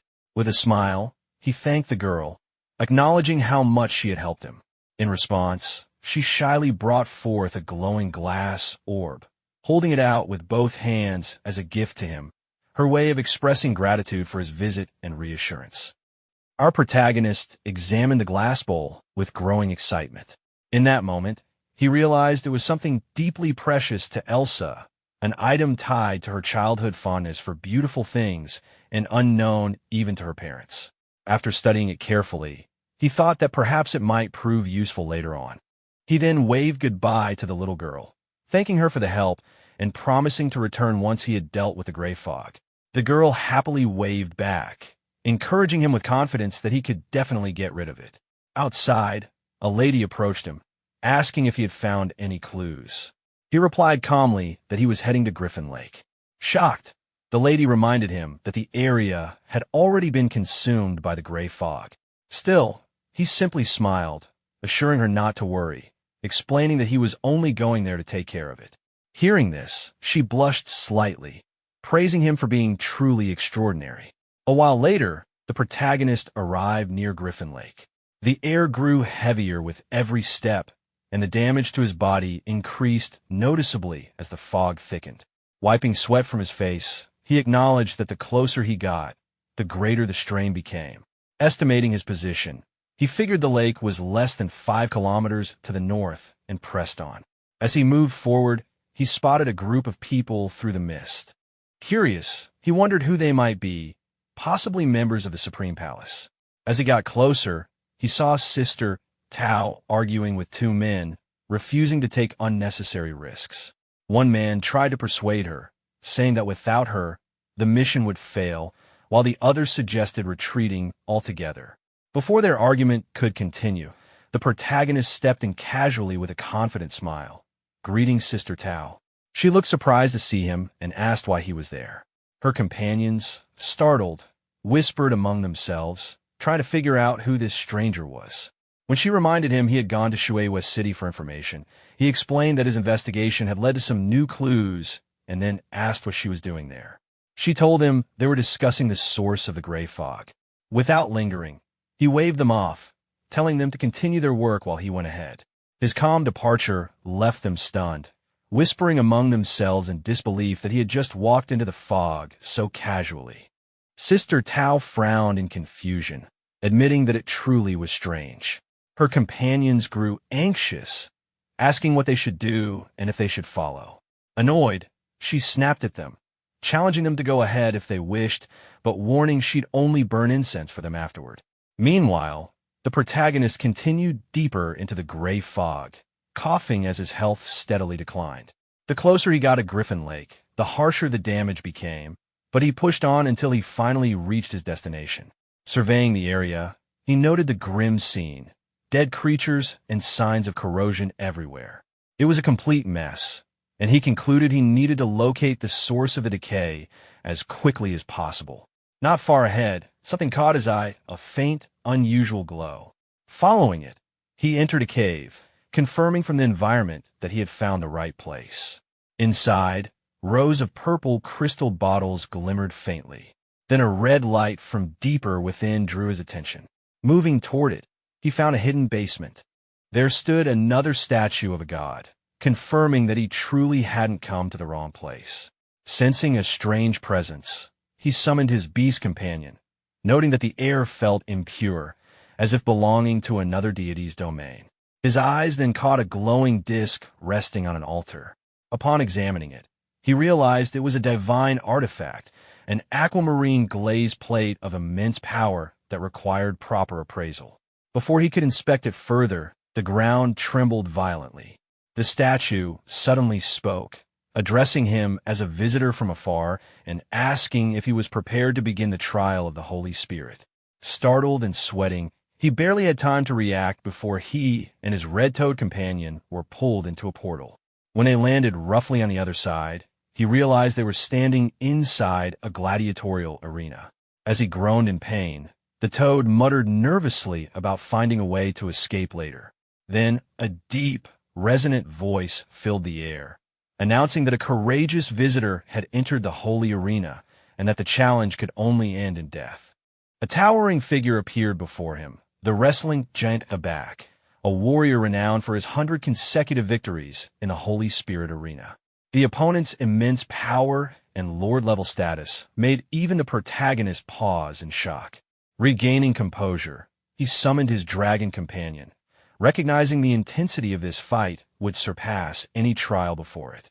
The dragon appeared and unleashed powerful attacks from every direction, striking the giant repeatedly and dealing massive damage each second.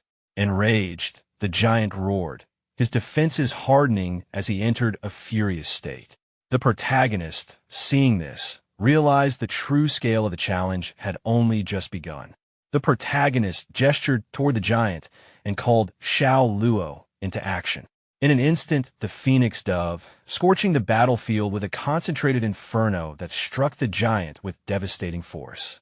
The lord-level warrior collapsed almost immediately, and the field fell silent as the last embers faded. From a fallen foe came several valuable items, an imposing hammer, a sturdy shield, and a piece of dark gold leather armor, evidence that the victory had been significant and rewarding. The protagonist took a quiet moment to appreciate the haul, pleased by the rare finds. Hardly had he finished surveying the spoils than two figures emerged from the shadows of the subterranean chamber, acknowledging his triumph, but warning that the Holy Spirit arena's true cruelty had only just begun. Their words were scarcely finished before the altar itself summoned a new challenger. Alec, a swift and deadly giant famed for an unbroken string of victories. Her arrival raised the stakes instantly. Alec came forward furious, intent on avenging the fallen. With a practiced motion, she attempted to revive her fallen partner, activating an arcane resurrection rite. The arena trembled as the ritual began to take hold. The protagonist reacted without hesitation, ordering his beasts into a coordinated strike to interrupt the resurrection. Xiao Luo and Xiao Hui unleashed everything they had, flames and ferocious assaults that engulfed Alec. The giant fell beneath the combined onslaught, apparently defeated, and the arena stilled once more. For a breathless instant, there was relief. The threat seemed ended. That relief proved premature. From the wreckage, the defeated husband rose again, giant physiology and arena magics, granting him a savage, unnatural rebirth.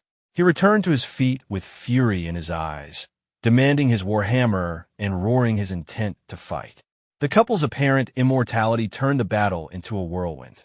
The resurrected giant charged, the protagonist's companions answered with relentless strikes, and the arena filled with fire and clashing force. Then two new items appeared before the protagonist, followed by two glowing inscriptions showing their names and ranks.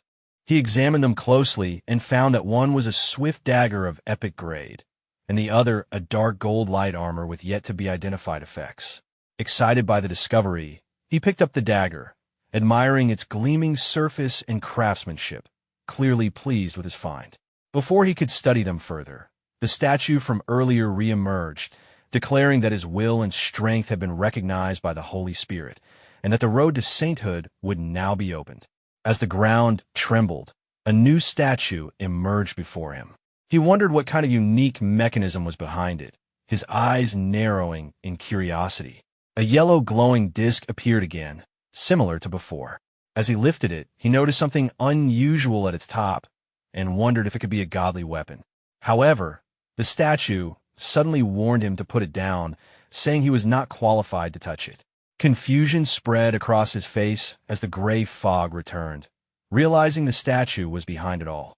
Without warning, his beast companion, the dragon, appeared and launched an attack at the statue. The creature's sudden aggression shocked him, but in an instant, the statue was shattered. As dust settled, he stood sweating and speechless. Soon, the air thickened again, and from the fragments emerged a corrupted divine presence. It was once a holy spirit, but had been contaminated, taking on a dragon's form resembling his own companion. He was shaken to see how similar it looked to Xiao Hui, with identical attributes and aura. The corrupted dragon spread a poisonous mist, draining his health every second. Acting quickly, he ordered his dragon to seal its skills, and the beast cast forbidden magic in response. The statue sneered, declaring that their trump cards were already exposed. Noticing the effects, he realized that even Xiao Hui's magic had been restricted. He then summoned another companion, Xiao Luo, calling it forth to join the fight. As the phoenix appeared, its flames illuminated the battlefield. The enemy, astonished that he had a second beast, staggered.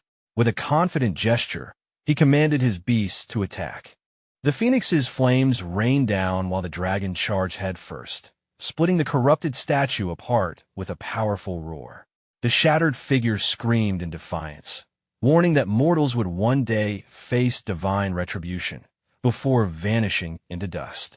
The protagonist stared at the remains and muttered dismissively. A calm voice then echoed from the void, thanking him for liberating the Holy Spirit arena from Sekhmet's control and offering him a token as a certificate for the path to sainthood. A faint light gathered before him, forming a mysterious object that pulsed with divine energy.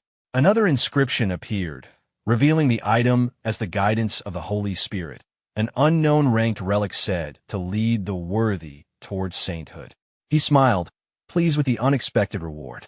Immediately after, more notifications appeared, announcing that he had triggered a hidden mission to search for the lost Holy Spirit and completed the Holy Spirit Arena Challenge. Before he could react, a portal opened beneath him, pulling him through. Emerging from the portal, he found himself back near Sister Tao's group, who were observing the gray fog. Her companions noted how dense and frightening it had become. Tao remarked that its density had increased, wondering what was happening inside. Another companion worried aloud that he might have been poisoned, but Tao scoffed, saying he was tougher than a cockroach. Soon, they noticed the fog thinning. As it began to dissipate, the protagonist appeared through the portal, calling out to them. Tao turned, relieved yet exasperated, admitting she knew he wouldn't die so easily. One of her companions was stunned at the sight. Seeing him unharmed, Tao demanded to know what he had done to cause the fog to vanish. He explained casually that he smashed a god statue inside, which caused the fog to disperse. Tao froze, then yelled in disbelief, threatening to buy him a coffin if he kept provoking divine beings.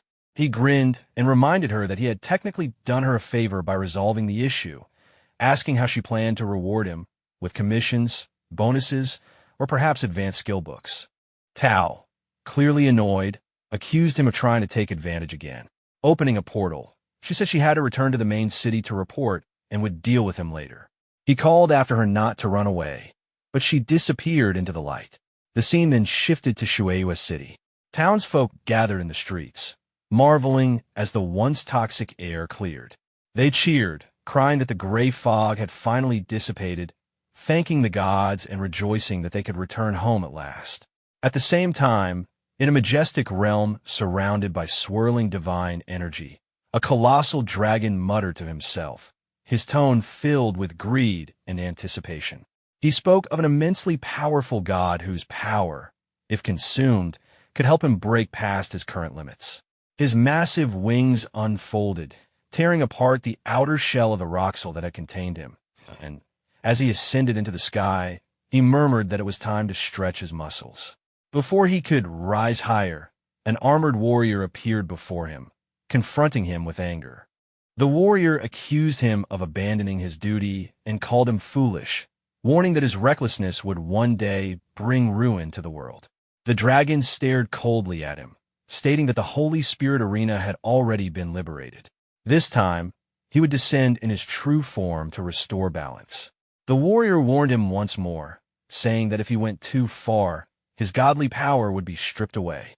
Ignoring the threat, the dragon soared upward, muttering that he would devour the ignorant humans and shatter his shackles, vowing vengeance on the one who had defied him.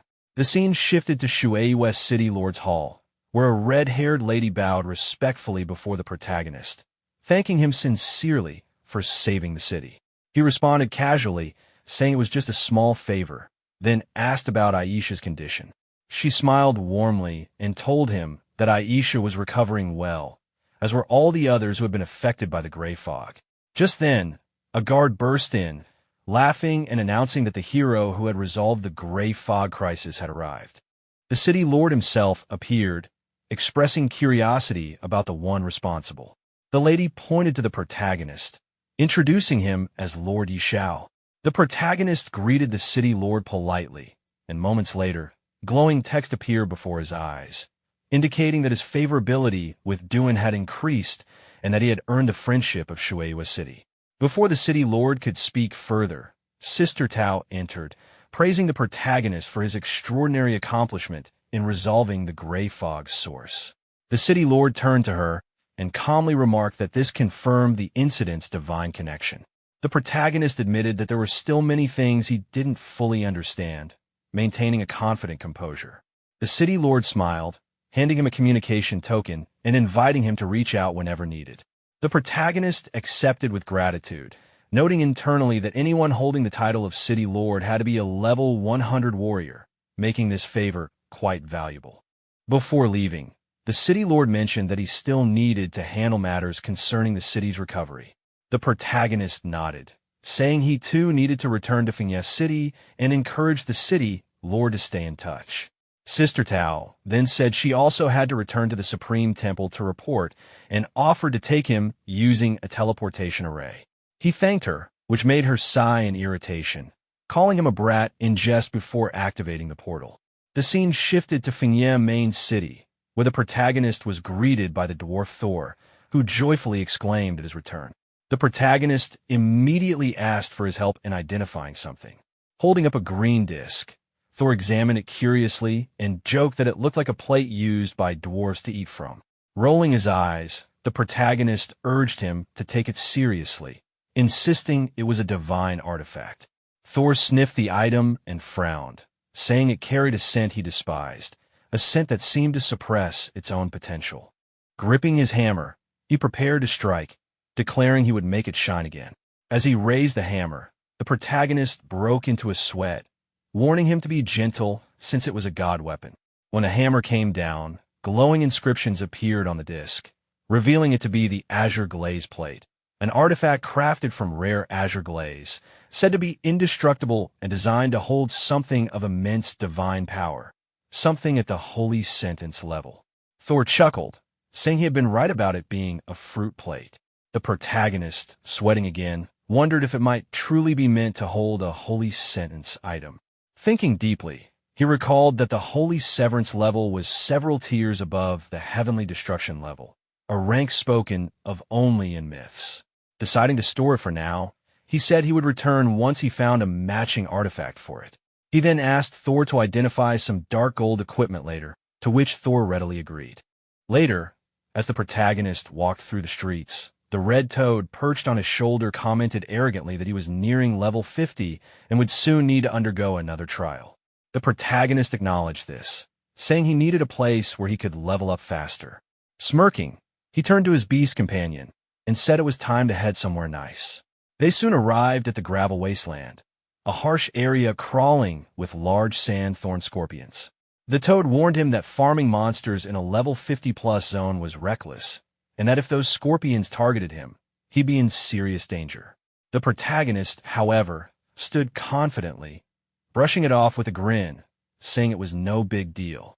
The protagonist called out to his trusted dragon companion, commanding it to take charge. Responding instantly, the dragon soared into the air and unleashed a devastating wave of dragon breath upon the swarm of scorpions, dealing massive damage and scattering them across the battlefield. Without wasting a moment, he summoned his phoenix next, entrusting it with the next attack. The phoenix rose high into the sky, its fiery wings glowing brilliantly before raining down blazing energy that wiped out countless scorpions in an instant. Seeing the overwhelming destruction caused by both his beasts, the protagonist felt genuinely impressed by the sheer destructive power of his team. Amidst the chaos, several notifications appeared before him. His level had increased to 50, bringing with it a significant rise in his strength, constitution, spirit, and agility.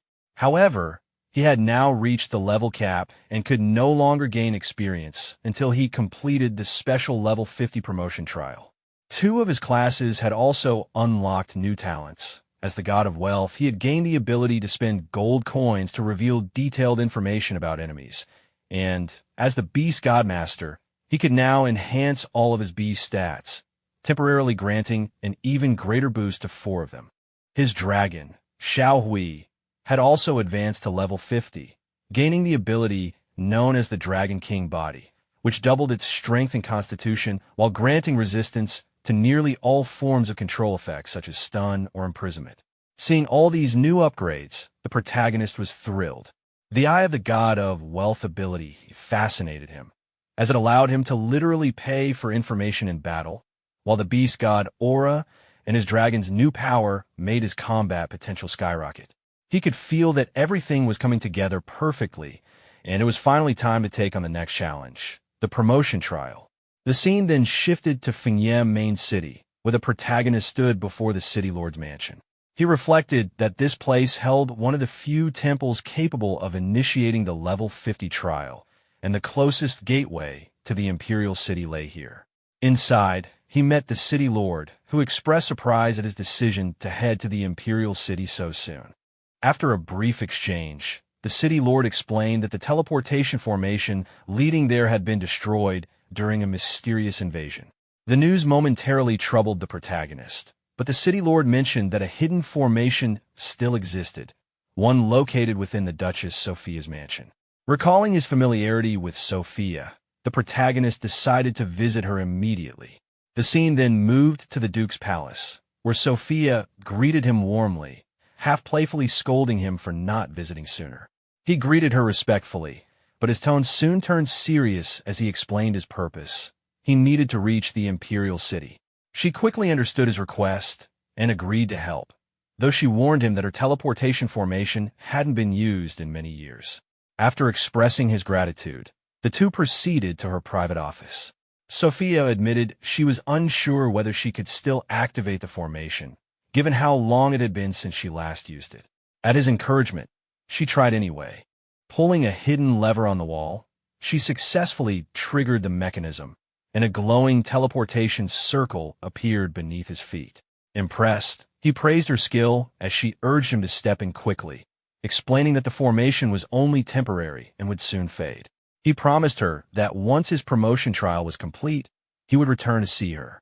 Sophia smiled and asked him to deliver her regards to the king when he reached the imperial city, before giving him one final, affectionate reminder not to forget to come back to her. Sometime later, the protagonist appeared in front of a gate where guards were stationed. One of them looked at him and asked who he was and why he had suddenly appeared. The protagonist reassured him, explaining that he had come from Finya City and that Lady Sophia had opened the teleportation formation for him. He identified himself as Viscount Xiao of Finya City.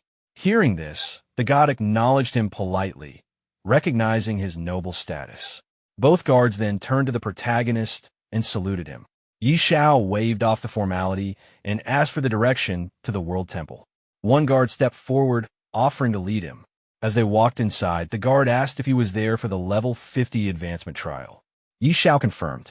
The god explained that there was only one passage to the World Temple in the imperial capital, and entering normally required a complicated series of procedures. However, with Xiao's status as a viscount, the process could be expedited. Xiao expressed his gratitude and asked to be taken there as soon as possible. Later, as he looked at the temple, the protagonist admired its majesty. The World Temple lived up to its reputation, with a world tree standing behind it. Climbing to its top would earn recognition from the gods. When he reached the gate, some people standing there seemed to be waiting for him. He wondered if they were addressing him. An old man, a 5th-level deacon named Abosai, stepped forward and asked if he was Lord Xiao. Xiao confirmed. Abosai explained that he had come after hearing the news and invited him to follow. Inside the temple, Abosai asked what level of trial he intended to take this time. Xiao immediately replied, the Abyss. Abosai looked at him and cautioned that the level 50 trial would be twice as difficult as before, and no one knew exactly what the Abyss trial would entail. With confidence, the protagonist affirmed that it didn't matter. He had made up his mind. Standing at the temple gate, the old man wished him good luck. Xiao thanked him and prepared to move forward. Elsewhere in the city, a soldier ran through the streets, shouting that there was news for His Highness. A gray-haired man turned to him, asking why he was so panicked. The soldier reported that Xiao, the person they had been monitoring, had arrived in the imperial capital. The gray-haired man was shocked and muttered that Xiao had dared to come to the capital alone, clearly reckless. He asked how many people Xiao had brought, and the soldier replied that Xiao had come alone via the teleportation formation. Angrily, the man clenched his fists and ordered his personal guards to go teach Xiao a lesson, demanding to know how he dared enter the capital alone and harm his people. The soldiers hesitated, noting that Xiao was likely in the World Temple and now quite famous, warning that a rash action could be dangerous. The man dismissed their concern, asserting that no one in the imperial capital could stop Prince Karami from taking action, and instructed them to proceed. The soldiers acknowledged and prepared to act.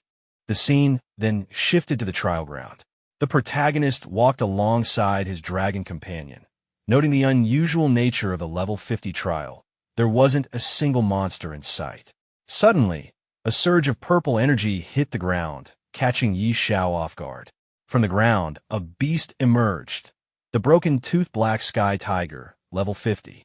Its stats and abilities were unknown, and it had a terrifying description, having not encountered a living creature in countless years.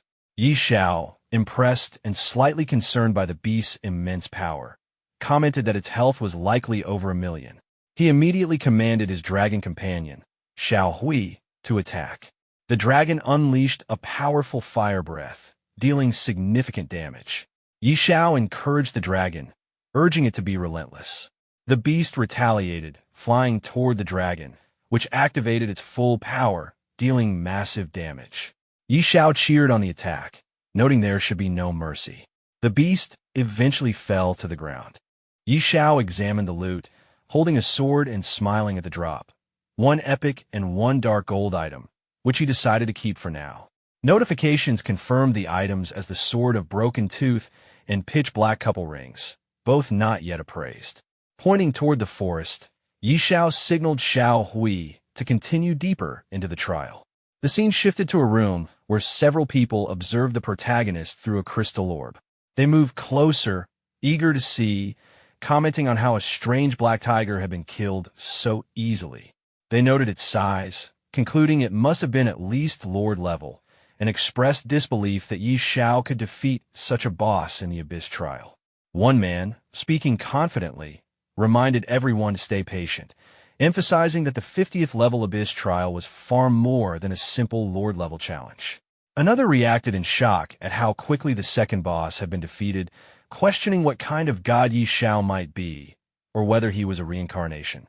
The observers continued discussing, marveling at his strength, and joking about how even at their peak, they would have yielded. Their attention was suddenly drawn to something strange, the appearance of a giant beast's foot in the orb. Moments later, the crystal orb stopped showing Xiao, leaving everyone in shock. One of them exclaimed in disbelief at how he had disappeared. The old man from the temple gate questioned if something had happened to the peeping eye. Another explained that it seemed the view had been blocked by an extremely powerful force. The group continued to debate, frustrated and astonished, wondering why the orb had gone black and whether it could still be useful, some complaining humorously about how the temple had ruined their youthful expectations. Meanwhile, the protagonist rested on a nearby rock, breathing heavily, acknowledging the difficulty of the Abyss trial. The red toad beside him asked if he could continue, warning him not to push beyond his limits. Thinking to himself, the protagonist reflected that the previous two bosses had been Lord level and that the final boss was likely an immortal level creature never encountered before. Determined, he resolved to challenge it. The red toad, perched on his shoulder, reminded him it could enter his beast control space or wait at the door, unwilling to risk death. Xiao replied confidently, telling old Hui that if he died, the toad could inherit his loan, and then prepared to move forward. Soon after, Xiao teleported to an unknown area. A notification appeared above his head, warning him that he had entered an extremely dangerous area and should escape immediately. Looking ahead, he steadied himself, confident and ready, remarking on the terrifying immortal-level monster in front of him. Its attributes were formidable, and its skills could not be detected. A notification appeared before the protagonist, listing the immortal boss's basic info. Invader of the Abyss, level 50, with most stats unknown and talent and skills unreadable. Confident, Xiao activated the Eye of the God of Wealth. The skill's cost flashed repeatedly. Loss of 10,000 gold coins, again and again. He muttered that the gold was disappearing fast. More notifications detailed the invader's abilities. Innate immortal power that greatly boosted its damage and defenses, massive health and mana bonuses with continuous regeneration, immunity to many status effects, and a suite of terrifying skills, large area invasion force, defensive fell soul state, a single target corrosive abyssal surge that could not be dodged, an abyssal shield trigger to critical health, and a last resort ashes of the abyss that could sacrifice the invader to deal true damage in a huge radius. Xiao wiped sweat from his brow and acknowledged how terrifying an immortal-level boss truly was. The Abyss Invader warned that any intruder in the forbidden area would be reduced to ashes. Xiao responded with a brief, joking incredulity, then called for his companions. Xiao Hui and Xiao Luo appeared and launched an immediate assault, but the invader shifted into a translucent state and seemed unaffected. Xiao, startled, realized the beast had phased and exclaimed in surprise. The invader prepared a counterattack. Xiao shouted for Xiao Hui to get out of the way, but the dragon was struck and took massive damage. Immediately, the dragon activated its supreme skill, Dragon Supreme Worldly Authority, and landed a heavy counterstrike that put the invader into a magic band state, preventing it from casting skills. The invader roared in fury, vowing to crush the mortals before it. During the battle with the Abyss Invader, the monster activated several powerful skills, forcing Xiao to shield himself from the swirling dust. A barrier appeared, trapping his companions, Xiao Hui and Xiao Luo, while the monster prepared a devastating ultimate attack that could deal 100% true damage. Notifications appeared, warning of the raging horns of the god of destruction skill. Yi Xiao activated his money shield and struck the barrier, but it held firm, and he bounced back from the impact. The monster then summoned a tornado, further attacking him. But with the effect of cooling stone, Yi Xiao broke the barrier on a second attempt, freeing his companions. He immediately ran with them towards safety. An explosion from the destroyed room threw him to the ground, and he realized the money shield had consumed over 10 million gold coins in one activation. Surveying the aftermath, Yi Xiao noted that the building lay in ruins, but the Abyss Invader had been defeated. No equipment dropped, but a blue crystal appeared, revealed to be the 5th Abyss Stone, confirmed as Abyss Stone, Fragment 5. Light emitted from the crystal, merging with other fragments in his possession. A notification confirmed the creation of a broken Abyss key, a key previously destroyed by an unknown force. Holding it, Yi Xiao wondered how it could open a door, even in its broken state, realizing it was a crucial artifact for future challenges. After Yi Xiao completed the level 50 Abyss trial, a world announcement broadcasted his achievement to all players. He had passed the trial, received a legendary heroic divine stone, gained a Daxiao War Zone point, and unlocked additional blessings, including plus 1,000 free attribute points. The announcement also revealed that the Battle Zone system was now activated for level 50 players, offering access to high-quality equipment and items. In the streets, players discussed the news in shock and excitement. Many were stunned that Yi Xiao had reached level 50, speculated about the new War Zone system, and realized that high-tier equipment could only be accessed by those willing to invest early or possess exceptional skill. They debated the scarcity of epic gear and acknowledged that Yi Xiao, being the only player in the War Zone at that point, would naturally acquire a vast advantage. Meanwhile, at the Supreme Temple, Yi Xiao entered a room only to find it empty, though voices indicated that people were waiting for the crystal images to restore. As he approached, onlookers explained that Viscount Yi Xiao was attempting the rare level 50 Abyss trial, an event attracting guards and elders alike. Yi Xiao, confident, wondered if it was possible he had already passed the trial. The people in the room were stunned when they realized Yi Xiao himself had arrived.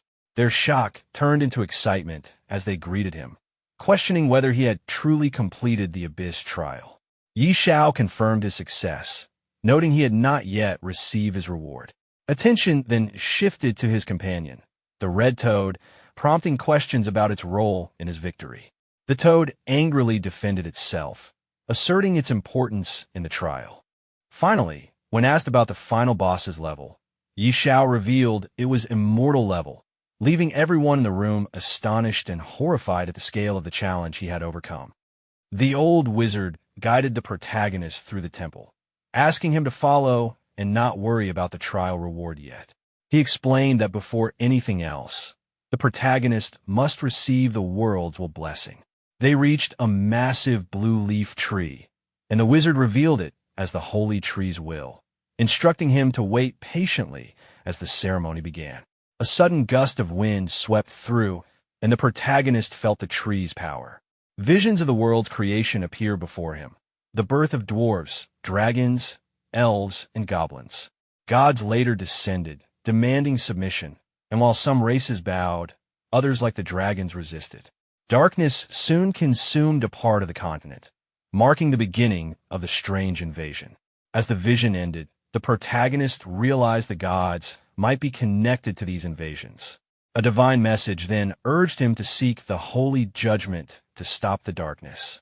When he touched the holy seed, divine power surged through him.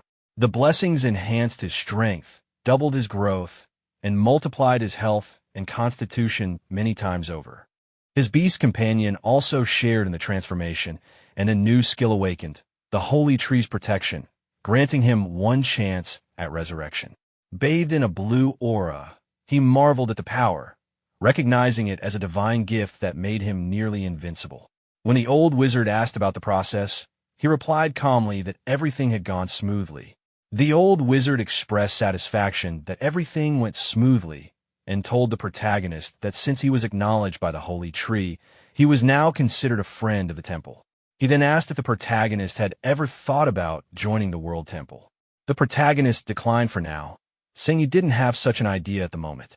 Understanding his answer, the old wizard handed him a reward, the heroic Godstone, a legendary item given only to those who cleared the Abyss-level trial.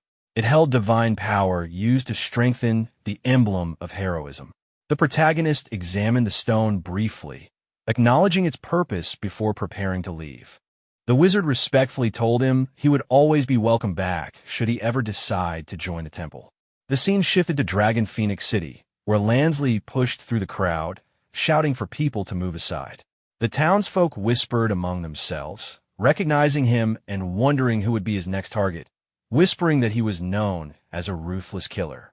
Growing impatient, Lansley muttered to himself, frustrated that his target still hadn't appeared, his killing intent barely restrained. A soldier warned Lansley to control himself, reminding him that delaying the prince's orders could cost him dearly. Lansley brushed it off, saying they should deal with Xiao first since his sudden fame had drawn too much attention. When a soldier teased him about being afraid, Lansley laughed it off, confident that a level so low wasn't worth fearing. As the protagonist appeared through the city gate, Lansley's expression shifted to excitement.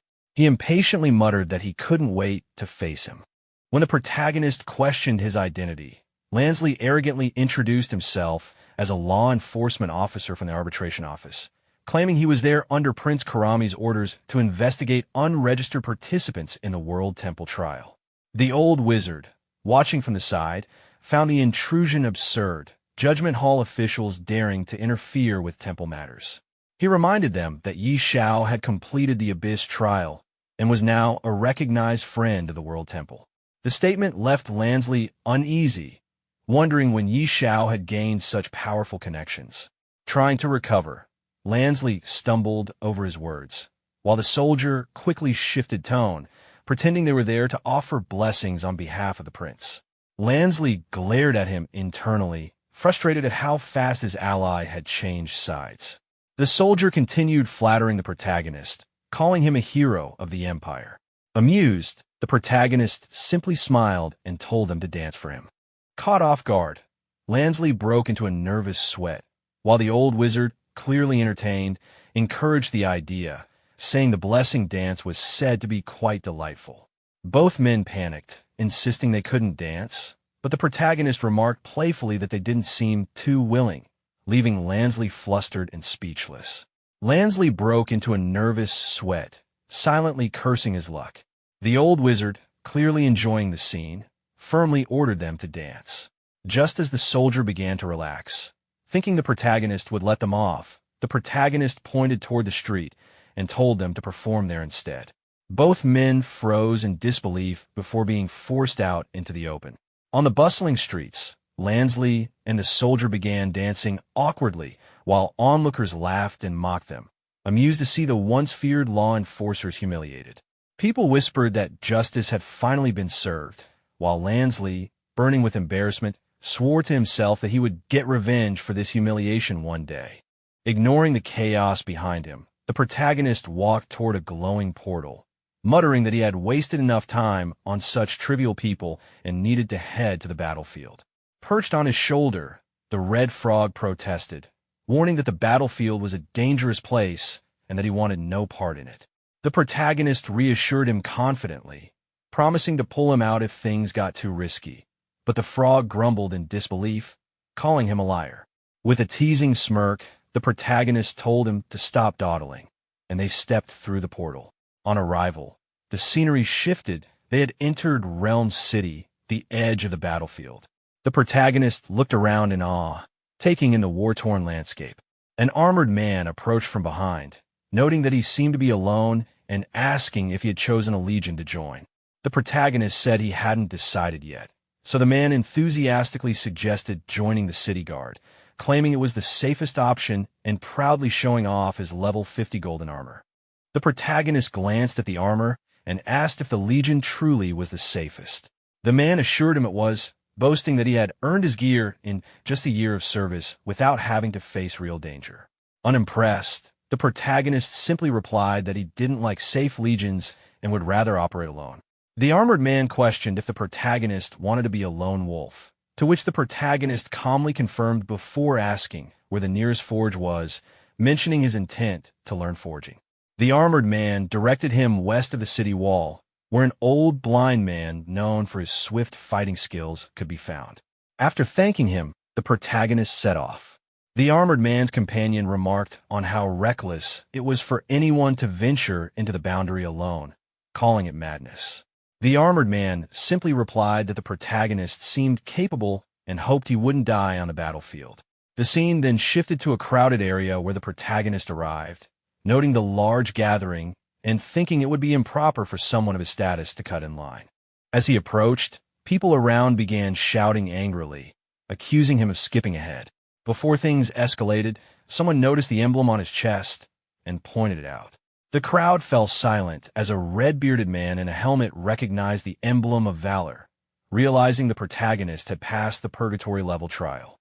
Impressed, the man offered to help strengthen the badge and requested a favor in return. He explained that his son, John, had gone missing in the Lord's forest at the primary battlefield and hadn't returned. If the protagonist could find him, he would be rewarded with an epic piece of equipment. The mention of the forest caused murmurs among the onlookers, who warned that even the Holy Legion avoided that area because of the many dangerous creatures within. Despite their concern, the protagonist accepted the mission with a confident smile and asked for his equipment to be upgraded quickly before heading out. The red-bearded man looked pleased and immediately began upgrading the protagonist's badge. The gathered crowd murmured in awe as a brilliant light filled the area, speculating that the equipment must be legendary. Once finished, the red-bearded man handed over the newly forged emblem of valor. The emblem now radiated divine energy, proof of bravery earned through the purgatory trial and strengthened by the heroic stone. Its attributes had significantly increased, granting powerful boosts and unique passive abilities. The protagonist admired the emblem's enhanced strength before deciding to leave, assuring the red-bearded man he would help search for his missing son in the Lord's forest. Grateful, the man expressed his thanks as the onlookers whispered among themselves, doubting anyone would venture into such a dangerous place alone. As the protagonist walked away, he received a sudden message from the supreme god's gift. The cryptic vision described an island full of life and a dark forest, leaving him puzzled. Unsure of its meaning, he decided to focus on upgrading before investigating further. The scene then shifted to the battlefield entrance, where two guards stood watch. After registering under the name Xiao, the protagonist was given a token required to earn military merits by defeating creatures. The soldiers exchanged skeptical remarks about him entering alone, calling it a death wish. Inside the battlefield, the landscape was barren and silent until waves of strange creatures appeared, all at high levels. Realizing the danger, the protagonist summoned Xiao Luo and unleashed a fiery attack, earning a steady stream of battle merits from each kill. After several victories, he checked his record, over 500 merit points, but found the progress too slow. Scanning the area, his eyes lit up when an elite boss appeared, seeing it as the perfect chance to gain more merits. After Talvin defeated a massive beast, he burst out laughing, thrilled by his victory and the loot he'd earned. Confident about his rising status, he checked the rankings only to find his excitement fade when the leaderboard displayed a new name, Xiao, sitting just above him. Confused, he muttered to himself as Xiao's name suddenly vanished, then reappeared, leaving him questioning if there was a system error. When Babalu's name replaced the spot, Talvin could only stare blankly, wondering how both of them were advancing so fast. Far away, Xiao was relentlessly slaying beasts across the battlefield. His level rose to 49, his strength and attributes boosted dramatically. With nearly 100,000 battle merits earned, he grinned and urged his phoenixes, Xiao Luo and Xiao Hui, to continue the assault. Soon, a world announcement echoed across the realms. Xiao from the Great Xia Kingdom had broken into the top 100 of the battlefield merit rankings. Players everywhere were stunned. In nearby villages, adventurers whispered in disbelief, amazed by how someone could achieve over 100,000 merits in just half a day. Some speculated he might even break into the top 10. On the capital's Great Wall, his name appeared among the top contenders, right below Night Dragon and Ames. Citizens gathered around the ranking board, astonished by how quickly Xiao had risen. His growing fame spread through the main city, with crowds marveling at his permanent stat increase and unmatched pace. Meanwhile, deep in a vast jungle, Xiao arrived before the ominous expanse of the Lord's Forest. As the wind rustled through the dark canopy, the red frog perched on his shoulder croaked uneasily, warning him that something about the forest didn't feel right. Xiao remained calm, reassuring the red frog not to worry as he observed the dense forest ahead. He knew the Lord's Forest likely hid multiple Lord-class bosses, and with steady determination, he decided to explore deeper. Meanwhile, at a lookout base nearby, a tense atmosphere filled the air. The commander stood atop the fortifications with his subordinate, who rushed in with urgent intel. The bald scout reported that a boss was advancing toward the stronghold, leading a massive army of subordinates numbering in the thousands.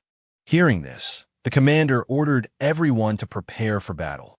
Rallying his troops, he reminded them that the honor of the Third Army was at stake and that they must defend their stronghold with everything they had.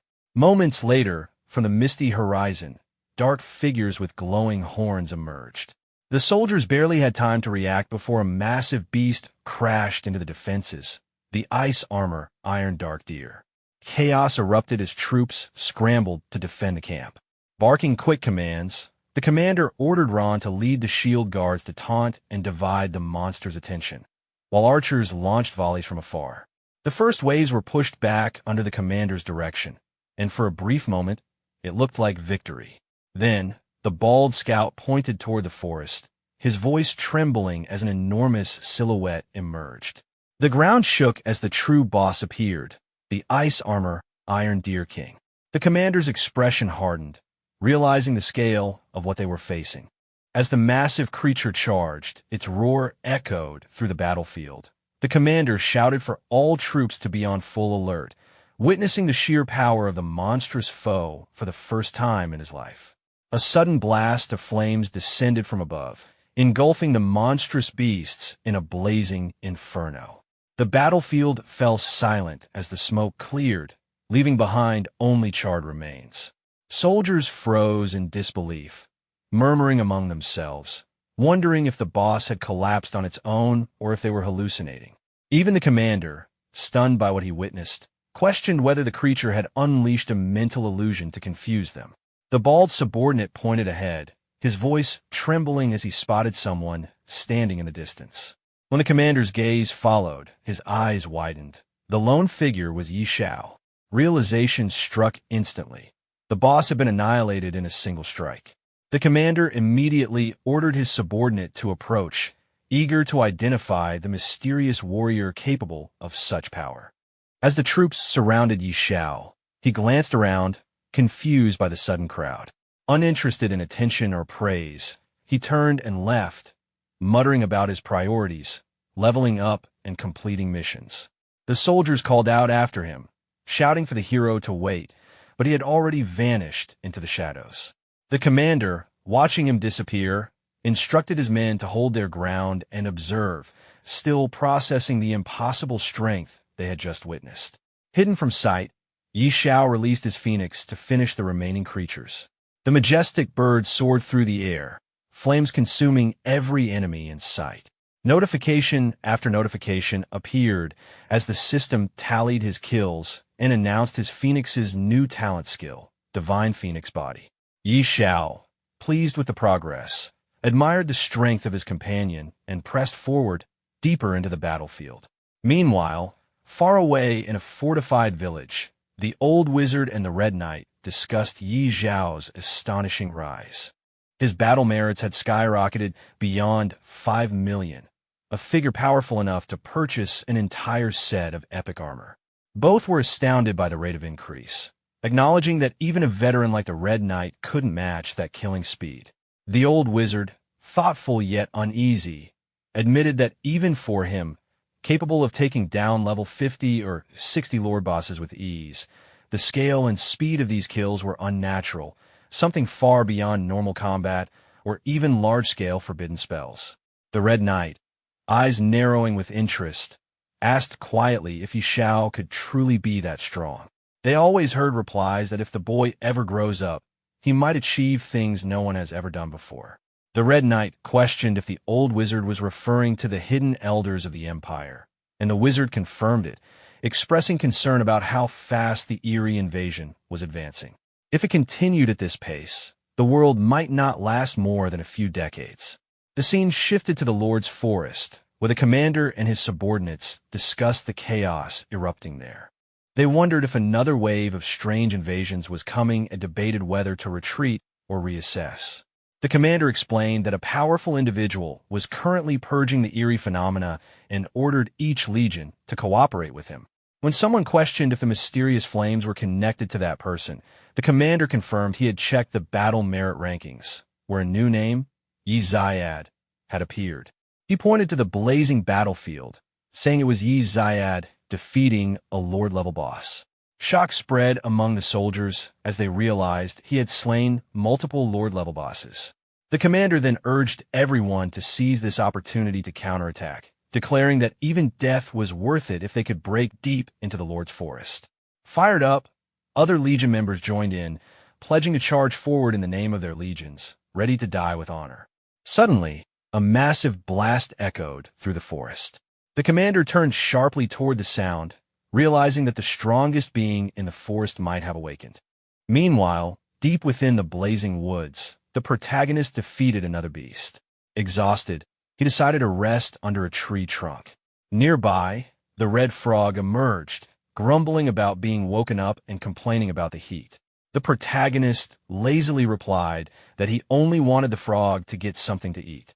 As he relaxed, a faint movement caught his attention. He looked up, sensing someone or something approaching. The red frog also noticed it, tensing up as it warned that something wasn't right. As the situation escalated, a massive dragon suddenly descended from the sky, charging toward Xiao with overwhelming hostility. It was identified as the Blood Rain Ghost Wyvern, a level 55 King-class boss with terrifying stats and immense health exceeding 3 million. Realizing the threat immediately, Xiao recognized it as a king-level enemy and ordered his dragon, Xiao Hui Xiao Luo, to engage without hesitation. The dragon responded instantly, surging into the air and launching in attacks. Dragon flames rained down, slamming the wyvern into the ground. After regaining altitude, Xiao Hui gathered power and unleashed an even stronger flame attack. The Blood Rain Ghost Wyvern, still recovering, was struck head-on and let out a painful roar as heavy damage was dealt. The wyvern retaliated at full power, releasing violent electrical storm, like waves toward both Xiao and his companions. The dragon moved to shield Xiao, using its power to block the incoming attack. Observing the exchange, Xiao acknowledged that this king-level boss was far more formidable than expected and warned his companions not to underestimate it. He then ordered them to attack together and prevent the wyvern from activating any more skills. At that moment, an unfamiliar presence emerged from the shadows behind Xiao. Sensing danger, he turned just in time to see a new beast reveal itself. A towering werewolf-like creature with glowing blue eyes stepped forward, roaring as its information became clear. It was the Ghostly Wolf, a level 56 Monarch-class monster with even higher health and terrifying combat potential. Seeing a second high-ranking enemy appear, Xiao began to tremble, realizing that he was now facing multiple Monarch and King-level threats at the same time. The scene shifted to the village, where players gathered around the ranking display. Xiao's battle merits were climbing at an alarming rate, rising again and again in rapid succession. The sudden surge left everyone stunned, with many struggling to understand what kind of monsters he could possibly be defeating.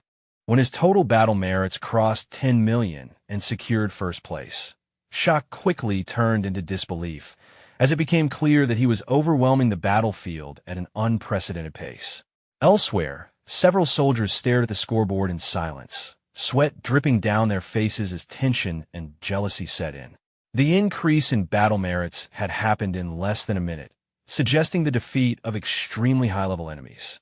Even atop the palace rooftop, a knight and a wizard observing the rankings realized that Xiao had already surpassed previous records. From their perspective, it seemed increasingly likely that the level 50 battlefield itself might soon be completely cleared under his presence alone. The scene then returned to the battlefield, where Xiao remained in combat. Another enemy soon appeared, this time a demon bat-like creature descending from the sky.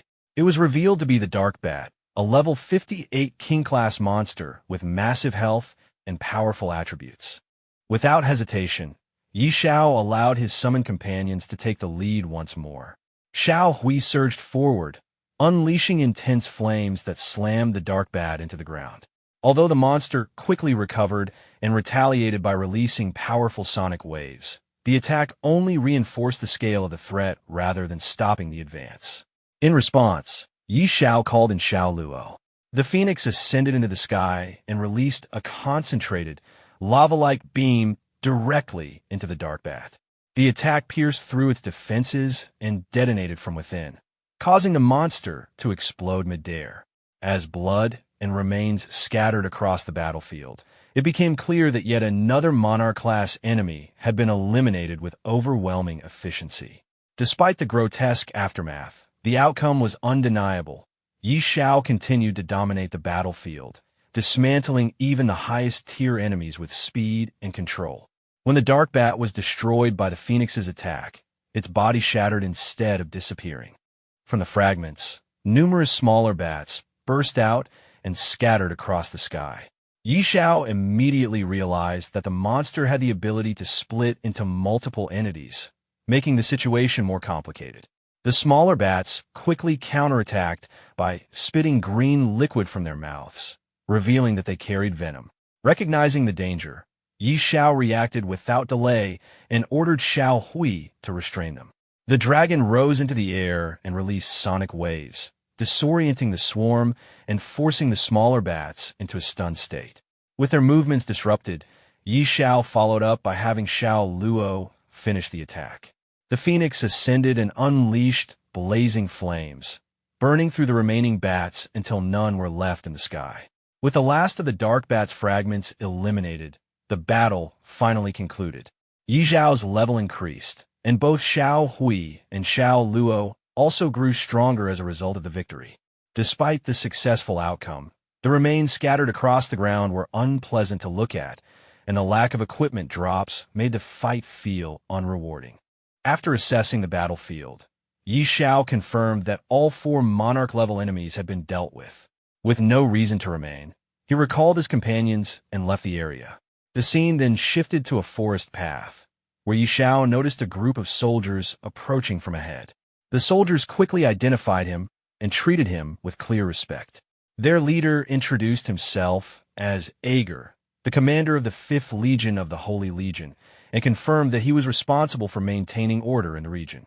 After learning that the 5th Legion controlled the local garrison, Xiao issued a direct request. He instructed the Legion to gather all strange creatures within the Lord's forest and lure them into a single location, signaling that his actions on the battlefield were far from over. The Legion commander reacted with visible confusion when Xiao explained his plan. Drawing all the strange creatures of the Lord's forest into a single location sounded dangerous, even suicidal. If too many monsters gathered at once, the Legion could be overwhelmed instantly, and the soldiers were well aware of that risk. Xiao calmly addressed their concerns by revealing his resources. He showed that he possessed gold and dark gold level equipment, assuring them that their efforts would be rewarded. He further clarified that once the monsters were eliminated, all equipment drops below epic level would belong entirely to the Legion. The implication was clear. Xiao intended to wipe out every strange creature in the Lord's forest in one coordinated operation. The scale of the plan shocked the soldiers, but the rewards were too tempting to ignore. With the promise of gear and support, their hesitation gradually turned into determination. Still, the commander raised one final concern. With so many monsters involved, the Legion alone would not be able to hold them off. Xiao acknowledged this oversight and adjusted the plan. The soldiers were instructed to lure as many monsters as possible while prioritizing their own safety. At the same time, nearby legions were to be contacted and brought into the operation to expand the lure zone. Xiao also made it clear that he would not claim any loot below epic rank. With the strategy finalized, the commander accepted the task without further resistance and pledged to see it through. Once the orders were issued, Xiao finally allowed himself a moment to rest, showing clear signs of fatigue after the continuous battles. His companions were equally exhausted, making the brief pause well-earned. The scene then shifted to the soldiers' command tent. Inside, the Legion commander was connected to several other legions through a live communication channel. He explained Yi Zhao's mission and asked for their participation. The response was mixed. Some dismissed the plan outright, doubting both its feasibility and the commander's credibility. Others mocked the idea of luring monsters on such a massive scale, clearly unconvinced that Yi Xiao was truly involved. Despite the skepticism, the commander did not argue further. He ended the communication after warning them that they would regret missing out once the results became clear. Moments later, a soldier entered the tent to confirm whether the operation would proceed as planned. The commander gave a firm confirmation. Orders were immediately issued for the entire legion to mobilize and begin luring monsters according to the zones designated by Yi Xiao. As the troops prepared to move out, the commander's resolve hardened. This operation was not only about rewards, it was his chance to prove himself and silence those who doubted him.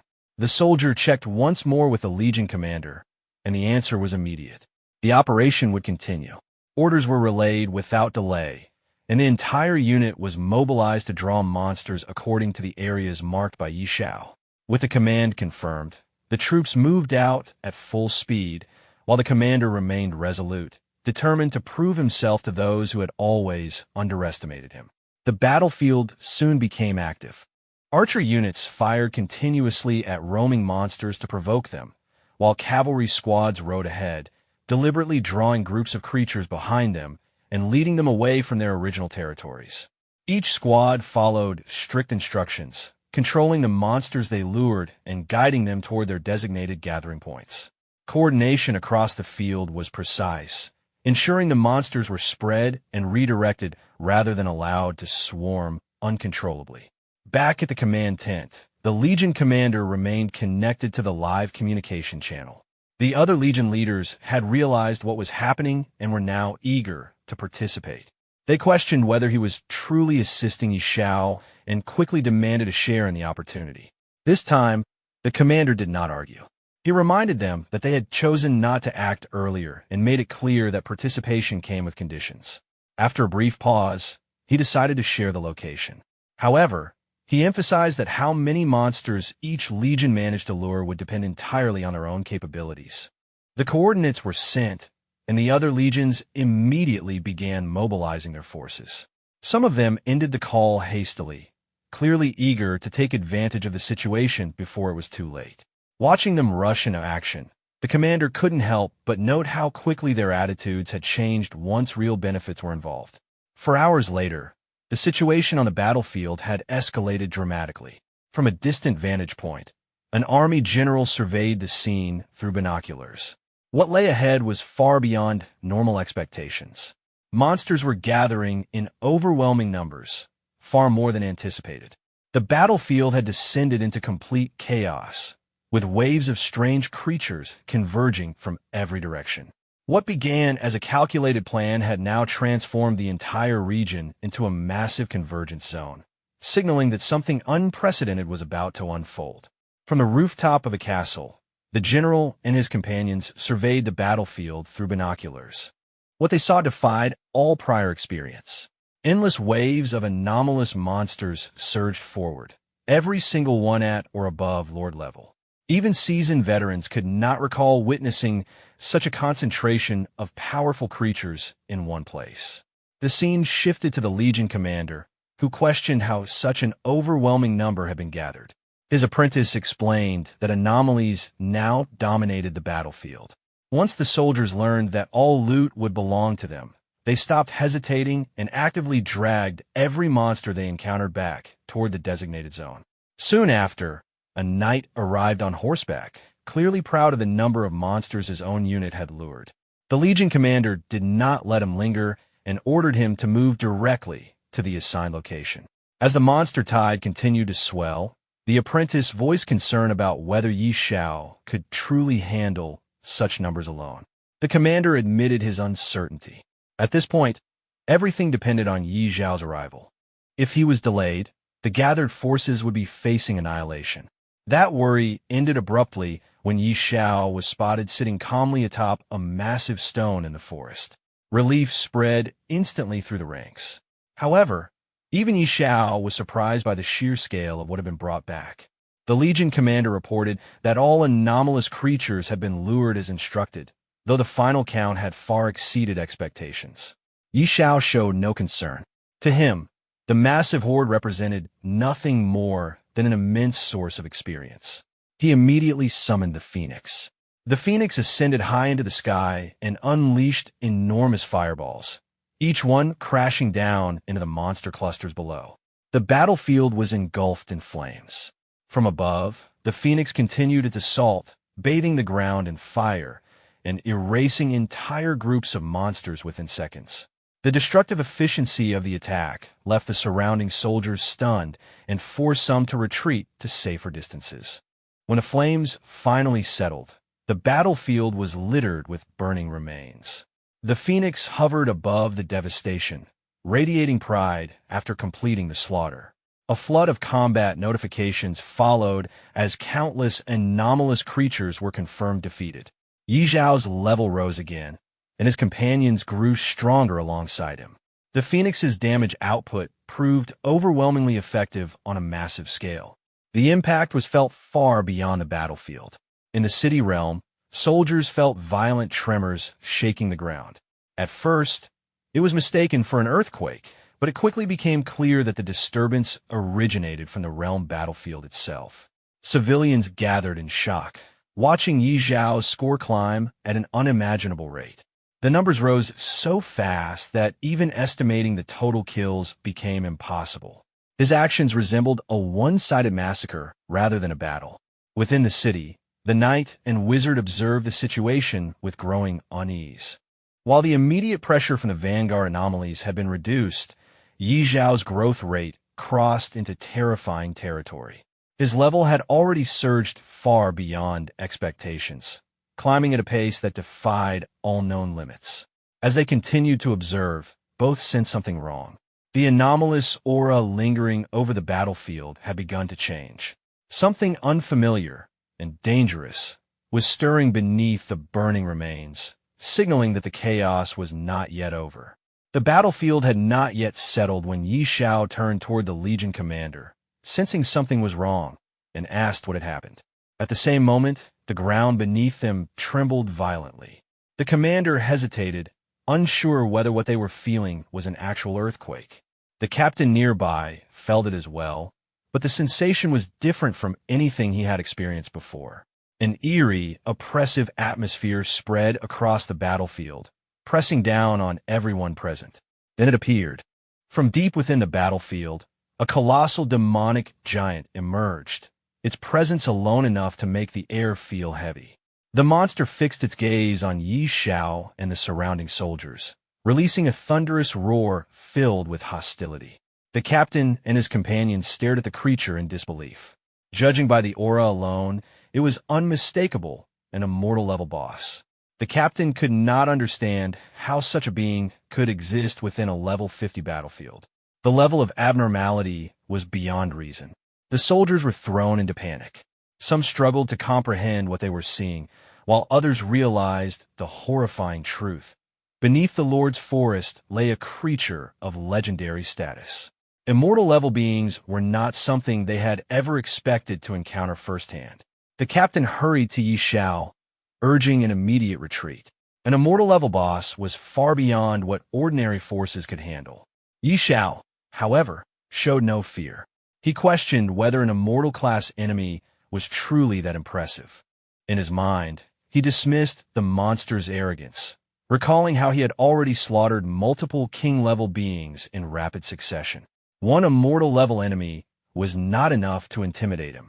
With calm confidence, Xiao summoned his dragon and ordered it to unleash its fury. The dragon charged toward the demonic giant and engulfed it in raging flames. However, the massive size difference became clear immediately. The attack barely scratched the creature. Xiao reinforced his command, urging the dragon to push harder. The dragon slammed into the giant with brute force, but even that failed to cause meaningful damage. Enraged, the demonic giant roared and gathered its power, forming a crackling sphere of magical lightning. It hurled the attack toward the dragon. The dragon barely managed to respond, releasing sonic waves in an attempt to deflect and evade the assault. Seeing his dragon struggle against the overwhelming enemy, Xiao immediately summoned his phoenix as well. Without hesitation, he ordered it to join the fight and unleash its flames. The moment the phoenix entered the battlefield, its fire surged forward, signaling the beginning of a direct confrontation against the immortal-level boss. Following Xiao's command, the phoenix bird unleashed a massive fireball at the demonic giant. At the same time, the dragon attacked in parallel, coordinating its assault as flames and power struck the monster from multiple directions. From a distance, the soldiers watched in stunned silence as Xiao's beast confronted the immortal-level enemy head-on. It was clear to everyone present that either the dragon or the phoenix alone possessed enough strength to wipe out an entire army in a short time. As the giant roared in fury, countless mysterious tentacles burst forth from its massive body. The sight was grotesque, and Xiao reacted with visible disgust. Without hesitation, he ordered the phoenix to intensify its flames. Multiple fireballs rained down, exploding upon impact and tearing through the giant's body. Simultaneously, the dragon launched its own attacks, ripping into the monster with overwhelming force. One by one, the tentacles were severed and collapsed to the ground. As the creature's body burned and fell apart, Xiao covered his nose, irritated by the stench of scorched flesh. Moments later, the giant monster collapsed completely, smashing into the ground and leaving the battlefield fractured beneath its weight. A world announcement followed immediately, confirming that Xiao had slain a level 60 immortal-level beast and secured the first kill of its kind.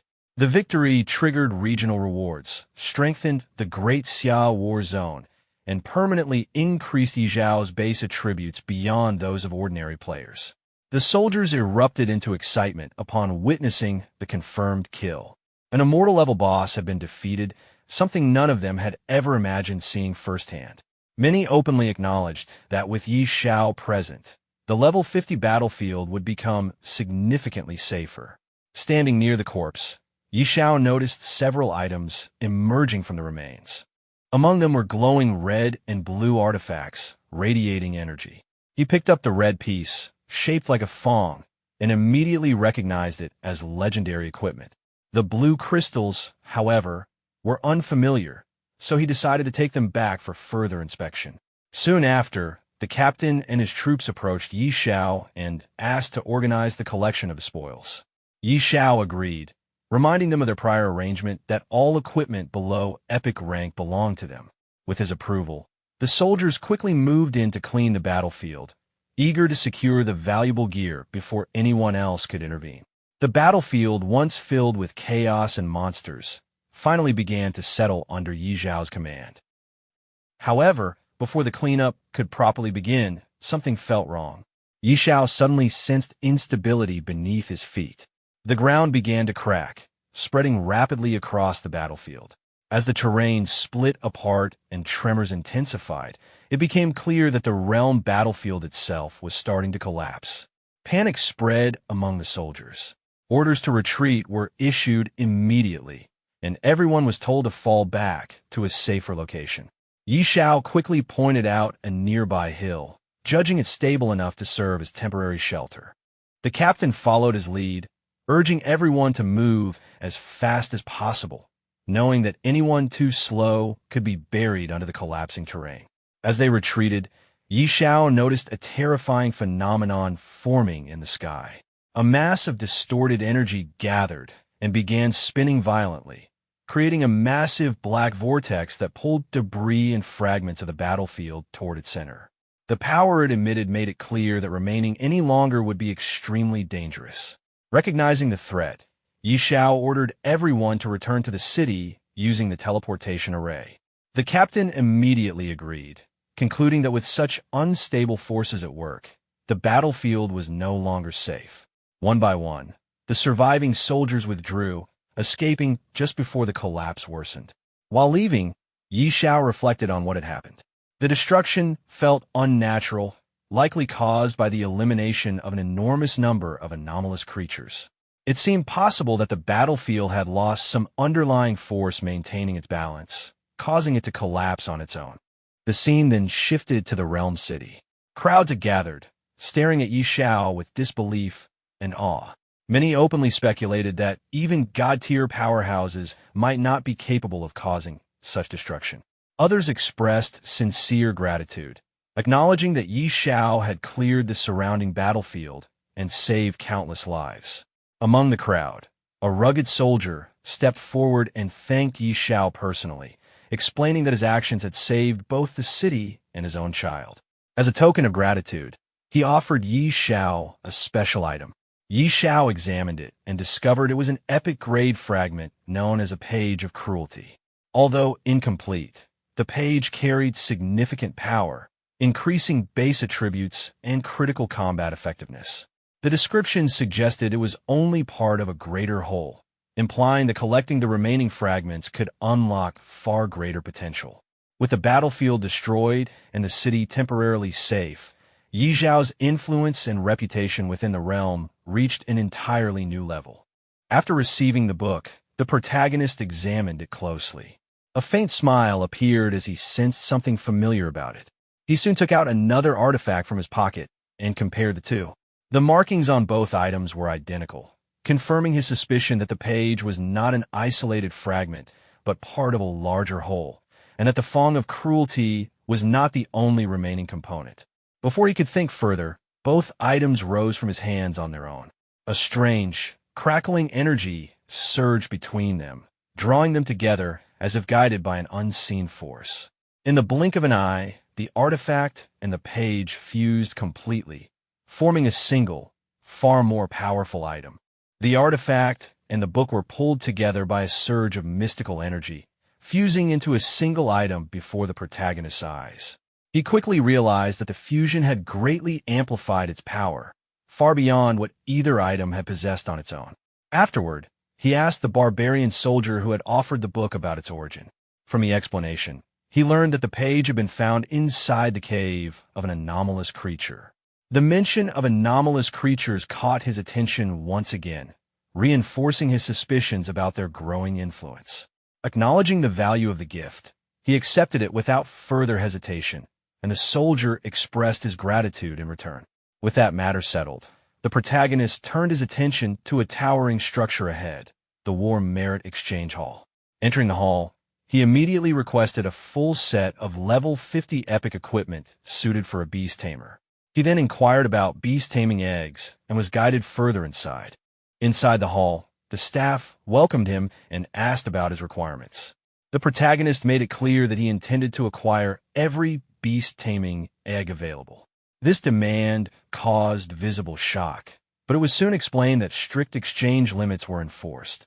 Each person could only obtain a fixed number of eggs, regardless of available war merits.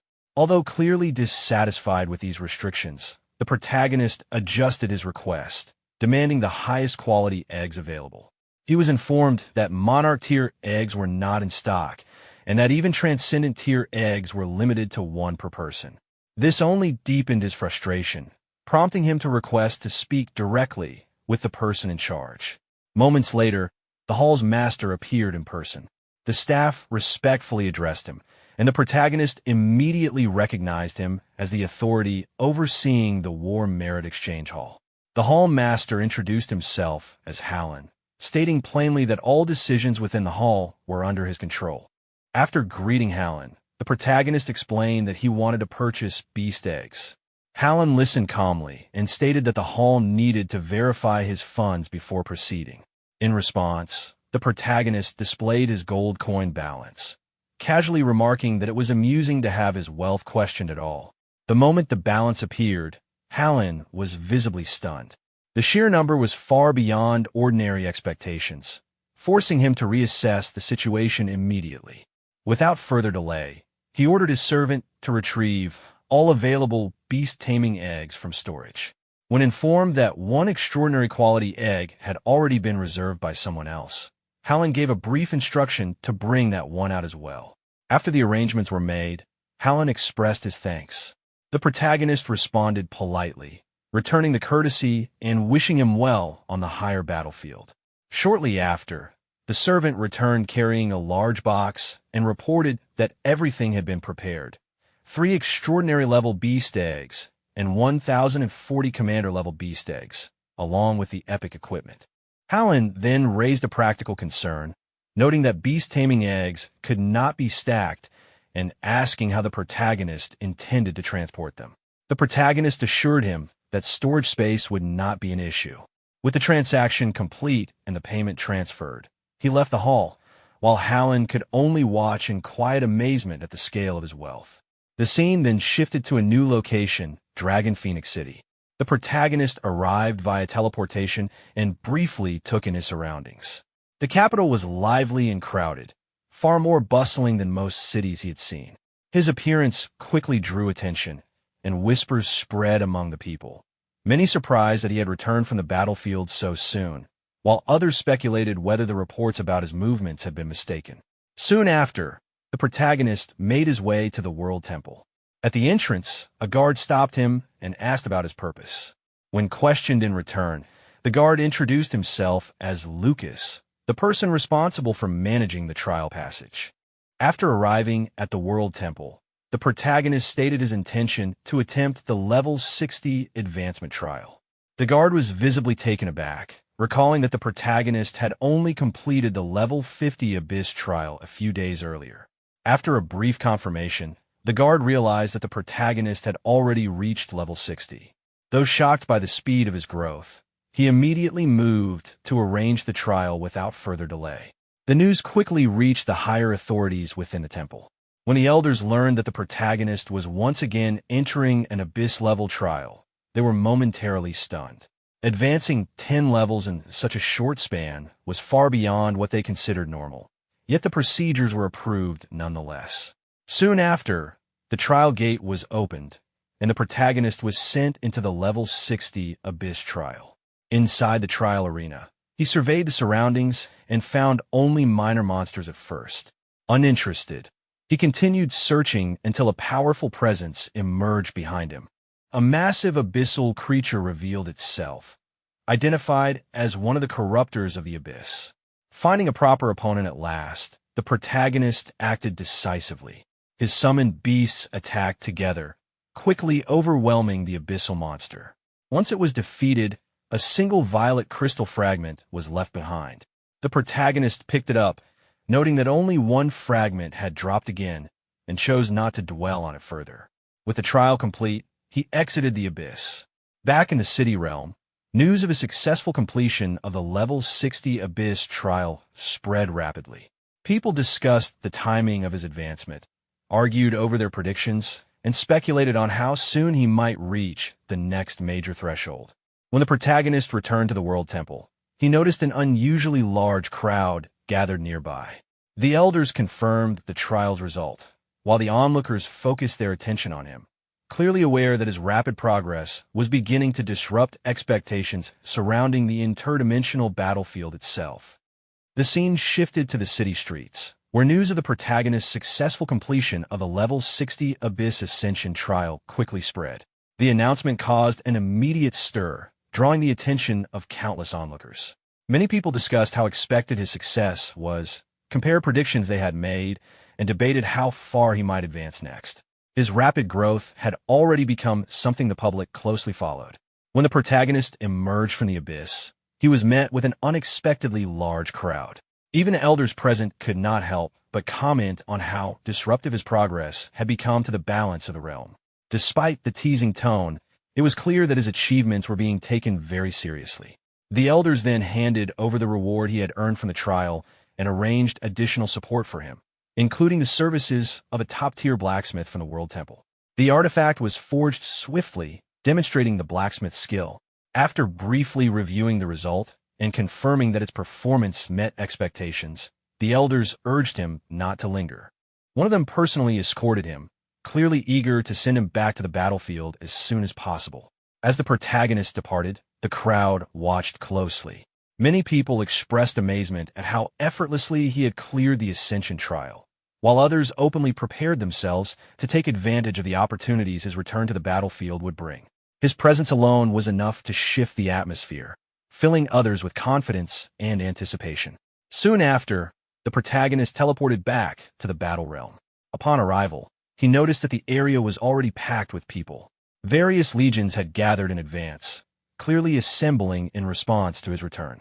Their formation and readiness made it obvious that many forces were preparing to move, expecting that the next phase of large-scale monster hunting was about to begin under his influence. With everyone gathered, the protagonist briefly announced that it was time to begin. The assembled forces responded in unison before quickly dispersing to carry out their assigned task of drawing monsters toward the designated area. After some time passed, the protagonist remained behind, resting calmly on the ground with the toad at his side. The surroundings were quiet, almost peaceful, though the toad warned him not to relax too much in case a large monster wave appeared. The protagonist showed little concern and assured him it would be fine. Before long, members of the Shadow Legion returned with urgent news. Their report was not encouraging. Despite using every method available, including deliberately engaging the aberrant creatures to provoke them, they had failed to gather them together. The creatures simply refused to move as expected. From this, the protagonist realized that the battlefield conditions had changed. The aberrant creatures were no longer behaving the same way, and the usual methods of luring them were no longer effective. Deciding to verify things personally, he moved deeper into the battlefield. As he advanced, his observations confirmed the report. Monsters were scattered, appearing only one at a time, with no trace of any aberrant bosses. He eliminated a lone monster with ease, but the situation became clear. The battlefield no longer allowed for efficient large-scale hunting, and the aberrant creatures seemed to have developed their own defensive patterns. Concluding that continuing would be pointless, the protagonist opened a portal and returned to the city with his companions. His arrival immediately drew attention. People crowded around him, eager to hear whether he had found a solution. He calmly explained that the bosses were deliberately hiding and were currently difficult to locate.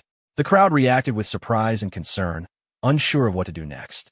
The protagonist instructed everyone to disperse for the time being, stating that he would consider another approach later, as he needed rest.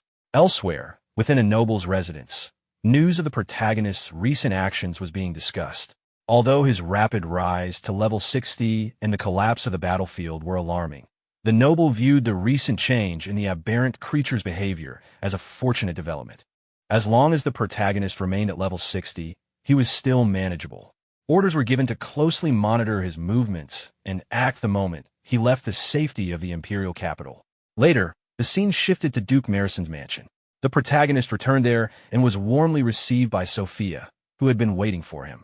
She expressed both relief and admiration after hearing everything he had done in the imperial capital. She acknowledged that his actions had significantly reduced pressure on the front lines. The protagonist responded casually, treating his achievements as routine, and the moment ended on a quiet, personal note rather than one of grand celebration. Sophia asked the protagonist whether he has anything planned after returning to Finya City. In response, he requests her help in contacting beast-taming merchants, explaining that he needs to acquire a large amount of beast-taming training materials.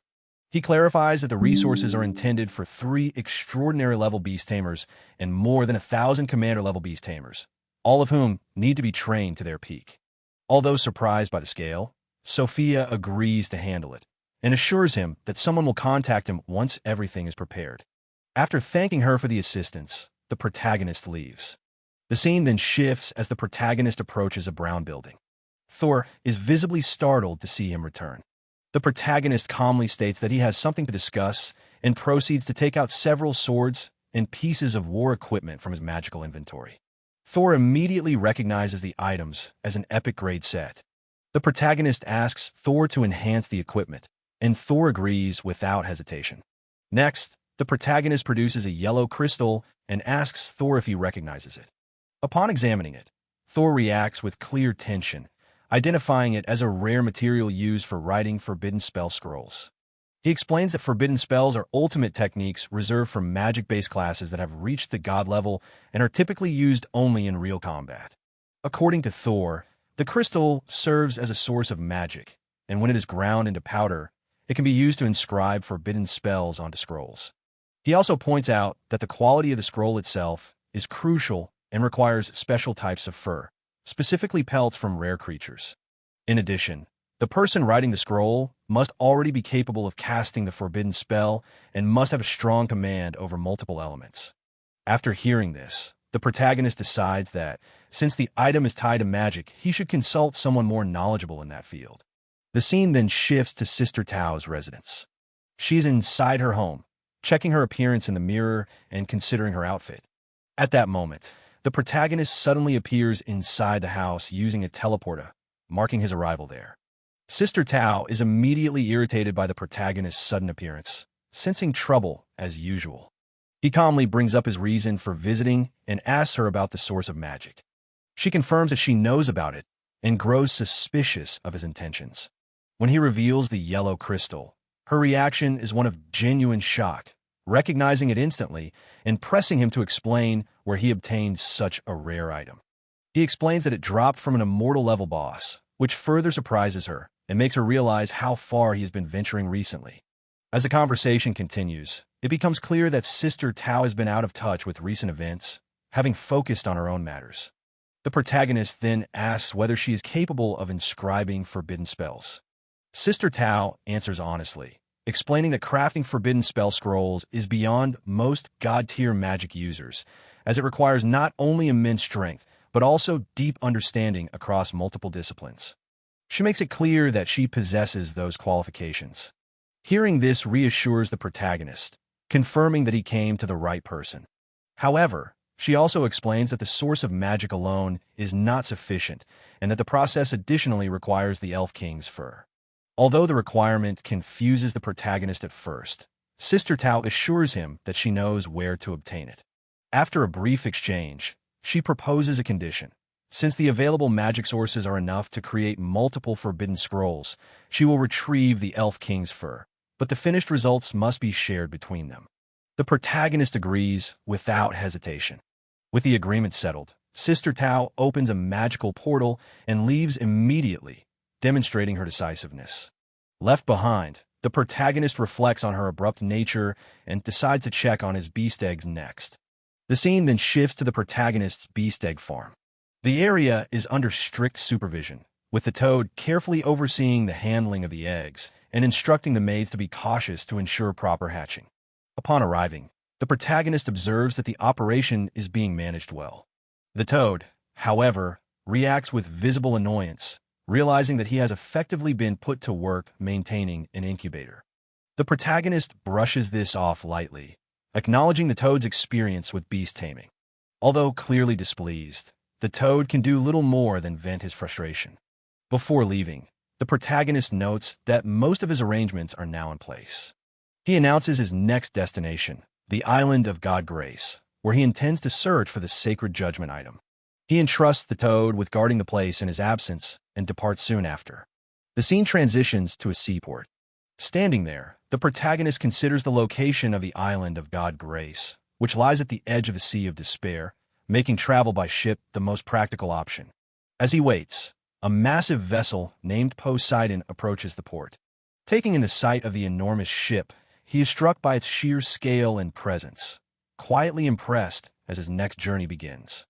As the protagonist moves toward the ship, the boarding process begins smoothly, and once everyone is on board, the vessel sets sail. While standing on the deck, he quietly observes the other passengers and notices that most of them are equipped with gear around level 80 or 90. From this alone, he realizes that the island of God Grace is far from an ordinary destination. Not long after, a group of knights approaches him. From their reactions and assessment of his appearance, they quickly identify him as someone likely belonging to a magic-based class. They explain that their team is currently missing such a role and attempt to recruit him, introducing themselves as members of the Conch mercenary group and emphasizing their reputation despite their smaller size. They also reveal their objective for this trip, which involves collecting a massive amount of wood spirit crystals. The protagonist listens, but makes it clear that he has no interest in joining them and has his own plans. When asked which mercenary group he belongs to, he states that he is not affiliated with any group at all. This response visibly surprises them. To them, boarding a ship headed for the island of God Grace without the backing of a mercenary group is extremely risky, especially for someone they assume to be relatively low level. Their attitude shifts from recruitment to concern. They openly question his judgment and warn him that the ship itself, the sea god, is not something to underestimate. Based on their experience, they advise him not to disembark once they arrive and instead return immediately. They also mention that the island of God Grace has been unusually unstable lately, hinting at growing dangers there. Hearing this, the protagonist becomes curious about the situation on the island, sensing that something significant has been unfolding beyond his awareness. The knight explains that, in recent days, the island of God Grace has been plagued by repeated unrest.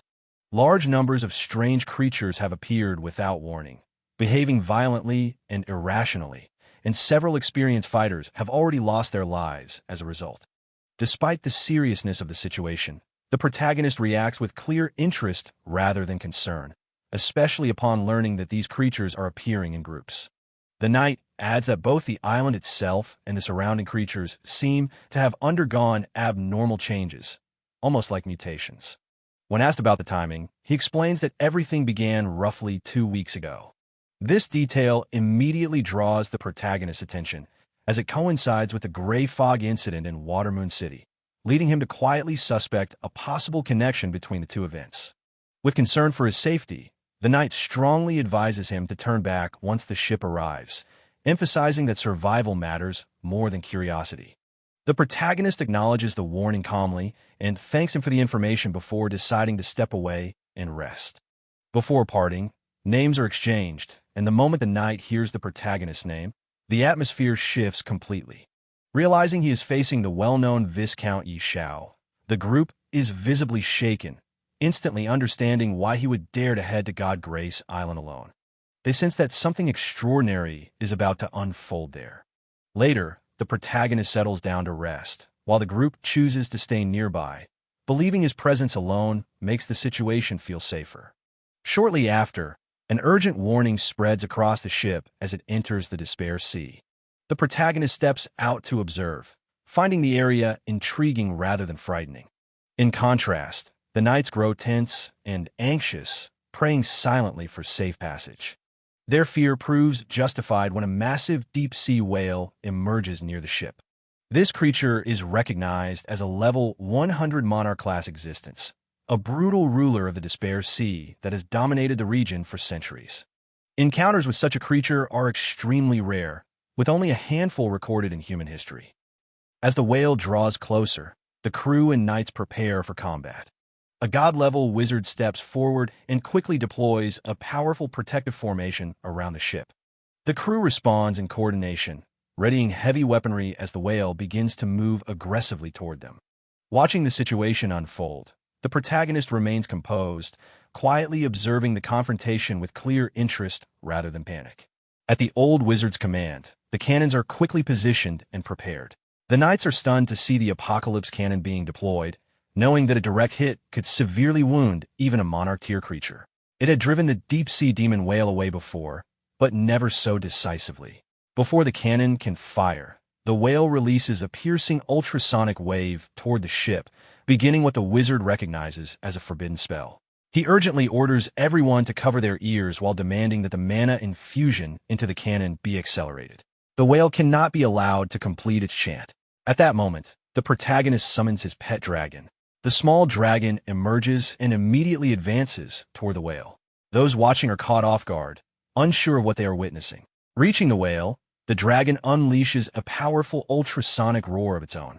The sudden counterattack disrupts the whale's spell, causing it to falter mid-cast. Even the old wizard is visibly shaken at the realization that the forbidden spell has been interrupted.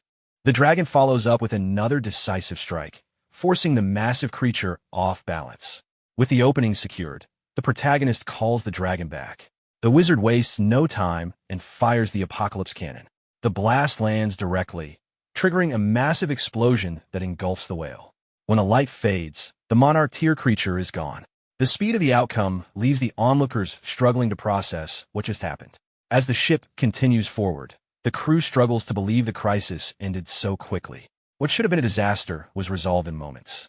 The knight openly shows his respect toward Knight Xiao, acknowledging that interrupting a monarch tier forbidden spell is no ordinary feat. Nearby warriors silently re-evaluate themselves, realizing how overwhelming the dragon's strength was.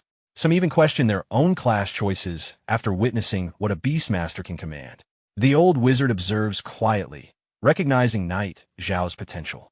In his mind, he considers that someone like him may one day stand at the center of resolving the growing anomalies in the world. Meanwhile, the whale regains awareness but chooses to flee rather than continue the fight. Soon after, the island of Divine Grace comes into view. The ship approaches its shores, and Knight Xiao calmly notes their arrival. The island's scenery appears peaceful and unexpectedly gentle compared to the surrounding sea. As they disembark, the knight shares the island's history. Long ago, it was said to be a land of decay where no life could survive. Then, without explanation, it transformed. Creatures migrated there, the climate softened, and the land flourished as if blessed. Because of this sudden change, it became known as the Island of Divine Grace. Knight Xiao listens with interest, acknowledging the story without judgment. Later, as they approach a particular building, the knight explains that information can be purchased there. Any knowledge, provided the price is sufficient. Knight Xiao responds simply that cost is irrelevant, as long as the information exists. After entering the building, Knight Xiao quietly surveys the interior. The place is styled like a bar, filled with an unusual and exotic atmosphere that feels more deliberate than decorative. The knight approaches the counter and orders a drink using coded language. The exchange is brief, but clearly symbolic. Knight Xiao questions whether such theatrics are necessary just to purchase information, noting inwardly that to an outsider, it would sound more like arranging an assassination than gathering intelligence. Taking a seat, the knight explains that although the Island of Divine Grace is rich in resources, respawns are limited and competition is intense. Powerful local forces are also involved, so discretion is essential. The more sensitive the information, the more carefully it must be handled. Knight Xiao accepts the explanation without further argument. Soon, a heavy-set man appears, identifying himself as the one who handles such requests. He begins outlining the rules and the cost of acquiring information, but before he can finish, Knight Xiao places a substantial pile of gold in front of him. The display immediately shifts the man's attitude. With business settled, the man asks what kind of information is required, offering anything from resource locations to rare knowledge. Knight Xiao states clearly that he wants the location of the gloomiest forest on the island, along with a map. The request causes brief confusion. The man explains that the description is vague, as several large forests could qualify.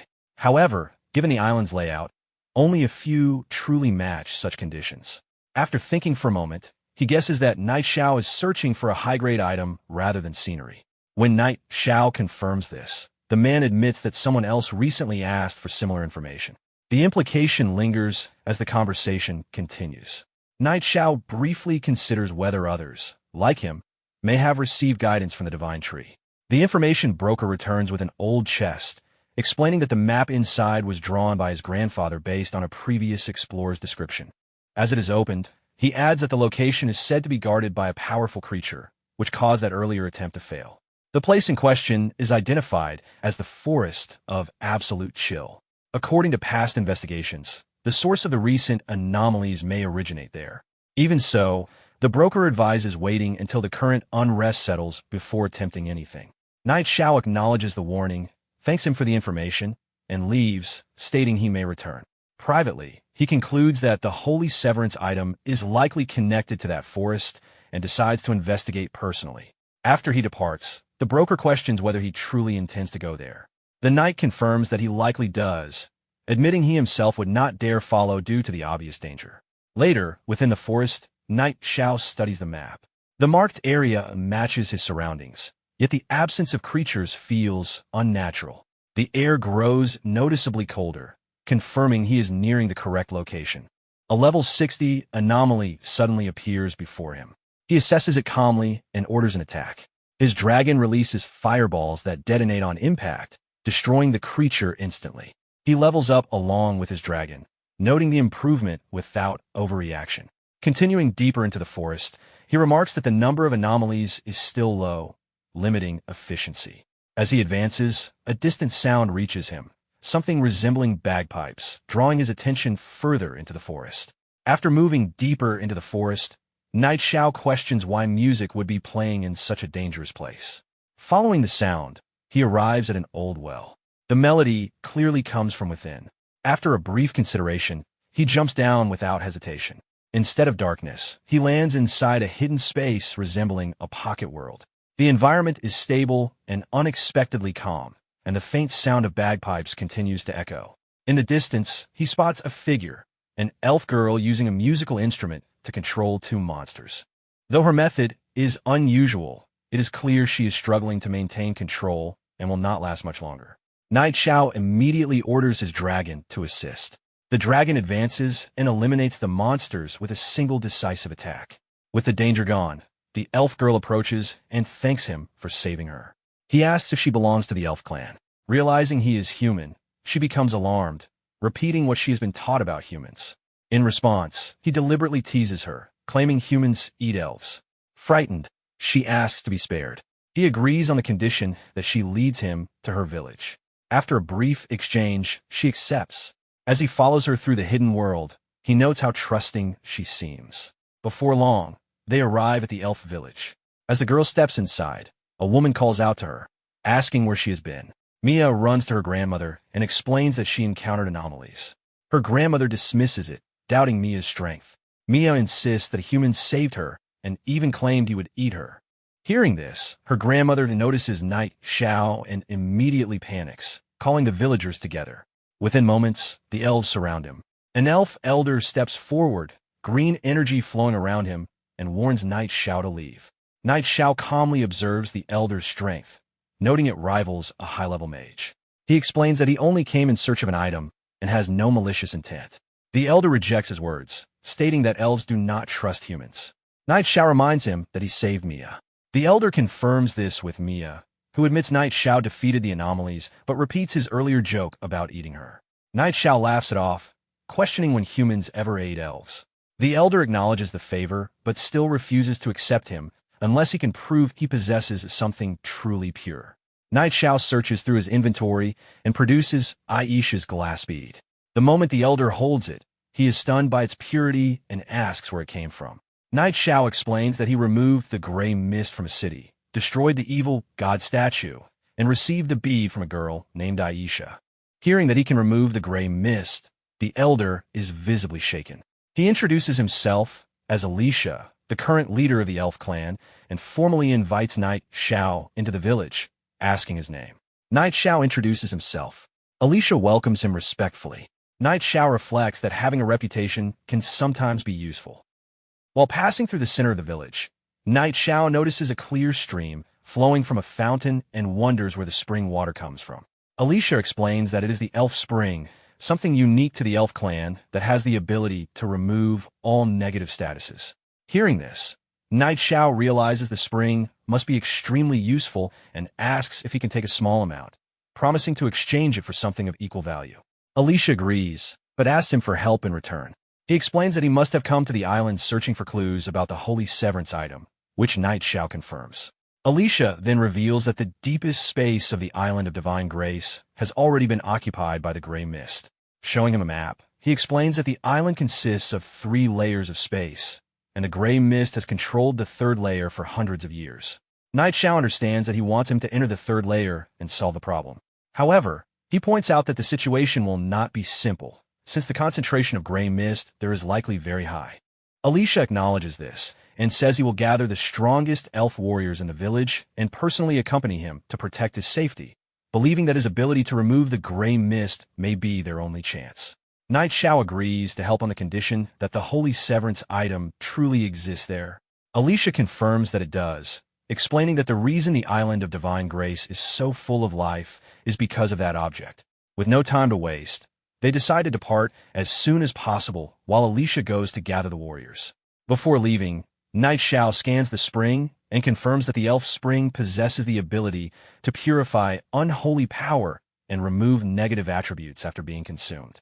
He fills a mug with the water and drinks it, noticing that it tastes slightly sweet.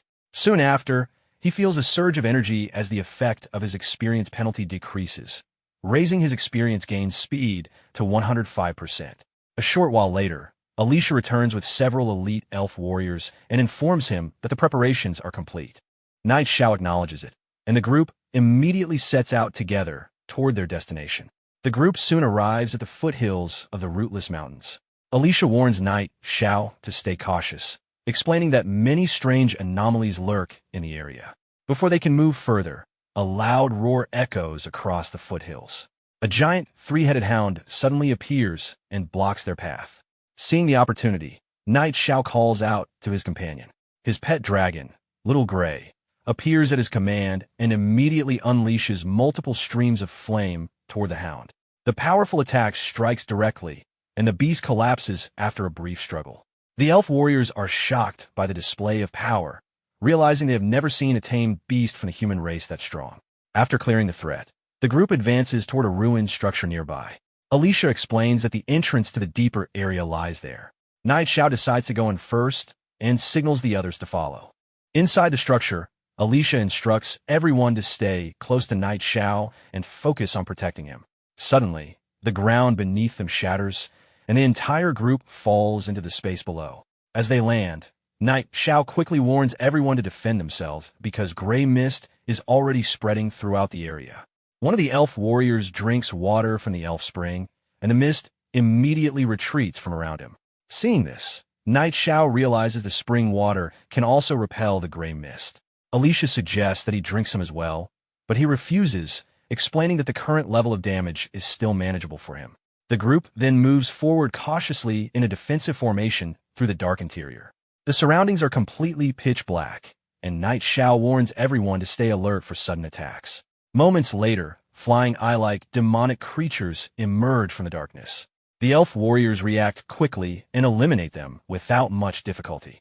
Observing their performance, Knight Xiao notes that the strength of these warriors is quite impressive. As they proceed deeper, the gray mist grows thicker. Alicia suddenly notices something unusual ahead and points it out.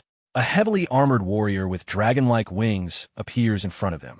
Knight Xiao immediately recognizes it as a level 100 Lord tier boss. Before they can react further, two more powerful monsters emerge from different directions. Realizing the danger, Alicia panics as the group suddenly finds itself surrounded. Knight Xiao immediately warns everyone that the enemies ahead will not be easy to handle. Alicia quickly orders the elf warriors to form a defensive formation. The warriors raise their hands together and create a powerful magical shield that surrounds the group. One of the armored monsters launches a heavy strike against the barrier, but the attack fails to break through. Watching this, Knight Xiao notes that the elf clan truly lives up to its reputation as a high race, with combat strength that even surpasses the dwarves. At the same time, he quietly considers how valuable their support would be if they were ever brought to Windleaf City. During the battle, one of the warriors throws a restricting energy rope that successfully binds a bull-like monster. Alicia instructs everyone to trap the enemies first and exhaust their stamina. However, another red-colored anomaly suddenly escapes from the battlefield and disappears into the mist. Realizing this, Alicia becomes alarmed and orders the warriors not to let it escape, but Knight Xiao calmly explains that it is already too late. The gray mist is too dense, and visibility is extremely low. He points out that when a boss suddenly flees, it is often to report information. Alicia is confused by this explanation, but Knight Xiao reveals his concern that something even more dangerous may be deeper inside, possibly a level 100 monarch tier existence. The elf warriors are immediately shocked by the possibility. At that moment, the bull-like monster breaks free from the restraining rope, leaving Alicia stunned. Knight Xiao senses that something about the situation is unusual and that the anomalies are behaving strangely. To uncover what is happening, Alicia raises his staff and decides to use an advanced detection technique. A magical mirror forms in front of the group, and from it emerges a mystical creature known as the Serpent of Clairvoyance. Alicia commands the serpent to track the escaped enemy. As the creature moves, everything it sees is reflected directly onto the mirror, allowing the group to observe the path through the serpent's perspective while searching for the source of the disturbance. As the serpent of clairvoyance moves forward and its vision appears in the mirror, the group watches carefully. Suddenly, Night Xiao notices something strange. The boss they were tracking is killed almost instantly, disappearing in the blink of an eye. Before they can understand what happened, the magical mirror suddenly shatters. Alicia is shocked, realizing that something powerful enough to break the detection spell must be nearby. Night Xiao begins to consider the possibility that the creature behind this might not just be an ordinary boss that reached level 100, but a true monarch tier existence. Hearing this, Alicia immediately realizes how dangerous the situation could be and suggests retreating since they would have no chance of winning against such an enemy. At that moment, a loud sound echoes through the ruins. Night Xiao quickly understands what it means just as a massive dragon suddenly appears before them. A notification reveals the creature's identity, the immortal Dark Wing, a monarch tier boss that has been slumbering beneath the island of divine grace for a long time and possesses destructive power capable of devastating everything around it. Seeing the monster, the elf warriors are terrified. Alicia immediately orders them to retreat while he stays behind to hold the dragon back. The warriors hesitate, but begin moving toward the exit while the dragon advances toward the group. Night Xiao asks if Alicia can endure the fight, and Alicia urges them to leave quickly while he handles the situation. As the others retreat, Alicia launches attacks to slow the dragon down. In response, the dragon releases violent violet flames. Alicia forms a protective barrier to block the attack, but the flames shatter the defense and send him crashing onto the ground. Struggling to stand, he realizes the boss is far stronger than expected. The dragon leaps into the air and strikes downward with its claws. At the last moment, Alicia activates an instant teleportation spell, disappearing just before the attack shatters the ground where he stood. Reappearing a short distance away, he recognizes just how terrifying the monster truly is. Meanwhile, the warriors shout that they're almost at the exit and urge him to hold on a little longer. To buy more time, Alicia takes out a green crystal and throws it toward the dragon. The moment it strikes, the crystal triggers a massive explosion that momentarily halts the monster. Seeing this, Night Xiao realizes Alicia had a forbidden spell crystal hidden with him and asks what material it is made from. Alicia simply brushes off the question, implying that such preparations are exactly how he managed to become the leader of the elf clan. The warriors soon reach the exit and urge everyone to leave quickly. Alicia notices that Night Xiao is not moving and asks why he is still standing there. Night Xiao explains that since the others have already reached the exit, they should be safe now. However, he believes a confrontation with the boss is unavoidable and decides to handle the rest himself. The warriors are shocked, realizing he intends to face the boss alone.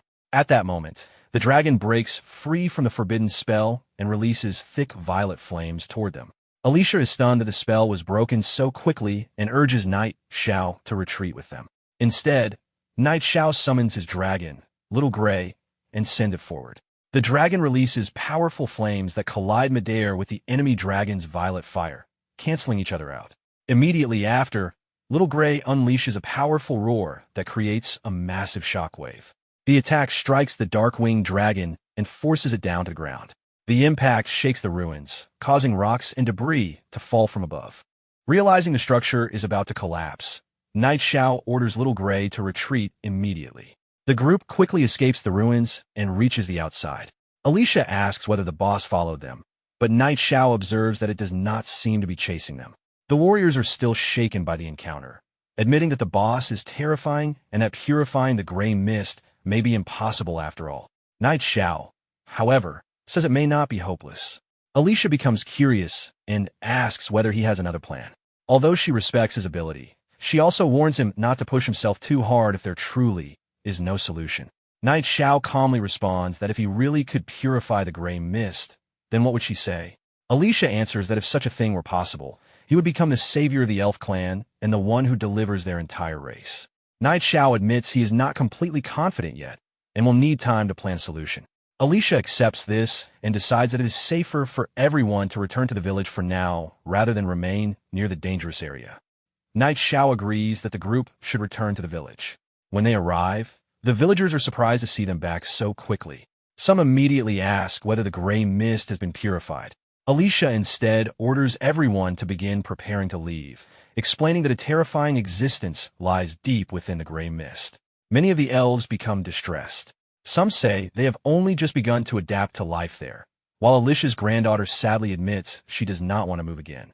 Alicia then reveals the truth to everyone, that a monarch-level boss exceeding level 100 exists within the gray mist, something the elf clan has no chance of confronting. The villagers are shocked, struggling to believe such a powerful being could exist. Others fear that even if the mist does not spread further, the monster might still come out and destroy them. Seeing their despair, Knight Xiao summons both of his companions, Little Gray and Little Luo. Looking at the elves, he remarks how pitiful their situation is and wonders if the two of them should help. Some villagers still believe it would be safer to relocate peacefully, but Knight Xiao quietly signals to his companions that he already has an idea.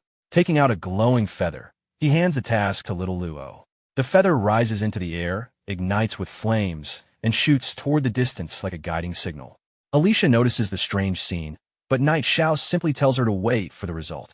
The flaming feather travels far away until it reaches a volcanic mountain.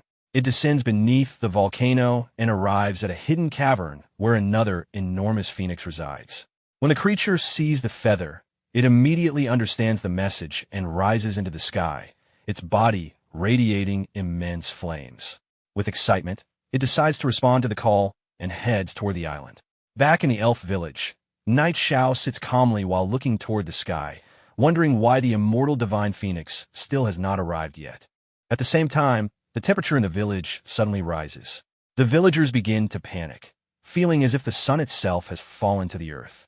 Others argue that such a thing should be impossible since the island of divine grace has never had a sun.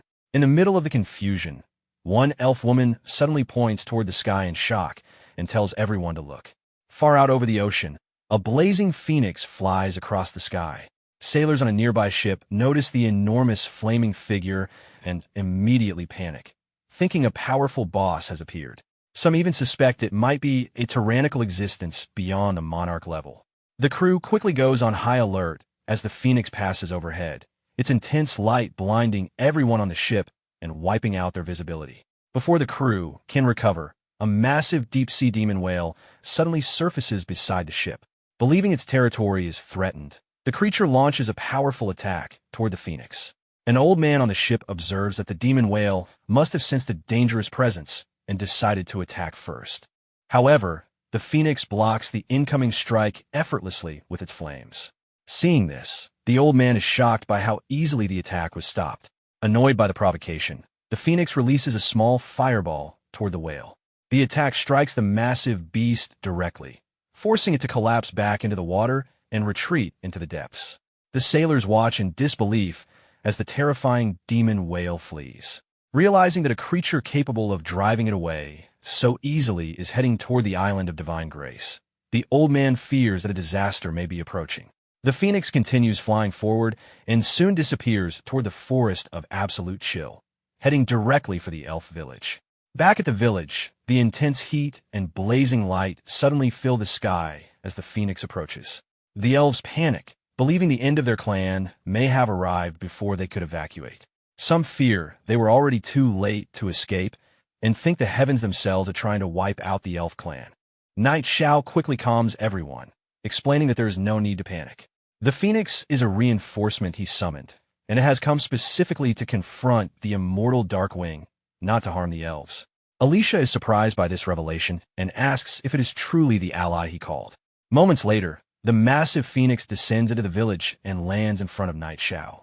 The creature fixes its fiery gaze on him and questions why it has been summoned again. Seeing the enormous phoenix standing before them, Alicia can hardly believe that this terrifying creature is truly the helper summoned by Knight Xiao. Knight Xiao calmly greets the phoenix as an old friend and explains that a complicated problem has appeared on the island. He briefly outlines the entire situation, the gray mist spreading through the island, the hidden depths beneath the rootless hills, and the powerful dragon that has taken control of the area. After hearing the explanation, the phoenix immediately understands. Without hesitation, it flies toward the rootless hills, dismissing the enemy as nothing more than a giant dragon and declaring that the matter will be resolved quickly since its time is valuable. Knight Xiao tries to stop it from rushing ahead, but the phoenix ignores him and speeds off. He can only chase after it while calling out that he cannot keep up with its pace. The nearby warriors are unsure what to do, but Alicia decides to follow them personally while instructing the others to remain in the village for safety. Soon they arrive at the rootless hills and enter the ruined structure leading deeper underground. Night Xiao notices Alicia has followed and questions why he came, but he explains that the matter concerns the safety of the entire elf clan and he cannot abandon her responsibility. Before they can say more, flames suddenly burst from deeper within the ruins. Realizing that the phoenix has already started fighting the boss, Night Xiao immediately rushes inside with Alicia. Within the ruins, the immortal divine phoenix and the massive dragon are already locked in battle.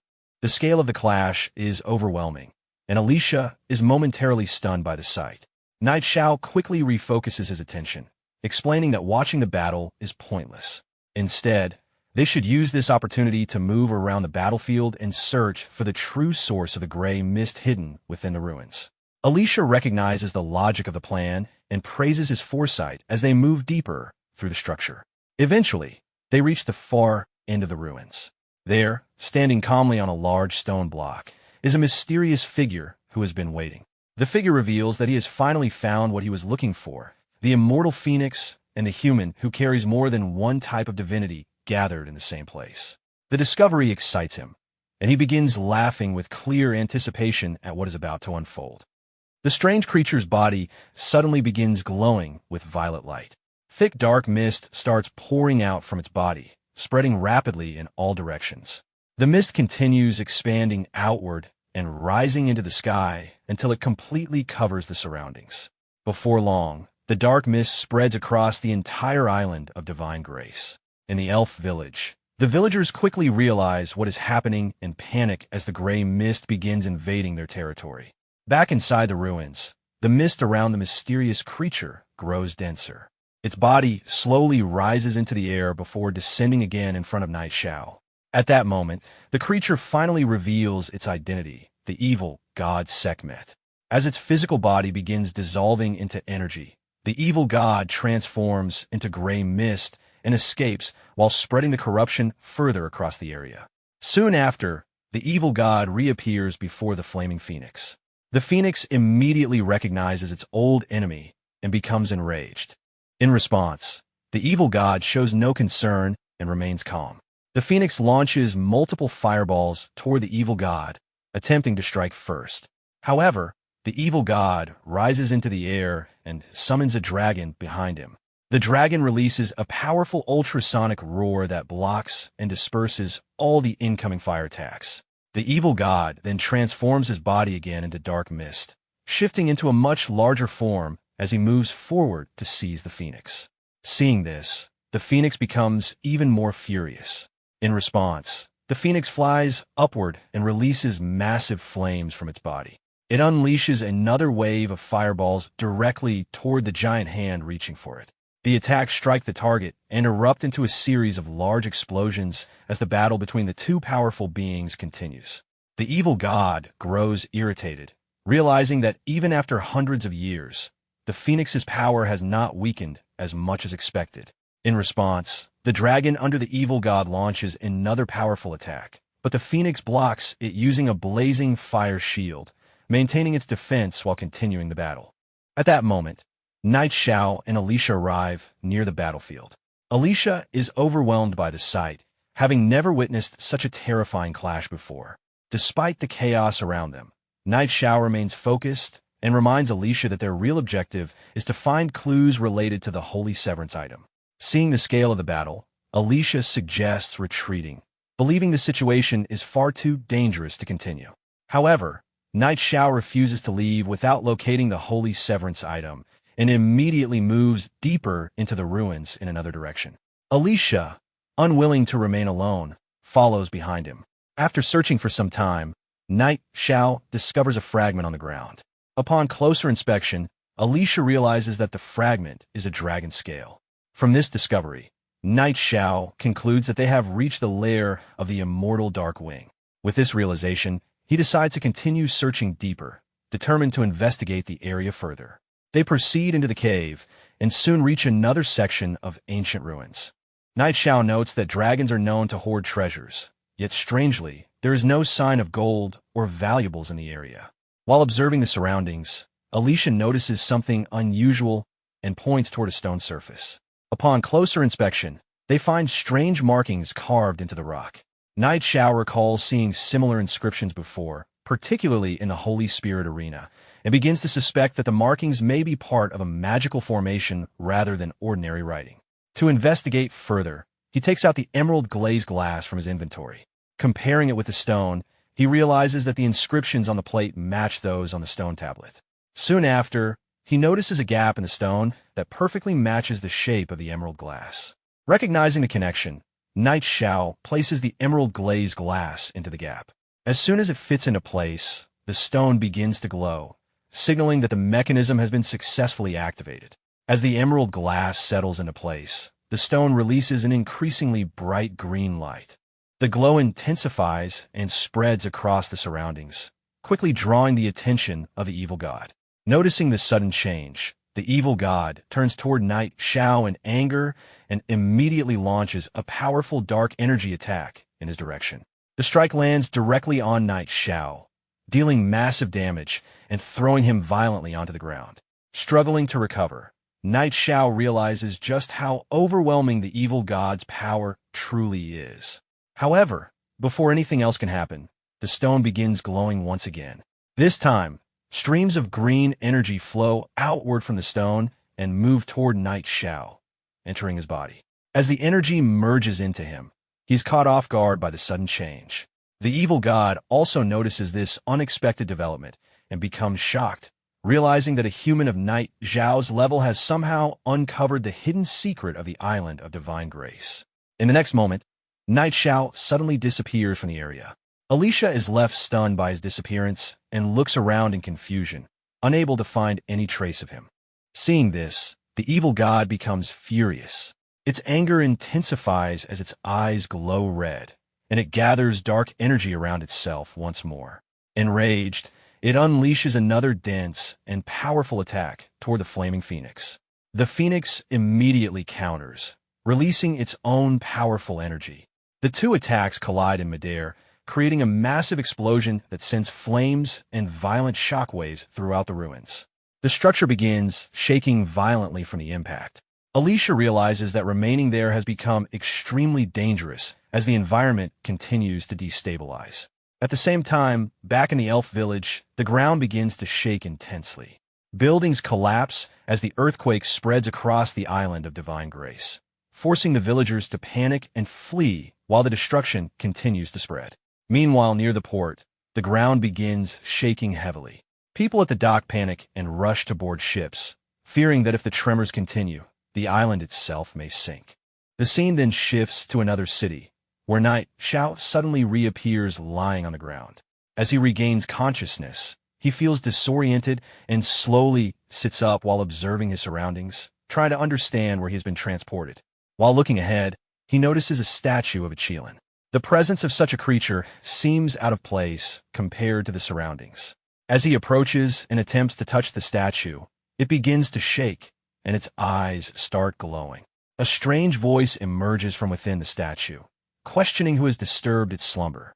Realizing that the statue has awakened, Knight Xiao explains that he has come in search of the divine artifact, acting under the will of the divine tree. After hearing this, the statue responds that the divine judgment item is not something a mortal can casually obtain.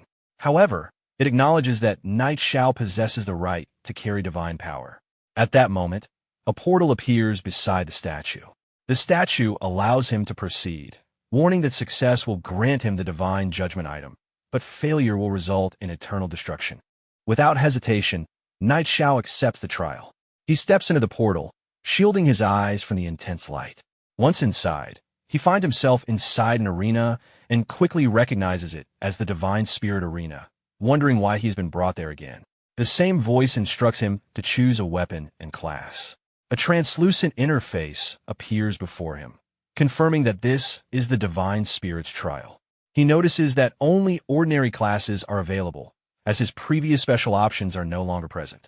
With no other choice, he selects the Knight class. After making the selection, a sword and shield appear before him. However, upon picking them up, he realizes they are wooden weapons, giving him the impression that he has been reset to a beginner-level state, similar to returning to a newbie village. After receiving the wooden equipment, Knight Xiao opens his personal attribute window to check his condition. He quickly realizes that even his attributes have been reset to basic values, leaving him confused about how he is supposed to continue under such limitations. At that moment, one of the arena gates slowly opens, and a goblin warrior enters the battlefield. The creature advances while roaring and holding its weapon, immediately giving Knight Xiao a sense of familiarity, as if he has faced something like this before. The goblin quickly charges toward him and launches an attack. In response, Knight Xiao steps forward and delivers a direct strike with his wooden sword. The attack lands successfully and deals noticeable damage, which surprises him because the amount of damage feels unusually high for such basic equipment. Taking advantage of the moment, the goblin leaps into the air and attempts another strike. Knight Xiao reacts instantly, jumping up to intercept the attack and following up with multiple consecutive strikes. Each blow lands effectively, steadily weakening the goblin. The goblin attempts to retaliate with repeated attacks, but Knight Xiao blocks them smoothly with his shield. Maintaining control of the fight, he presses forward and eventually drives his sword straight into the goblin's chest. The goblin roars in pain before collapsing onto the ground, ending the duel. After defeating the goblin warrior, he receives a reward for completing the first duel. He is granted 100 attribute points that can be freely distributed. A selection panel appears, allowing him to allocate points among strength, agility, intelligence, physique, and luck. After considering his options, he prioritizes agility over strength and distributes 70 points into agility and 30 into strength. Before he can rest, a large white wolf suddenly appears inside the arena and begins howling. The creature immediately catches his attention, and once again, it feels strangely familiar to him. The wolf wastes no time and charges forward to attack. Knight Xiao reacts quickly, striking at the wolf while dodging its movement. However, despite landing his attack, he realizes that this time his strike fails to deal any damage, signaling that the next battle will not be as straightforward as the previous one. After the previous exchange, the wolf turns back toward Knight Xiao and roars in anger. He moves backward, realizing how durable the creature is as it prepares another assault. The wolf leaps forward once again, but this time Knight Xiao dodges swiftly and counters by striking directly at one of its legs. The sudden hit throws the wolf off balance, leaving it briefly confused. Taking advantage of the opening, he follows up with a quick series of attacks. The repeated strikes land cleanly, and under the pressure of continuous blows, the wolf eventually collapses onto the ground. With the second duel completed, he receives another reward of 200 attribute points. This time, he decides to strengthen his survivability by adding points to his constitution, raising his health to a safer level and reducing the risk of being instantly defeated. Before he can recover, a new monster appears inside the arena. It is a demonized dark abyss tiger, noticeably more dangerous than the previous opponents. The presence of the demonized status immediately signals that this battle will be far more difficult. The tiger attacks without hesitation. Knight Xiao attempts to counter, but the force of the strike sends him into the air, dealing heavy damage. The impact leaves him in a dangerous position with little chance to evade further attacks. At that critical moment, a protective energy shield suddenly forms around him. He quickly realizes that one of his previously obtained abilities, the God of Wealth Shield, is still active despite the reset conditions of the trial. The tiger continues advancing slowly, maintaining pressure. Recognizing that his innate skill has been preserved, Knight Xiao understands that the trial may not be as restrictive as it first appeared, giving him a possible advantage. Elsewhere, the statue observes the battle through a translucent display, surprised by his actions and uncertain whether his approach is reckless or calculated. Despite the danger, Knight Xiao steadies himself, raises his shield and sword, and prepares to face the tiger head-on as it launches forward to continue the fight. In the next moment, the tiger launches another powerful claw strike, landing a heavy blow on Knight Xiao. As the damage hits, the protective shield activates again around him, absorbing the impact and preventing further harm. Seeing the shield appear once more, he realizes how effective the ability truly is. Soon after, the tiger's body begins emitting red energy, and a pair of wings forms on its back, increasing the threat level of the battle. Without hesitating, Knight Xiao steps forward, preparing to take control of the fight. As the tiger charges again, he moves first and unleashes a series of fast, powerful strikes. Each hit lands consecutively, steadily weakening the beast. Maintaining pressure, he continues attacking without giving the tiger time to recover. Outside the trial space, the statue observes the battle through a displayed projection and becomes increasingly surprised by Knight Xiao's performance. Recognizing the unusual level of skill and persistence he is showing despite the harsh conditions of the trial. Continuing the assault, Knight Xiao delivers a decisive stab that pierces the tiger, forcing it into visible pain. Moments later, the beast collapses onto the ground, marking the end of the third match. Immediately after the victory, he receives another reward, 200 attribute points that can be freely assigned. He acknowledges the reward, but before he can take a break, a new opponent suddenly appears inside the arena. This time, the enemy is far more imposing, a massive ironclad Rhino King at level 51. The sheer size and level difference make the challenge appear overwhelming, making it clear why the Sacred Judgment artifact have remained unclaimed for so long. Despite recognizing the extreme difficulty ahead, Knight Xiao steadies himself and prepares for the next confrontation, raising his sword and getting ready to face the enormous Rhino King as the trial continues. Knight Xiao immediately begins attacking the ironclad Rhino King, delivering several powerful strikes with his sword. However, none of the attacks leave any visible damage on the creature's thick armor-like skin. Realizing the toughness of its defense, he understands that defeating it will require far greater force. Before he can adjust his approach, the Rhino King charges forward aggressively. Using the full weight of its body, it slams into him with its head, launching him into the air and dragging him across the ground. Despite the heavy impact, he quickly regains his footing and prepares to continue the fight.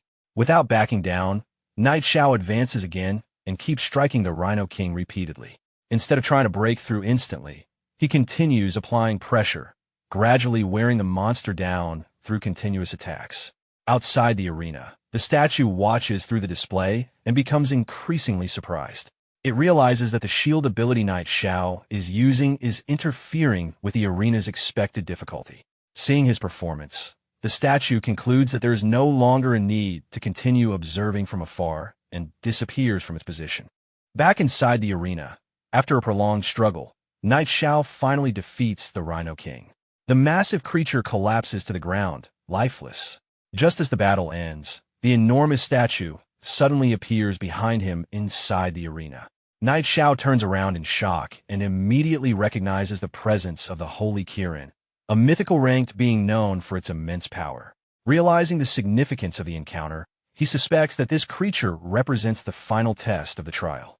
The Holy Kirin confirms that defeating it is not necessary and explains that passing the trial only requires gaining its approval. Knight Xiao asks how he can earn that approval, but before receiving a clear answer, golden energy suddenly surrounds his body. The force lifts him into the air without warning. A portal appears high above, and the energy propels him toward it before he has time to prepare. The Holy Kirin explains that even those who possess divinity cannot alter the rules of the arena. It reveals that the vessel of sacred judgment exists within the spiritual realm, and that retrieving it is the only requirement to complete the trial. As Knight Xiao passes through the portal, he is engulfed by bright golden light and transported into another realm. When the light fades, he finds himself standing inside a forest. After arriving, he quickly notices that the restrictions placed on him during the trial have been lifted, and both his profession and attributes have returned to normal. While observing his surroundings, he suddenly hears movement nearby. Sensing something unusual, he turns toward the source of the noise, preparing for whatever appears next. Inside the forest, Knight Xiao soon notices a mysterious creature hiding behind the bushes. When he looks closer, he begins to suspect that this small creature might be the vessel of the holy judgment he was sent to find. The creature suddenly notices him and immediately runs away. Watching it flee, Knight Xiao observes that it looks somewhat similar to a Qilin, making him wonder whether it could actually be a young descendant of that legendary beast. Without wasting time, he starts chasing after it. While running, he realizes that the creature moves extremely fast, strengthening his suspicion that this young Qilin-like beast might indeed be the true vessel of the sacred judgment. Eventually, the creature stops near a water body. Knight Xiao slowly approaches it and tries to calm the situation, but the creature keeps its distance and begins to move away again. To gain its trust, Knight Xiao takes out a golden pear used for cultivating beasts and tosses it onto the ground. The creature becomes curious and approaches the fruit. Seeing this reaction, Knight Xiao realizes that his approach is working and feels that the creature has likely been trapped in this place for a very long time. As the creature begins eating, Knight Xiao produces more spiritual fruits using his abilities and throws them onto the ground, allowing it to eat freely. Gradually, the creature becomes more familiar with him, and he even manages to gently pet its head, attempting to persuade it to follow him. However, just as he thinks he has gained its trust, the creature suddenly dashes away again at high speed. The sudden escape leaves Knight Xiao frustrated, realizing that the creature has taken advantage of the food and fled. Determined not to lose it, he summons both of his companions, the dragon Xiao Hui and the phoenix Xiao Luo. He immediately orders them to chase after the fleeing creature and prevent it from escaping. The dragon and phoenix rush forward at high speed, following his command, while Knight Xiao continues pursuing them from behind.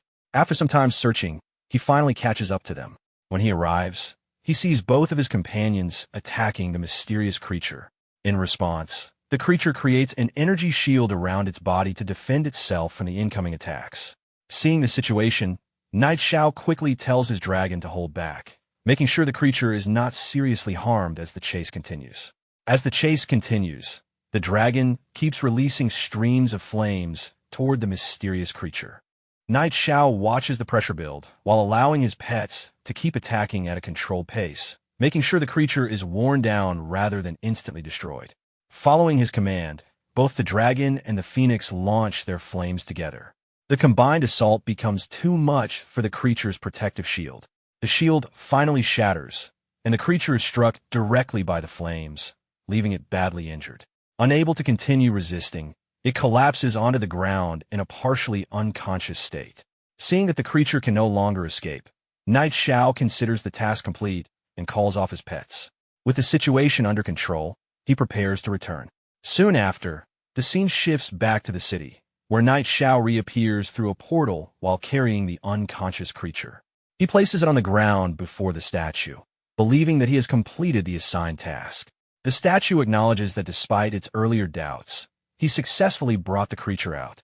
Immediately after, the statue strikes the ground with its paw, causing the earth to crack and tremble. From beneath the fractured ground, a glowing golden crown emerges and rises into the air. The crown slowly moves toward Knight Xiao. As he raises his hand, the crown settles into his grasp. At that moment, he realizes that this object is the long-sought holy judgment item. Information about the crown appears before him, revealing that it grants massive attribute bonuses, increases all damage with additional Holy Spirit power, and contains multiple locked abilities yet to be unlocked. After learning its effects, Knight Xiao recognizes how powerful the artifact truly is, especially with its hidden abilities. However, the statue explains that the holy judgment item is incomplete, having been damaged during past battles. This means its full strength cannot yet be used. Knight Xiao immediately asks whether the artifact can be repaired. The statue confirms that restoration is possible, but doing so requires an extremely powerful life force, something equivalent to divine-level blood. While they're discussing this, the body of the mysterious Qilin-like creature begins to disintegrate and fade away. Seeing this, Knight Xiao worries that the creature may have died. The statue clarifies that the creature was born from the holy judgment itself, and once the artifact's power is restored, there is a chance that it will reappear again. Understanding the situation, Knight Xiao realizes that restoring the artifact will not be easy. With the battle on the island of Divine Grace still ongoing and the evil god actively fighting the immortal phoenix, he considers how dangerous the task ahead will be. After hearing about the return of the false god, the statue reacts with interest. For the sake of the little holy spirit tied to the artifact, it decides to help him this time, preparing to intervene in the ongoing conflict. The statue's body soon begins to disintegrate, fading away piece by piece. Almost at the same time, Knight Xiao's own body also starts breaking apart and disappearing. Even as his form fades, he understands that with the immortal phoenix already pushing the enemy to the limit, The addition of a sacred Qilin would leave the evil god with little chance of survival. The scene then shifts deep inside the ruins, where the immortal phoenix continues battling the evil god. The phoenix unleashes two massive waves of fire toward him, attempting to burn through his defenses. However, the evil god calmly blocks the attack with an energy shield, showing little concern as he advances forward despite the ongoing flames. In the middle of the fight, a golden portal suddenly forms in the air above them. The immortal phoenix notices the immense power radiating from it and becomes cautious, sensing that something extraordinary is emerging from deep within the island. Moments later, the figure of the sacred Qilin statue steps out from the golden portal. The evil god is immediately shaken by its sudden appearance, clearly not expecting such a presence to emerge. In response, the Qilin radiates intense golden energy, its anger directed toward the false god who once tried to restrain it. Right after the Qilin's arrival, Knight Xiao also appears near the battlefield, placing himself directly in front of the evil god. Seeing him again only fuels the evil god's anger, as his previous plans had already been disrupted multiple times. Without hesitation, the evil god launches a violent strike of violet lightning toward Knight Xiao. The sudden attack catches him off guard, leaving him with little time to react. Just before the lightning can hit, the Qilin leaps forward and forms a powerful energy shield around him, completely repelling the incoming attack. The clash quickly escalates as the evil god charges directly toward the Qilin.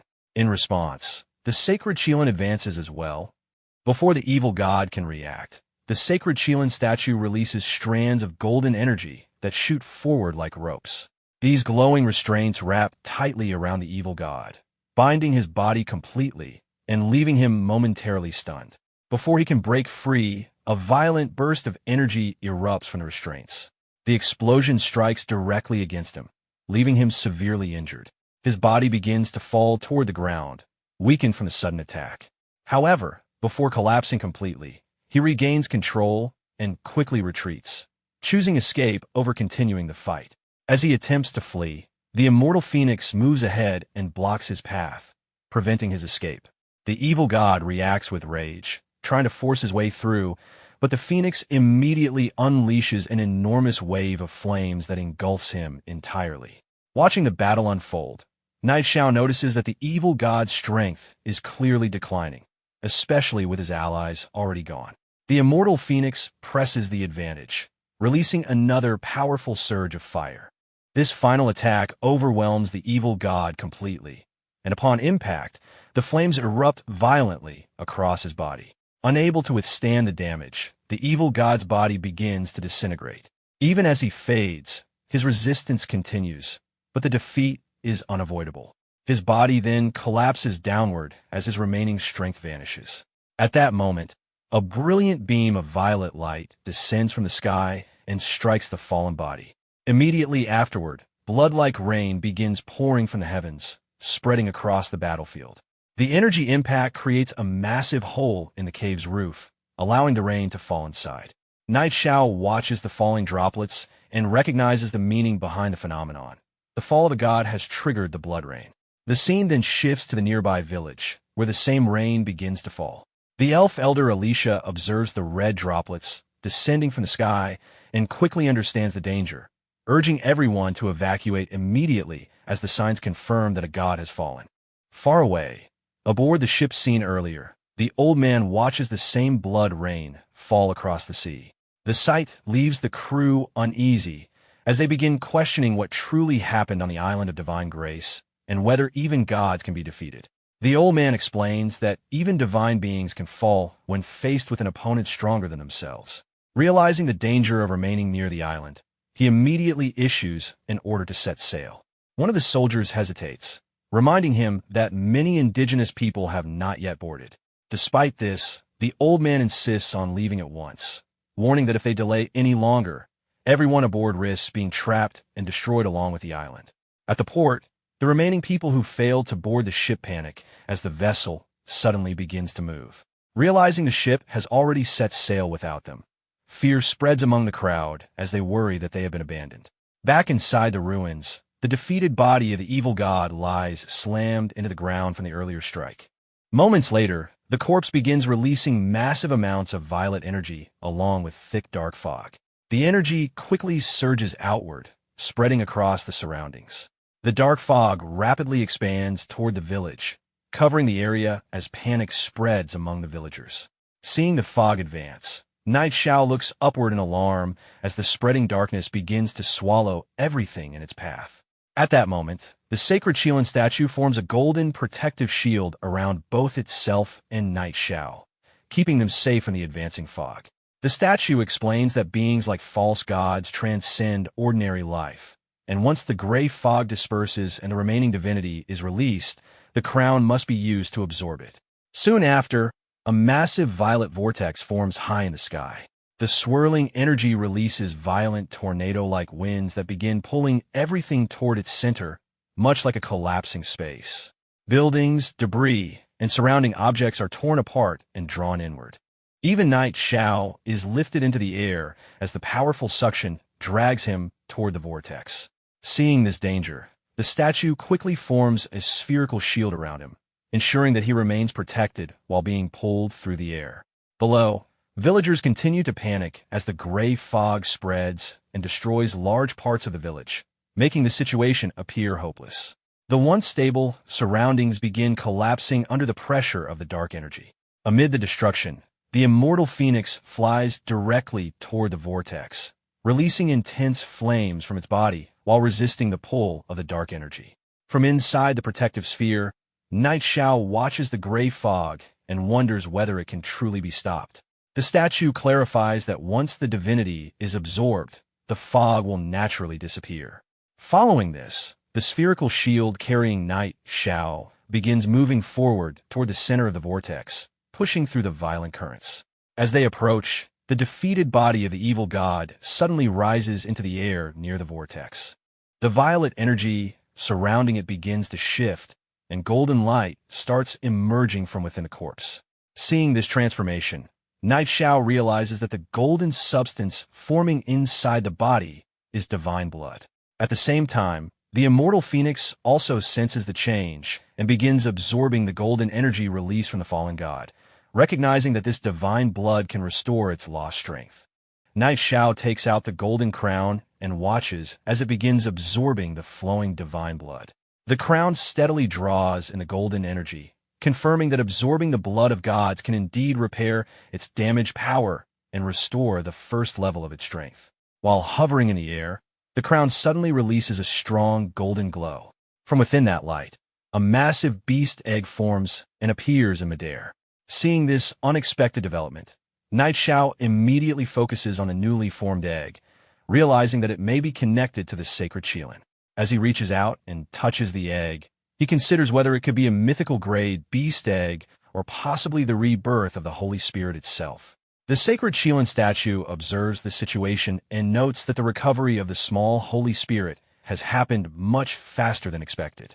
Looking at both the crown and the egg, Night Xiao feels satisfied, recognizing that this journey has brought far greater rewards than expected.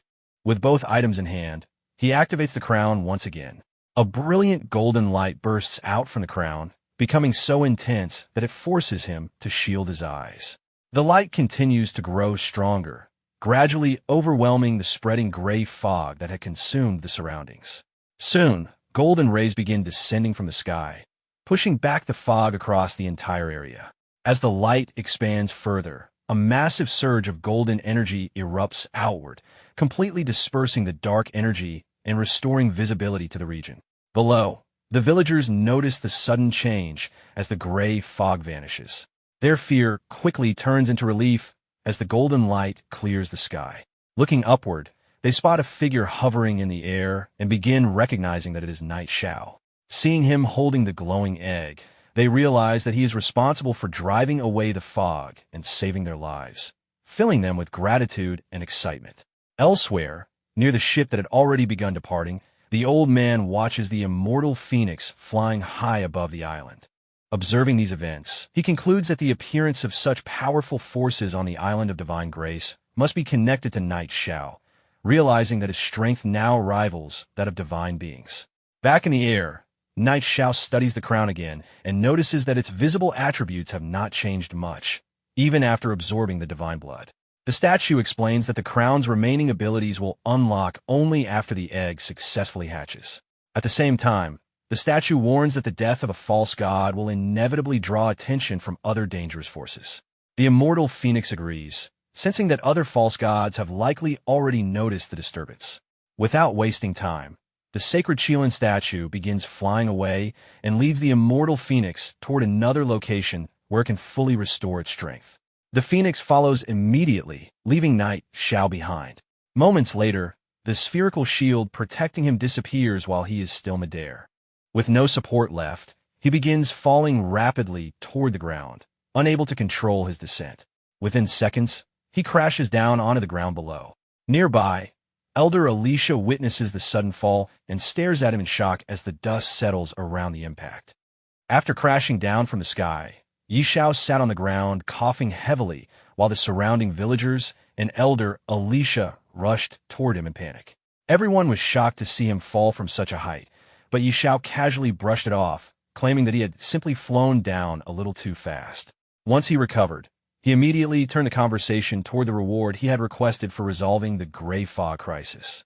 With an awkward and worried expression, Alicia explained that the second space had already collapsed during the disaster, and the spring of spirits had completely disappeared along with it. Hearing that, Xiao was instantly stunned and complained that the elves should have at least taken a few jugs of the spring water before escaping. Unwilling to accept that all his effort would go unrewarded, he immediately began asking what other rare treasures the elf clan possessed. Alicia tried to calm him down and promised that the elf clan would definitely find a way to make amends, although it would take some time. However, Xiao quickly proposed another idea instead. He explained that he held a fairly high position among the human race and could easily arrange territory for the elves inside his main city. Although surprised, Alicia listened carefully as Xiao admitted that he could not bear seeing the elves continue living such a difficult life.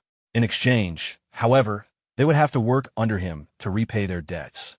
The proposal immediately caused discussion among the elf villagers. While they spoke among themselves, Xiao secretly felt satisfied, realizing that after recruiting dwarves previously, he was now about to add an entire clan of elves to his growing forces. Eventually, after discussing the matter thoroughly, Alicia returned and formally announced that the elf clan had agreed to serve Xiao. Although the agreement had been settled, another problem remained.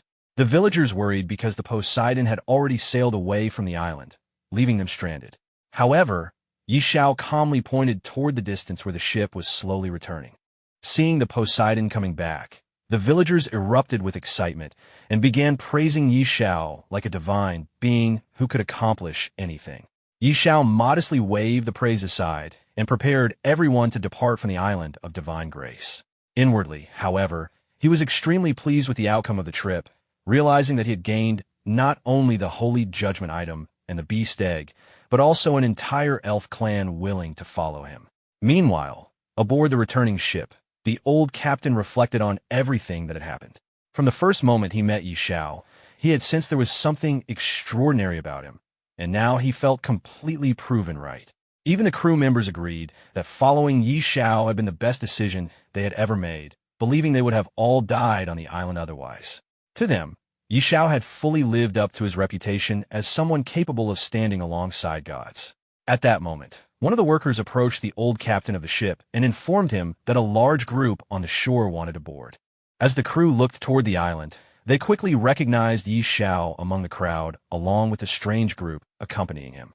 Some of the sailors were surprised to see him return safely, while others were confused by the appearance of the elves traveling beside him. The worker nervously asked whether the boarding passage should be opened and how they would collect tickets from so many passengers. However, the captain immediately scolded him and ordered the passage to be opened at once, making it clear that charging Xiao and his group was out of the question.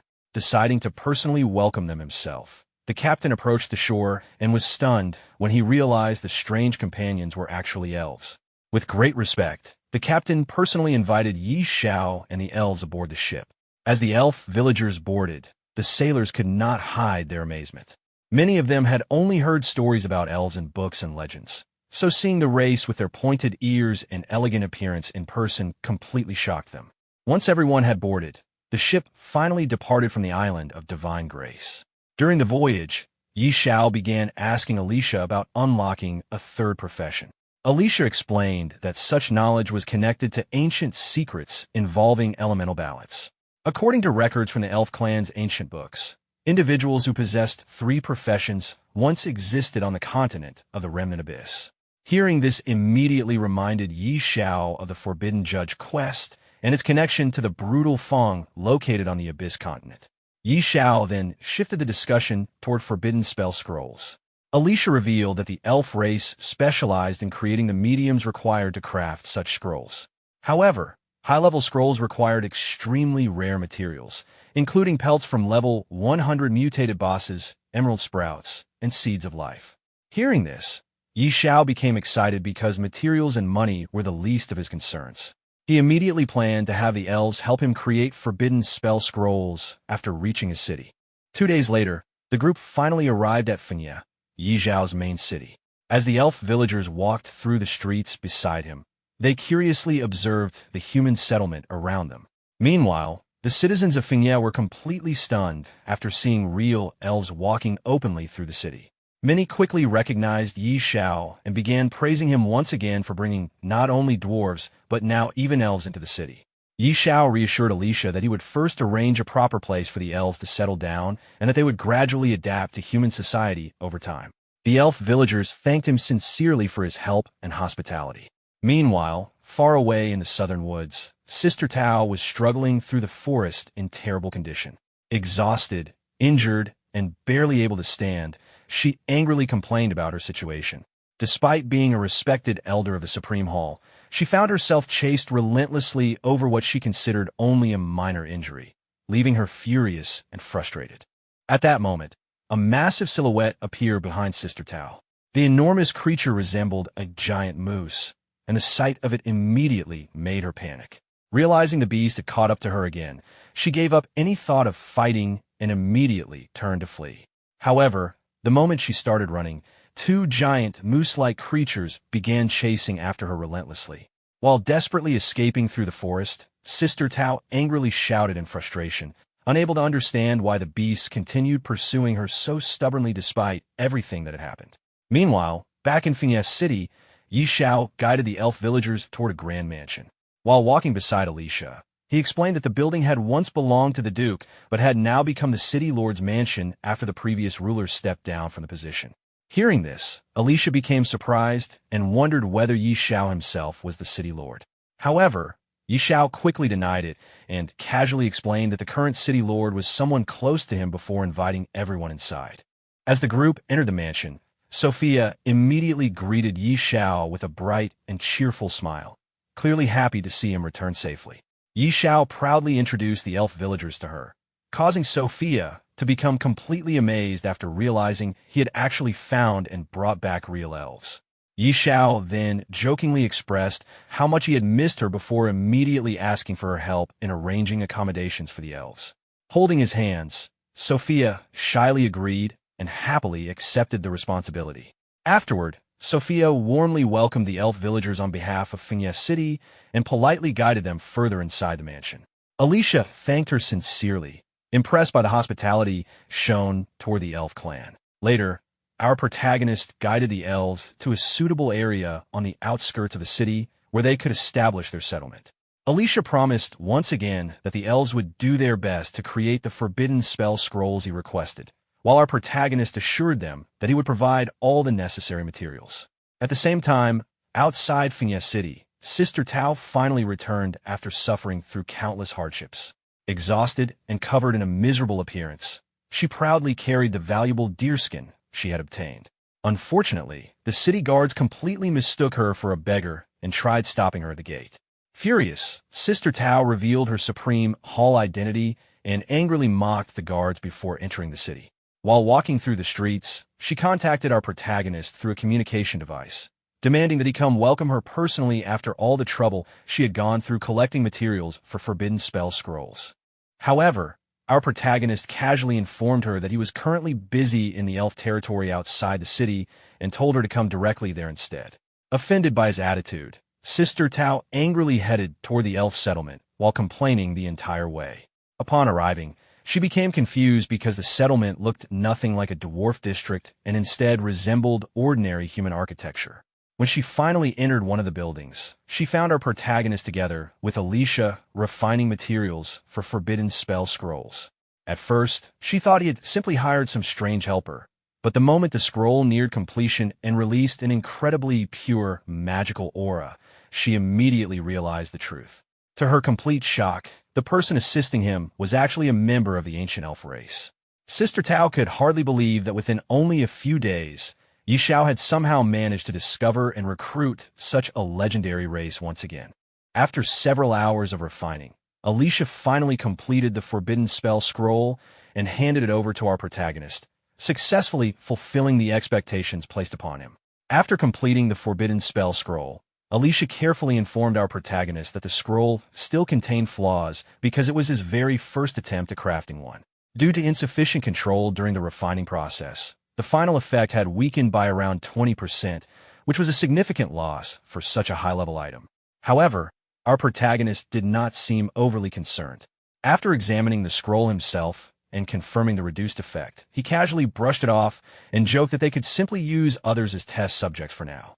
He then reassured Alicia that there were still plenty of materials available for further experiments, and even encouraged him to freely purchase more if necessary. Hearing this support, Alicia confidently promised that his next refinement would definitely achieve over 90% efficiency. Curious about the quality of the materials, our protagonist asked how the current scroll compared to one made from the fur of the elven deer king. After thinking carefully, Alicia admitted that although it was difficult to judge precisely, the effects should be roughly equal. Our protagonist then shifted his attention towards Sister Tao and finally asked why she had been looking for him. However, Sister Tao immediately acted irritated while secretly feeling extremely frustrated inside. After suffering countless hardships to obtain the Deer King's pelt herself, she could not believe Xiao had casually recruited an elf capable of producing similar results so easily. Still unwilling to lose face, Sister Tao proudly handed over a piece of the Deer King's fur she had managed to obtain during her travels. She claimed that its quality could definitely rival the high-level scroll they had just created. When our protagonist noticed how disheveled and exhausted she looked, he innocently questioned whether her so-called vacation had actually been enjoyable at all. Embarrassed and annoyed, Sister Tao immediately shut him down and told him to stop asking questions about a beautiful woman before focusing on the fur instead. After receiving the deerskin, our protagonist passed it to Alicia for inspection. Alicia quickly confirmed that it was indeed an extremely valuable material since it originated from the elven Deer King. Hearing the praise, Sister Tao proudly declared that they clearly understood quality when they saw it. Meanwhile, our protagonist silently realized that Sister Tao must have gone through tremendous suffering to obtain such a rare item, so he decided not to pry any further into what had happened during her journey. A short while later, Sister Tao called him outside privately because she wanted to ask something important. Once outside, she questioned why even the elves had suddenly moved into Windleaf City. Our protagonist explained that it was a very long story connected to the fall of the evil god. Hearing that, Sister Tao became completely stunned and instinctively assumed Xiao had personally killed the evil god himself. Our protagonist immediately denied being the one who dealt the final blow, but Sister Tao still concluded that the entire incident must have been heavily connected to him regardless. After hearing the full explanation, she admitted that she had underestimated just how capable he truly was. Because of that, she suddenly offered him the opportunity to learn forbidden spells. Our protagonist was instantly shocked by the suggestion, but quickly became excited as well. However, he also understood that forbidden spells likely came with extremely strict requirements. At that moment, Alicia arrived and explained the conditions in more detail. According to him, learning forbidden spells normally required someone to possess a magic-based class, along with sufficiently high attributes and level requirements. Our protagonist immediately asked Sister Tao whether she knew any forbidden spells suitable for beast tamers. Sister Tao admitted that she personally did not possess such spells, but since she had already brought up the topic, she assured him there was definitely a method to obtain one. However, she warned him that the conditions were extremely harsh and would require a major sacrifice. Confused by her words, our protagonist asked what exactly she meant. Sister Tao then revealed that she had already noticed he possessed two professions. Our protagonist admitted that her observation was correct and wondered whether forbidden spells were somehow connected to one's profession. Sister Tao explained that in order to learn forbidden spells, a person normally had to abandon one of their professions entirely. Hearing this, our protagonist immediately fell into deep thought. Both the controller of the god of wealth and the god of beasts were god-level professions, and giving up either of them was completely unacceptable to him. Although he admitted the condition was difficult, Sister Tao continued persuading him by claiming that the resulting magic-based class will become unimaginably powerful. Still unwilling to sacrifice any of his current professions, our protagonist instead brought up the possibility of learning it as a third profession instead. The moment Sister Tao heard that, she reacted with disbelief and mocked how ambitious his dream sounded. However, Alicia unexpectedly stepped in and revealed that the elf clan actually possessed methods related to unlocking a third profession. This completely shocked Sister Tao, who immediately realized the elves might truly know the secret method to achieve something almost impossible. Our protagonist proudly teased her for not expecting that development, while Sister Tao admitted that if a third profession could really be unlocked, then everything would become perfect. At the same time, she could not help complaining that it felt like all the best opportunities in the world somehow always ended up in Yi Xiao's hands. After calming down, our protagonist curiously asked what this powerful profession actually was.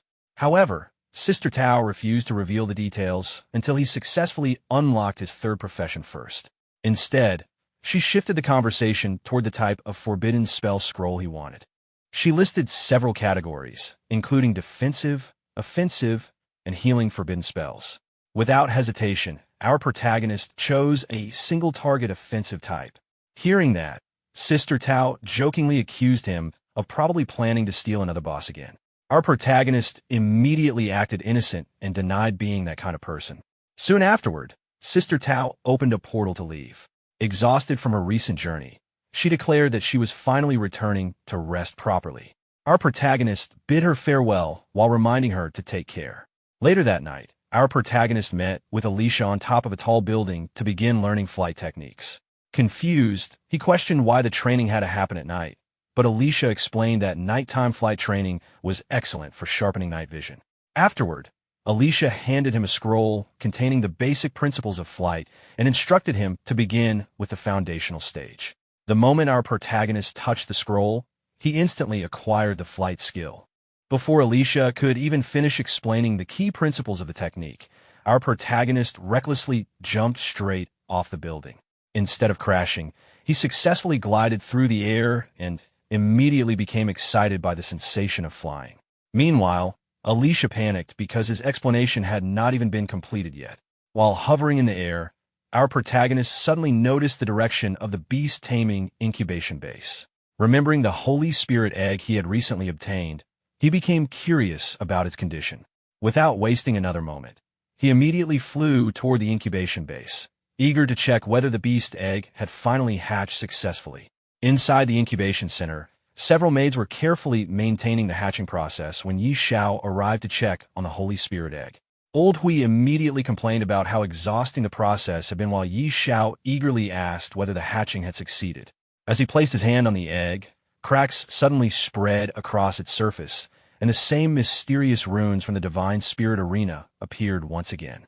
A brilliant light burst out from the egg, forcing Yi Xiao to shield his eyes. Moments later, a small mystical beast finally emerged while crying out loudly.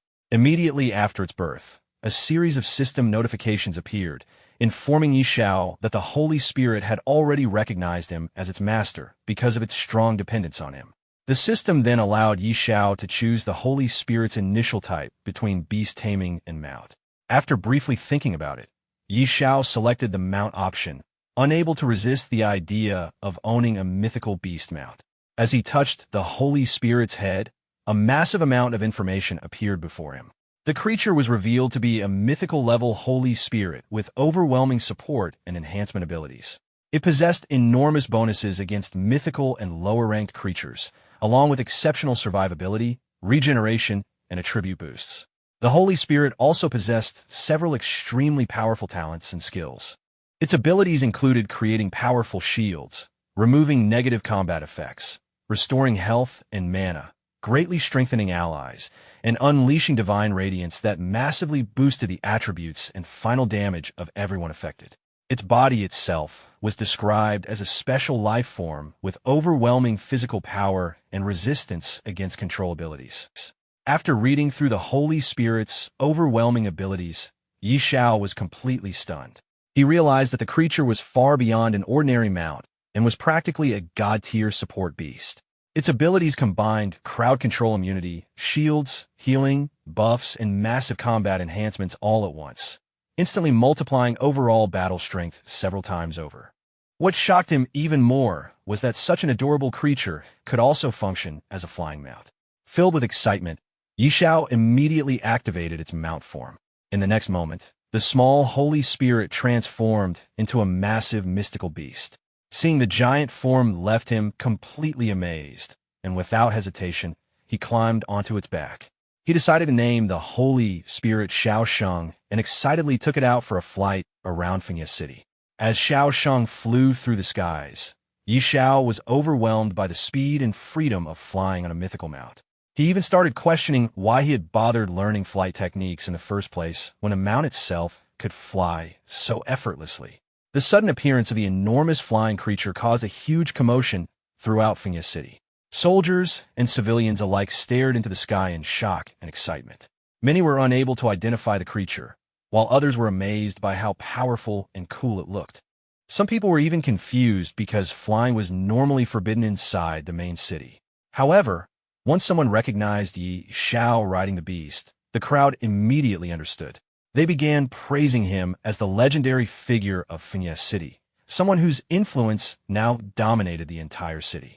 The scene then shifted to another realm where several devil-like beings were gathered together with a long-haired man. They discussed the recent revival of the sacred artifact and realized that the holy judgment had already begun recovering. One of the devils blamed Semikurt's failure for allowing the situation to spiral out of control, only for the long-haired man to reveal that Semikurt was already dead. Using information he obtained before Semikurt's death, the man explained that both the escape of the immortal phoenix and the revival of the holy judgment were connected to the same human, Xiao. The devils were furious after learning that a mere human had interfered with beings on their level and had even played a role in Semikurt's downfall. Angered by this humiliation, one of the devils declared that anyone who defied the gods had to pay with blood. After discussing their next move, they decided to send their believers to eliminate Xiao.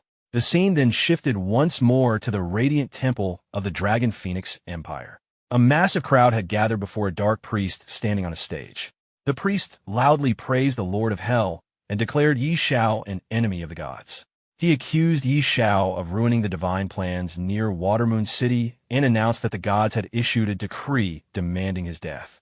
The temple followers who belonged to the notorious cult, known as the Temple of Glory, erupted into violent chants calling for Xiao's blood and swearing to carry out the will of the evil gods. The scene then shifted to a secret underground bunker where a mysterious meeting was taking place. A man dressed like an Arabian sheik entered the heavily secured facility and walked into a conference room filled with influential figures seated around a large table. Every participant concealed their identity behind unusual clothing and strange masks. One of the masked figures explained that the Temple of Glory was merely the surface layer of a much larger force. The conversation quickly turned toward whether they should take action against Xiao. However, several members immediately objected. The man wearing the red mask warned that Xiao's reputation and influence had already reached an extremely dangerous level, and targeting him would effectively make them enemies of the entire empire. The woman wearing the green mask agreed, stating that the risks far outweighed the potential rewards, while another masked man also supported the opposition. Even the muscular figure with the mechanical mask advised everyone not to act recklessly.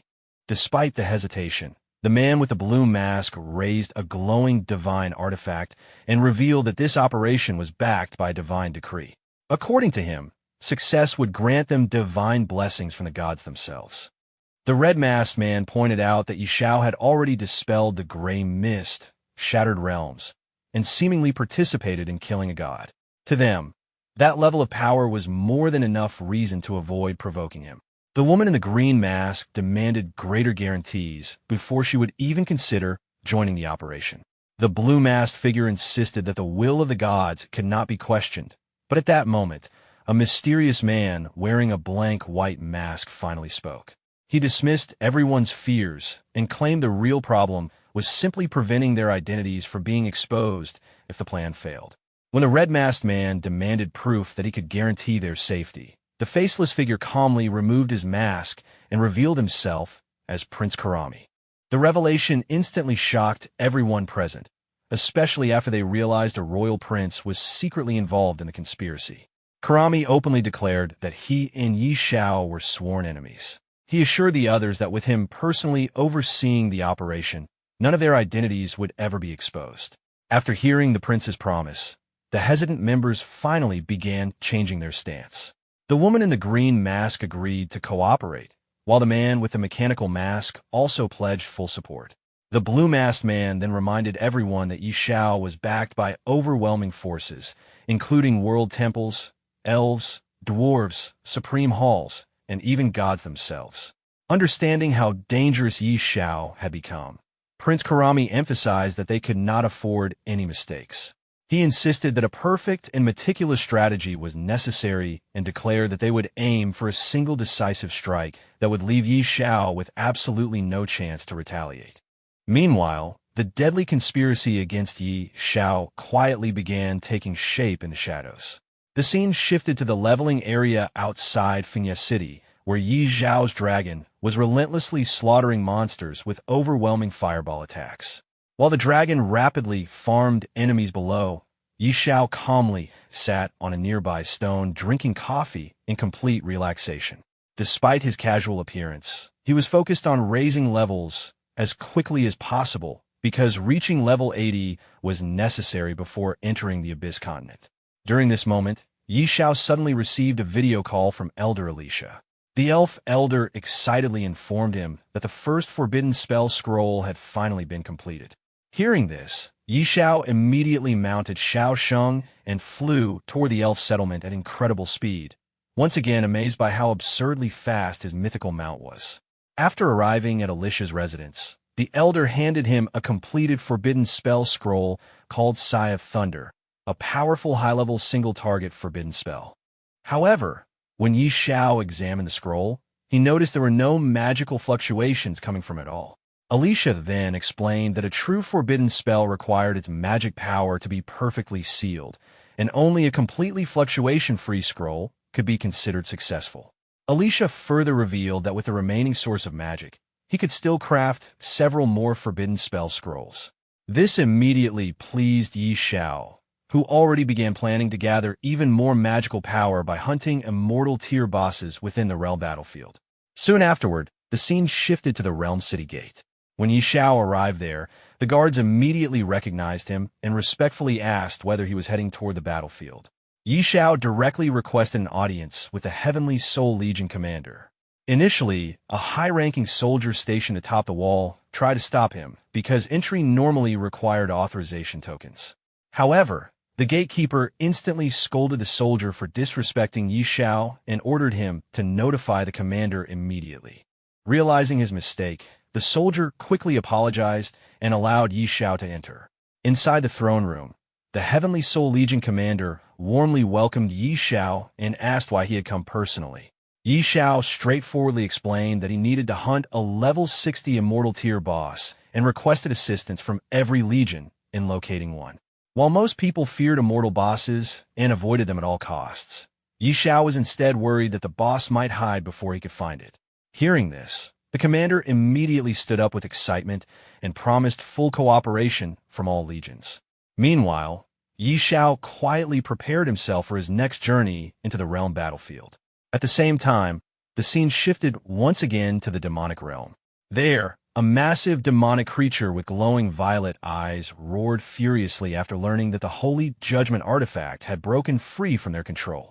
The brown-skinned man explained that everything had happened because of Xiao, who had ruined the plans of the gods and played a major role in Semikurt's death. Enraged by this humiliation, the gigantic demon declared that anyone who defied the gods must pay the ultimate price. It then ordered all believers and followers to hunt down and kill Xiao. Immediately afterward, the surrounding demonic creatures erupted into violent chants, repeatedly shouting Yi Zhao's name as their next target. The scene shifted to the teleportation point of Realm City, where Yi Zhao stood inside a massive teleportation circle preparing to enter the level 60 realm battlefield. A huge crowd of warriors and civilians had already gathered nearby, watching the situation with excitement and curiosity. Many people began discussing among themselves, wondering whether the level 60 battlefield would end up being destroyed just like previous battlefields after Yi Zhao's arrival. Some believed the monsters and enemies there had probably already changed their behavior patterns after learning about Yi Zhao's terrifying reputation. Others joked that the battle merit rankings were guaranteed to change completely the moment he entered. A few even discussed opening betting pools on whether Yi Zhao would instantly claim the top position, though many felt the outcome was already obvious. Soon afterward, the scene shifted to the level 60 realm battlefield itself. Hundreds of warriors from different legions had already gathered there waiting for Yi Zhao's arrival. As soon as they saw him, they respectfully greeted him and prepared for the operation. Yi Zhao calmly reminded everyone that they already knew their mission, so there was no need to waste time. Immediately afterward, the commanders of the various legions issued orders for all troops to advance and begin searching for immortal level bosses. While the armies marched forward, Yi Zhao rode Xiao Sheng through the skies, once again enjoying the overwhelming speed and style of his mythical flying mount. The warriors following behind him could not help admiring both his strength and his divine grade beast. Many openly admitted their envy toward Yi Zhao's absurd luck and power. After traveling deeper into the battlefield, the group finally arrived near a mountain where a giant demonic creature resembling a massive tree trunk stood at the summit. The moment Yi Zhao spotted the monster, he immediately ordered Xiao Hui to attack. Following the command, the dragon unleashed an enormous fireball that instantly dealt devastating damage to the demonic beast. Watching the attack, Yi Zhao realized that Xiao Hui's growth had become terrifyingly fast, with its burst damage already surpassing 4 million. He even began thinking that the dragon might soon step into the god-level realm. Yi Zhao then ordered the dragon to continue attacking, causing the battlefield to be submerged beneath overwhelming flames as the dragon intensified its assault. Back in the city, countless people watched the battlefield scoreboard in shock and excitement as Yi Zhao's achievements rapidly climbed.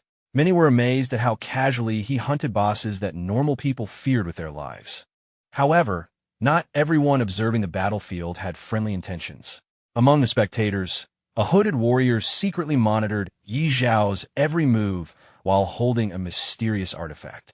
The individual instructed others to carefully gather all possible information regarding Yi Zhao's combat methods, especially his beast-taming abilities. They hoped to fully analyze his skills and prepare for future confrontations. At that moment, a system announcement suddenly appeared before every warrior across the city center. The notification announced that player knight Xiao of the Great Xia Kingdom had entered the level 60 realm battlefield for the first time and had already reached 500th place on the battle merit leaderboard, earning bonus attribute points and additional rewards for the Great Xia Kingdom war zone. The warriors watching the battle merit rankings became completely shocked after seeing our protagonist's rapid rise once again. Many of them immediately realized that another huge event was unfolding on the battlefield, while others excitedly hoped they might also benefit from the hidden quests and rewards triggered by Yi Zhao's actions.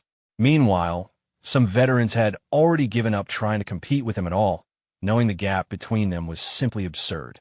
At the same time, on the battlefield, Xiao Hui was completely overwhelming the tree-like monster beast with endless fire attacks. Just then, a soldier riding a beast mount landed near our protagonist and urgently informed him that a clue regarding an immortal-level boss had been discovered west of the mountain range. According to the scouts, the creature possessed an extremely terrifying aura, so none of them dared approach it recklessly. Hearing this, our protagonist immediately became interested and mounted Xiao Sheng without hesitation. With astonishing speed, the mythical beast launched into the sky and rushed toward the target location. After traveling for some time, our protagonist finally spotted the target hovering in the air ahead of him. The creature resembled a grim reaper carrying a giant scythe and radiated an extremely sinister aura. The moment he saw it, our protagonist immediately ordered Xiao Sheng to charge. However, before Xiao Sheng could even close the distance, the immortal-level boss suddenly turned around and fled at terrifying speed. Seeing this, even our protagonist became shocked by how ridiculously fast the boss was. Meanwhile, the warriors below who witnessed the scene were completely stunned. None of them expected an immortal-level boss to run away immediately after seeing Lord Yixiao appear. Without wasting time, our protagonist immediately ordered Xiao Sheng to continue the pursuit. Back on the ground, one of the soldiers asked his commander what they should do next. After observing the situation carefully, the commander concluded that the boss clearly did not dare confront Yixiao directly. Because of that, he immediately ordered all troops to spread out and search every direction for traces of the boss's movements. He also instructed everyone to immediately report the appearance of any other high-level bosses. The soldiers quickly accepted the order and scattered throughout the battlefield. Watching Yixiao chase through the skies, the commander inwardly felt that any powerful boss discovered on the battlefield would definitely attract Yixiao's interest. Meanwhile, our protagonist continued searching through the air while riding Xiao Sheng. Even he admitted that the immortal-level boss was incredibly skilled at escaping. Then, just as he was searching, the infernal messenger suddenly appeared again directly ahead of him. The moment he spotted it, our protagonist immediately ordered Xiao Sheng to charge once more. At the same time, a system notification appeared before him, revealing the creature's information. The infernal messenger was an immortal-level mystic boss at level 65 with 20 million health points. It was described as a messenger from hell wielding a life-absorbing scythe capable of dragging its victims into eternal torment. After seeing the information, our protagonist calmly analyzed the enemy and concluded that although the boss was powerful, it was still nothing more than a slightly stronger toy compared to Xiao Hui and Xiao Luo. However, instead of fighting, the infernal messenger once again chose to flee at full speed. While chasing after it, our protagonist could not help but complain that running away might actually be the strongest survival ability in existence. He never expected that one day he would need to worry about whether he could even catch up to an immortal-level boss. Still, he remained completely confident. Since the realm battlefield had fixed boundaries, he knew the infernal messenger would eventually run out of places to escape. The infernal messenger continued fleeing desperately across the battlefield, while our protagonist chased closely behind on Xiao Sheng. Before long, they finally reached the outer boundary of the battlefield itself. Seeing the edge appear before them, our protagonist confidently declared that the boss had nowhere left to run now. At that moment, the infernal messenger suddenly turned around and violently swung its giant scythe. Rather than panicking, our protagonist laughed excitedly, thinking the creature had finally decided to fight to the death. Without hesitation, he immediately ordered Xiao Hui and Xiao Luo to attack. The dragon and phoenix instantly appeared and charged forward with overwhelming pressure. However, before either beast could reach their target, the infernal messenger slashed its weapon through the air once again. The attack tore directly through reality itself. A gigantic spatial crack instantly appeared at the edge of the battlefield, forming a massive portal leading into complete darkness. Seeing this, our protagonist was shocked that the creature could actually tear open the boundary of the interdimensional battlefield itself. While retreating through the portal, the infernal messenger stared directly at our protagonist and spoke in a strange alien language. Although he could not understand the words, the sound resembled either a sigh or a prayer, and it carried an extremely ominous feeling. As dark energy surged around the creature, our protagonist suddenly realized the infernal messenger was provoking him before disappearing completely into the breach. After the creature vanished, our protagonist stared at the portal with growing curiosity. He could sense an enormous secret hidden behind the crack in reality itself. Although his instincts warned him about the danger ahead, that only made him more determined to investigate. He quickly analyzed the situation and concluded that if the enemy truly possessed some overwhelmingly superior power beyond all established levels, it would have already attacked directly instead of fleeing repeatedly. Because of that, he decided the risk was worth taking. Without hesitation, our protagonist ordered all of his beasts to follow him through the breach so he could hunt down the infernal messenger personally. Xiao Sheng, Xiao Hui, and Xiao Luo immediately rushed into the portal alongside him. After crossing through the breach, they arrived in a completely unfamiliar world. The entire area resembled outer space itself, filled with endless darkness stretching in every direction. Our protagonist immediately noticed that visibility was almost non-existent. Without the holy light emitted by Xiao Luo and Xiao Sheng, moving forward would have been nearly impossible. Surprisingly, Xiao Hui seemed completely unaffected by the darkness. Soon after, our protagonist dismounted from Xiao Sheng and stepped onto the surface below. The ground felt extremely strange. It resembled a thin layer of water spread across a mirror-like surface, almost as if he were standing in empty space itself rather than on actual land. After touching the surface, he realized it was unlike any material he had ever encountered before. It was neither stone nor soil, and it did not resemble any known substance from their world. As he observed the empty surroundings, our protagonist also realized the infernal messenger had completely disappeared. Then he turned around and discovered something even worse. The spatial breach they entered through had already vanished. At that moment, he understood there was no turning back anymore. The only option left was to continue moving forward through the unknown darkness. While searching for clues, our protagonist suddenly noticed glowing green inscriptions spreading across the surface below them. The symbols looked unfamiliar and alien, yet they stretched continuously into the distance like some kind of path or guidance system. Curious, he decided to follow the inscriptions to see where they would lead. After traveling for some time, he finally arrived before a massive structure resembling an ancient altar. Seeing it, our protagonist became even more confused. As he carefully examined the engraved symbols on the altar, he suddenly recognized something important. The words, "nothingness," appeared among the inscriptions. He had previously seen those exact words and annotations inside the Holy Spirit arena. Realizing this connection, our protagonist immediately questioned whether there was some deeper relationship between the Holy Spirit and these mysterious supernatural realms. He then turned toward Xiao Sheng and asked whether the little Holy Spirit remembered this place somehow. Although he did not truly expect an answer, the discovery itself made him increasingly certain that the Holy Spirit arena and this strange dimension were connected in ways far beyond his current understanding.